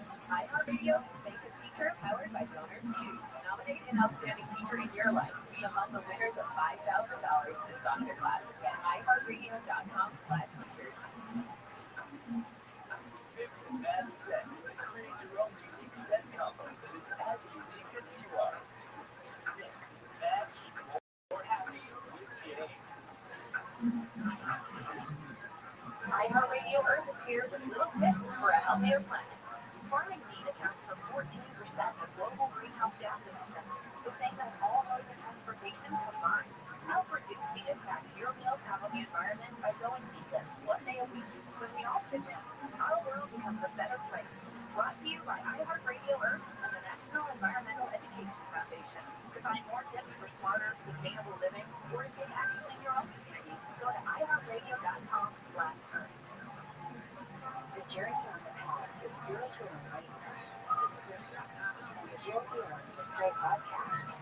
It can also be deadly. Join filmmaker Caroline Slaughter on the podcast as she uncovers the disappearances and death of fallen Westerners who have taken a spiritual pilgrimage to India. That really India, because this is a Venus flytrap for your vulnerability.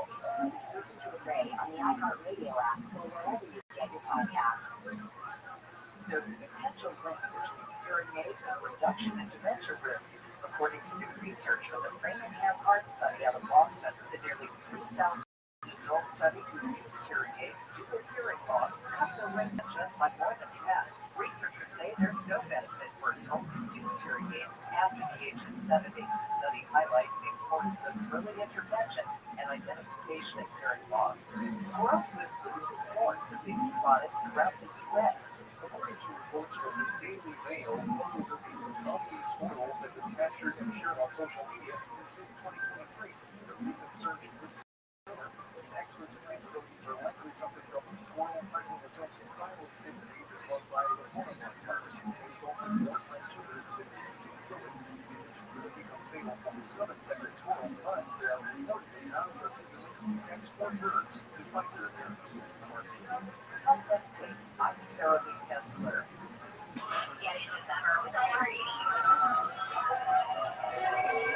Rewind to a decade of music that defined a generation. From Madonna to Michael.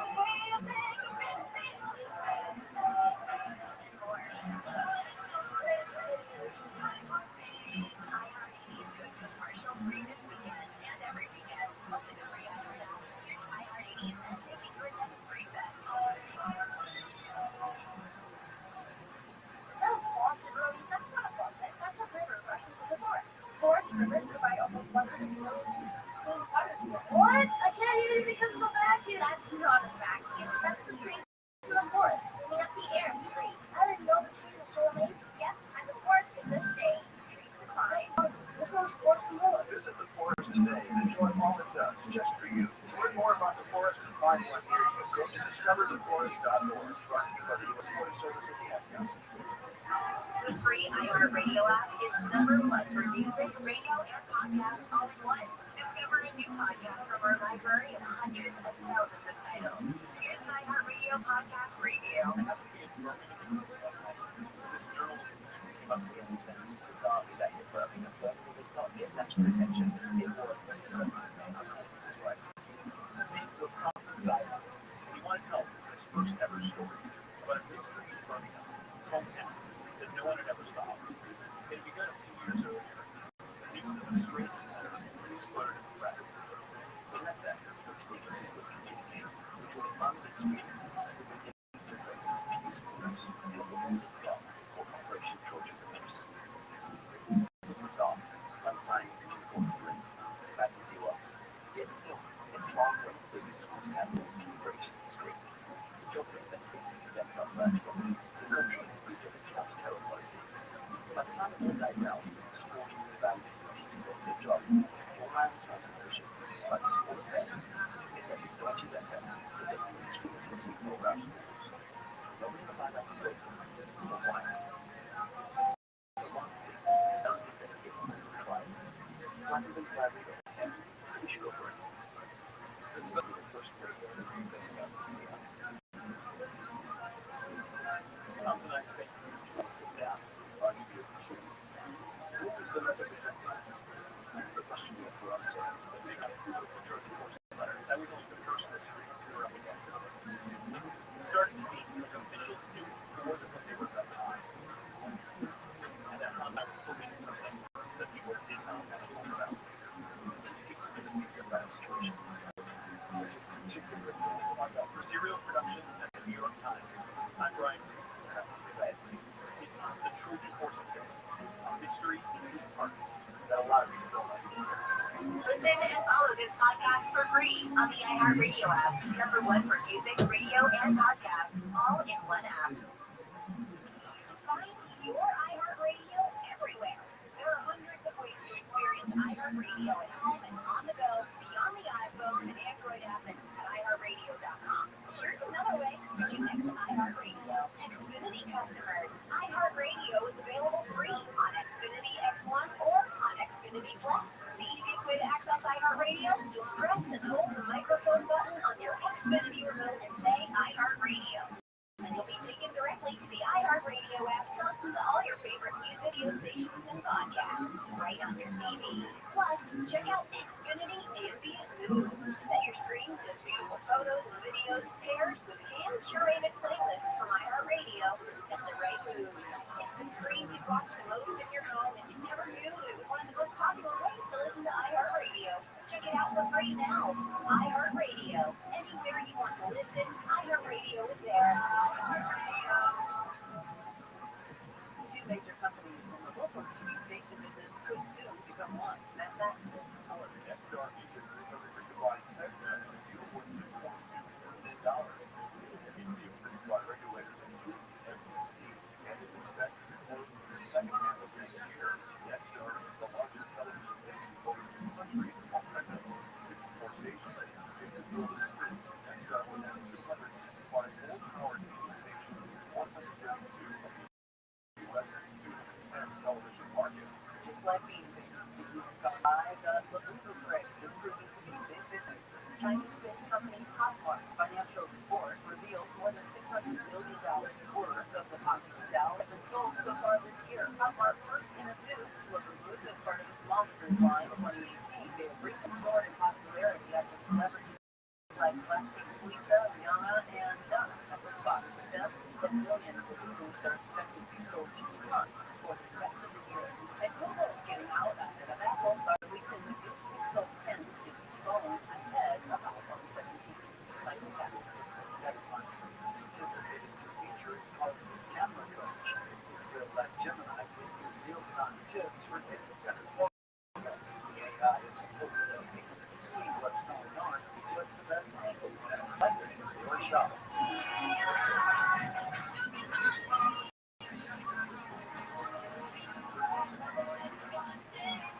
The Federal Trade Commission is suing a ticket seller. It says used fake accounts to buy Taylor Swift concert tickets to sell at a markup.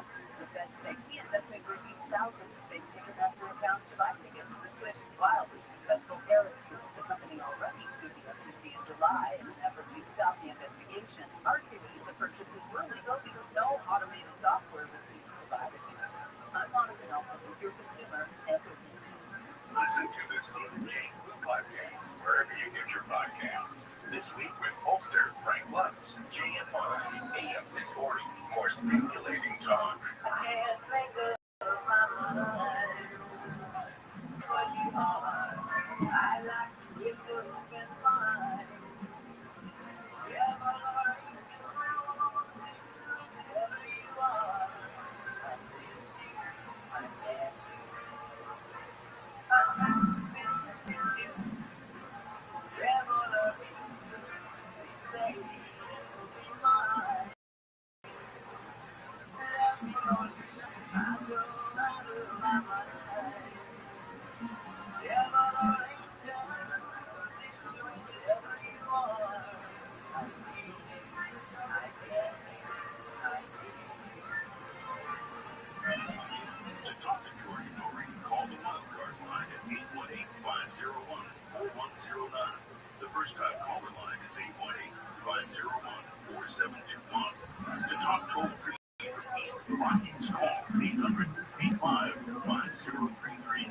From west of the Rockies, toll-free, call 800-618-8255.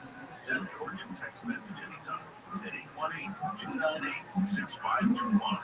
From the City of Angels, this is Coast to Coast AM with George Norrie. This hour will take your calls with Dr. Randy Shannon from CriticalHealthNews.com, so jump aboard. You have a workshop, a guest house, a backyard office, just a few hundred feet from your home, but you can't get a Wi-Fi signal there, it's frustrating, isn't it? Well, with the CC Vector extended long-range Wi-Fi system from our friends at CC, you can achieve a reliable Wi-Fi signal up to a half a mile from your router, as long as you have line of sight. Works with all your Wi-Fi devices, and you can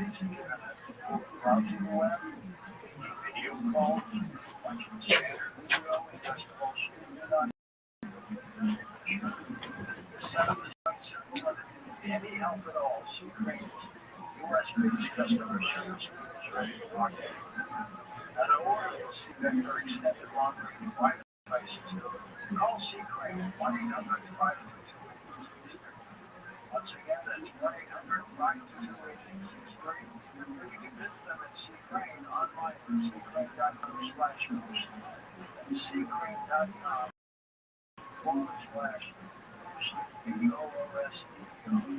Also available on Amazon.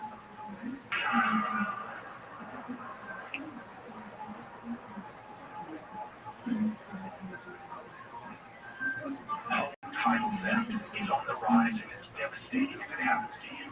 Listen to the alarming words of an actual home title thief. I don't need to know your name or social security. All I have to do is go to public records, create a document, and supply that document. And then I can borrow against the house or sell the house. You may have no clue until you find out that your house has been sold or till several loans or several banks are foreclosing on you.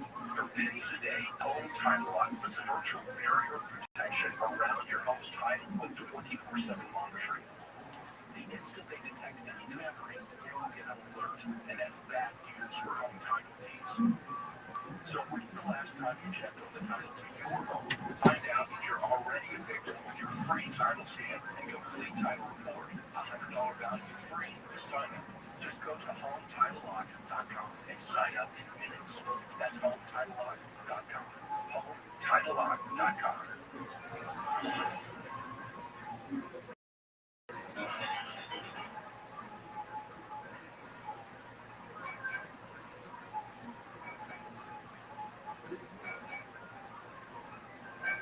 Welcome back to our story about Dr. Randy Shannon from CriticalHealth.com. Randy got an email from a woman who had surgery. He says, what do you recommend to prevent blood clots? Oh gosh, we have some amazing things. And she may be There's no atmosphere to show you the distance. but It's a very, very simple set, which makes it very, very easy to simulate. the reason I say that is because the product that the team has, each capsule is going to have 100 micrograms of the selenium, plus 5 cofactors that go with it to make it work as damping in the body. If I go down to the neighborhood vitamin store, drugstore, The girl broke my heart, and then I was upset. I was crying, and then took it out in the tree. I was like, damn it, no, not a tree. I think it was a metal board. I was like, damn it, don't. I was like, ah! It's not a big deal. And these are enclosed sets. They have to be enclosed to control the environment so no wind gusts and so forth occur. That can be a tip. It's not a big deal for any of a large structure like that. And the only thing above them has to be a crane, a simplistic crane holding up the astronauts wired. So these are on far locations. Looks like we're looking so far out there, and it's just a simple set. I've led to the backdrop that is not as simple. On this one, we're actually behind the lamp. And as you can see, they always get out on the shadow side. And here you can see the sunny side. They did most of the action on the dark side, the shadow side. Here, we're in a little dip. And that's an easy thing to do. We're going near the edge of the set here, and the main part of the set is on the other side of the lamp. This is the same footage, I believe, where you see the rover driving around and you see a reverse angle of the sea.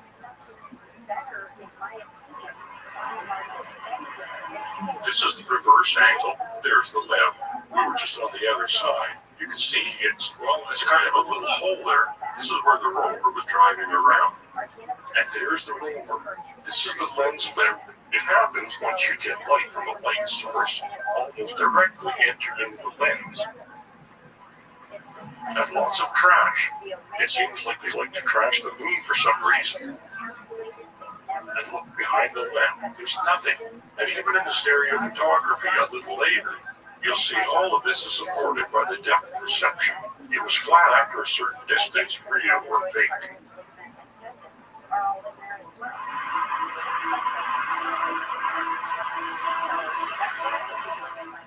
It looks like we're looking past a hill, and its distance back there is easily reproducible on a set with the projected backdrop, with the technology they utilized. There's our dividing line.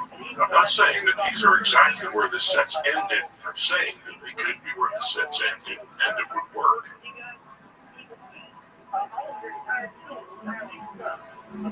It would take quite an extensive analysis of all the footage captured at one location to find out more precisely where the set ended and backdrops began when it was implemented.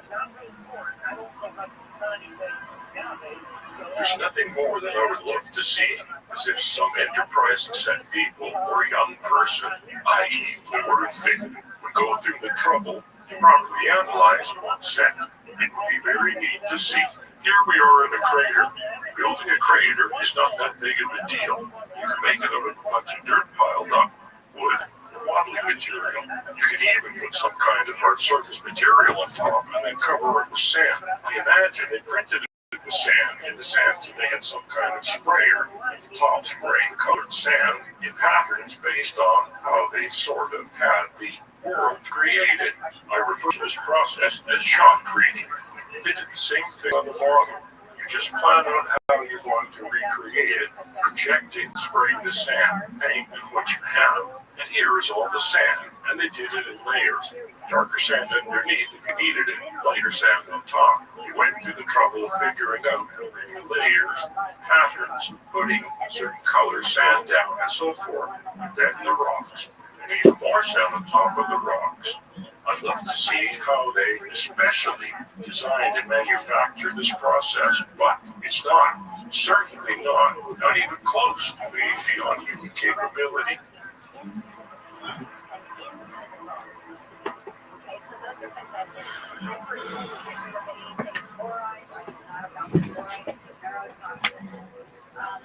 So here it looks like there's hills in the background. It's hard to see before, but now I have to remove the hills, pan over the right, and you can see the rover over there.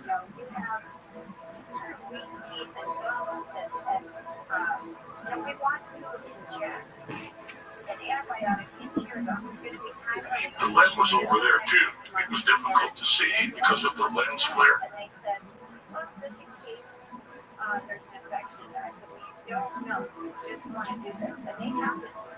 So when it comes to the nature of this panorama, it looks like you're looking at a huge landscape. You're not. You're looking at a circle. If you're at one end over to the other, you make a circle, and that's more accurately what you're looking at. This is why I did the crop version of the panning. I mean, we're actually not panning for salt. We're reproducing what the astronaut did, which he stood in one place and turned around, went in a circle, spun. Now these are very interesting landscapes, very cool looking, but they're reproduced boom topography. And the more specific details of every rock and so forth, perhaps they have highly detailed imagery. That would be a smart thing, but they have limitations. That was all made up. And we haven't gotten any kind of actual highly detailed reproduction of the actual location from telescopes or satellites since this time. Again, another faraway landscape, but it's just a set with a backdrop, nothing more. Here is a little crater. We'll see the left image on the right side, and the right image on the left side. The doctor comes in for her 2-second look at everything, and she says, "Wow, you have the strongest taken notes of any of our patients." And now we get to the stereophotography. There are 3 ways of doing stereophotography. I have chosen the red-blue, but there are several ways of achieving this. For this example, you will need glasses with red and blue lenses, achieve divergence, or try putting cardboard between the 2 images, so only the left eye sees the left image, and the right eye sees the right image. There's convergence where you can cross your eyes until the features match up, and using your brain, merge the 2 together. At the top left, I'll show you which ones you're currently doing. I'm showing you all 3. It's an opportunity. I suggest you pause as you want to see one, and look carefully at these with the yellow arrow. It shows you where the split line is, and you can definitely see certainly some. These are panoramic images overlap. They're not ideal. I didn't modify them in any way except maybe to rotate and scale a little bit so they were closely matched, but is good enough that you can see that there's a flat plane, and after a certain distance, and stereo.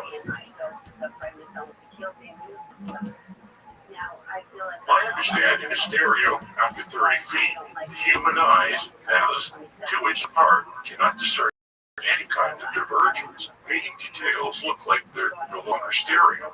If you move your head, of course, that changes, but you're changing one, which is established. If you're standing still and looking at a feature, and after 30 feet, you're not going to see it stereo, no divergence, and that serves them well, because that ain't very far.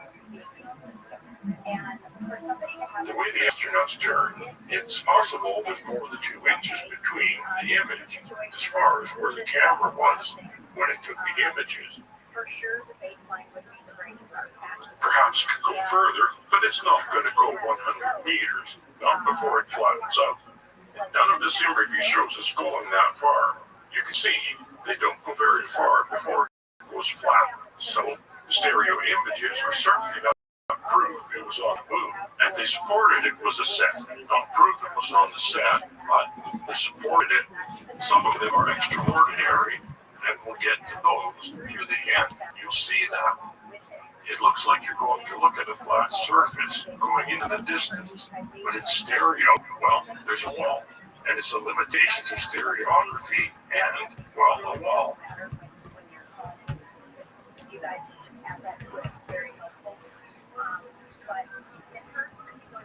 And the split is not necessarily where you think it would be. You can look and see, and look at the stereo and see where the split is.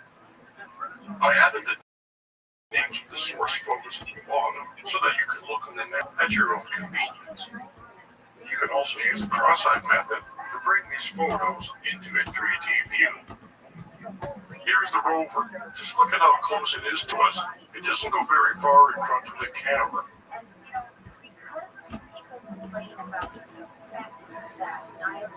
Using the cross-eyed method, you can see that it does not go far in front of the camera. It looks like you're looking into the valley, but you're looking at a short distance of a set, but a beautiful backdrop nonetheless.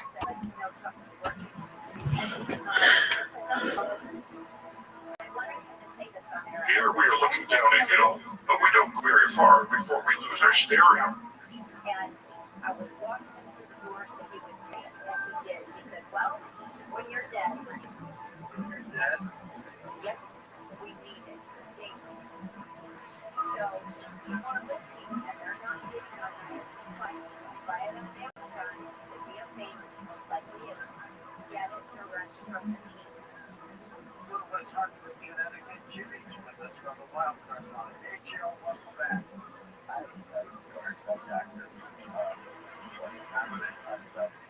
These are really extraordinary.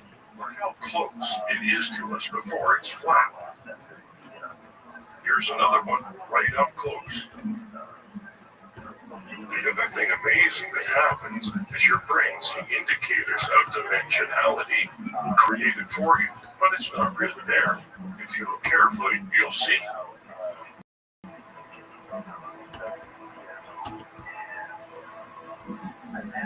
This photographing was not designed for stereo, it was designed for panorama, so they almost did very little stereo photography.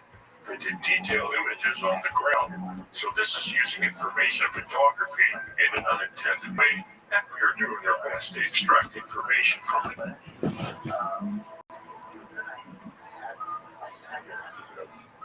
This is a slight overlap, not nearly the overlap, but like the others. You can still see the split lines very close.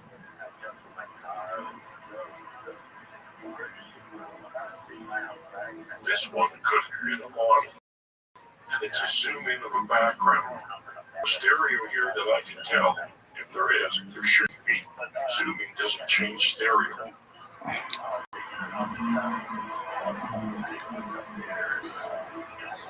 This is from the top of the limb. There's hardly any stereo to know, other than the difference between the limb and the ground.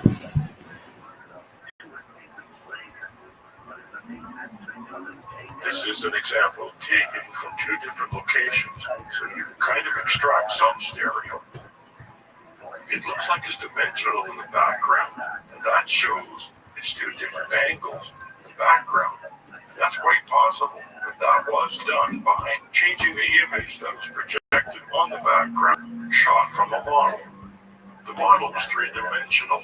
You change the image based on where the astronauts are on the set, and you get an accurate image of that. So here we get to some fancy visual effects that has to do with models and technology and rigging and virtual reality, simulators and so forth. And I think that some visual effects breakthroughs were accomplished or created here and credited elsewhere.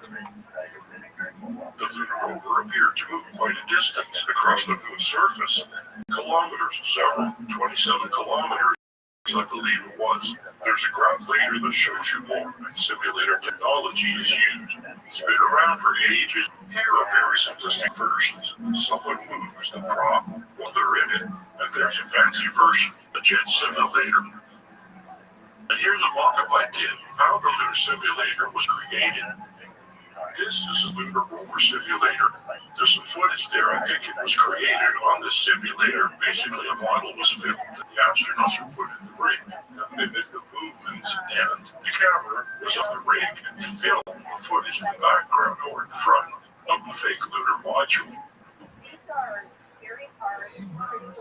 Here is a setup of the model under the snorkel lens. And there, I think it was a DAC camera. It was filmed in very low frame, so it's crappy. And it's possible that the rover was animated. Here's some examples from the early 1970s. This is Don Dykstra, who was a student of Douglas Trumbull. And in the summary, I went over this. I find this extraordinary every time I see it. I find it extraordinary how real it looks and how tiny the models were used to generate it. It just blows my mind. Look at this local camera. This is it moving across a tiny fake road set, creating something incredibly realistic in this low-resolution footage.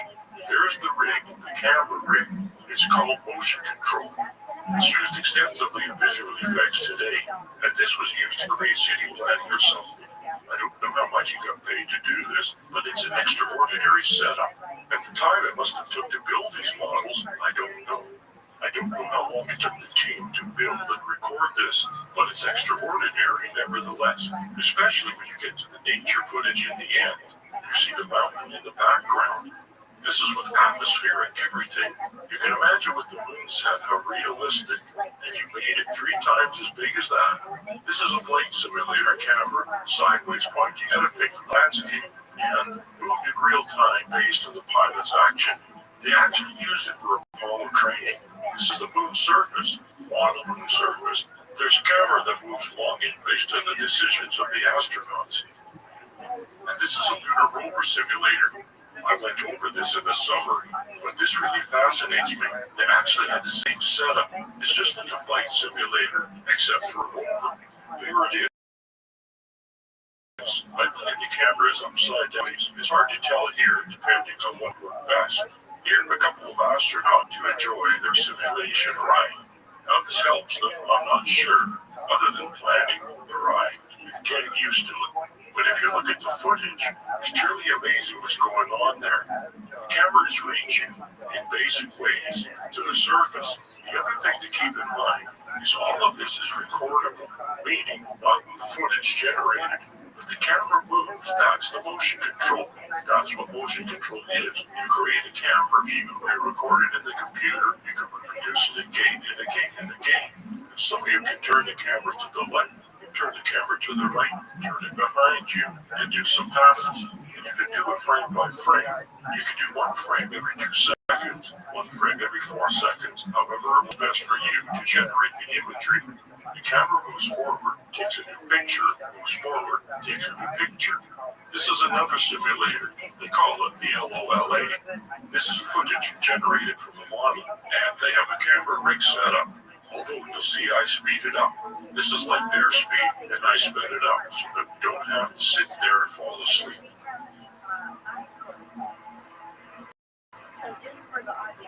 There, you just saw it speed up. You'll find when you look at the landing footage later, it's very similar to this when I speed it up. You know, this doesn't look as real as the other footage does, but they did a more sophisticated implementation. Here's that setup I showed with the submarine, tracks, cameras on tracks. It's all computer controlled. It starts with the model and so forth. Here are the developers. They like taking pictures with calipers and these things, and they've got their accurate mapping. They're making sure that the model matches accurately to the mapping because the astronauts are relying on it. They're the ones making these decisions that need to be completely oriented for their landing, right? And this is a simple mock-up of something on glass I showed because I found it a little funny. That's how they did it. They did it much more sophisticated for the hoax. This is huge. There's a man next to it. You can see it's a huge piece. Plaster of Paris, I guess. I'm not sure what it's made of. That's just what it looks like to me. A highly accurate model. And when we get closer here and see the fine detail that is in this thing, you start to see more and more craters. Look at all the subtle craters in there. This is all accurate. Look, they're showing how accurate it is. See, we're very impressed. But here it is being used for the LOLA simulator, and it looks very similar to the footage captured by the Apollo camera on the official Apollo landing. And now look at the subtle detail. You see craters and things. We'll get close here. This is a zoom in close. Look, there are tiny rocks, all kinds of subtle detail happening in this thing. And if you made the model 4 times as large, imagine the detail you can put in it. You can put sands on it, add a few fake rocks on it, the sand will move. Look at this huge set, a huge model rather. 2 guys at the bottom standing next to it. I don't know what this was used for, but look, it's an example of a big model, and then use the setup. This is the same space that they were using for the set. They wouldn't have room to fit that giant model world that they built. In some cases, I think the rover was moved in the giant hydraulic stand. They had a fake front setup with a camera setup. I don't think necessarily it was in view, but it was used to generate shadows on the surface. So here, I think these photos were generated from a DAC camera. You can see in the middle one, there's a shadow of the antenna and the camera. Sometimes it's because of the shadows, some because they're on the set. But I believe they had a rig to generate shadows, so that when they projected it on a screen in front of the simulator, it had a shadow to make you think they're really there. Here's another example you can see, but rare, right? All of these images, they only have one shadow, so it's quite possible they take one frame at a time. It's just got a shadow in it. Fiber optics were used in the cameras. Possibly they had endoscopic kind of setup with the camera, and instead of doing this, like they did in Star Wars, they have these guys coming and going and animating. The camera animated. In fact, you'll hear Douglas Trumbull a bit describe how they did it on Back to the Future ride. I had no idea that they could do that, and no doubt he implemented something like that in the Apollo simulation, whatever they call the hoax. So instead of guys doing this, they had cameras, and maybe they had something in their bag of tricks, move the antenna so that it projected the proper shadow. Here I'm showing an example. This is footage generated by filming of the models. A computer model, but it's an example nonetheless. Here we're in the simulated ride in front of the footage with no movement. And now we're going to use the same footage, and we're going to add a very simple movement, kind of like we saw on the rover simulator. And there's the ring moving a little bit. That's what's generating the image at the top. And here we're going to add a little extra little move. We're adding pops and stuff. And here you'll see that extra movement. It's not added to the original footage. I have been doing these as separate so you can see them as separate. Here we have a loose camera as it's on a stand that's reacting to the movement of the rover. And you'll see how it all comes together. This is the basic movement, the left image at the top. And now we will add what I call gross movement, where it's all kind of moving in and out of craters. Now we have the smaller movement, and it's a little extra. And here's where they loosened up the camera a bit. It's on its stem, it's reaching to the ring, and now we're on the moon. It's pretty extraordinary how simple it is and how effective it is. Now you can even see the reflections in the antenna up there. I believe it probably had a 360-degree setup for any kind of reflections, and that's not that much more difficult. Let's look at the actual footage here. I'm not going to show it all to you, but you can see more in the appendix. It's quite extensive.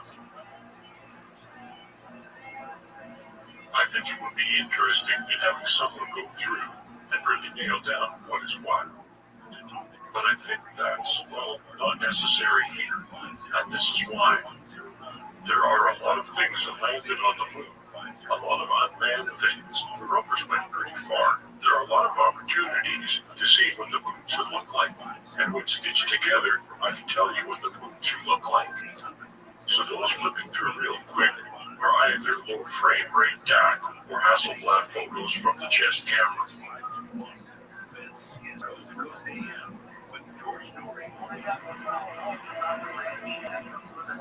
So here, I stabilize these. It's amazing how unbearable it is to watch the actual footage. It'll drive you insane, it's shaking so much. I minimize the shaking a lot here, had to be done by hand, because the tracker doesn't like tracking this crap. But you can see it looks very similar to what I just showed you, in regards to the virtual set of the simulator, right?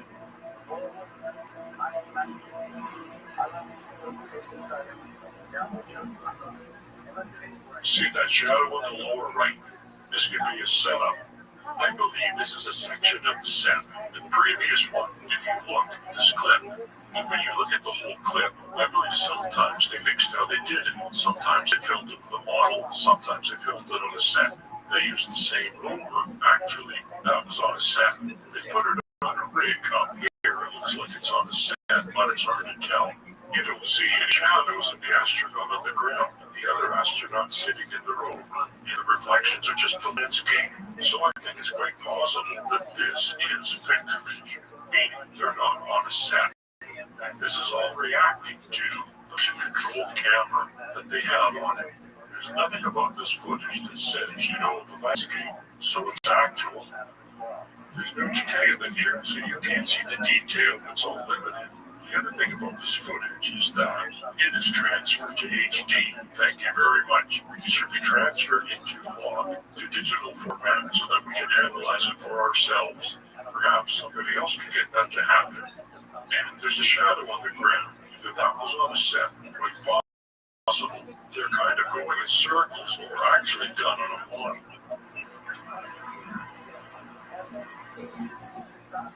So the modules all landed on the moon.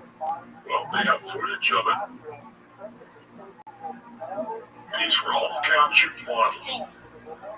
I believe it was a model with sand on it, certainly where the module landed.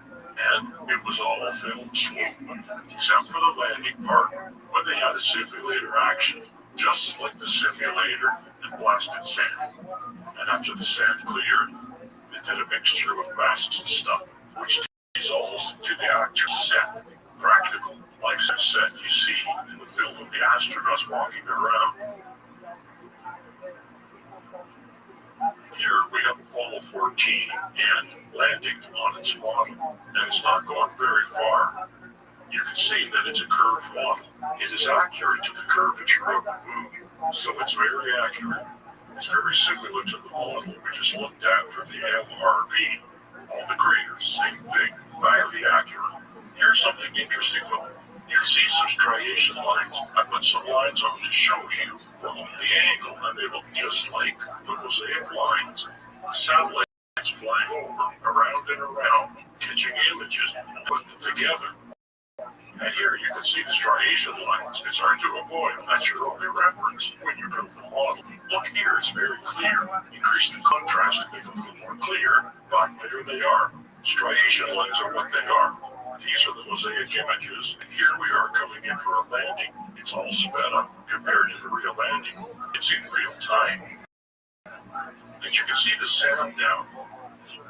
Fortunately, it did not obliterate the view so clearly, so they didn't have an opportunity to do a good blend. And the giveaway. They give us the crater shadows. They change. It's one of the shapes of the surface of it. The crater shadows is one. Now we're analyzing that. The camera is supposedly located through the triangular windows. I believe it's the one on the left of the door. In this view from the outside, and it's coming in upside down, kind of. It's all on, so I had to turn the image so that you can see, well, the reference.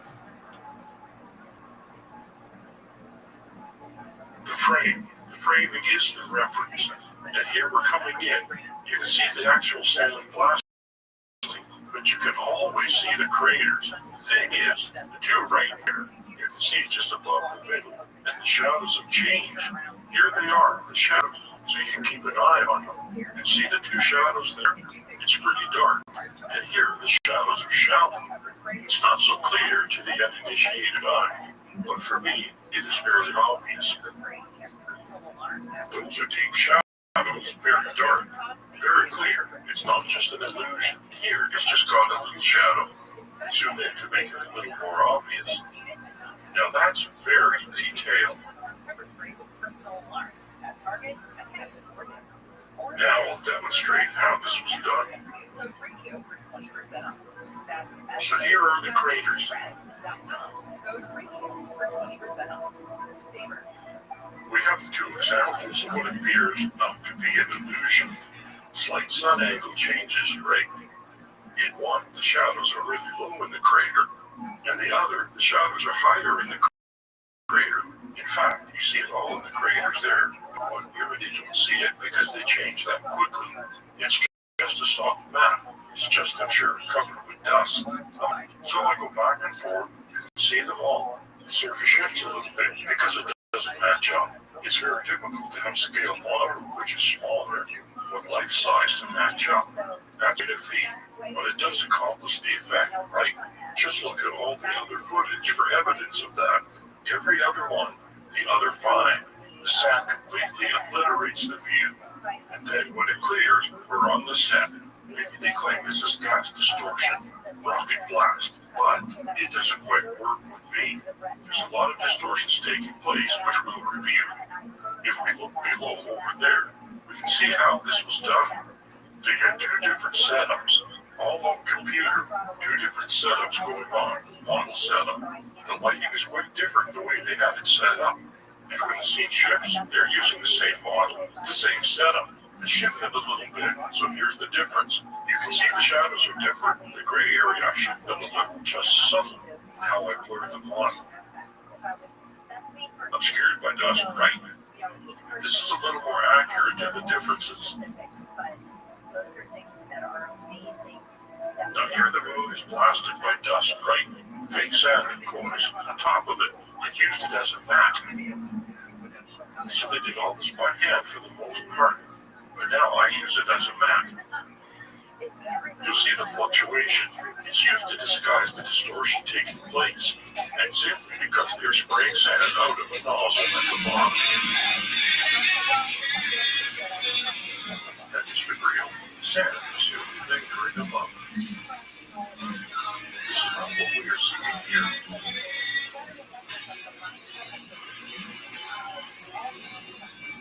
There's another discrepancy here.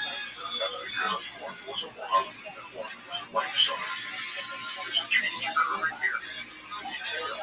Not quite sure what it is. As it fades in and then fades out again. But there's no reason for this thing to be changing like this. It's changing shape. I think Douglas Trumbull is likely the mastermind behind this.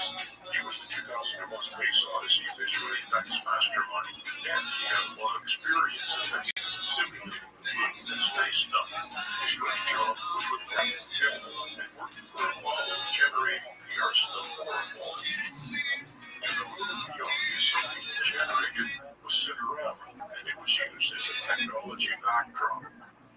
Here's some information about To the Moon.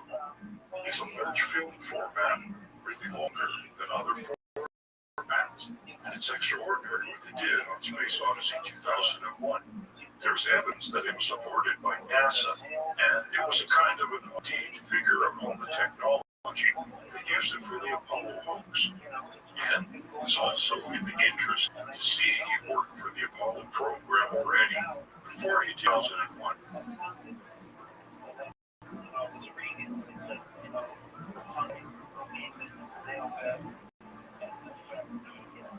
Again, it was a large format with the use of a fisheye lens and immersive cinema. That is, immersive cinema before the Apollo program.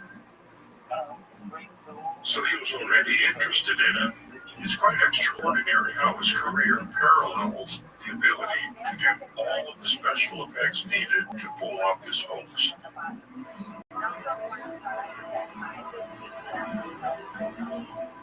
Let's hear him tell us in his own words. I'll get into it right away, and I'm going to take it pretty much chronologically, so I think it'll make a certain amount of sense. When I was just out of high school, I was going to be an architect, I thought, and I started taking courses in illustration and painting and mechanical drawing and engineering drawing and things like that. I became very fascinated with kind of science fiction illustration, and it was all multiplane photography, fisheye lenses projected into a dome theater, and photographed with fisheye lenses and wide-angle lenses projected with fisheye lenses into a kind of a planetary dome theater. And the show was called To the Moon and Beyond. And Stanley Kubrick and Arthur Clarke saw this show, which I had done all the illustrations for, which were part of the multiplane photography. And Graphic Films got a job to start doing some preliminary early design work for 2001: A Space Odyssey, which at the time was called Journey Beyond the Stars in a very early draft. This is one of my early pencil sketches for kind of a lunar base. Let's see some similarity here to the horizon on the moon, the Earth in the distance, various kinds of lunar modules and stuff like that. An idea for a pod, which became like a pod in 2001. But I wanted to digress a little bit. So 2001, you had a little storyboard drawing. A lot of the storyboard drawings we worked with were very simple sketches almost, but you see shots in the movie, and then you see the moon bus. That was one of my first tasks on 2001 as a young man, maybe 24, starting to detail these miniatures, trying to make them look photorealistic, even though they were just fiberglass models with not much detail. And we started figuring out how to put detail and painting. And actually, since I was an illustrator, I was actually painting with my airbrush right on the model to create different panels of texture and brightness and reflection, and trying to make it look as big as we possibly could. And then I got involved in shooting some of these miniatures. Kubrick really got to like me and what I was able to do, and so I got into design. It's where you belong, deserted, and This was a 1,000-watt light bulb out of a slide projector. This is the painting back here, and this is the moon bus that's going to land, and it's mounted on this rod back here. It's kind of tilting up and down as nitrogen coming through the nozzles of the supposedly jet engines or rocket engines. Yo, what up? How are you, King Twan? And we had to mount on a glass in order to superimpose one thing. King Twan, how are you? So you get shots like this. Can you hear me? You can see all this detail and stuff that I got involved in creating. Yo, dog, how are you? Can you hear me? Yo, dog, can you hear me? How's your day going?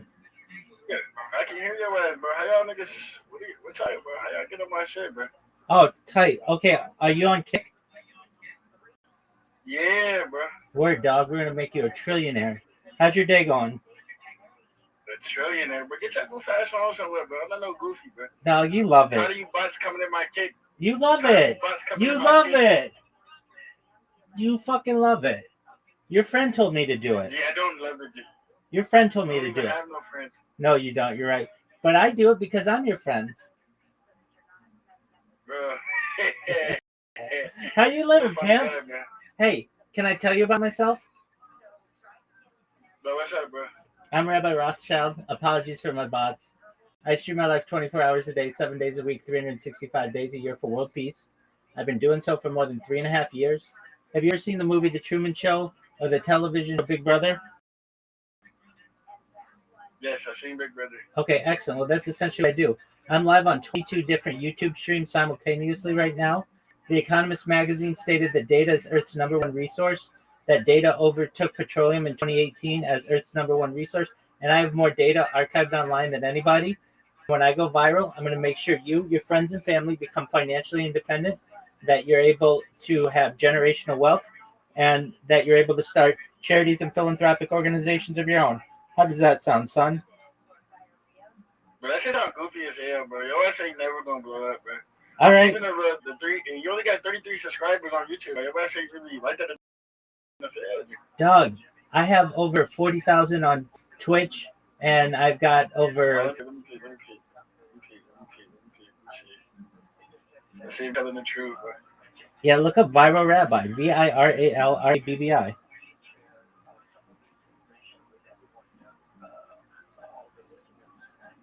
Your ass is really streaming, man. Word, Your Doug. ass got 136, bro. Your ass a liar, son. No, go to Viral Rabbi, VIRALRABBI. I've got like 48,000 subscribers. On Kick, right? No, on Twitch. On Twitch.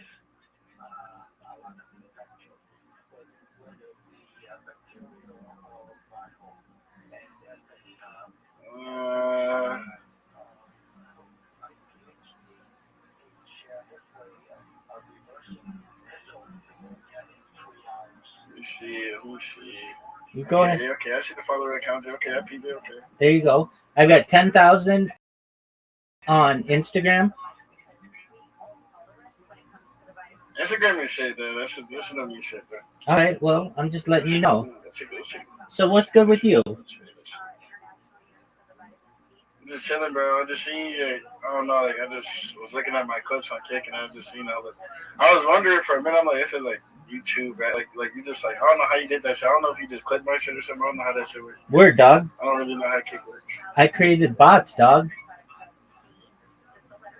You created bots? Yeah, robots. How did you do that? Did you use like AI? No, I just do it the old-fashioned way. I use macros. I program them to essentially create an account, to make a clip of someone, to follow them, and spam. And spam them. Bless you. Thank you, my friend. Type deal. That's what's up, bro. That's what's up. I was just trying to see what this shit was and shit. Like, I didn't understand this shit at the time. So. Absolutely. Hey, you got a good heart. If there's anything you ever need, I'm here for you. Okay, brother? Yeah, you stay safe, man. You as well. Take care, my pimp.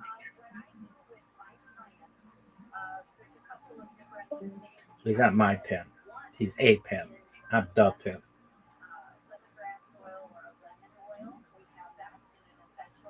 I meant to say my G.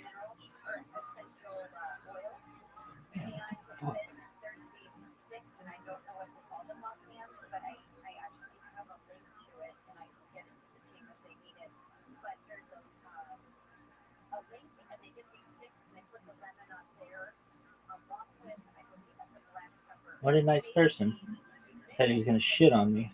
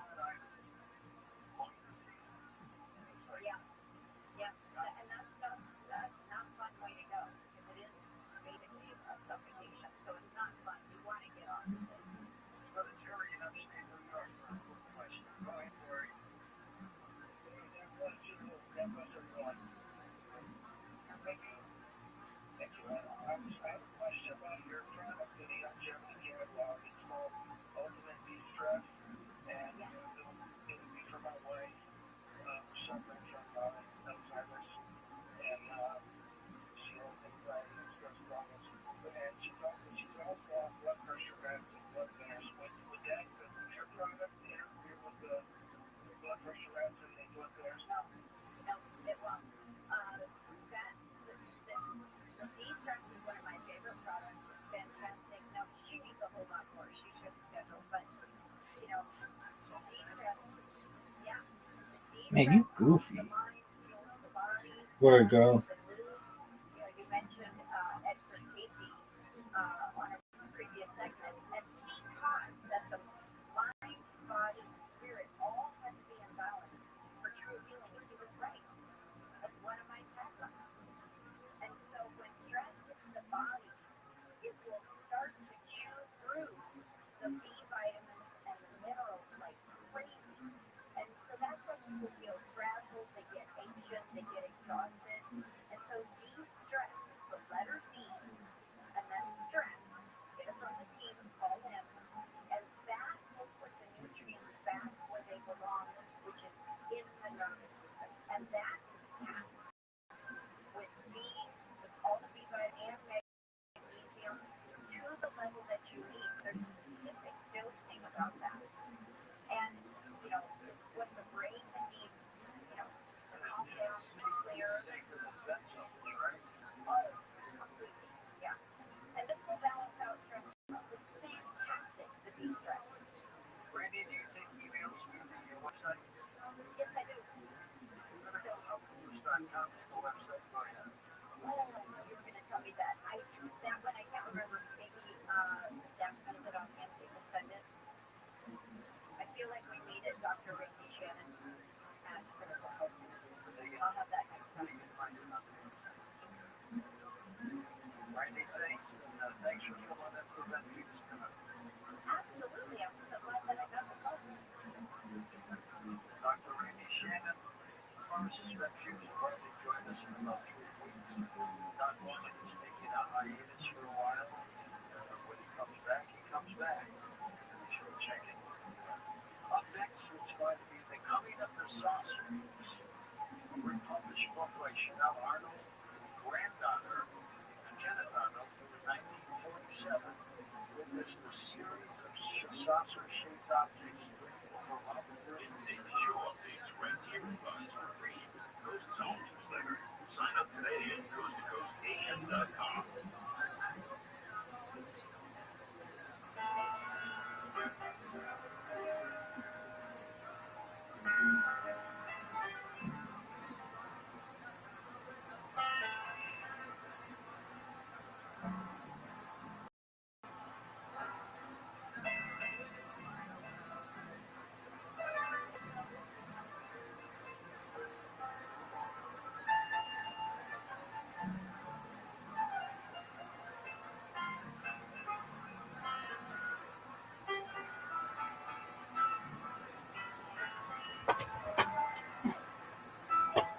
Streaks of grease and who knows what to try to make it look real.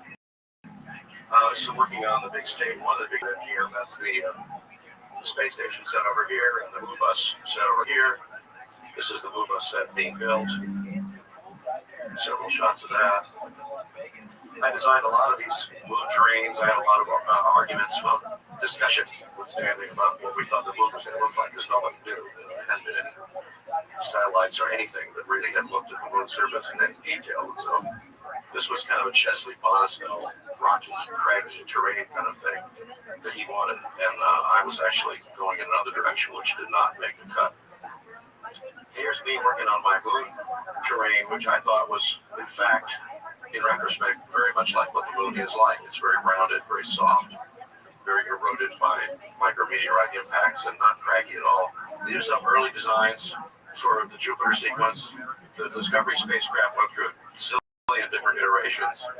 The Stargate was going to be a slot inside one of Jupiter's moons that they go into.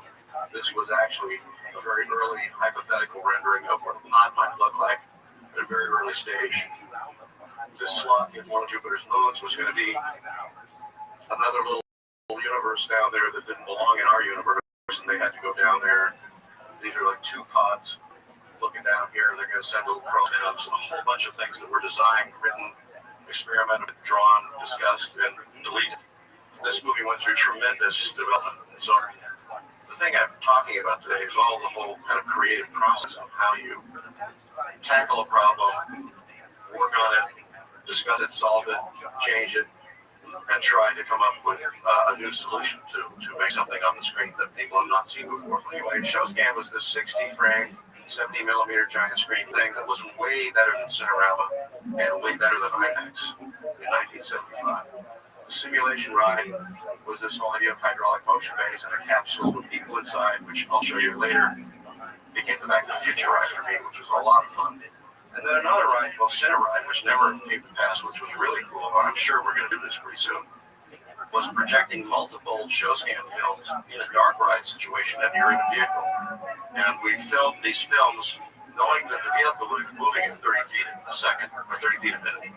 And so we filmed it with the camera moving 30 feet a minute, projected these films into domes that had foreground sets that were all moving in perspective to the perspective shift of the movie. It was all 60 frame, and it was so real that everybody believed that everything that they were seeing was happening in real time, including explosions, breakaway glass, mummies, monsters, you name it. It was really wild. We started developing special electronic 70-millimeter projectors that could run 60 frames a second electronically, did not have a mechanical Geneva movement in them. One of the things this ShowScan thing led to was an experimental film, which I'm sorry I can't show you. But we knew the size and shape of the screen. And so I this thing, I said, well, if we shoot it in ShowScan and we project it in exact same scale as the theater itself, I'm going to do this illusion. And so we had this scene where we projected a really bad movie on the screen that was kind of a fake documentary. Made everything go wrong that you could possibly think of. It goes out of frame, focus, the film burns in the gate. It's just terrible and it fails. Then the projection leaves the projection booth, goes around the theater, comes behind the screen, turns on a work light back there. Because, screens are perforated. You can see through them. If there was a light back there, you can see the speakers behind the screen. So he does that. And so you see the speakers in there. There's this big roll-up door. There's a door he comes through, and he comes up to the audience and touches the screen, which is catching the light from these house lights, and starts talking to the audience, apologizing for screwing up the show.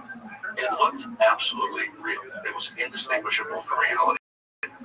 And his feet are on the ground, and he's 6 feet tall, and it was all in scale to my theater. And heavyweight people like Steven Spielberg and George Lucas, Coppola, everybody came to my screenings. And when I would get to this point, they would get up out of their seat and start leaving the theater, shaking my head, saying, Doug, whenever you get it fixed, give me a call. I'll see if I can get it on my schedule to come back. And it wasn't until they were off to the side of the theater they realized they'd been completely fooled. And this, to me, was a really important moment in movie history. And this little movie called New Magic has actually been requested by the Academy to be archived there. And I'm hoping we can get it digitally scanned so we can show it again in high definition. Now we're working on an entry-level version of this, which will enable films and colleges to do this kind of thing very inexpensively. And I'm working with a guy named Scott Lismondi at Hollywood General Machining, is building a zero-gravity boom out of a porta-chip components. And this is under construction in LA right now. We're just about to test it right after Christmas. And it's a really cool thing. This whole little gizmo, well, I can't use the word gizmo, device is going to cost about $5,000 instead of the original one that cost $250,000. So I've also been experimenting with digital single lens reflex cameras, which are quite amazing. If you've ever shot with a Nikon or a Canon, I'm using the Canon 7D with some Zacuto attachments. It's a very inexpensive camera.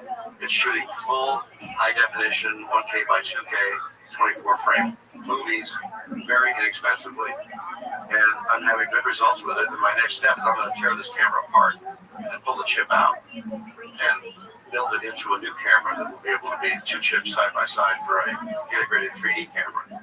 Now, in the world right now, the red camera is the hot camera. It's not the only camera, but it's a good kind of mid-level priced camera, and I think we can start adapting this for 3D production as well. The 3D cameras we're seeing these days are really cumbersome, awkward, and heavy like the IMAX cameras have been and Cinerama cameras were. So we're in an early phase of 3D.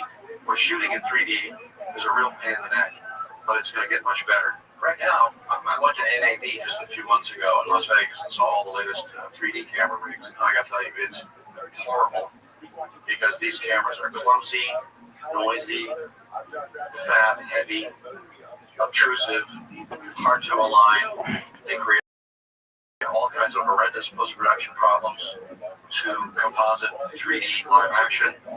And we're in our infancy of trying to solve a lot of these technical problems to try to make a whole new generation of 3D cameras and solve these problems so that shooting in 3D is not such a pain in the neck. I've been recently working with Terry Malick on Tree of Life. He won't let me talk about it. I think it's going to come out pretty soon. There's one shot, just a little hint. There's a phantom camera getting 1,000 frames a second in a vat of water. You can imagine how much paint or milk or whatever might have been in there. And we're designing one version of that film, which is called Voyage of Time, which is going to be in IMAX theaters in about a year after that, which is going to be this spectacular space experience, probably the closest thing to 2001 since then. And so we've been studying IMAX theaters, geometry, screens, projection. And this whole digital virtual studio I'm working on, which I want to do with my next film, is to build a stage that's designed with the zero gravity boom. And everything is designed around that technology to automate the lighting grid so that we can do rehearsals on this and pre-light scenes and come back into our stage and reshoot and even, hypothetically designing what a studio might look like if you did a whole bunch of these stages. There's a lot of advantages. Zero gravity crane, digital cameras, automated lighting, very limited sets, a very smaller stage, a smaller crew, faster shooting, increased production value, and lower cost. So there's a lot of benefits to working this way. So I'm working on this whole idea. I'm writing screenplays for this technology, and we hope to kind of clone this, and it can happen all over the world. We have to get funding. I'm not going to go through this. It's more like a business presentation. It's okay if we call me mad scientist. So the question is, who's behind this? Well, to start with, there's mission control, but almost no one was behind this. They were fooled along with us. There were perhaps a few agents in there. The only people talking to the people on the moon were the astronauts themselves. They were the ones who did all of the talking to these supposed astronauts on the moon. And that's not a real moon, by the way. And I believe that they were in the suits in the footage that we see, and they've been lying to us ever since. And not everyone in this picture landed on the moon, but I believe they were all involved one way or another. Someone could investigate that further. But in mission control, there were astronauts there, and they were the only ones that were allowed to talk to the astronauts. This is a camera controller. He's involved too, because obviously he's not the one controlling the camera. I suspect that he was possibly or probably involved in the fake footage camera movement. Why not? So, what is NASA? Is NASA real? I believe it is actually an intel operation with fake fronts. Intel likes to do this. You can say it was infiltrated, but I believe it was designed to be fake. In fact, all of them are. The entire space program is a front. Such companies say, yes, we're here for humanity, and yes, we put people in space, but no, we're putting spy satellites over the planet, trying to control the planet. It's an age-old technique of owning the sky. Yes, we try to communicate with the heavens, but we are in communication with the gods. Apollo is supposedly the god of light. NASA is not.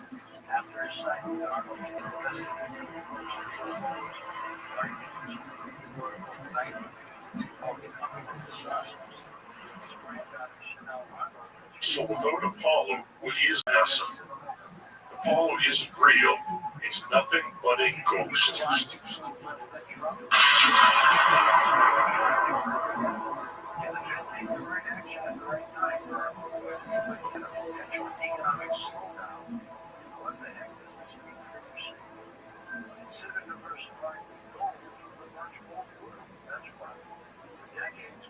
What in the fuck is that? That's a lot of shit. Economic stagnation, global uncertainty, and high inflation and virtual makes it incredibly easy for you to diversify some of your savings If you have an IRA or 401k, your benefit of tax sheltered IRA is a good goal.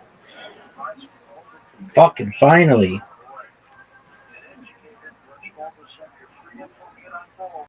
So the next door coach is the number 90 90 90 10. Next coach 90 90 90. Consider the first line of motion for your savings. Next coach 90 90 90.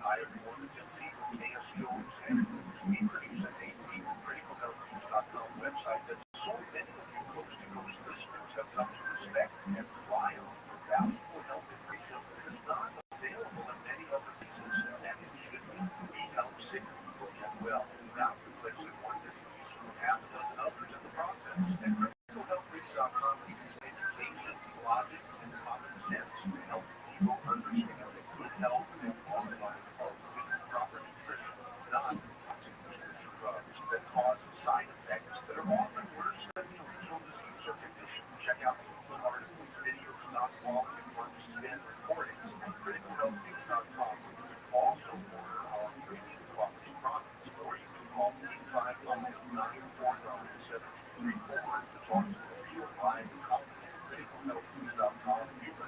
855-949-7234.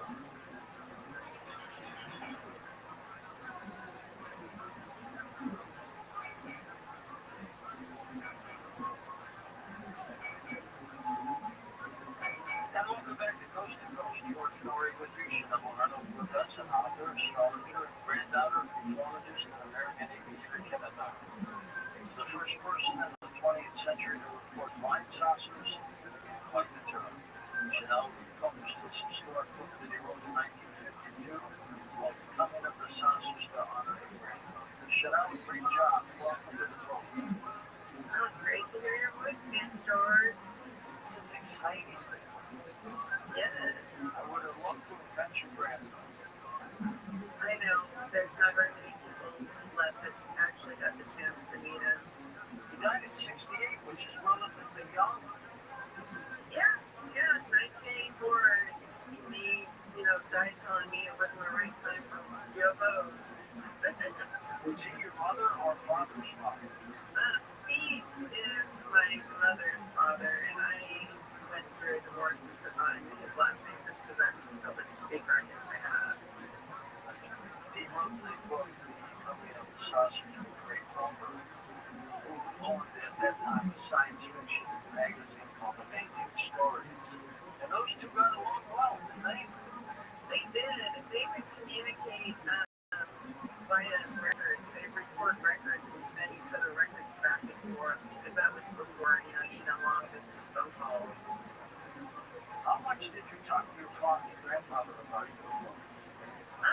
Not much. I've learned more from my mom just growing up and hearing stories, and he lived quite an exciting life. After his signing in 1947, he was quite a busy man, investigating other sightings, and his friends kept seeing flying saucers. Everyone around him was seeing flying saucers. It all started with summer saucers, 1947. And that's when we had the Rothschild crash in July. It's got to be from the same source. Yeah, he thought that there was a connection with the atom bombs just being released on Hiroshima and Nagasaki 2 years before 1945. And the Cold War had just started in March of 1947. So his initial thoughts to report the flying saucers were he thought they were Russian aircraft that were, top secret that no one knew of, and it was patriotic duty to report what he saw. Tell us about the sighting of the 9 flying saucers over Mount Review. Where did you come? My grandfather was a businessman. He sold fire safety equipment remotely to people in remote areas, and he also flew prisoners back and forth for the state of Idaho. Very respected man. He was 32 years old, and he was leaving Chehalis, Washington from a business trip, and there was a reward. It found a C-46 military marine transport plane that had crashed into the side of Mount 4th, 1947. It was a beautiful, clear day, and he thought it'd be a great day to fly around to see if he could spot it. Because $5,000 was a big reward back then. It was about 3 p.m. and he was seeing bright lights, like as bright as a arc light flashing into his cockpit. He looked and saw 9 objects flying at a high rate of speed in between Mount Adams and Mount Rainier. He clocked them, and they were flying so fast that he did, and pilots probably couldn't even do it anymore with his own math by hand. He clocked them going about 1,200 miles per hour between Mount Adams and Mount Rainier's points, and they're also flying in an echelon formation, 4 in front, 5 in the back, almost like the way geese fly. One thing is they were kind of pulsating, almost like a beating heart, and that really, captivated his attention as well. He only saw them for about 3 minutes as they disappeared near Monroe, Washington, and he was just so in awe by what he saw. He knew it was, he didn't need to report what he saw. He thought he'd seen like Russian aircraft that nobody knew about, and so it felt like it was his duty to report what he saw. Was he in shock when he saw them? He just thought they were, top secret aircraft that he had never, had ever seen in his life. And one thing about him is they were flying so fast that they thought they could be guided missiles, but nothing back then flew 1,700 miles per hour, or in between 1,200 and 1,700 miles per hour. Truly was remarkable. Was he a believer after that? He definitely was, and his mail was gone by public military officials. The Air Force was created that year in 1947, and he got to know Lieutenant Brown and Captain Davidson, and they were really concerned about some of the mail he got because he was famous overnight from religious organizations, because they thought he was the prophet of the end of the world. It was so shocking. And he also got into the books of Charles Ford. Charles Ford kept track of odd sightings people had had in newspaper clippings that he had put together in a book. And he thought that, he was 32 years old when this sighting happened in his life. And in the military Marine transport plane he was looking for, had 32 people that had died in the crash. He thought that there was a synchronicity about that. He was 32 years old, and the military Marine transport plane had 32 people that had died in it. And then they discovered the crash exactly a month after his sighting on the 24th of July, and then they had the memorial for the Marines that died on the 24th of August, and he thought that was weird, so it was exactly a month apart, each time. He also, carried a synchronicity card of with President Kennedy and President Lincoln. They had a lot of synchronicities with them as well. One had a secretary named Kennedy, one had a secretary named Lincoln, and he thought that synchronicities in life, were patterns that needed to be recognized. Is that a picture of your grandfather on the cover of the saucers? It is. It's the one that I republished. It has a picture of my grandfather holding his camera, which he often did, looking up in the sky for answers. In his lifetime, he spent $30,000 of his own money investigating flying saucers. He would fly and interview people, and it was really interesting. But then he had to get back to the real world making money, and had to kind of calm down. But the summer that this happened,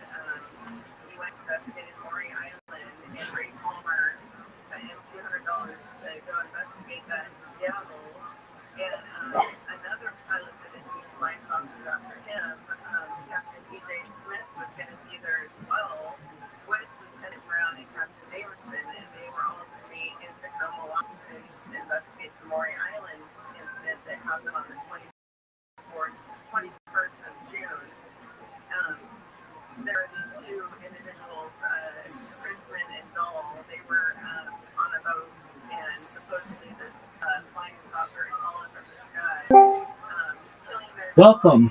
How are you, Sophie? I'm good. Excellent. How'd you find out about me? I just found you randomly. Was it through YouTube or Discord or Kick? No, just randomly. Okay. Well, how are you? Hello. I'm good, thank you. And you? I'm well, thank you. Just enjoying life. Okay. What's new with? What are you doing? I'm programming robots on a phone. And what's the main goal of this book? To create clips and publish them. Oh, It publishes them on social media. like your other clips? And other people's too. Oh, don't say this. And you like make money of it? Yep. Do you know how to do it? Yeah, I'm doing it right now. You can teach. Yeah.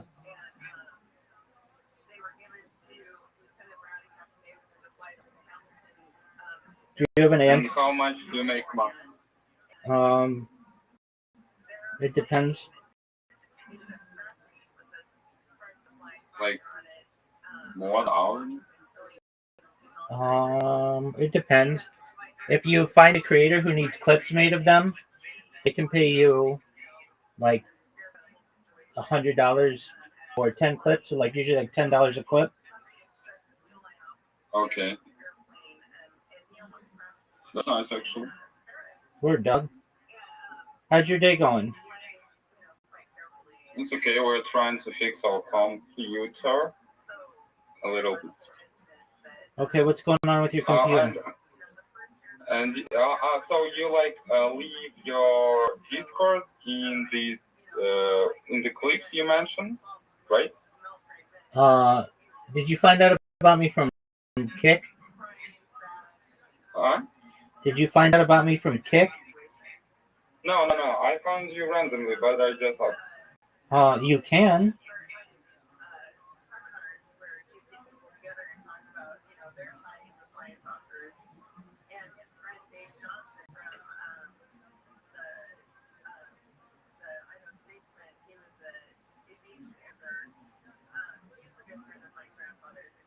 Yeah, like I found you on one of the clips of the guy who has like 10 followers. Yeah, that's probably right. So it was on on Kick? Yeah. Okay. Yeah, I mean, that guy didn't pay me, but sometimes other people pay me to do projects for them. Okay, I got you. So like if I were a rich Twitch streamer, I could hire you? Oh yeah, definitely. Okay. That's nice actually. I wanna leave your contact. You want to what? I wanna stay in this Discord server, and in case maybe we can catch up. Absolutely. You're always welcome here. I stream my life 24 hours a day. So I'm always live in here. Okay. You do great clips? I do a lot of clips. I don't know if they're great, but I do a lot of them.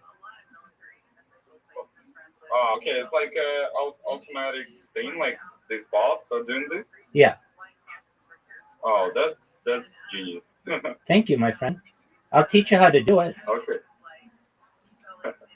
We should stay in touch. So we will go back to fixing our computer.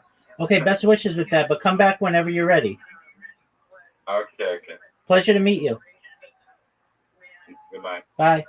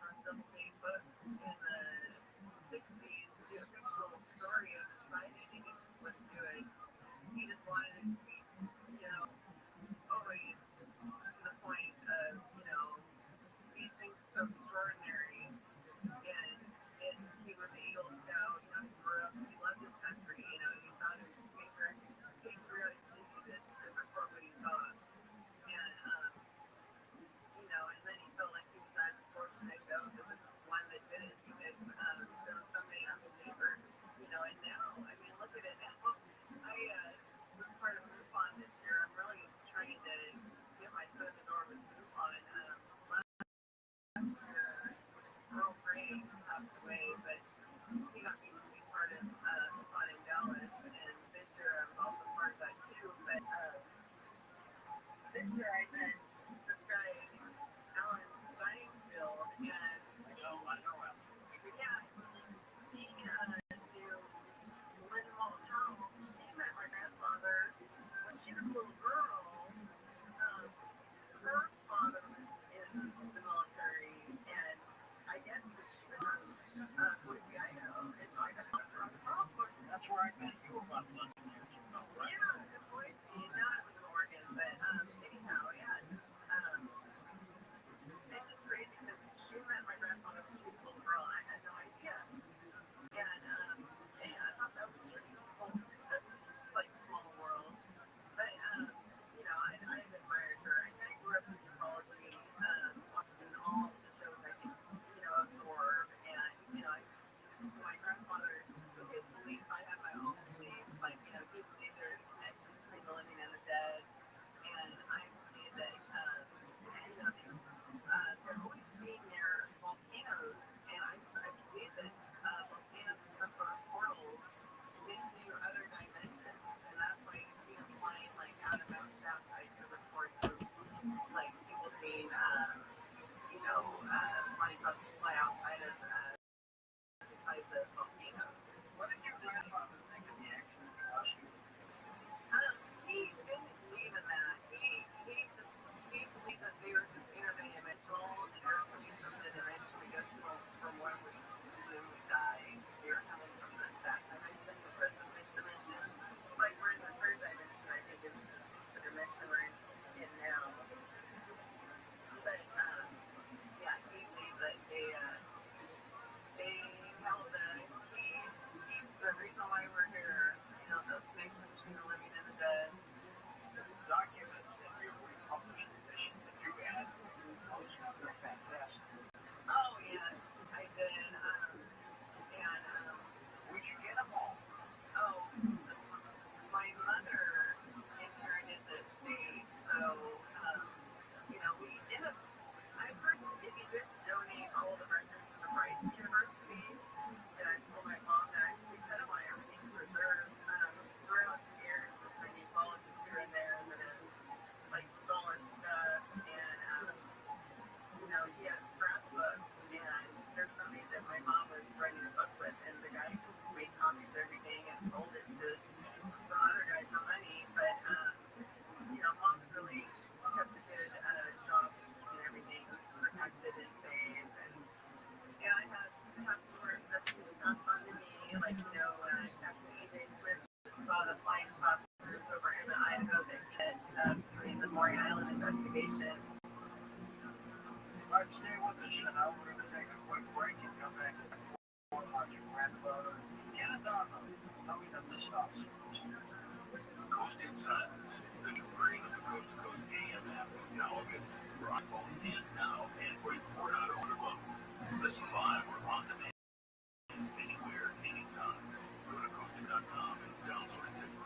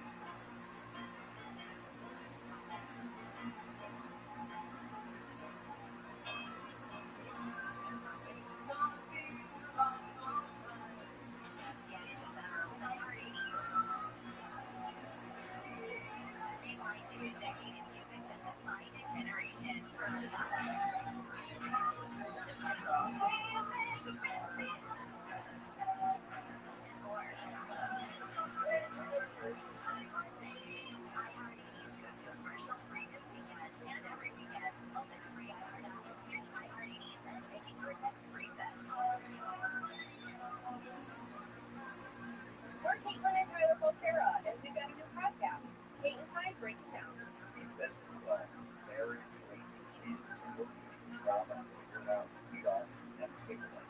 Marriage is always easy when it's worked in people. And then there's just figuring out how to survive when you set the parents out in your life. So follow, rate, and review Kate and Ty Break It Down wherever you listen to podcasts. Listen on America's #1 podcast network, iHeart. Open your free iHeart app and listen now. Welcome. My name is Paola Pedros, a medium and the host of the Ghost Therapy Podcast, where it's not just about connecting with deceased loved ones. It's about learning through them and their perspective. Listen to the Ghost Therapy Podcast on the iHeartRadio app. iHeart is America's #1 podcast network. Free iHeart app and explore podcasts like this. A few miles from the glass spires in Chicago lies the celebrated place. In 2021 and 2022, the woods became home to activists from all over the country. I thought the struggle worth fighting for. Gathered to stop the nearby construction of a massive streamless became cups. There, in the forest, we built it differently. The forest occupation and things like that present a vision of a society where we can have what we need and support each other without being at each other's throats or being subservient to each other. So one day, those shadows. Approximately 9 o'clock this morning, law enforcement was meeting with various sectors of the property. An individual, without warning, shot at George Stecker's early tree. What I heard was a full clip on the other. It was just like a whole mess of shots. Like blasting off. From wondering encyclopedia to national TV, this is Kings of the Forest. We got about 150 different programs that are running down now. I got this shit. Follow the Kings of the Forest. They focus on the Kings of the Forest. Listen on America's #1 podcast network, iHeart. Open your free iHeart app and listen now. In the history of cinema, few films have been successful as a godfather. Francis Ford Coppola's gangster epics set a new standard, not just for movies about the mafia, but for movies in general. Although, if you talk to the people who made it, The Godfather's prospects for success were largely short. In fact, before its release, they were pretty weak. And they said, we're finished, this is over. You'll only something to work, try to get rid of those guys. It's a fact. You need to not take the penalty. I co-host Mark Saylor on Strip Back to March on the street and talk to never before heard from sources to get at what really made the process so much. Leave the Gun, Take the Penalty is based on my most best-selling book in cinema. And on this show, we call on his years of research to help unpack the story behind The Godfather's film from start to finish. We sit through a number of old films, many of them flipped, and try to get to the truth of what really happened. Leave the Gun, Take the Penalty figures doing all time interviews. Francis Ford Coppola, Robert Evan Godfather, James Bond, what's the cover next? Success right now, Porsche, up the drive around the block, now run. Lots of I got a call from Ted, it was Talia Shire, But if you everything was Gary, August, Jesse, and many others. We still aren't entirely sure what's true and what's not, but we can promise that our 10-part series gives everyone who's involved a chance to tell their side of the story. Listen and subscribe to Leave the Gun. Yeah, he followed. He clicked like that. He has like 8 followers.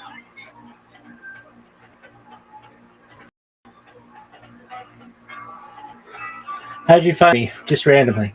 Or was it Kick? It was just random. Was it YouTube? It was just random. Okay.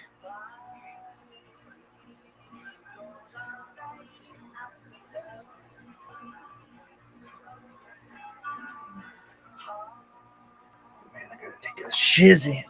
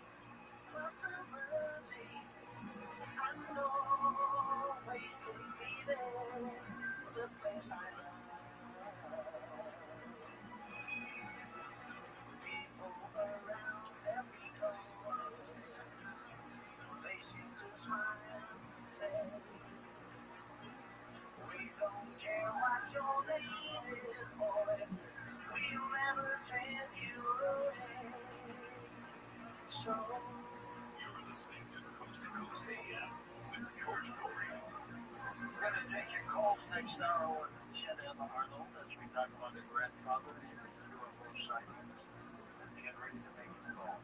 Gina Salvati and Tom Dan Heiser this entire week. She's also the editor of the Whole Life Times digital magazine. She can run this one to you electronically. We'd love to do that, George. Everyone is welcome to email me at Gina, that's Gina, at wholeLifeMagazine.com. Simple as that. Get it right out for them. And how long is that? It'll be a couple of weeks, George. We're working on our autumn edition. Thanks, Gina. Thank you so much, George. Paranormalday.com features, eligible. Sign up at paranormalday.com. At paranormalday.com. You meet the most fantastic people. Hi, I'm Tom. Hi, I'm Jennifer. What brings you here? Yeah, I'm just going to be someone who understands. How so? Well, it's UFOs, ghosts, aliens, Bigfoot, conspiracy theories, the paranormal, that kind of stuff. But you can't seem to find anyone. Can't seem to. Well, nice to meet you, Tom. I gotta go. Okay. Guess that's not your cup of tea. You sure? Siri, good luck with that.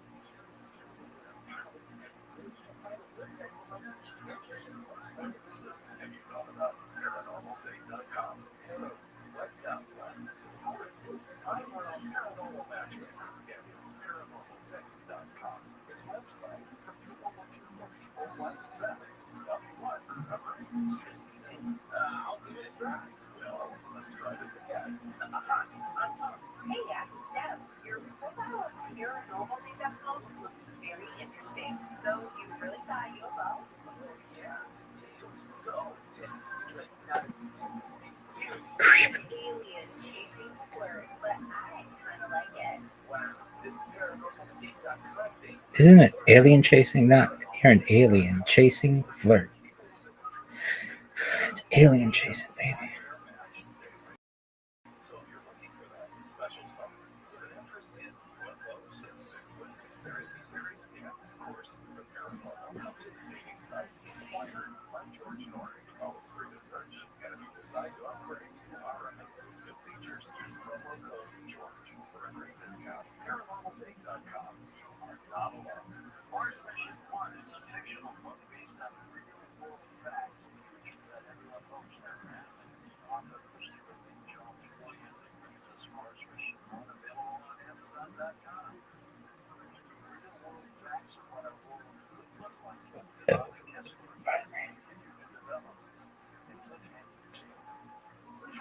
Lands on the surface of Mars, for example, when a missile blows up a satellite for 80,000 pieces of debris.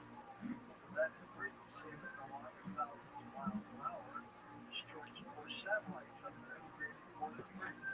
Non-stop chain reaction. It's called the dreaded guesswork effect. Satellites are destroyed by the debris, cell phones fail, GPS fails, power fails, life on Earth as we understand it. It never will be the same. Mars Mission 1 is surviving the guesswork. Let's hope it never happens. Now available on Amazon.com. Mars Mission 1. Surviving the guesswork.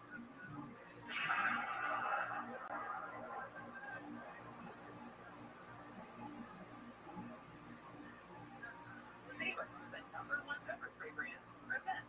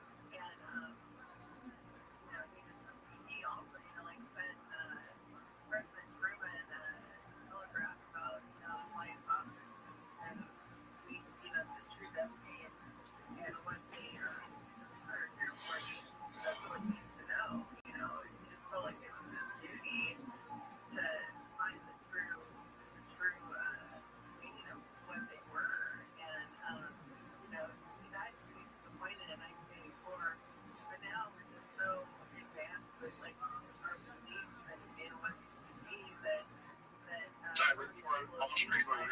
What did it mean to win the world championship in WCW? That was crazy. They didn't tell me Troy before I went to the ring. Eric Bischoff took me aside right before I almost ready to go to the ring.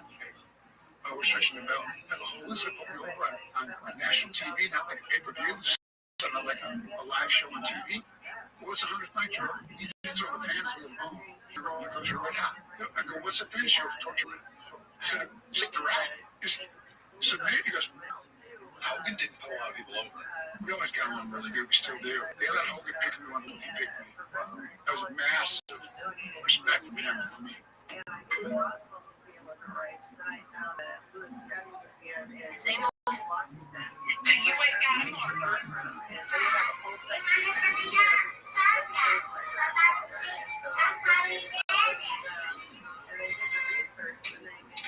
You did it for what?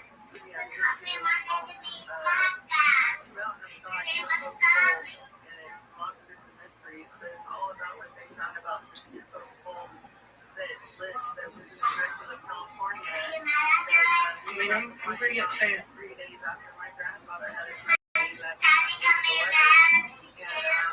anyhow, who knows? Who knows? You think thinking about what you've done going to take away the marker all over your chest?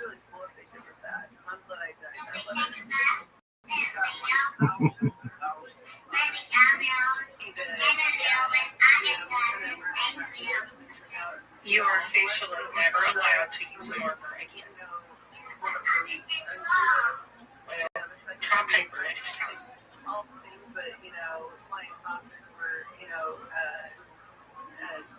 the whole craze, and it was pretty intense.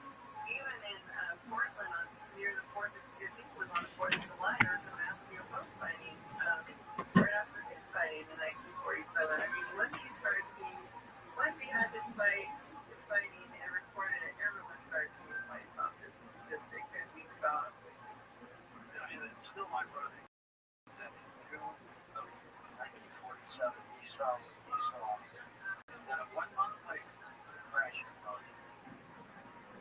Yeah. I mean, the Roswell happened 2 weeks after his sighting. It wasn't big until the, later 80s when it was brought back to the public's attention by Sam Freeman.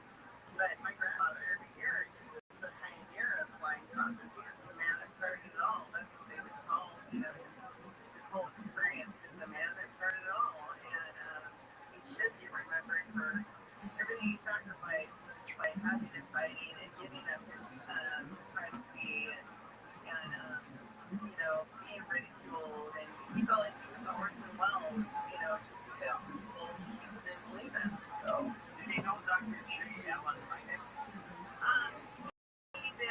At first, Allen Hynek didn't believe him, but later became a believer of his sighting because Allen Hynek was paid to disprove everyone, not to believe everybody.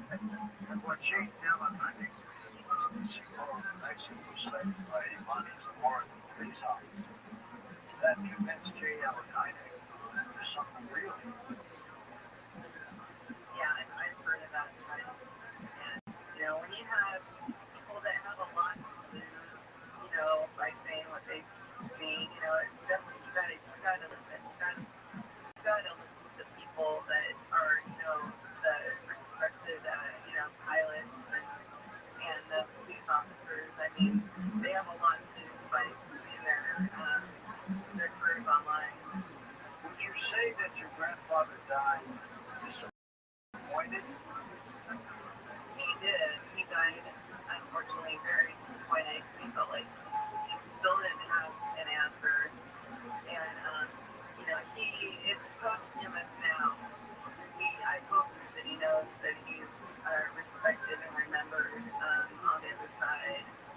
And I hope he's proud of me and, being a speaker on his behalf. When I called to get through to Coast with you in 2007, the lights in the bedroom, I was calling into Coast to Coast on were flickering. And I told Paula Harris that. She thought that was definitely my grandfather helping me get through to Coast. And you guys are talking about Roswell, the anniversary of Roswell. I'm like, what about the anniversary of my grandfather's sighting? So that's kind of how I slipped down into the UFO. What kind of plane was it? I call it an airplane, and it was just kind of like a small Cessna type aircraft, and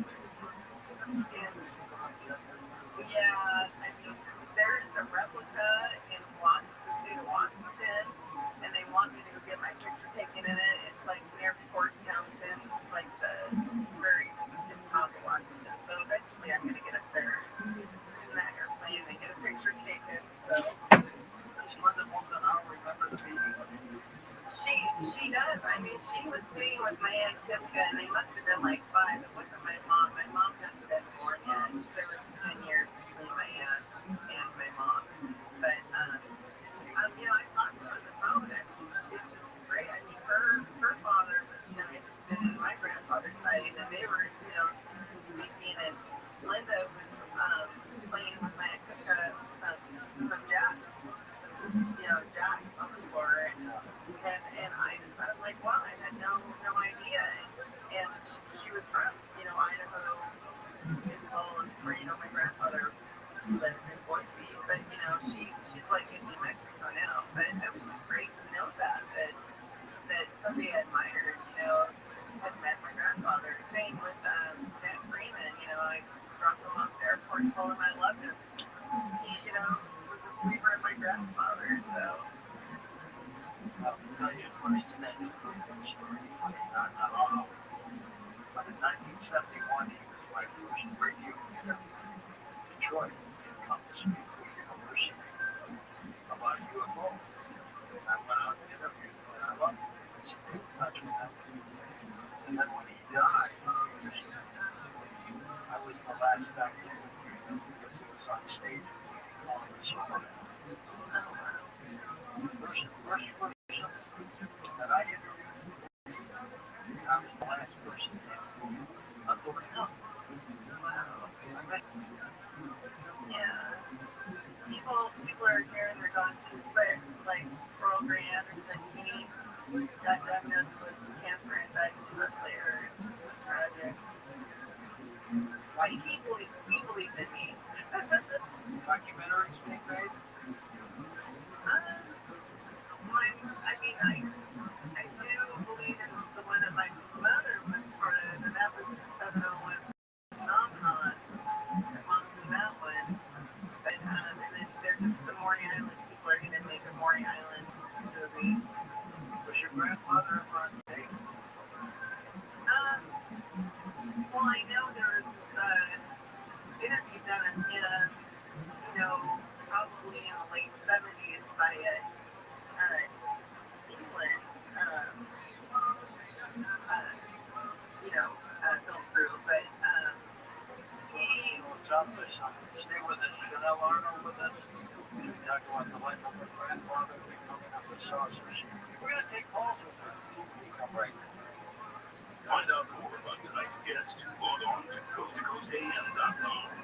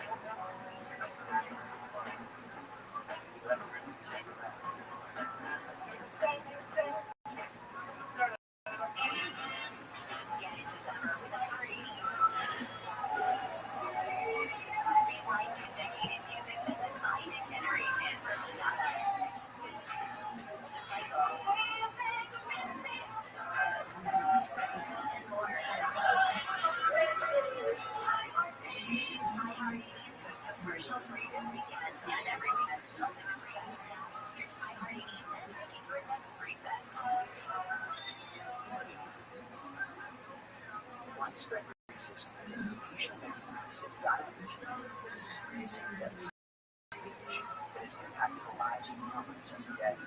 It's up to all of them to speak out against this racism. Stop AAPI is a national coalition that tracks incidents of hate and discrimination against the AAPI community across the United States. To report any incident or learn more about what you can do to help, visit stopaapi.org now. Stop Asian hate. Fuck Asian chicks.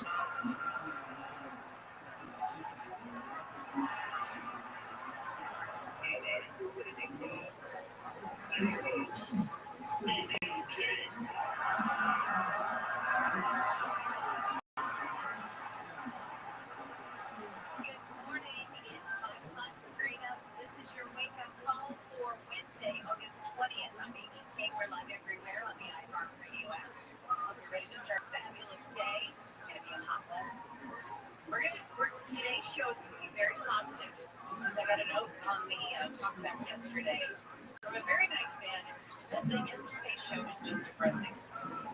He said it was horrible. In fact, I'm going to play it for you if I can find it. Okay. But you know what? Sometimes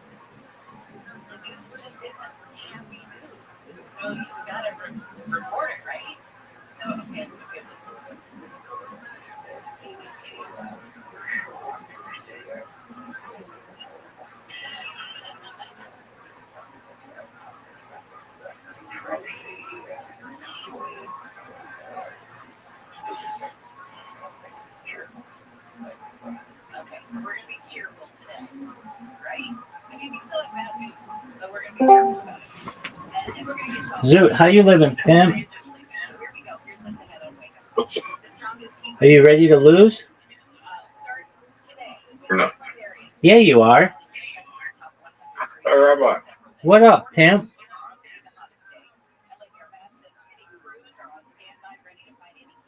2,025 years ago, how many people could read and write? You mean globally? What percent? Globally? Yeah. Read and write? Yeah. Maybe 10%? 10%? If that, yeah. Maybe less. Perhaps. I feel like that aspect is the reason for a lot of religions being created in that time, because you'd have to be a very intelligent, you'd be perceived as a very intelligent person if you had the ability to read and write back then.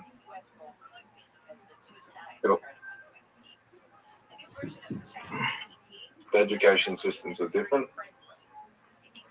They're in schools. Joe, you there? I am. You listening? Yes.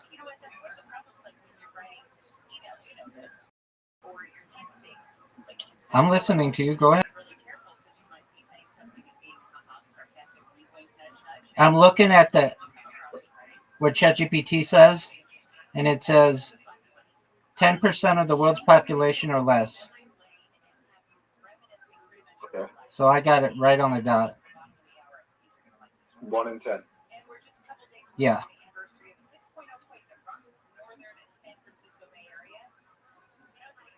What about in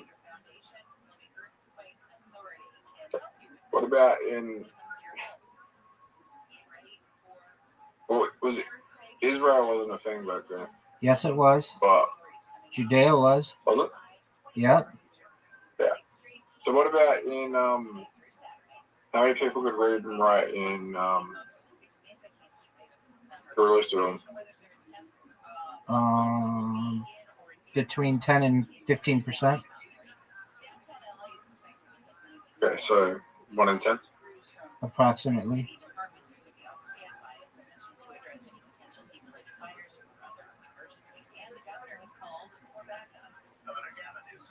So that means 1 in 10 people would have been listening to stories and not reading them. That's correct.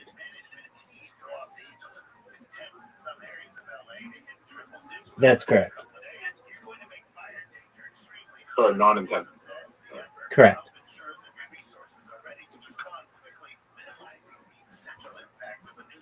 My question for you is, are you ready to lose?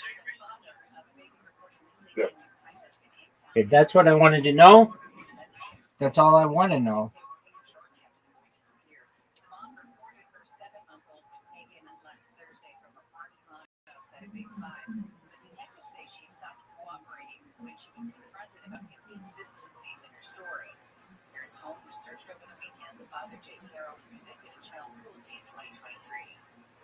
Zoot, you have an invitation. Let's see what you've got, dog.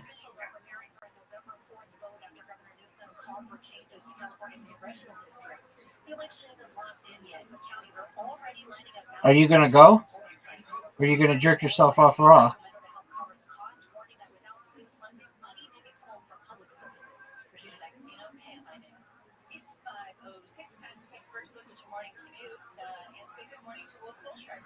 You're up, pimp.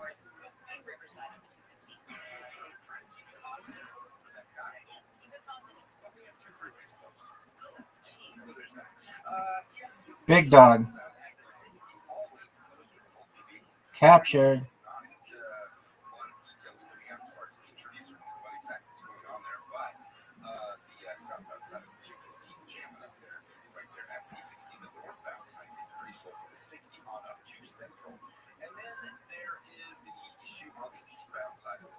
You're up, pimp.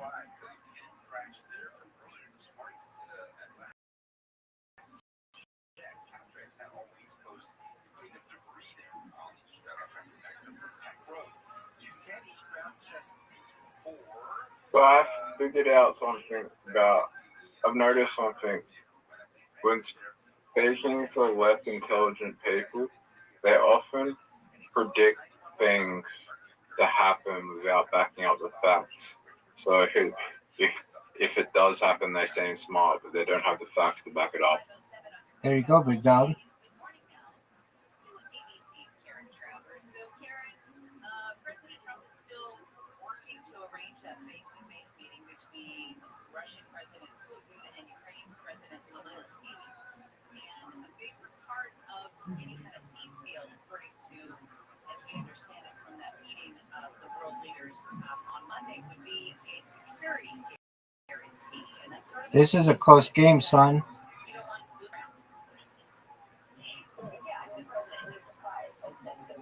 Oh, you're fucked. Word, dog.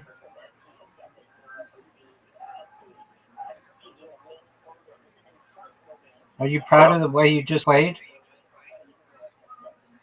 That was a very good way to play. All right, well, let's see you do it again.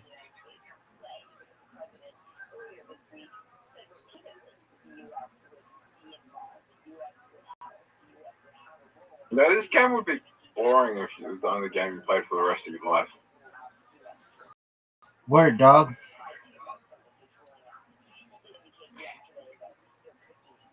You could only play one game for the rest of your life. What are you picking? On here? Just any game in general. Like Grand Theft Auto?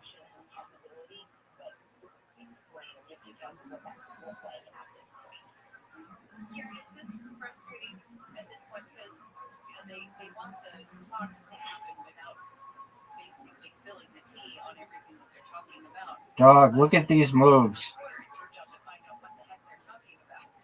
You're up, pimp.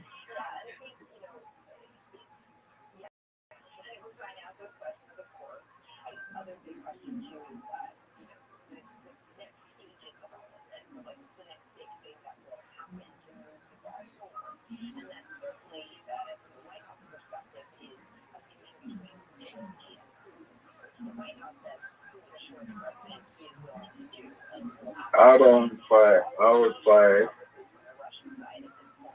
You're up, pimp.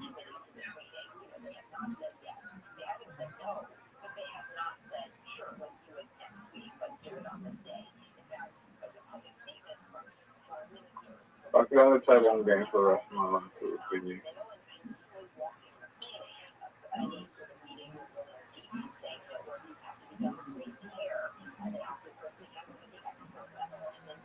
Skyrim. All right.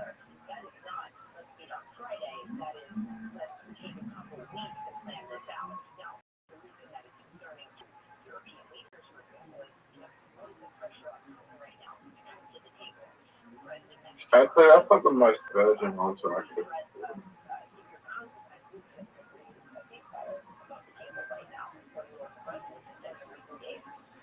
Look at this move, Zoot.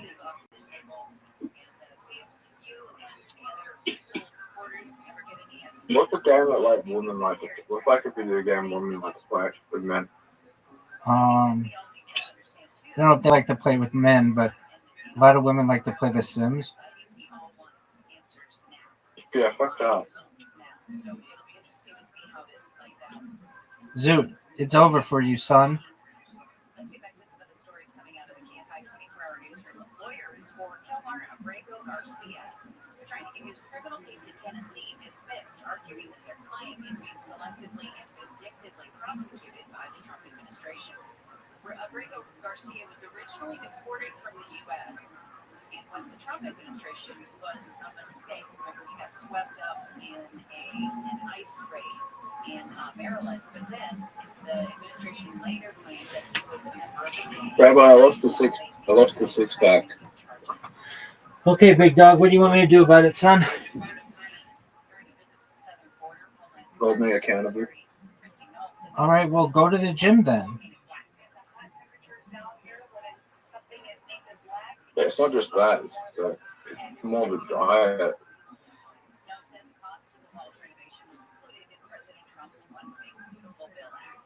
North Carolina Governor Josh Stein has declared a state of emergency as Hurricane Aaron threatens the coast with flooding and high winds. NBC's Aaron Gilchrist says Aaron is not expected to make landfall. Right. The storm is still really I just lost 100,000. You did not. Flick yourself, Zoot.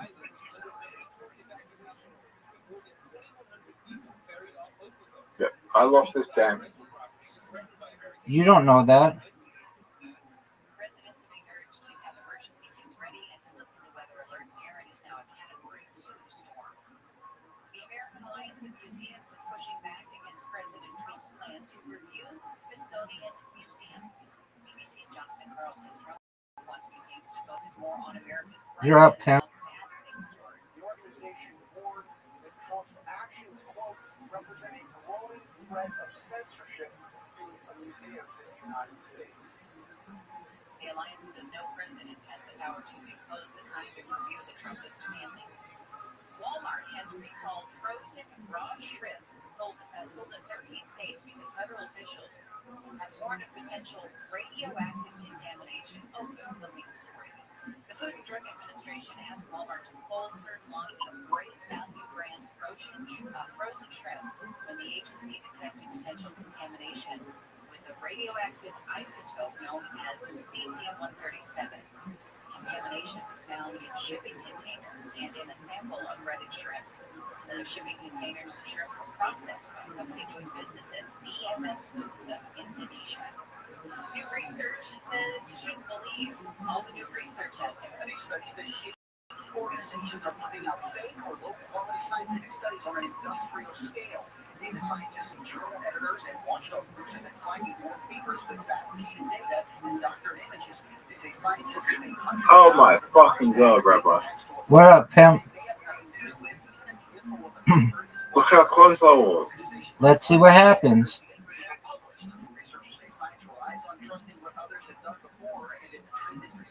What was the best move here? You're up, pimp. Rabbi, that wasn't a good move. It was a great move.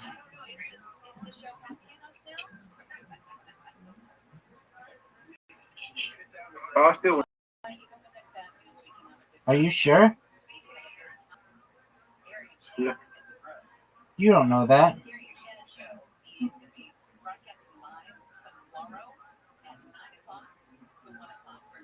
You're up, pimp. That's not good. You're up, pimp. Rabbi, I'm in trouble. Let's see what you're gonna do. Pimp, go. Pimp. Are you gonna go? Yeah, I know. You just fucked up, son.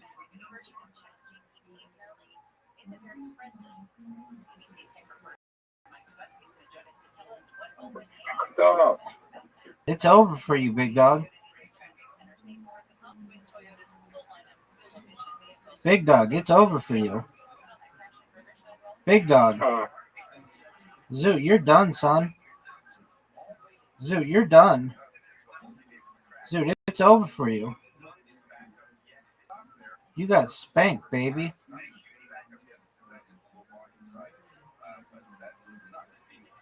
Zoot, it's over for you.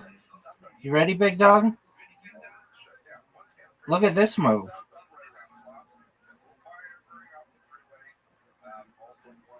Look at this. Rabbi, I have to check something. All right, we'll do it after this game, son. Do it after this game, son. Look at this move.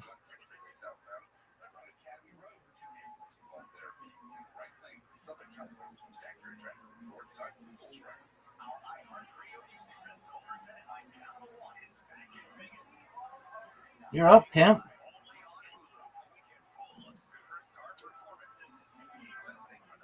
Doug, I fucked up.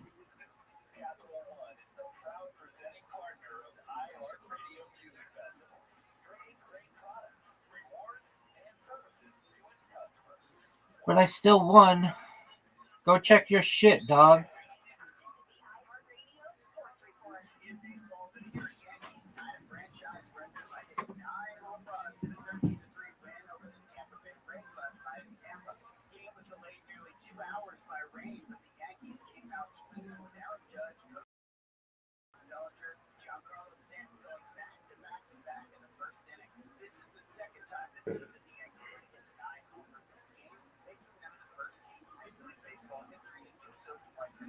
Box in a box.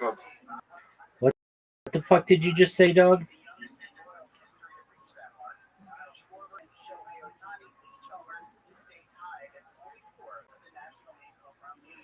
Dog, what did you just say?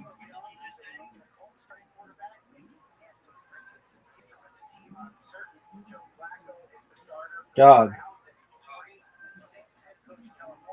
I said, You said fox in a boxer?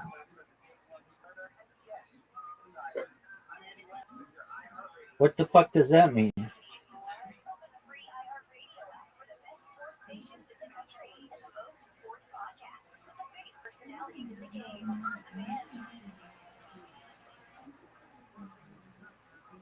Dog, what does that mean?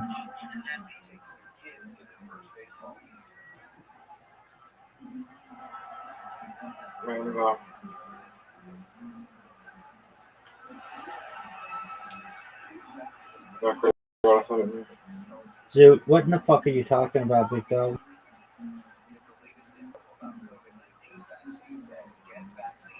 Dude, about what in the fuck are you talking about, big dog? We're gonna play. I'm doing something. Hey, Rabbi. What up, pimp? When you come to Australia, you're gonna live stream us in an escape room. Sure, dog. The whole fucking continent's an escape room for an American. Why do you feel that? You've got a bunch of animals that'll kill you.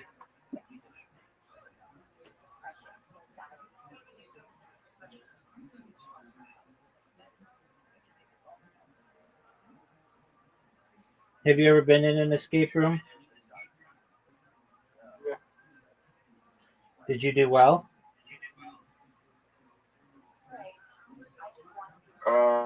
Once with my family we did terrible, and then last year with my ex-girlfriend we did okay. Did you have fun? Yeah. Was it the best time you've ever had in your entire life? Yeah, I still got the gift she gave me for the escape. What was it?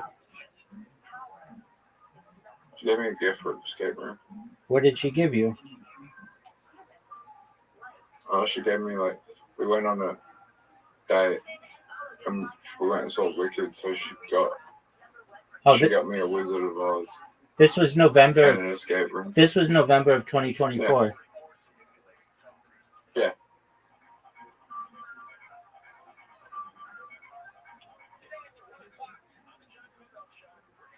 I don't know. I hope she's doing okay. Okay, why don't you hit her up? No. Why not?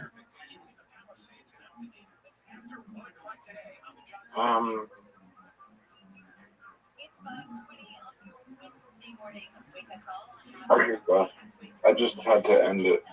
So, oh yeah, this was the chick who just wanted your money. Yeah.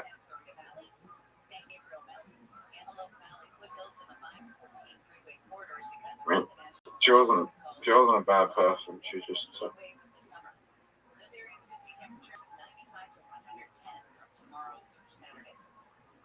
she was just trying to escape something.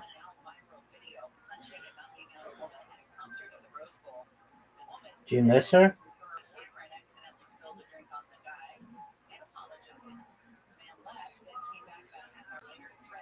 I've missed being around my mom. I don't know if I miss her. She hot as fuck?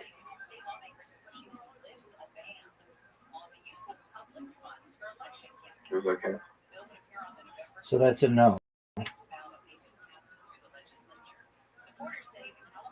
Okay. Hey, Zoo, remember, Doug, remember you were going to get pictures of yourself for social media, and then you always say you're going to do it in 2 weeks? What the fuck happened to that? I'll do it in 2 weeks. No, don't give me that bullshit. What do they call chicks in Australia? Hold on. Hold on, Sheila's?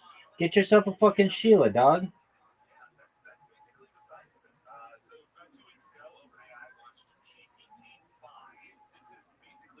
Okay, first of all, no one says that Wait. under the age of 45. Wait, who? Secondly, Wait. What do you mean? no one fucking says that.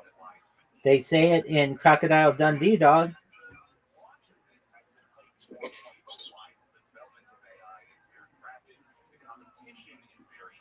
Dog. They say it in Crocodile Dundee.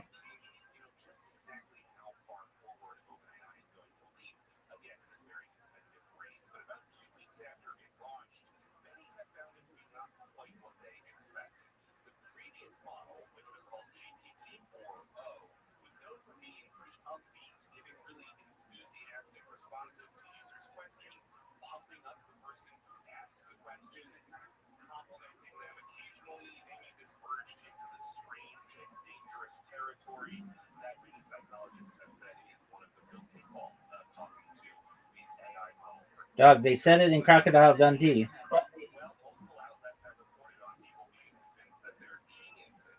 Okay.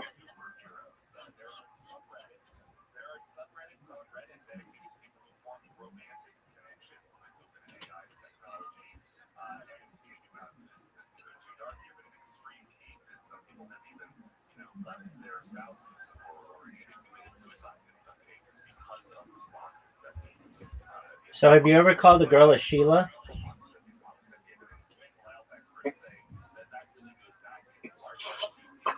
Have you ever called a girl a Sheila? No. Why not?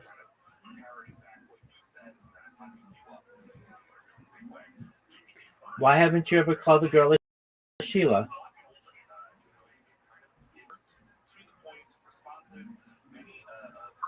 It's just a question.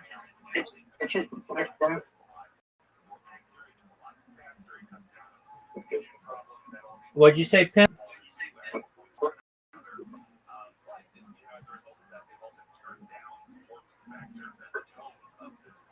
Zoot,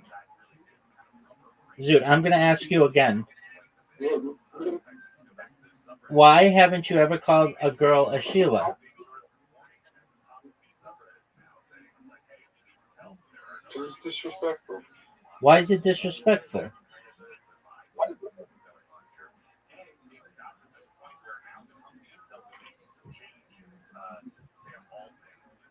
I'm asking you a question, dude. Why is it disrespectful to call an Australian girl a Sheila? What are they called? Women? Okay, but why wouldn't you call a girl a Sheila? Because Sheila is a name. Oh, like for a woman? Oh, what? His name's Sheila, and you call her Sheila, but you don't go around saying Sheila. Why not? Because I'm not fucking 60 years old. Okay, why do old Australian people use the term Sheila? Because Sheila was probably a very common Australian name back then. Oh, is that why?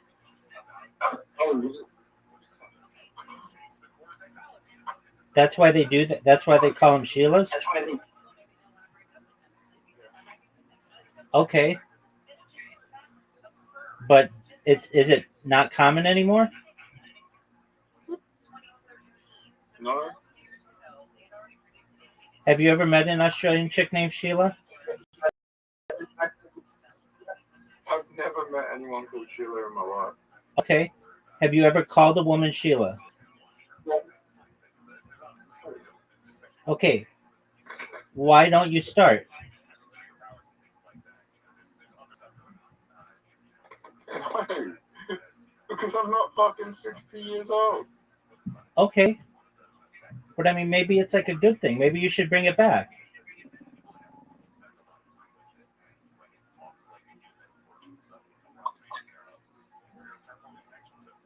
Maybe the reason why it's no longer popular is because you don't do it. and you should start doing it again and make it super popular.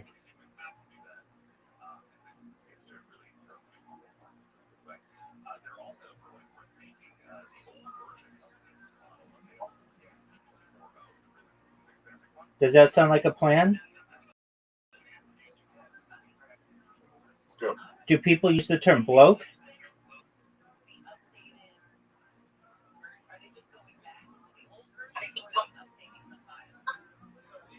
Yo, dog, I just asked you a question. Yeah. Do people use the term bloke? Yeah. Okay. Isn't bloke an Australian man and Sheila an Australian woman?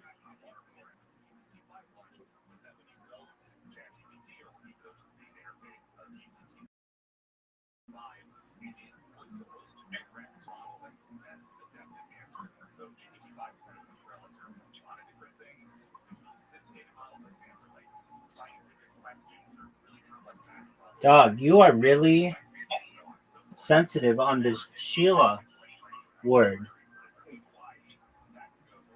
Because no one fucking uses it.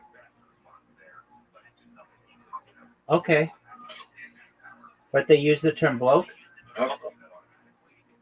Yeah. Isn't that kind of sexist?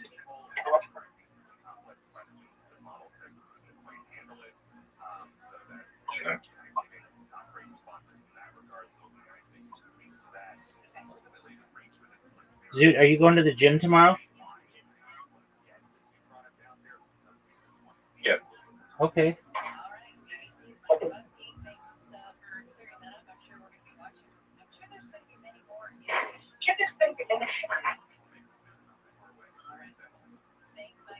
When are you going to get your pictures taken? Um, 2 days. 2 days. So you're going to get them taken on Friday? Saturday. Okay. Are you really going to do it? Saturday's free day. Right. So you should have said 3 days, not 2 days. But that's cool. Are you really going to do it? Why not?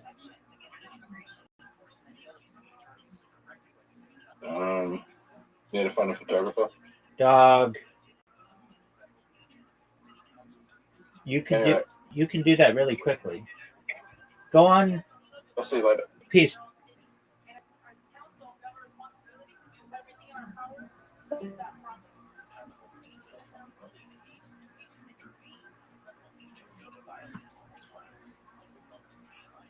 California seen a drop in homelessness in some areas.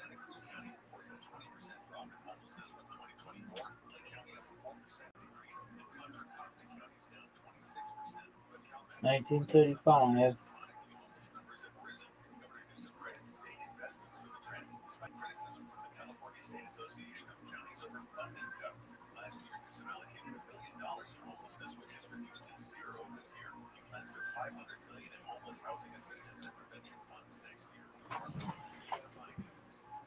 Staff at Los Angeles General Medical Center are looking for anyone who might recognize a patient who's been in their care since July 31st.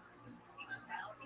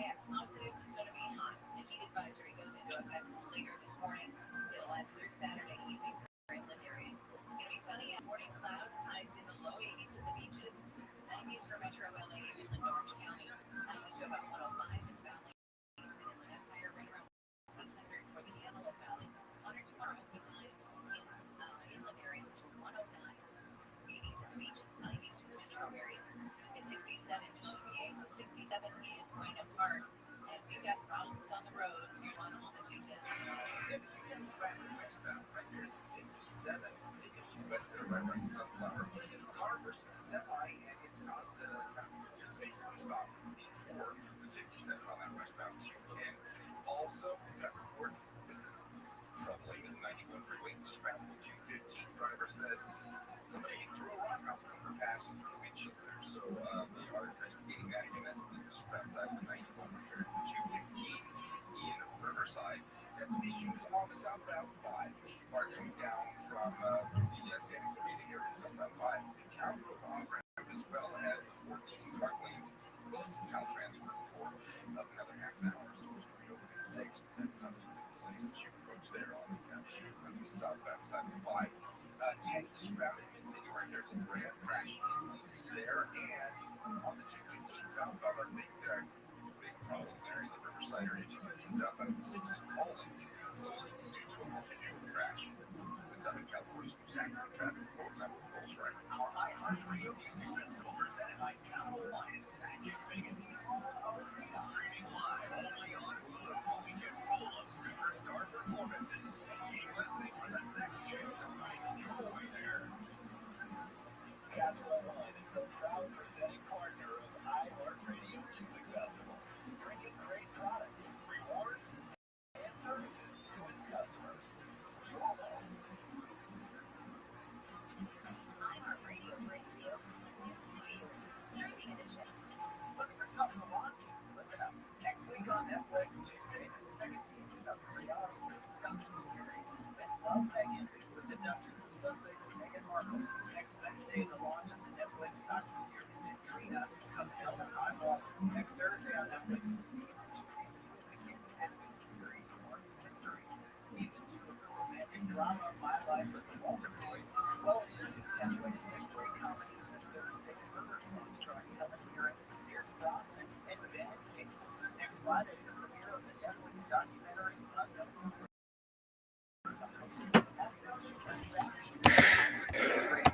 Next Tuesday on Hulu, the launch of the docu-series Red Hand, stealing America's most famous pair of shoes. Next Wednesday on Hulu, the debut of the reality series Throwback Danger. Next Thursday on Hulu, the premiere of the documentary Recorded. Next Friday on Apple TV Plus, the launch of the music competition series K-pop, as well as season 2 of the kids show Shape Island. Next Monday on Disney Plus, the debut of the movie Lego Disney Princess Villain Tonight. Next Monday on Paramount Plus, the streaming premiere of the movie The Friends, starring Bill Murray and Naomi Watts. Next Wednesday, the season 2 launch of the Disney Plus series Shipwreck Hunters Australia. Next Wednesday on Amazon Prime Video, the new action drama series The Terminal List Dark Wolf, starring Chris Pratt and Taylor Kitsch, a prequel to the original Terminal List series. And next Thursday on AMC Plus, the debut of the Brit from the Headlines true crime series Kidnapped, the Chloe Leone story, starring Julia Parks. And that's New to You on iHeartRadio. Happy Tuesday. Here's this week's iHeartRadio countdown of the top TV streams.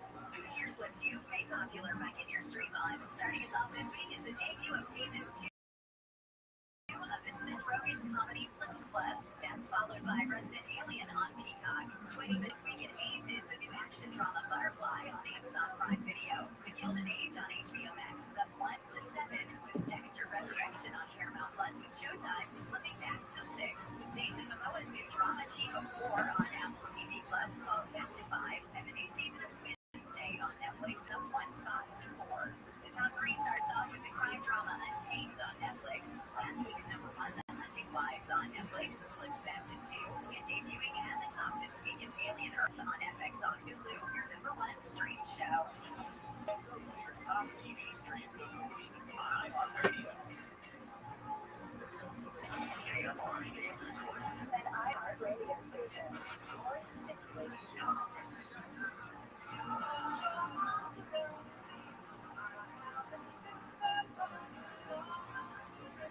It's 5:37 on your wake-up call this Wednesday morning. Good morning. I'm Amy King. Thanks so much for starting your day with us. Here's what we're following in the KFI 24-hour newsroom. LA schools are taking out steps to keep kids cool during the heat wave that is descending on Southern California. Those steps include modifying recess and lunch schedules to minimize outdoor exposure, rescheduling or modifying high school athletic events and outdoor clubs, making sure air conditioners are working, and Boxer Julio Cesar Chavez Jr. is in jail in Mexico after being deported from the U.S. and he was arrested Monday. Chavez Jr. was picked up by federal agents outside his home in Studio City last month for overstaying his visa 4 days after he lost a fight at the Honda Center in Anaheim. The Trump administration's confirmed that it will take a closer look at Smithsonian Trump said on Truth Social, there's nothing in the museums about kindness and too much about how horrible our country is and how bad slavery was. Colleges and universities surrounding Trump added this country cannot be woke because woke is approach.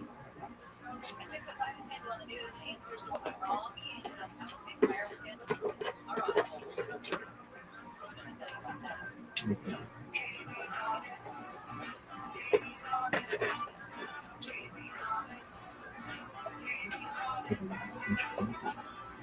What am I on the street because there is so much content out there. And there's some great shows and there's some shows that just make some. But they really are.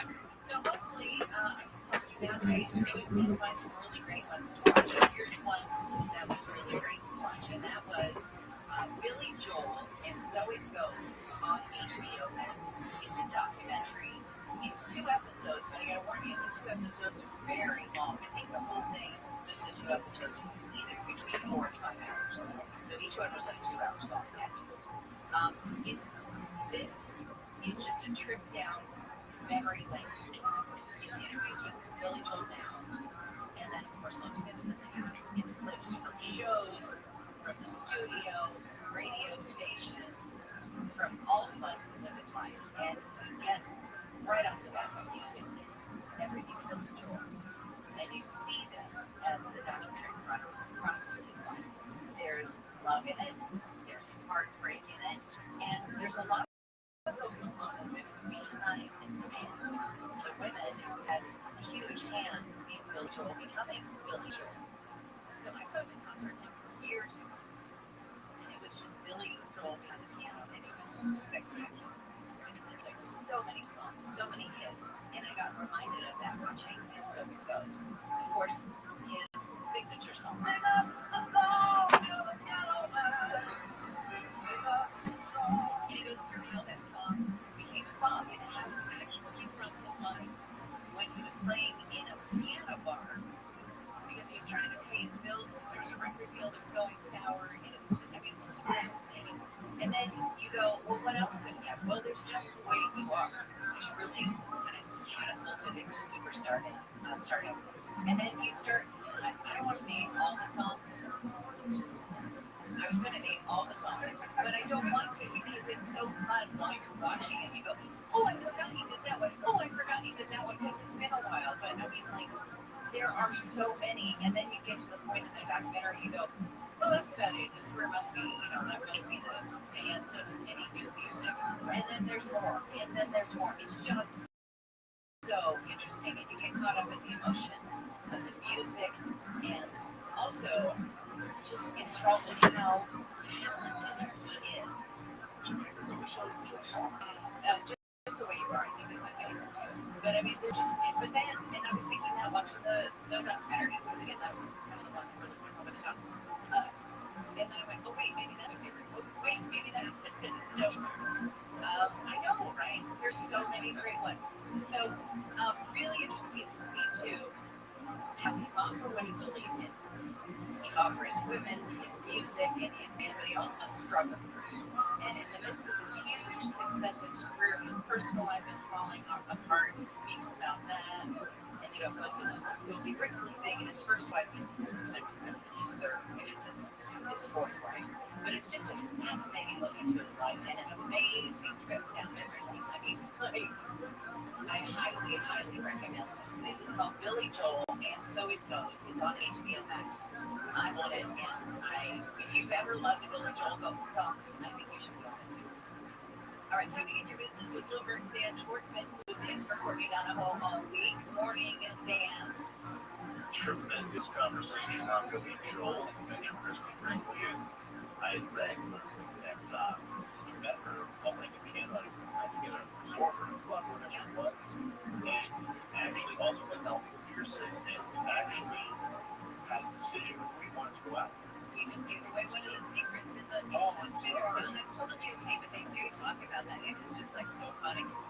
sounds like Elvin Pearson from Alec. Hey, Billy. She's like 19 or something like that. I mean, for most guys, when we know we're supposed to break, we can't lose either way. That is true. That is true, but he did not. Okay. So, Dan, let's talk business. We got biofuels. Could see some big changes now. Absolutely. The renewable fuels market could have big changes. The Trump administration said they should be a new policy decision.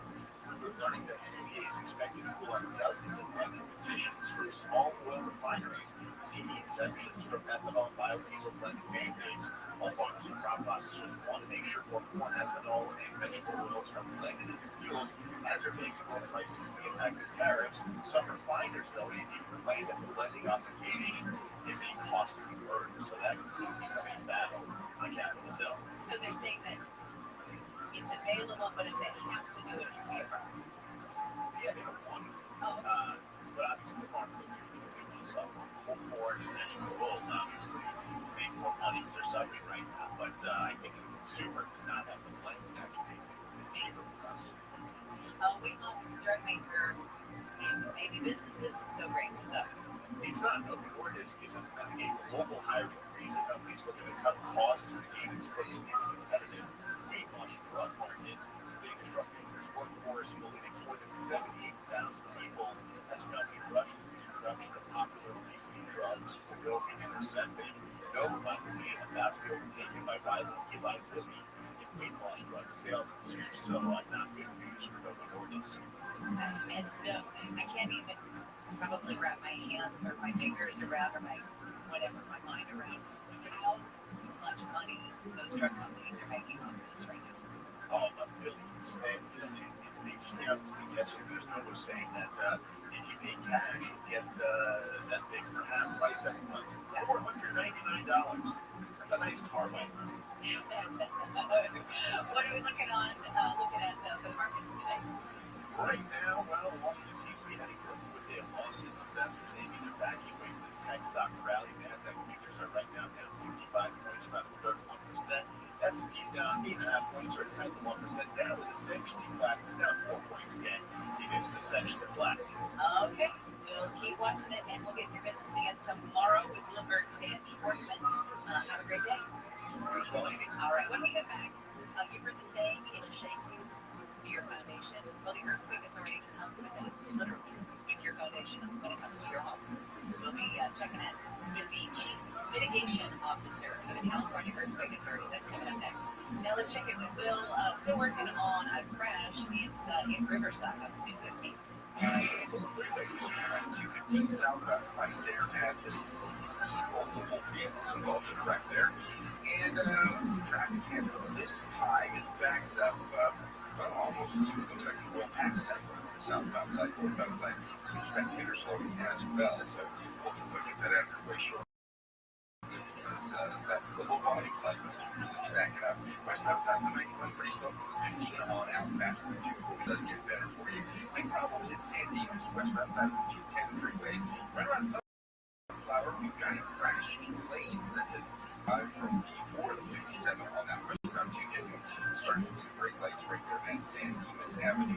And the westbound 60 in Ontario, right around Milliken, Caltrans, working on the lanes there. It's going to be that way until this afternoon. Some slowing for you. With Southern California's most accurate traffic reports, have a little closer right now. Our iHeartRadio Music Festival, presented by Capital One, is back in Vegas. Streaming live only on Hulu. A weekend full of superstar performances. And keep listening for the next chance to go there. Capital One is the proud presenting partner of iHeartRadio Music Festival, bringing great products, rewards, and services to its customers. What's in your home?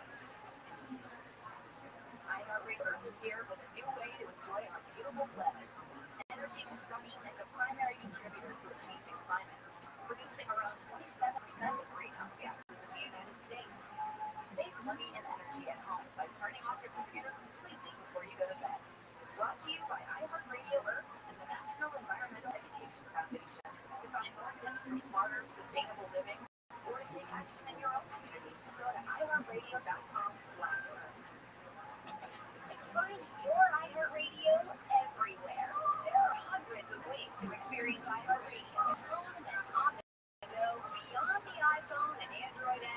iHeartRadio.com.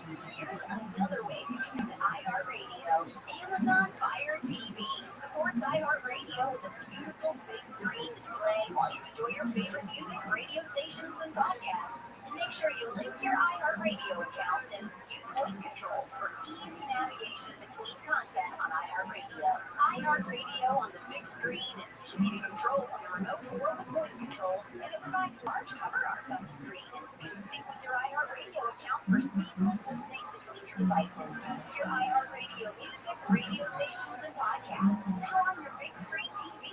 Amazon Fire TV and the Fire Cube. Check it out for free now. iHeartRadio. Anywhere you want to listen, iHeartRadio is there. The free iHeartRadio app is number one for music, radio, and podcasts all in one. Discover a new podcast from our library of hundreds of thousands of titles.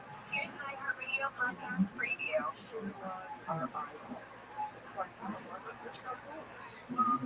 Drive a job, argue with a lawyer, you're stunning and beautiful. You're like to grow up in the one. Two bosses. Bosses.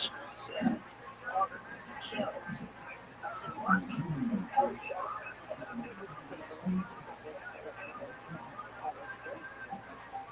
Promote this image of small town America. My two bosses. And maybe the reason they haven't made an arrest in Robert is because they're not looking at themselves. Don't give up on these cases. You can catch whoever it is that you're going to do this in the end. You really know that. Because you turn it on. This is Gone South, a documentary podcast series by C13 Originals, a Cadence 13 studio, written and narrated by me, Jacob Winston. Season 1, Who Killed Margaret? If my mother played a role in this, I don't think she should die thinking that she got away with it.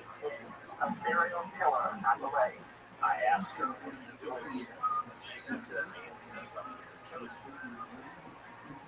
Listen now for free, wherever you get your podcasts. Listen and follow this podcast for free on the iHeartRadio app. Number one for music, radio, and podcasts. All in one app. iHeart is America's #1 podcast network. Open a free iHeart app for podcasts like this. When was the last time you took a chance? I was turned away, and a cute girl sat down next to me. That was enough for me. I'm Francesca Streets. And this is a cultural and incredible connections we make on the show. Each week, we'll dive into Tuesday and Sunday and all will make their lives easy. And on my topics, philosophy, life, things like nature, and ultimately, you know how to better.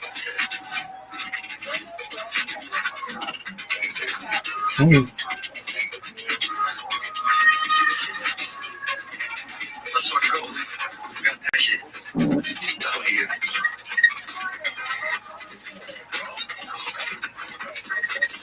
They was hiding in the bush. Spraying crack. I appreciate you, Ness. Let's go.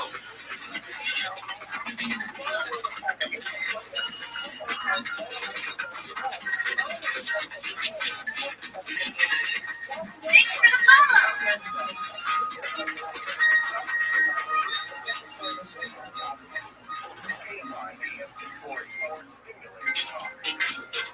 Welcome.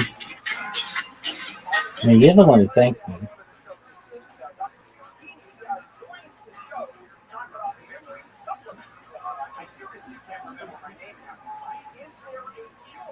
That's coming up at 8:30 today on the next whatever the hell the name of my show is.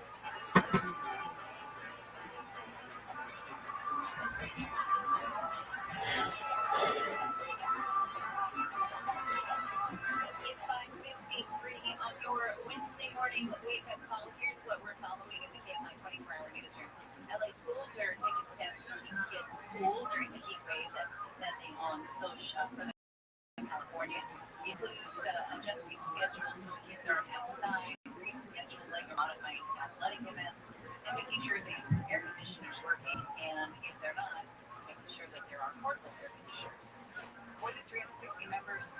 Damn, girl.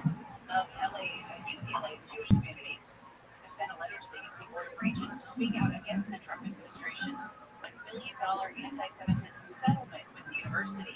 They say the punishment levied against UCLA is misplaced. Attention Fallout fans, the trailer for season 2 has dropped and the release date has been announced. The second season is based on the video game franchise. It's going to be released December 17th. Walter Goggins is back, so is the original cast, and there's a new member of the cast, Papa Culkin. We're just minutes away from the handle on the news. This could be a sign that TikTok isn't going to be banned. President just got a TikTok account. Let's say good morning now to the Chief Mitigation Officer for the California Earthquake Authority, Janelle Reed. Good morning, Janelle. Good morning. So when the shaking starts, the big question is your home braced to make it through the shaking? And that's where the California Earthquake Authority comes in. You can help make sure that your home does make it through. That's right. We have a program that provides grants up to $3,000 to help people who live in older homes that pre-1980 whose houses are not properly anchored to the foundation. We have a shovel stud wall to go around the house with plywood on it. That's a great business. We have a grant program with up to $3,000, and it opens today. It opens today. Okay, so if you want to put like up to $3,000, let's talk a little bit about the molding thing because I wanted to kind of paint a picture of what can happen with shaking, especially in older homes. The total, of course, is that these homes were designed and constructed before we knew a lot about how houses performed in earthquakes, so they didn't have the same building codes that we have today. They don't have the same protections.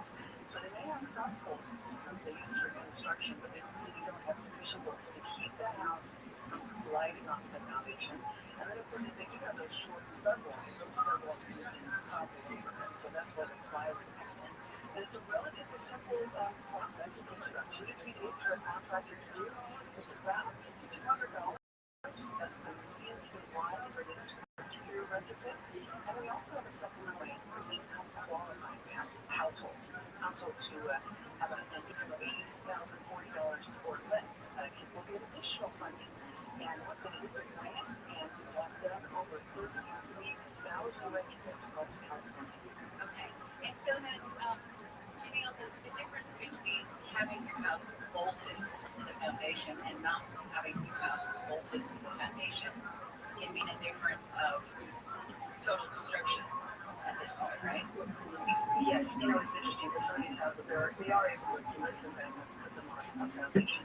But it's hundreds of thousands of dollars. And in the Napa earthquake, we found houses that came off their foundation on average were not reoccupied 2.5 years after the event. So you can imagine, that people have to move out of their house all the while still paying that mortgage. So really, really catastrophic, disruptive damage. And the retrofit really is a simple process. People will give you the information on what to do, and of course we'll give you some financing to assist. And then we're very excited that we're introducing rental and income properties. It used to be that you had the owner occupied, and now it can be a rental or income property. 1934. In this case, it sounds like an ounce of prevention thing. Like you could spend $2,000 now, or you can have your home have hundreds of thousands of dollars for the damage when they're shaking. That's exactly right. Okay, so Janelle, this sounds really cool. How is it paid for? Okay, so this is paid for. The California Earthquake Authority has a seed funding for it, and then we leverage that with both using FEMA funding, and that's a grant to us, and then I know this is going into California homes to make them more resilient. Okay, and where do we rip them on? EarthquakeBraceBolt.com. Very simple to find. Even if you just put it in Richmond, my house in California, it's going to pop up to the top, and registration is open to October 1st. Not first come, first served, don't panic. Okay. Lots of time to go on and take checks. Okay, and is this open to everybody for the $3,000, and then as you mentioned, supplemental, or you have a certain income? If you need to be in one of our zip codes, you'll find that we're in the majority of zip codes of high hazard up and down the coast and across the middle of the state, the guard on call. You need to have a pre-1980 house and basically have this in good condition. It's not a flat on grade, it's not a older site house. It's a house with a crawl space that we will take care of. Okay, that's such a great program.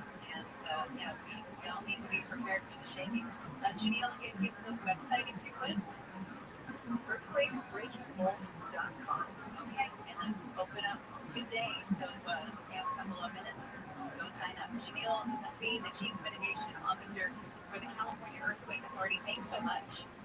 Thank you, and I really appreciate it. All right. What a great thing that you can do. It'll protect you. And like when you think about your whole house, just like if there's some jolts, boom, boom, boom, boom, and then your house just falls off the foundation. Right off. Okay, this can prevent that. Let's go to some of the stories coming out of the KFI 24-hour news. The LA City Council has voted to oppose state legislation that would make it easier to build homes near transit stops. Bill 79 supporters argue creating residential density near train stations and high-traffic bus stops solves a couple of problems as housing and connects people to their communities. The city council Republicans disagree. She says it gives too much power to the state. SB 79 would essentially say that one size fits all, and it takes nothing into account about the work that the city of Los Angeles has engaged in. The movement City Hall was named some council members argue the bill makes sense. Should be considered because LA has not done a good enough job building housing. Michael Ross, KFI News. LA County District Attorney Nathan Hoffman is going to be honoring 3 people who went above and beyond for fellow residents. At the Westchester YMCA later this morning, Hoffman is going to recognize a woman who intervened when a family member attacked another family member. Also, a convenience store worker who helped stop a woman and her baby from being kidnapped, and a construction worker who stopped someone who randomly attacked a coworker. I think we should do that more often, recognizing the heroes. NASA's Webb telescope has found a tiny new moon around Uranus. The moon spotted in February appears to be just 6 miles wide. It's not easy to say they think it hid for so long because of its faintness and because it's so tiny. Uranus has 28 known moons that are named after characters from Shakespeare and Alexander Pope. This is KFI and KOST HD2, Los Angeles, Orange County. Southland weather from KFI, as I've been mentioning, here comes the heat, sunny and hot after some areas of low clouds, even dense fog in some areas. Highs will be in the 80s in the beaches, upper 80s to low 90s for Metro LA and Lindo Sea, upper 90s to 105 in the valleys and Inland Empire, around 100 for the Antelope Valley, overnight lows in the 60s and 70s, and even hotter tomorrow with highs in the mid 80s at the coast, low to mid 90s for the metro areas, and up to 109 in the valleys, 104 in the IE, 107 in the Antelope Valley, and it's going to be hot all the way through the weekend. 69 down Costa Mesa, 68 in Fountain Valley, 67 in Studio C, 69 in Claremont.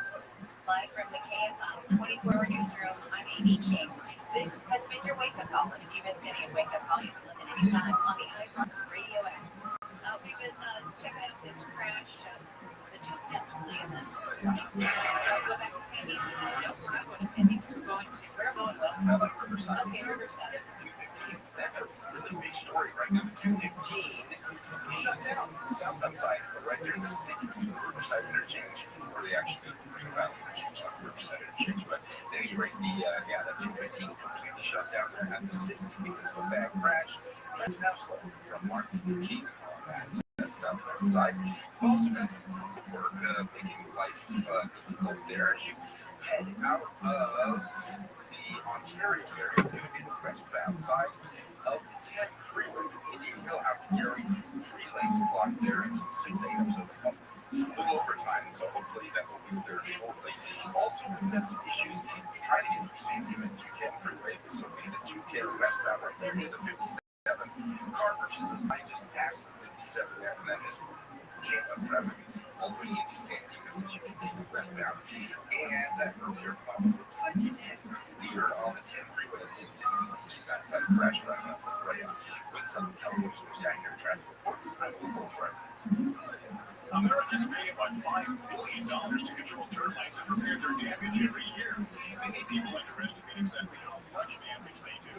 Call Pacific Coast Termite today at 800 Pacific for a free home inspection. Certain restrictions apply. No tinting, no double bagging your food, no pet sitting.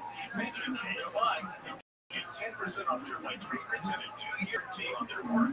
Call 800 Pacific, 800 Pacific, or go to PacificCoastTermite.com today.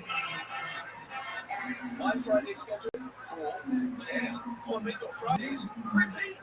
Now your top reasons to visit a woman. Think big, pick a drink, and party like a rock star. Flamingo Fridays is the best nighttime pool party in SoCal. Number 2, Gather to draw live September 6th. Get tickets now. and the number 1 reason. Midway West Skip work and book your midweek stay for a special price. Good times. The real estate market feels more uncertain than ever these days. Homes are sitting all over sale, prices are falling in, sellers are outnumbering buyers like never before. Do you want to sell your house now, but worried about it sitting on the market for too long? Call Winthrop Homes first to discuss your options. Do you have a house that needs repairs? Ready to downsize, relocate, or sell an inherited property? Dealing with rental headaches or financial stress? Winthrop Homes offers a fast, reliable, multi-cash offer. Winthrop Homes buys homes as is, no repairs, no commissions, no hassle. Close in as little as 3 days or on your timeline. Skip the stress and traditional risk. Call Winthrop Homes. Our offers are firm, no less than price drops like other cash buyers. Call 800-307-2010. No obligation on cash offer. 800-307-2010. That's 800-307-2010. Southern California's trusted home buyer for over 40 years. Or visit us at witchwoodhomes.com. Number one on your car radio preset and the new and improved iHeartRadio app. He never sounded so good. KFR AM 640.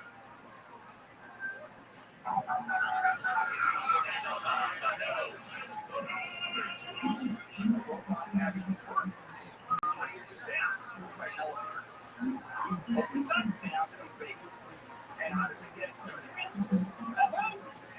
And now, Handle on the news. Ladies and gentlemen, here's Bill Handle. And good morning. Wednesday, as the year is flying. Actually, started saying the year is, does it seem like it just started January 1st? And it has certainly flown up. And I have a theory. It's a theory that makes a lot of sense when I heard it. And that is, I think that when you're in school, grade school, high school, I remember on June 21, something that day, when you're in school, it's out. 3 months of vacation. It seemed forever. And now 3 months slips by, and it's a question of me as well. When you're 6 years old, 3 months is a far bigger percentage of your lifespan than you experience when you're 7. So I guess that works. Do you hear the clock? I hear the clock ticking at my stomach. I'm watching the clock ticking right here in front of me. You made me laugh so hard yesterday when you said you're having a party this Saturday. It starts at 6. Your all should be over by 8. I'm like, you married a 4-year-old. It is not ending at 8 p.m. I did not marry a 4-year-old. It's not. I married a 26-year-old. Yes. So I laugh about it is not going to be over at 8. Well, for me, it's going to be over. And I'm going to say good night. Yeah. I remember the first time I had yes, my ex at 9 o'clock, and it was our first dinner party. And there I was at 9, and I stood up and said, okay, I'm going everybody in going to bed. Good night. And I just walked out and went to bed. And everybody went, maybe it's time to go. What do you think? Okay, whatever you want. Now it would be, what's that? Yeah, it's got all the young friends having a party, and Amy are going to be tripping the light fantastic. I have to tell you, she is actually older than I am. She's very old, so she is. So she knows our music. She knows that music. Are you ready for this? Her parents, her dad is 6 months older than I am. How's that? Remember the first time we met? She introduced me to her dad. Said, Bill, this is really cool. And I looked at him and said, do I call you Dad? And he said, no, you call me Ruby. That works. Her parents are charming as hell. Oh, yeah, they're great. They are lovely. Great. Okay. What else? Talk about what we have. Of course, we have all kinds of news. We do. First, Bill. Good morning. Good morning, Bill. I say good morning. He was not going to be here Friday because he's coming in for Conway Friday, right? And it's going for Lowe. Is it Japanese? I think it's Japanese. Okay. So it's lovely and smart as hell. It's, yeah. It needs to have a real bench. I think it should be only weekend nachos that does during the week. We should have Chris Merrill and Chris is not a regular. Wait a second. Chris is not, is he and Mark is not a regular.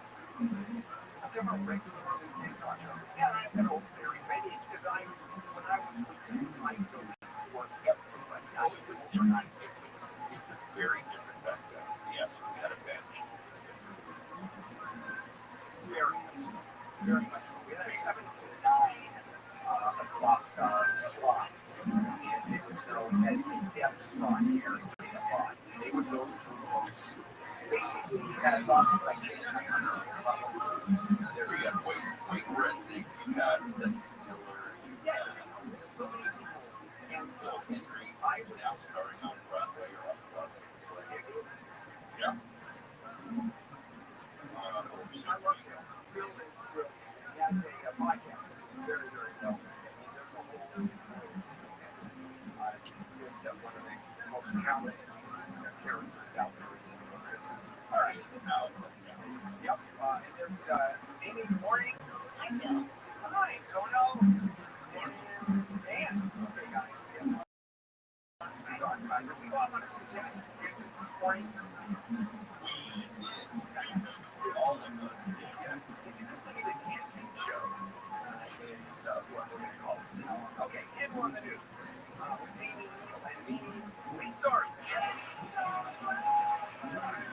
Different hearings going to happen. First of all, Texas is on districting congressional districts, which will create 5 more Republican districts. It's Tempe District, Cherry, that's what's going on. California doing the same thing. In retaliation to bring in 5 more Democratic seats. And I'm going to talk more about that at 7 o'clock. And there are so many people against the Democrats, which I don't understand.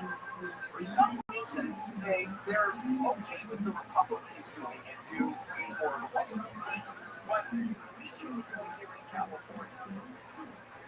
Because it's illegal. Well, okay, we're passing laws where it is legal. You put something on the ballot, you change the rules, that's what happens all the time. So we're going to talk more about that. A lot of it makes no sense to me at all. And that conversation will happen. Okay, moving on. Scrutinizing the Smithsonian Trump administration says that it will review Smithsonian museums. They've been hinting at it for a while now, but now it's official. Calling the museum's portrayal of U.S. history too negative. Trump wrote on Truth Social, the Smithsonian is out of control, where everything discussed is how horrible our country is, how bad slavery was, and how unaccomplished the downtrodden have been. There's nothing about success, nothing about brightness, nothing about the future. Now, why do we see this story? There's nothing about the future in the museum? No. And the BBC did a story, and what they were filming at the time was Neil Armstrong going down the lunar lander, and what he said was the last step. As there's nothing about how great America is, Trump says. And they're a quote. That's one small step for white men and one giant step for mankind. It was right there, and yes, that makes sense. Anyway, it's here it all apart. Slavery is, it's not all bad.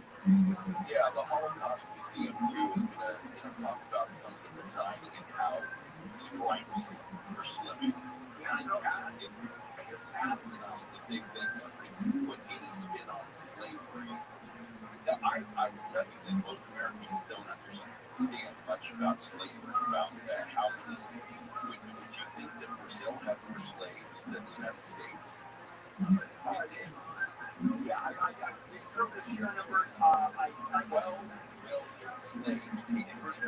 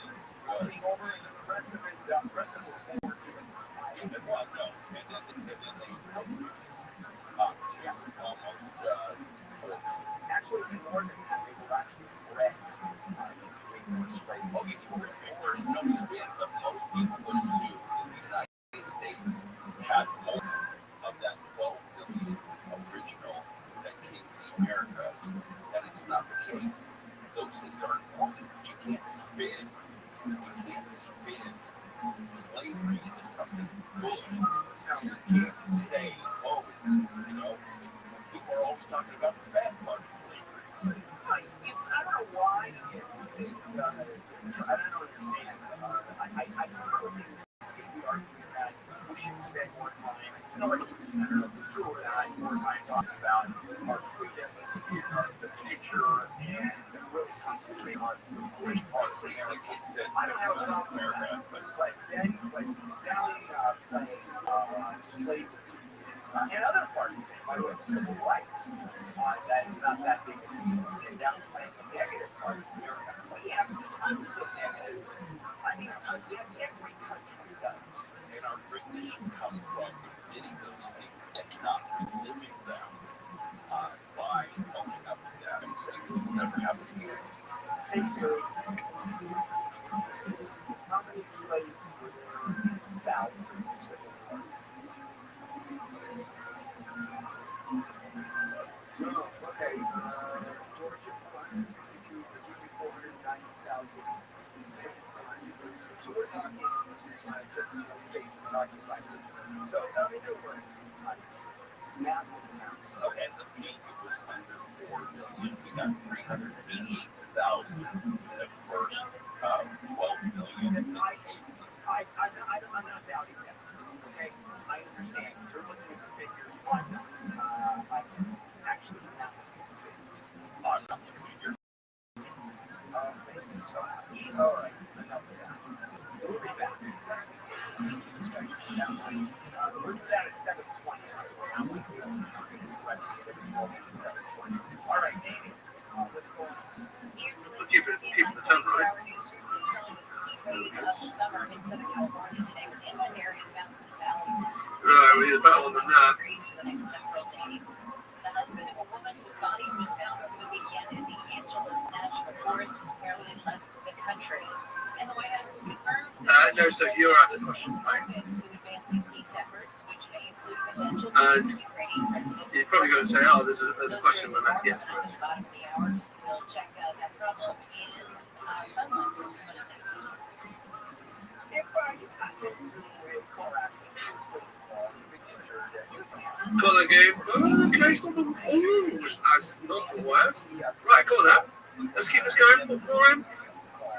He's going to be a win here and here. And we'll start telling you about how much money the insurance company they actually start negotiating. And then maybe you call me on Saturday. I'll tell you right here. You're negotiating with the insurance company. You're negotiating with people that are just experts, truly, and not paying money. This is what they do. This is their wheelhouse. And you're not, that's not your wheelhouse. This is not what you do for a living. And so I'm going to suggest you get some representation for people who do this for a living represent. By the way, it doesn't cost you anything. It's a percentage of what that you settle for a lawyer. You're nuts not to have someone represent you. And I'm going to suggest handleonthelaw.com. That's why I created this website, handleonthelaw.com, to help people who are in that position. So if you've been injured in a car accident, it's not your fault. Visit handleonthelaw.com.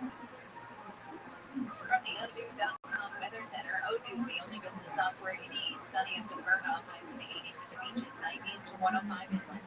This report brought to you by Positive Coaching Alliance. From the Southern California Toyota Dealers Traffic Center, save more up with Toyota's full lineup of fuel-efficient vehicles. Do not crash in Sunland on the 210. This is one of them, 210 freeway, you get westbound. This is going to be, we lived at 10 o'clock. There. Crash, there were all lanes blocked. All lanes closed for the crash. There were one of them turned. So a big mess there in the southern area. You can restaurant, you change this agenda from about other issues include this problem that we were talking about in San Dimas, Glendora area. It's also on the 210 freeway. 210 westbound, this is going to be right near Sunflower, where we have now just the 2 right lanes marked. For a while, it was all lanes, but now it's just the 2 right lanes. Westbound 210, there are jams from San Dimas Avenue, also making for a slow drive roundabout side of the 57. We've got some issues as well in the Valley, Riverside area, 215 this time, 215. Freeway, as you head southbound right there at the 60. Now just have one lane. We had all lanes open. One lane is open. Traffic jammed up getting out of Riverside. I'll put you back. That's right. Got issues with youth or high school sports? Positive Coaching Alliance can help. PCA, a national nonprofit, offers more than like resources for youth and high school sports coaches, parents, students, and administrators. Visit PCA10zone.org. This report is sponsored by OPOLaw.com. Just knowing you from Oakville Law, if your vehicle took a hit, your body probably did too. Pain can show up days later. Don't ignore it. You handle the healing, we'll handle the rest. Call 888-OPO-WINS or OPOLaw.com. Hey, what's up? Valley High, your college age time. Those kids going back to school, their schools burned to the ground. So they're going back to the only campus they now know for the last 6 months, which is Sears. They thought they were going back to college. Going back to college. I don't think so. They're going back to Sears. In Conway, they're Americans. This afternoon at 4 on KFI AM 640 Homer, stimulating talk. If you've been impacted by the Southern California wildfires this year, you don't have to recover alone. Join us for the Ashes to Answers Wildfire Expert Panel event August 21st and 20th in Pasadena. The event is free and hosted by the Rise Relief Project. We support those impacted by the wildfires with supplies, resources, and emotional care. Get real answers about insurance claim recovery, rebuilding your home, and your real estate options. Learn how to speed up your recovery and find out if you qualify for a wildfire class action lawsuit. Our team of experts, legal advisors, and community partners will be there, offering resources, support, and critical aid. In times of crisis, you need more than hope. You need help you can count on. Rise California. Relief, intervention, support, empowerment. Call 800-484-RISE or visit risereliefproject.com to RSVP. Register now and receive a free gift and check-in August 21st or 23rd. 800-484-RISE. The IRS finally caught up with Louis. I paid my taxes in 8 years. I owe the IRS a lot of money. Louis was in deep trouble. They're going to take your house, put it in your bank account, garnish your pay. They don't care. They're going to take your paycheck. Louis found out about Optima Tax Relief, the leading tax resolution firm. A+ rated by the Better Business Bureau. They've resolved over $1 billion for their clients. Optima Tax can help me. They calm me down. They make me feel comfortable, and I trust them. Louis has a lot to be thankful for. More, and I'll make them live a comfortable life, a lot better life. It's because of Optima Tax. For tax help you can trust, call Optima now for a free consultation. Take it from Louis. You are the IRS. Don't want to give Optima Tax a call. They can help you. Call 800-764-6022. 800-764-6022. 800-764-6022. Optima Tax Relief. Actual plans and restrictions apply for complete details. Please visit OptimaTaxRelief.com. You may not believe it, but leaving it better than you found it begins at home. Your next camping trip can be exchangeable, zero-waste, one-pound propane cylinder. Find a retailer at littlecamperwithA.com/radio. Little Camper, what years?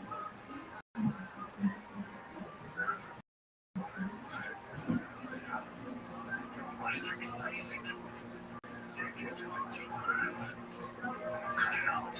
For iHeart Podcasts and Cricket Mile from Eric Hickey, this is Habitat, a new fiction podcast set in the Bridgewater Rockville universe.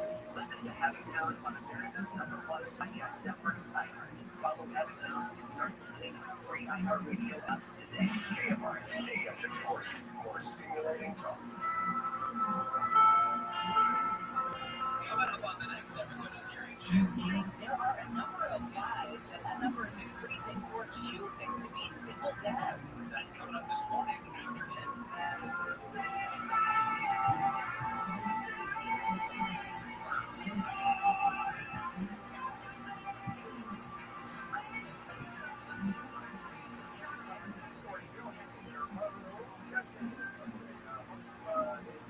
August 20th, and continuing on morning one.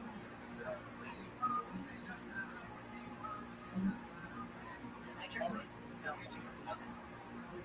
So the Palisades fire, still a lot of questions this far out from January, and one of them comes by, or some of them are split answered by way of a report detailing the handling of the Palisades fire. However, we are not release these, or we can't see any of this at this point, because there is a federal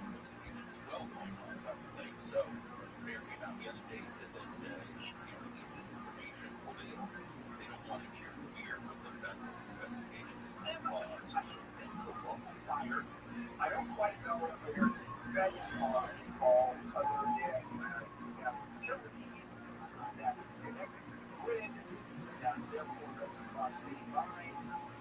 I would think it could be the other way around. Local fire, local authorities, local investigations, involved in the investigation, okay, go right ahead. But saying, oh no, we're not going to release our local reporting until at the request of the feds. Well, we are echoing some of the frustration that's coming out from those who want the information. There is the Sharon DeLuca, who serves on the Citizen Fire Commission. It's a citizen panel, but she serves on that. Is over and sees the St. Louis Fire Department is looking into this saying we want that information because we're in fire season. We want to know what could be wrong so we don't. Tracking Heights, Anaheim, has unveiled a new website, and along with local residents, are providing real-time updates to ice rings in the city. The website is called Contigo, which means hanging with you in Spanish. The Anaheim spokesperson, Mike Leister, says we're tracking reports and actual incidents throughout the city and the region and doing it in real time. So there was a raid at the Home Depot over the weekend, and it was up on the website within about 5 minutes. Another raid was reported at the Euclid Car Wash on Saturday. Welcome. How are you, 9-5? What's good? Can you hear me? What's up, yo? Yo, dog, Yeah, I can hear you got to be 18 to be in here. Yeah, I am in this. How'd you find out about me?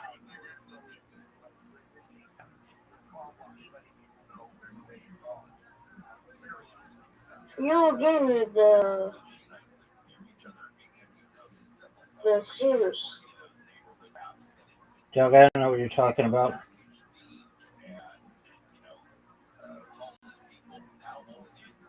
You've got to be 18 to be in here. And what year were you born? Go. I was born in 2020.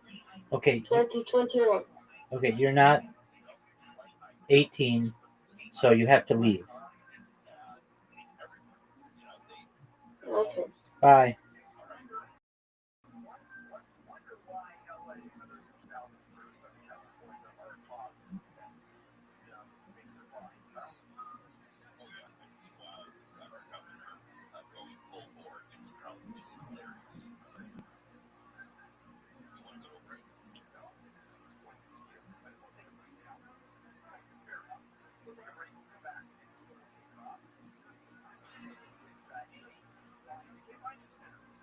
Triple-digit temperatures are expected to make Southern California for the next few days. The National Weather Service has issued an extreme heat warning. It starts today and runs into the weekend.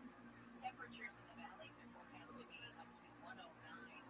Temperatures several degrees hotter in desert areas. Downtown LA is expected to hit 94. Forecasters say outdoor activities should be avoided. Governor Newsom is mobilizing fire engines, bulldozers, hand crews, and a helicopter as the hottest heat wave of the summer descends on SoCal. The resources will be on standby to help local crews already positioned to fight any heat-related fires. Republican lawmakers in California have sued to try to stop Newsom's redistricting plan. Democrats are rushing to set up a special election to have voters change the way congressional maps are drawn up. Republicans say California's constitution requires bills to be in print for 30 days, but that safeguard was ignored. Assemblyman James Gallagher says Newsom undermines democracy at every turn. Election should be fair. Believe that redistricting should be done by citizens in an independent way and not politicians. Then you stick by this. Republican lawmakers say they filed a petition with Cal Court to stop the legislature from violating the rights of the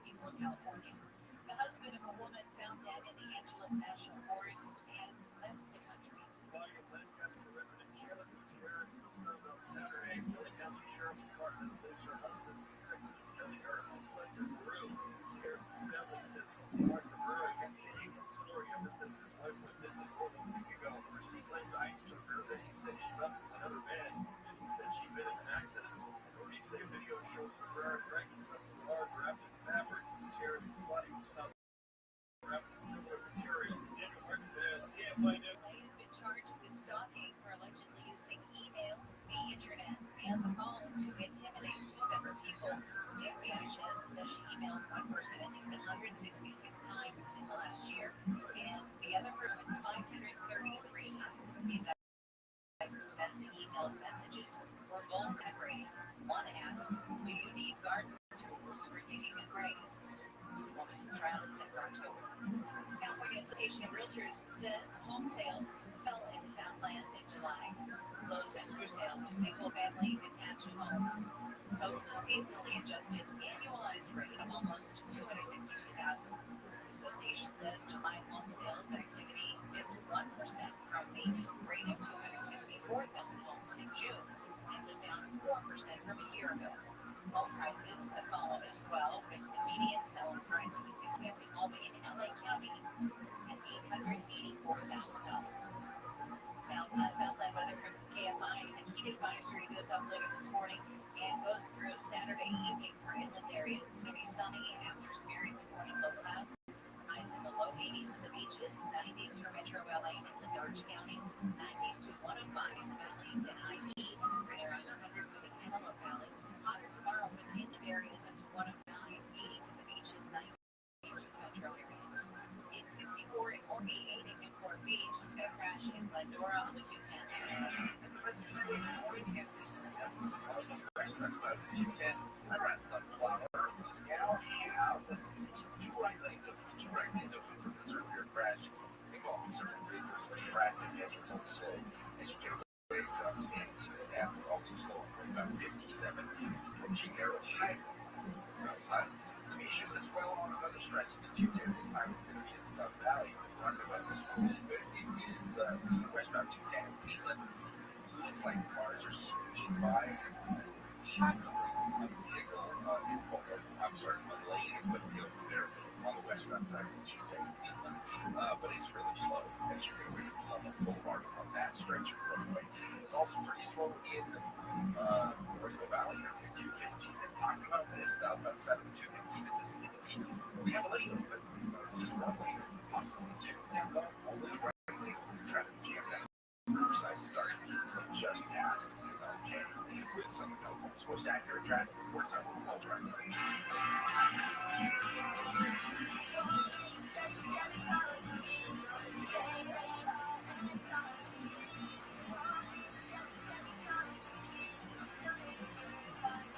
Call 1-877 Cars for Kids to reach your friendly live agent.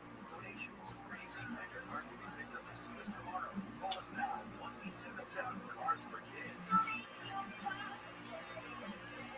Did you know you can donate real estate too? Great for protecting your own personal information. You probably even use things like two-factor authentication, strong passwords, VPN. But as much as you try to be in control of how your information is protected, there's lots of places that also have it. That's why Lifelock monitors millions of data points every single second for identity threats. If your identity is stolen, a LifeLock specialist is going to help solve the identity theft issues, guaranteed, or your money back. Save up to 40% off your first year. Promo code at LifeLock.com. Decisions determine results. So push back while it's taken. Help people in need. Stand on the sidelines watching. Worry about how to pay for school or have my education paid. Push myself and learn new skills. Stay the same. My decision is to serve part-time with the Army National Guard, and my results will be life-changing. What will you decide? Go to NationalGuard.com/part-time service. Sponsored by the California Army National Guard. Aired by the California Broadcasters. Labor Day savings are here, and there's no better time to try out your Lexus. At Lexus Santa Monica, lease the 2025 NX250 for just $409 a month. Or go all electric to the 2025 RC380 for only $399 a month. There's no freedom Lexus vehicles arrive daily. Easy financing and unmatched services. Why go anywhere else? Visit LexusSantaMonica.com. Call or stop by 1501 Santa Monica Boulevard. And when you do, ask for Matt, the general manager. Offers end September 2nd. It's the Labor Day sale from Cincy, the store that helps more Southern Californians do the California Dreamer than any other. This California Dreamer is giving me nightmares, Larry. During Cincy's Labor Day sale, people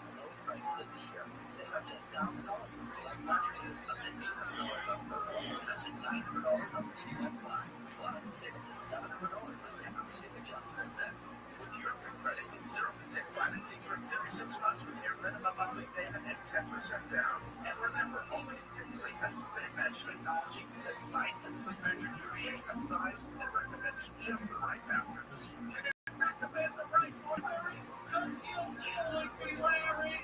So people that live the California dream every day count on mattress from more Southern Californians trust that you're California dreaming every night. Sit and sleep. Since it will beat anyone's advertised price on your mattress is free. It's official. The 30% federal tax credit ends this year. Need to act now. Switch to Solar with Semper Solaris now or pay 30% more later. Go to SemperSolaris.com. Farm 811 starts with you. Always call 811 and wait for any underground lines to be marked. Safety. Stay home. For more information, go to farmsafety11.org. And near that, see a large sports club from the defense school. Every time you else, go to lifesourcewater.com. For official rules and more information about contests on this station, go to KFIAM640.com/rules. Nobody covers it like KFI. Extreme music-related illnesses and even fatalities are a possibility. Temps in some areas of LA to hit triple digits over the next couple of days. Fire danger extremely high. State officials are preparing for a November 4th vote after Governor Walter changes to California's congressional districts. Counties are already lining up ballot printers and polling sites. There you have one. The president wants to walk in like it's even more and make it even harder for people to vote. No, said the cost of the wall's renovation was included in President Trump's One Big Beautiful Bill Act. KFI AM640, your number one preset for breaking news in Southern California. KFI AM640, or stimulating talk. TikTok, all the market orthodox, really rocking in the old pop, lock it like you knock it out. Straight flow, balls, yeah, I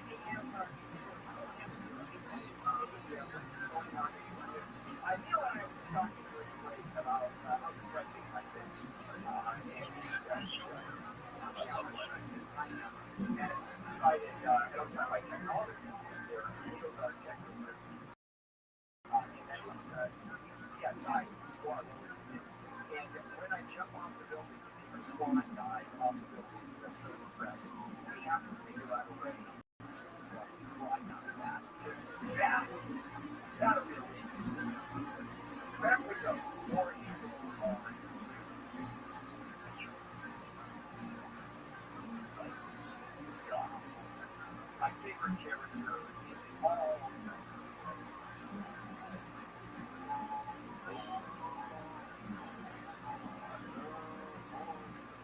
You know what? I'll tell you something. I saw at Bond $2.99 for a dozen eggs. How's that for like it? Look it up. Okay, fair enough. And did you look at the company that's producing them?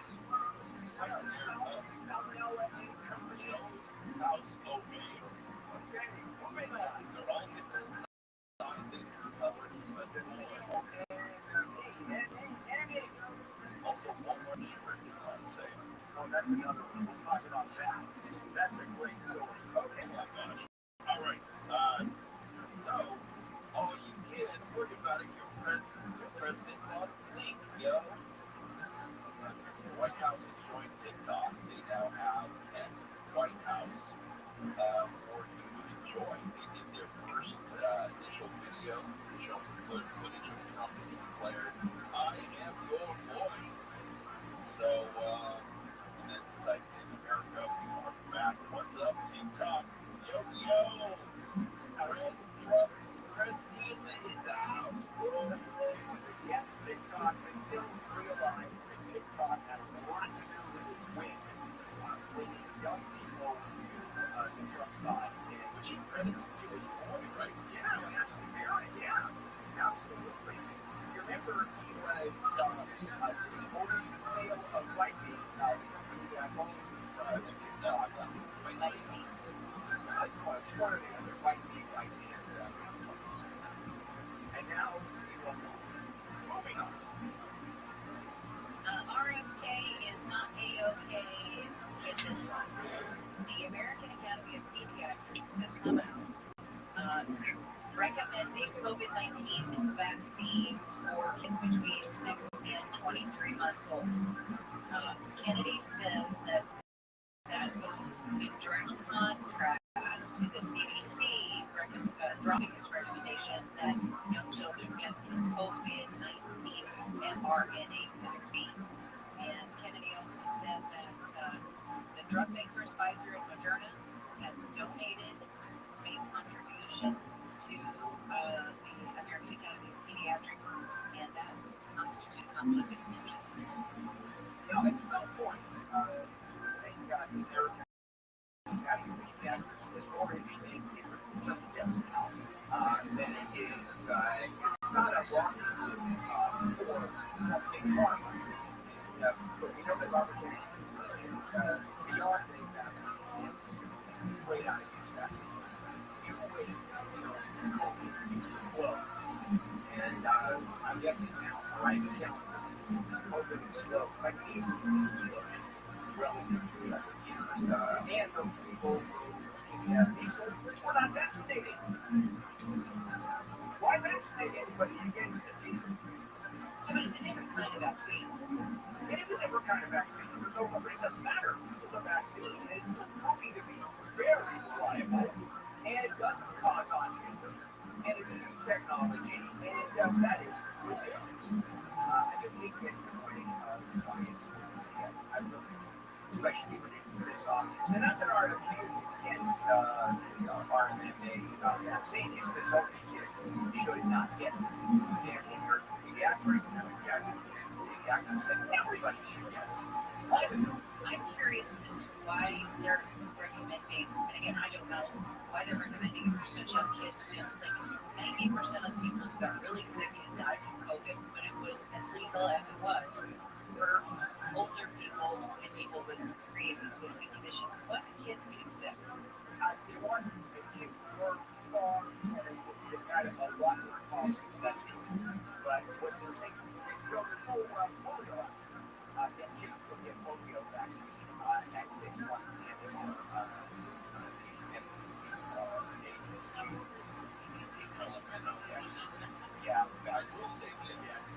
vaccines are the closest we have to actual cures. Because everything else is the old saying, they have a pill for everything, cure for nothing. Vaccines are the closest we have to actually curing things. In fact, we're fighting against that. It's scary. All right, Trump administration, security clearance for you. We've got federal government intelligence community people being targeted and having their security clearances revoked. 37, as a matter of fact, folks, current and former national security officials, are being pulled from this roster and being told that they have engaged in politicizing the nation. That's one of the hardest words to say. Politicization or weaponization. Yeah, what's interesting about this is the argument they're doing is because they have been attacked in the administration. So they are going after people who somehow attack them, but they're not using politics to attack those people. It's straight out of retribution. That's exactly what they're complaining about. Yeah. But the memo that went out did not offer any evidence of the accusation. So what more? Okay, this is so wrong on so many fronts. There's a new development in the Ozark Mountains of Arkansas. It's about an hour away from the closest city. And this group of homesteaders building an exclusive community. Applicants are screened with an in-person interview, a criminal background check, a questionnaire about ancestral heritage, and sometimes even pictures. Because the community's two architects say they must personally confirm that applicants are white before they can be welcomed in.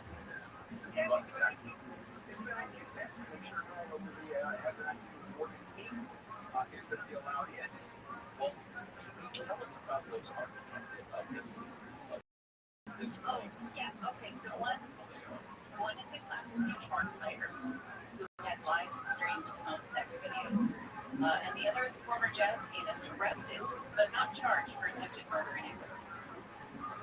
How do you get this?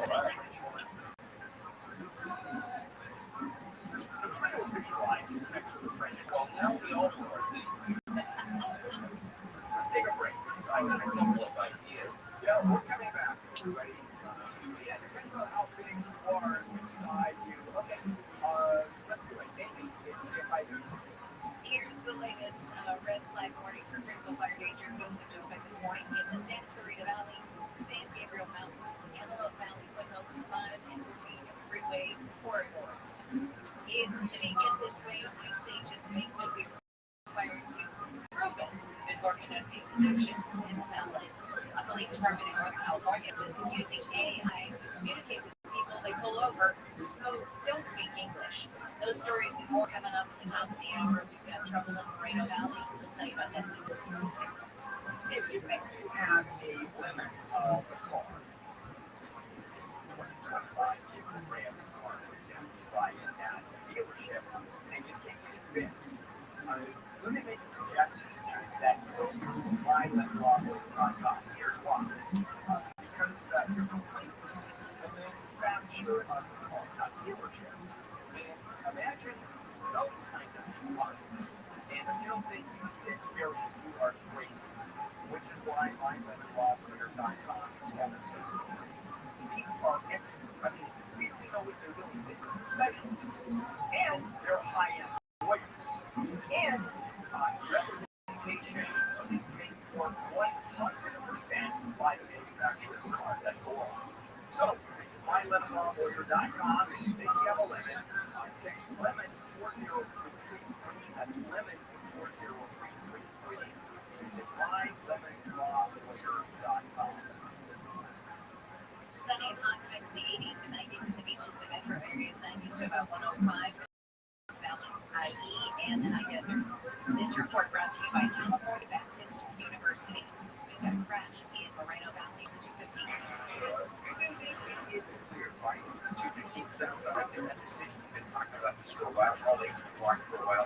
Traffic's not very quick. It's going to take a little while. Getting to the Riverside South at 215 at the 60. Westbound side of the 210 Sunflower Lane crash is just it's still really slow. From before the 57.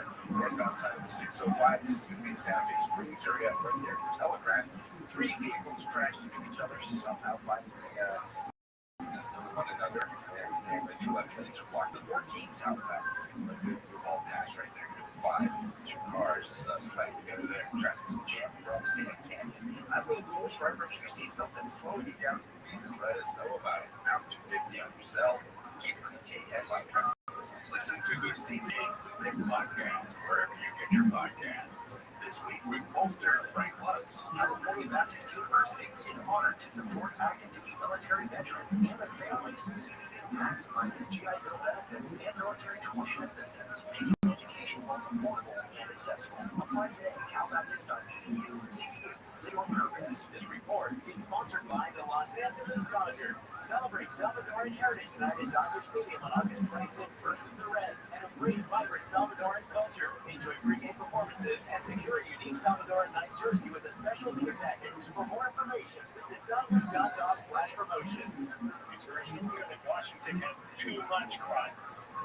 Gangland shootings, mentally ill people attacking pedestrians, launching teenagers stealing cars, vandalizing convenience stores. In Washington, D.C., they're nothing but this. These guys have been in power as progressives for 10 years. Look what they've created. John Cobell, a good chunk of our society is just flat out stupid. This afternoon at 1 on KFI AM 640. More stimulating talk. My Friday schedule. 10 Flamingo Fridays. Repeat. And now the top 5 reasons to visit Hawaii. Number 5. Think pink, have a drink, and party like a rock star. Flamingo Fridays is the best nighttime pool party in SoCal. Number 4. Gather to Grom, live September 6th. Get tickets now. 3. The $50,000 giveaway. 16 table gamers get $2,500 in promo chips from 6 to 9 p.m. And one winner gets $10,000 cash at 10 p.m. the 28th. And the number 2. Midweek mischief just feels good. Skip work and book your midweek stay for a special price. The boss never has to know. And the number 1 reason. Good times at the right time. Get a Black Nike Instant Perks watch set when you earn 500 points on your rewards card. 26. Morocco Casino Resort is live.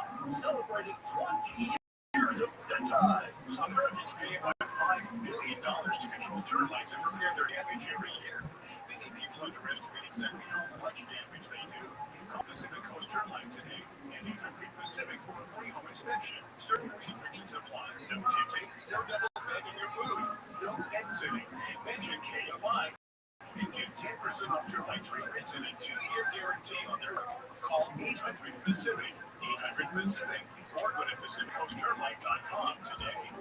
Finding great candidates to hire can be like, well, trying to find a needle in a haystack. Sure, you can post your job to some job board, but then all you can do is hope the right person comes along, which is why you should try ZipRecruiter for free at ZipRecruiter.com/radio. ZipRecruiter doesn't depend on candidates finding you. It finds them for you. Its powerful technology identifies people with the right experience and actively invites them to apply to your job. You get qualified candidates fast. So while other companies might deliver a lot of pay, ZipRecruiter finds you what you're looking for. Needle in the haystack. Citywide, 4 out of 5 employers who post a job on ZipRecruiter get a quality candidate within the first day. ZipRecruiter, the smartest way to hire. And right now, you can try ZipRecruiter for free. That's right, free at ZipRecruiter.com/radio. That's ZipRecruiter.com/radio. ZipRecruiter.com/radio. Great to protect your own personal information. Probably even use things like two-factor authentication, strong passwords, VPN. But as much as you try to be in control of how your information is protected, there's lots of places that also have it. That's why LifeLock monitors millions of data points every single second for identity threats. If your identity is a LifeLock specialist, it's going to help solve the identity theft issues. Guaranteed or your money back. Save up to 40% off your first year with promo code BECKY at LifeLock.com. Live radio, trusted DJs, breaking news, live play-by-play, artist music, and podcasts just for you. It's the free iHeartRadio app. Radio your way. Join the millions who already have it. Download the free iHeartRadio app. The #1 app for radio. AM 644, Lady Talk. I'm your host, Jim Jr. Later today on the Cowboy Show. A veterinarian stuff through with all the answers. I love Jeff Walker. The doctor comes through on all things pet related. And with the heat, well, it's a last 12 minutes or less. We're talking about creating outfitters, all of that later on.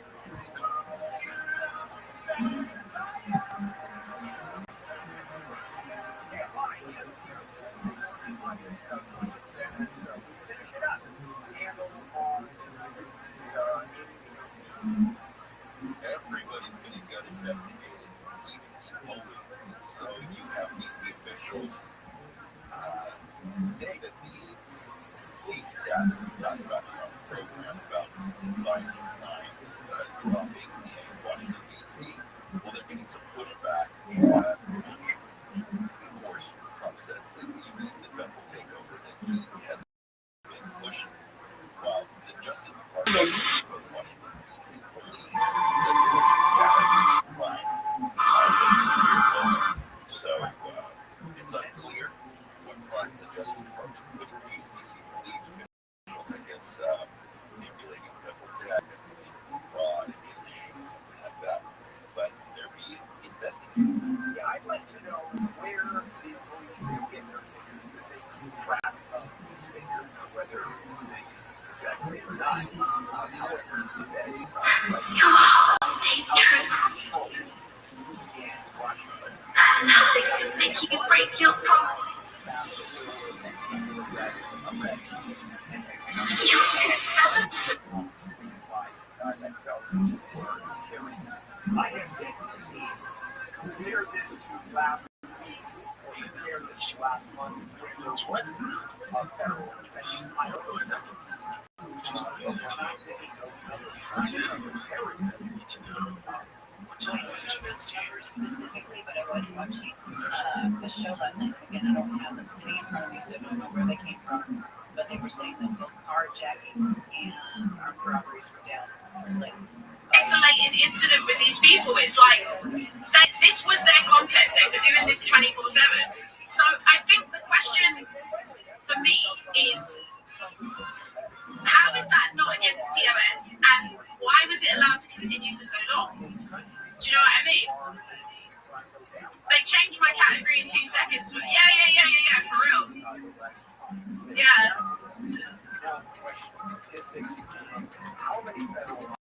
Trying to drag yourself out of bed, get it, Graham. You can do it, mate. You can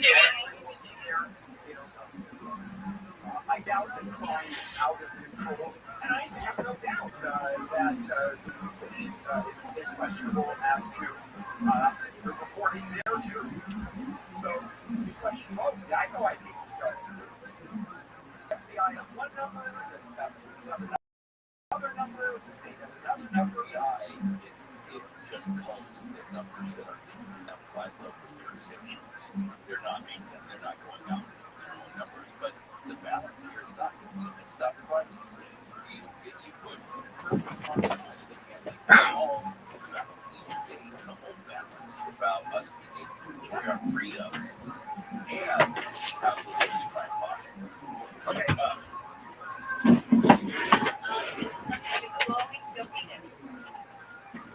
I know that we joke about it. It's actually pretty serious. The FDA is warning people to not eat raw frozen shrimp sold at Walmart because of possible contamination by cesium-137, which is a radioactive isotope. I know it was found in the shipment of imported frozen shrimp from an Indonesian company that uses the business name BMS Foods, and it's being sold at Walmart. And officials have detected the radioactive isotope at 4 ports across the country, including the Port of Los Angeles. Yep. Also, the other brand name is Rothschild'S. You have to. Oh, it's under great value at Walmart. Yeah. Great. Sweats. Yeah. So you don't need nightlights in the house. On the other side, every grade across Southern California, people have these shrimp around their neck.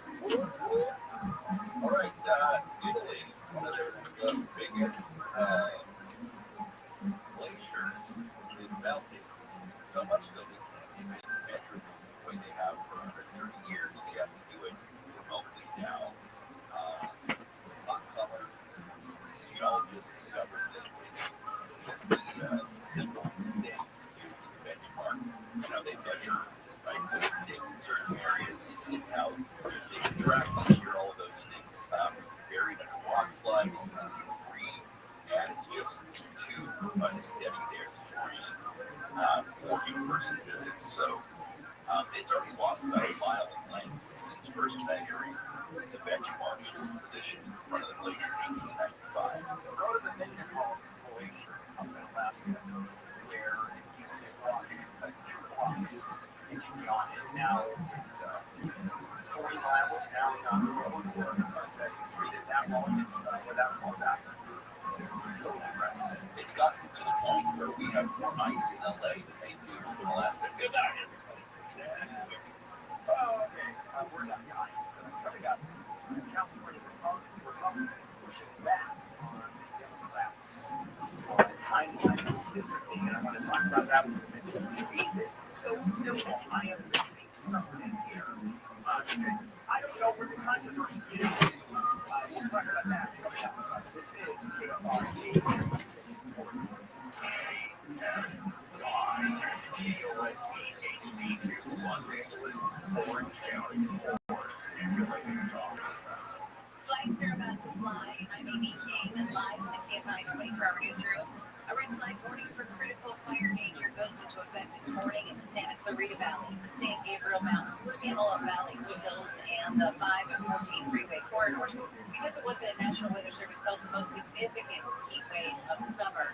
Those areas could see both low humidity levels and temperatures of 95 to 110 degrees from tomorrow through Saturday.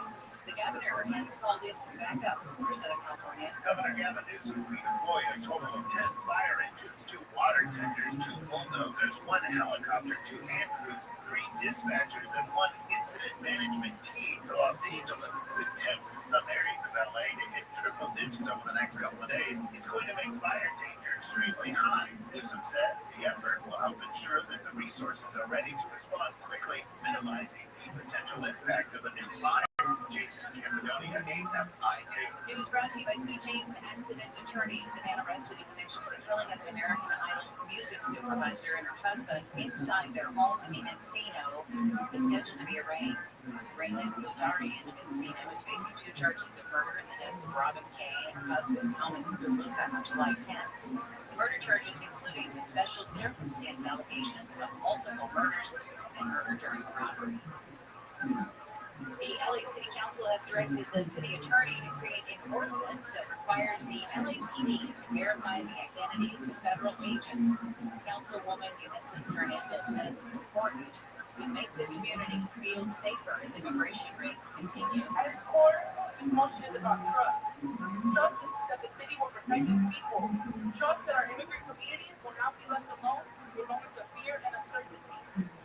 The council has also voted to seek information from the federal government on immigration actions in LA since January. Councilman Ersbay wants clarity on the LAPD's duty to intervene when a federal agent might be violating rights. Lawyers for Kilmar Abrego Garcia are trying to get his criminal case in Tennessee dismissed, arguing that the client is being selectively and vindictively prosecuted by the Trump administration. Abrego Garcia was originally deported from the U.S. after the Trump administration said he was caught up in a raid by mistake, but then later alleged that he was a member of a gang. He's now facing human trafficking charges. Police in Huntington Beach say the woman who shot an employee in a California closet's warehouse was a co-worker. Police say Lucero sent Pedro Castro to fire up two co-workers, wounding one and missing the other. About 2 hours later, she was pulled over by Southgate police officers who shot her to death after she allegedly pointed a handgun at them. The man who was shot has suffered major injuries but is expected to survive. The motive is unclear. Daniel Martindale, KFI News. A police department in Northern California is using an AI tool to help communicate with non-English speakers during traffic stops. The technology is embedded in an officer's body camera. Campbell Police Captain Ian White says this department used the technology to study down those language barriers. I think from the standpoint of the way we look at it, it's about providing a better level of service. The AI system supports more than 10 languages and records interactions for potential court use. Satellite weather from KFI. Here comes the heat. It's going to be sunny after some areas of low clouds and even dense fog. Highs will be in the 80s at the beaches. Upper 80s to low 90s for Metro LA and into Orange County. Upper 90s to 105 for the valleys and IE. Right around 100 in the Antelope Valley this afternoon. Overnight lows in the 60s and 70s. That's going to be even hotter tomorrow. Tomorrow should be the hottest day of the speedway. Mid-80s at the coast. Low to mid-90s for the metro areas, up to 109 in the valleys, 104 in the IE, 107 in the Antelope Valley. It's 63 in Anaheim, 64 Redondo Beach, 62 in Santa Clarita, and 68 in Rancho Cucamonga. The KFI market report, the Dow is down 9 points, the NASDAQ is up 241, the S&P 500 is trading down 35. We've got slowing in Temecula, 15. Southbound 15, Chile, 215, all the way down to Temecula Parkway, just a parking lot. We had a closure motorcycle crash. The is gone, but the slowing is left over, and it's a tough haul through there. We've got listeners doing us off some problems out there. Northbound 605, after Florence Avenue. Looks like a 3-car pileup in the number 1 and number 2 lanes. I'm still on the freeway and it's backed up. Looks like all the way to the 105. My name is Bill. Hope everybody can hear it. Thank you, Bill. Yeah, you let us know how you're doing on the cell. It's KFI traffic. If you are stuck in something, let us know. That slowing is really bad. It's out of the 605. We've also got a tough drive on the westbound side of the 105 as you get away from the 710 all the way to the area. So all of the people over to Crenshaw with Southern California's most accurate traffic. One of my favorite sayings is abuse does not bar abuse. That means just because people abuse something doesn't mean that it doesn't have a legitimate purpose. And that deals with the legal system itself. So if you've been injured in a car accident, slip and fall, working stick, assault, there's negligence involved. You have the right to defend yourself, which means that you do it. Downtown LA Law Group is here to fight for you. If that's what you need, just text Injury Help 402 or visit calldowntown.com. They have 40+ experienced attorneys who know what they're doing. They have over 500 million settlements, and they are fighting for people like you who have been screwed because of negligence. With a team you need by your side, right here in downtown LA. Plus, there's zero upfront costs to save you win. Now, get on this free case review.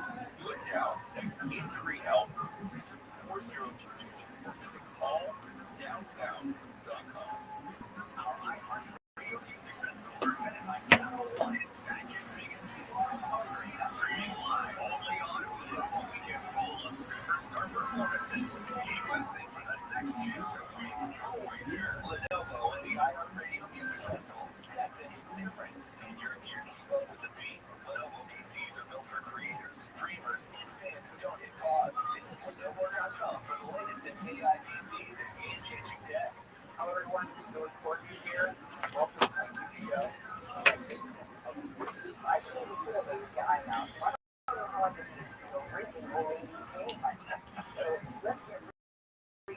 Magnificent Others is a long show where we explore with great artists, musicians, anybody I truly admire. We want to hear fresh stories, we want to hear fresh perspectives, we want to understand the times, their individuated perspectives. Folks, being national however, now on today's show, we got these big moments. You're definitely correct. It's like, I can enjoy it. Join me on Magnificent Others. Very curious, one-of-a-kind exploration. It's great fun. America's #1 podcast network, iHeart. Free iHeart app and listen now. The free iHeartRadio app is number one for music, radio, and podcasts, all in one. Discover a new podcast from our library of over 350,000 titles. Here's an iHeartRadio podcast preview. In 2005, investigators in Palm Beach, Florida began uncovering a party scene. A lot of girls knew about it, a lot of girls were doing it. And if anybody asks if you're over the age of 18, just go ahead and go with it. There was a wealthy man in Palm Beach who was offering young girls a way to make money. That man was Jeffrey Epstein, and he had set up a system designed to bring in underage girls. Local police and the federal government investigated, and by their account, find dozens of victims. Epstein would become one of the world's most infamous predators, a man who could have faced decades in prison and served just 13 months in his own wing of a county jail. Why would you cut this deal with Jeffrey Epstein? Epstein's abuse would span years and cross state lines. New York, Palm Beach, Mexico, Paris, Virgin Islands, and each one of whose residents is an alleged crime scene. I'm ABC's Mark Rumble, and with a team of journalists from the ABC News Investigative Unit, we've traveled around the country to look at Jeffrey Epstein and the allegations of his horrifying abuse, to hear from the girls who suffered it, who are now women fighting to recover from it. Truth and Lies, Jeffrey Epstein. Listen and follow this podcast for free on the iRadio app, #1 for music, radio, and podcasts, all in one. #1 on your car radio preset and the new and improved iHeartRadio app. Free, never sounded so good. KFI AM 640.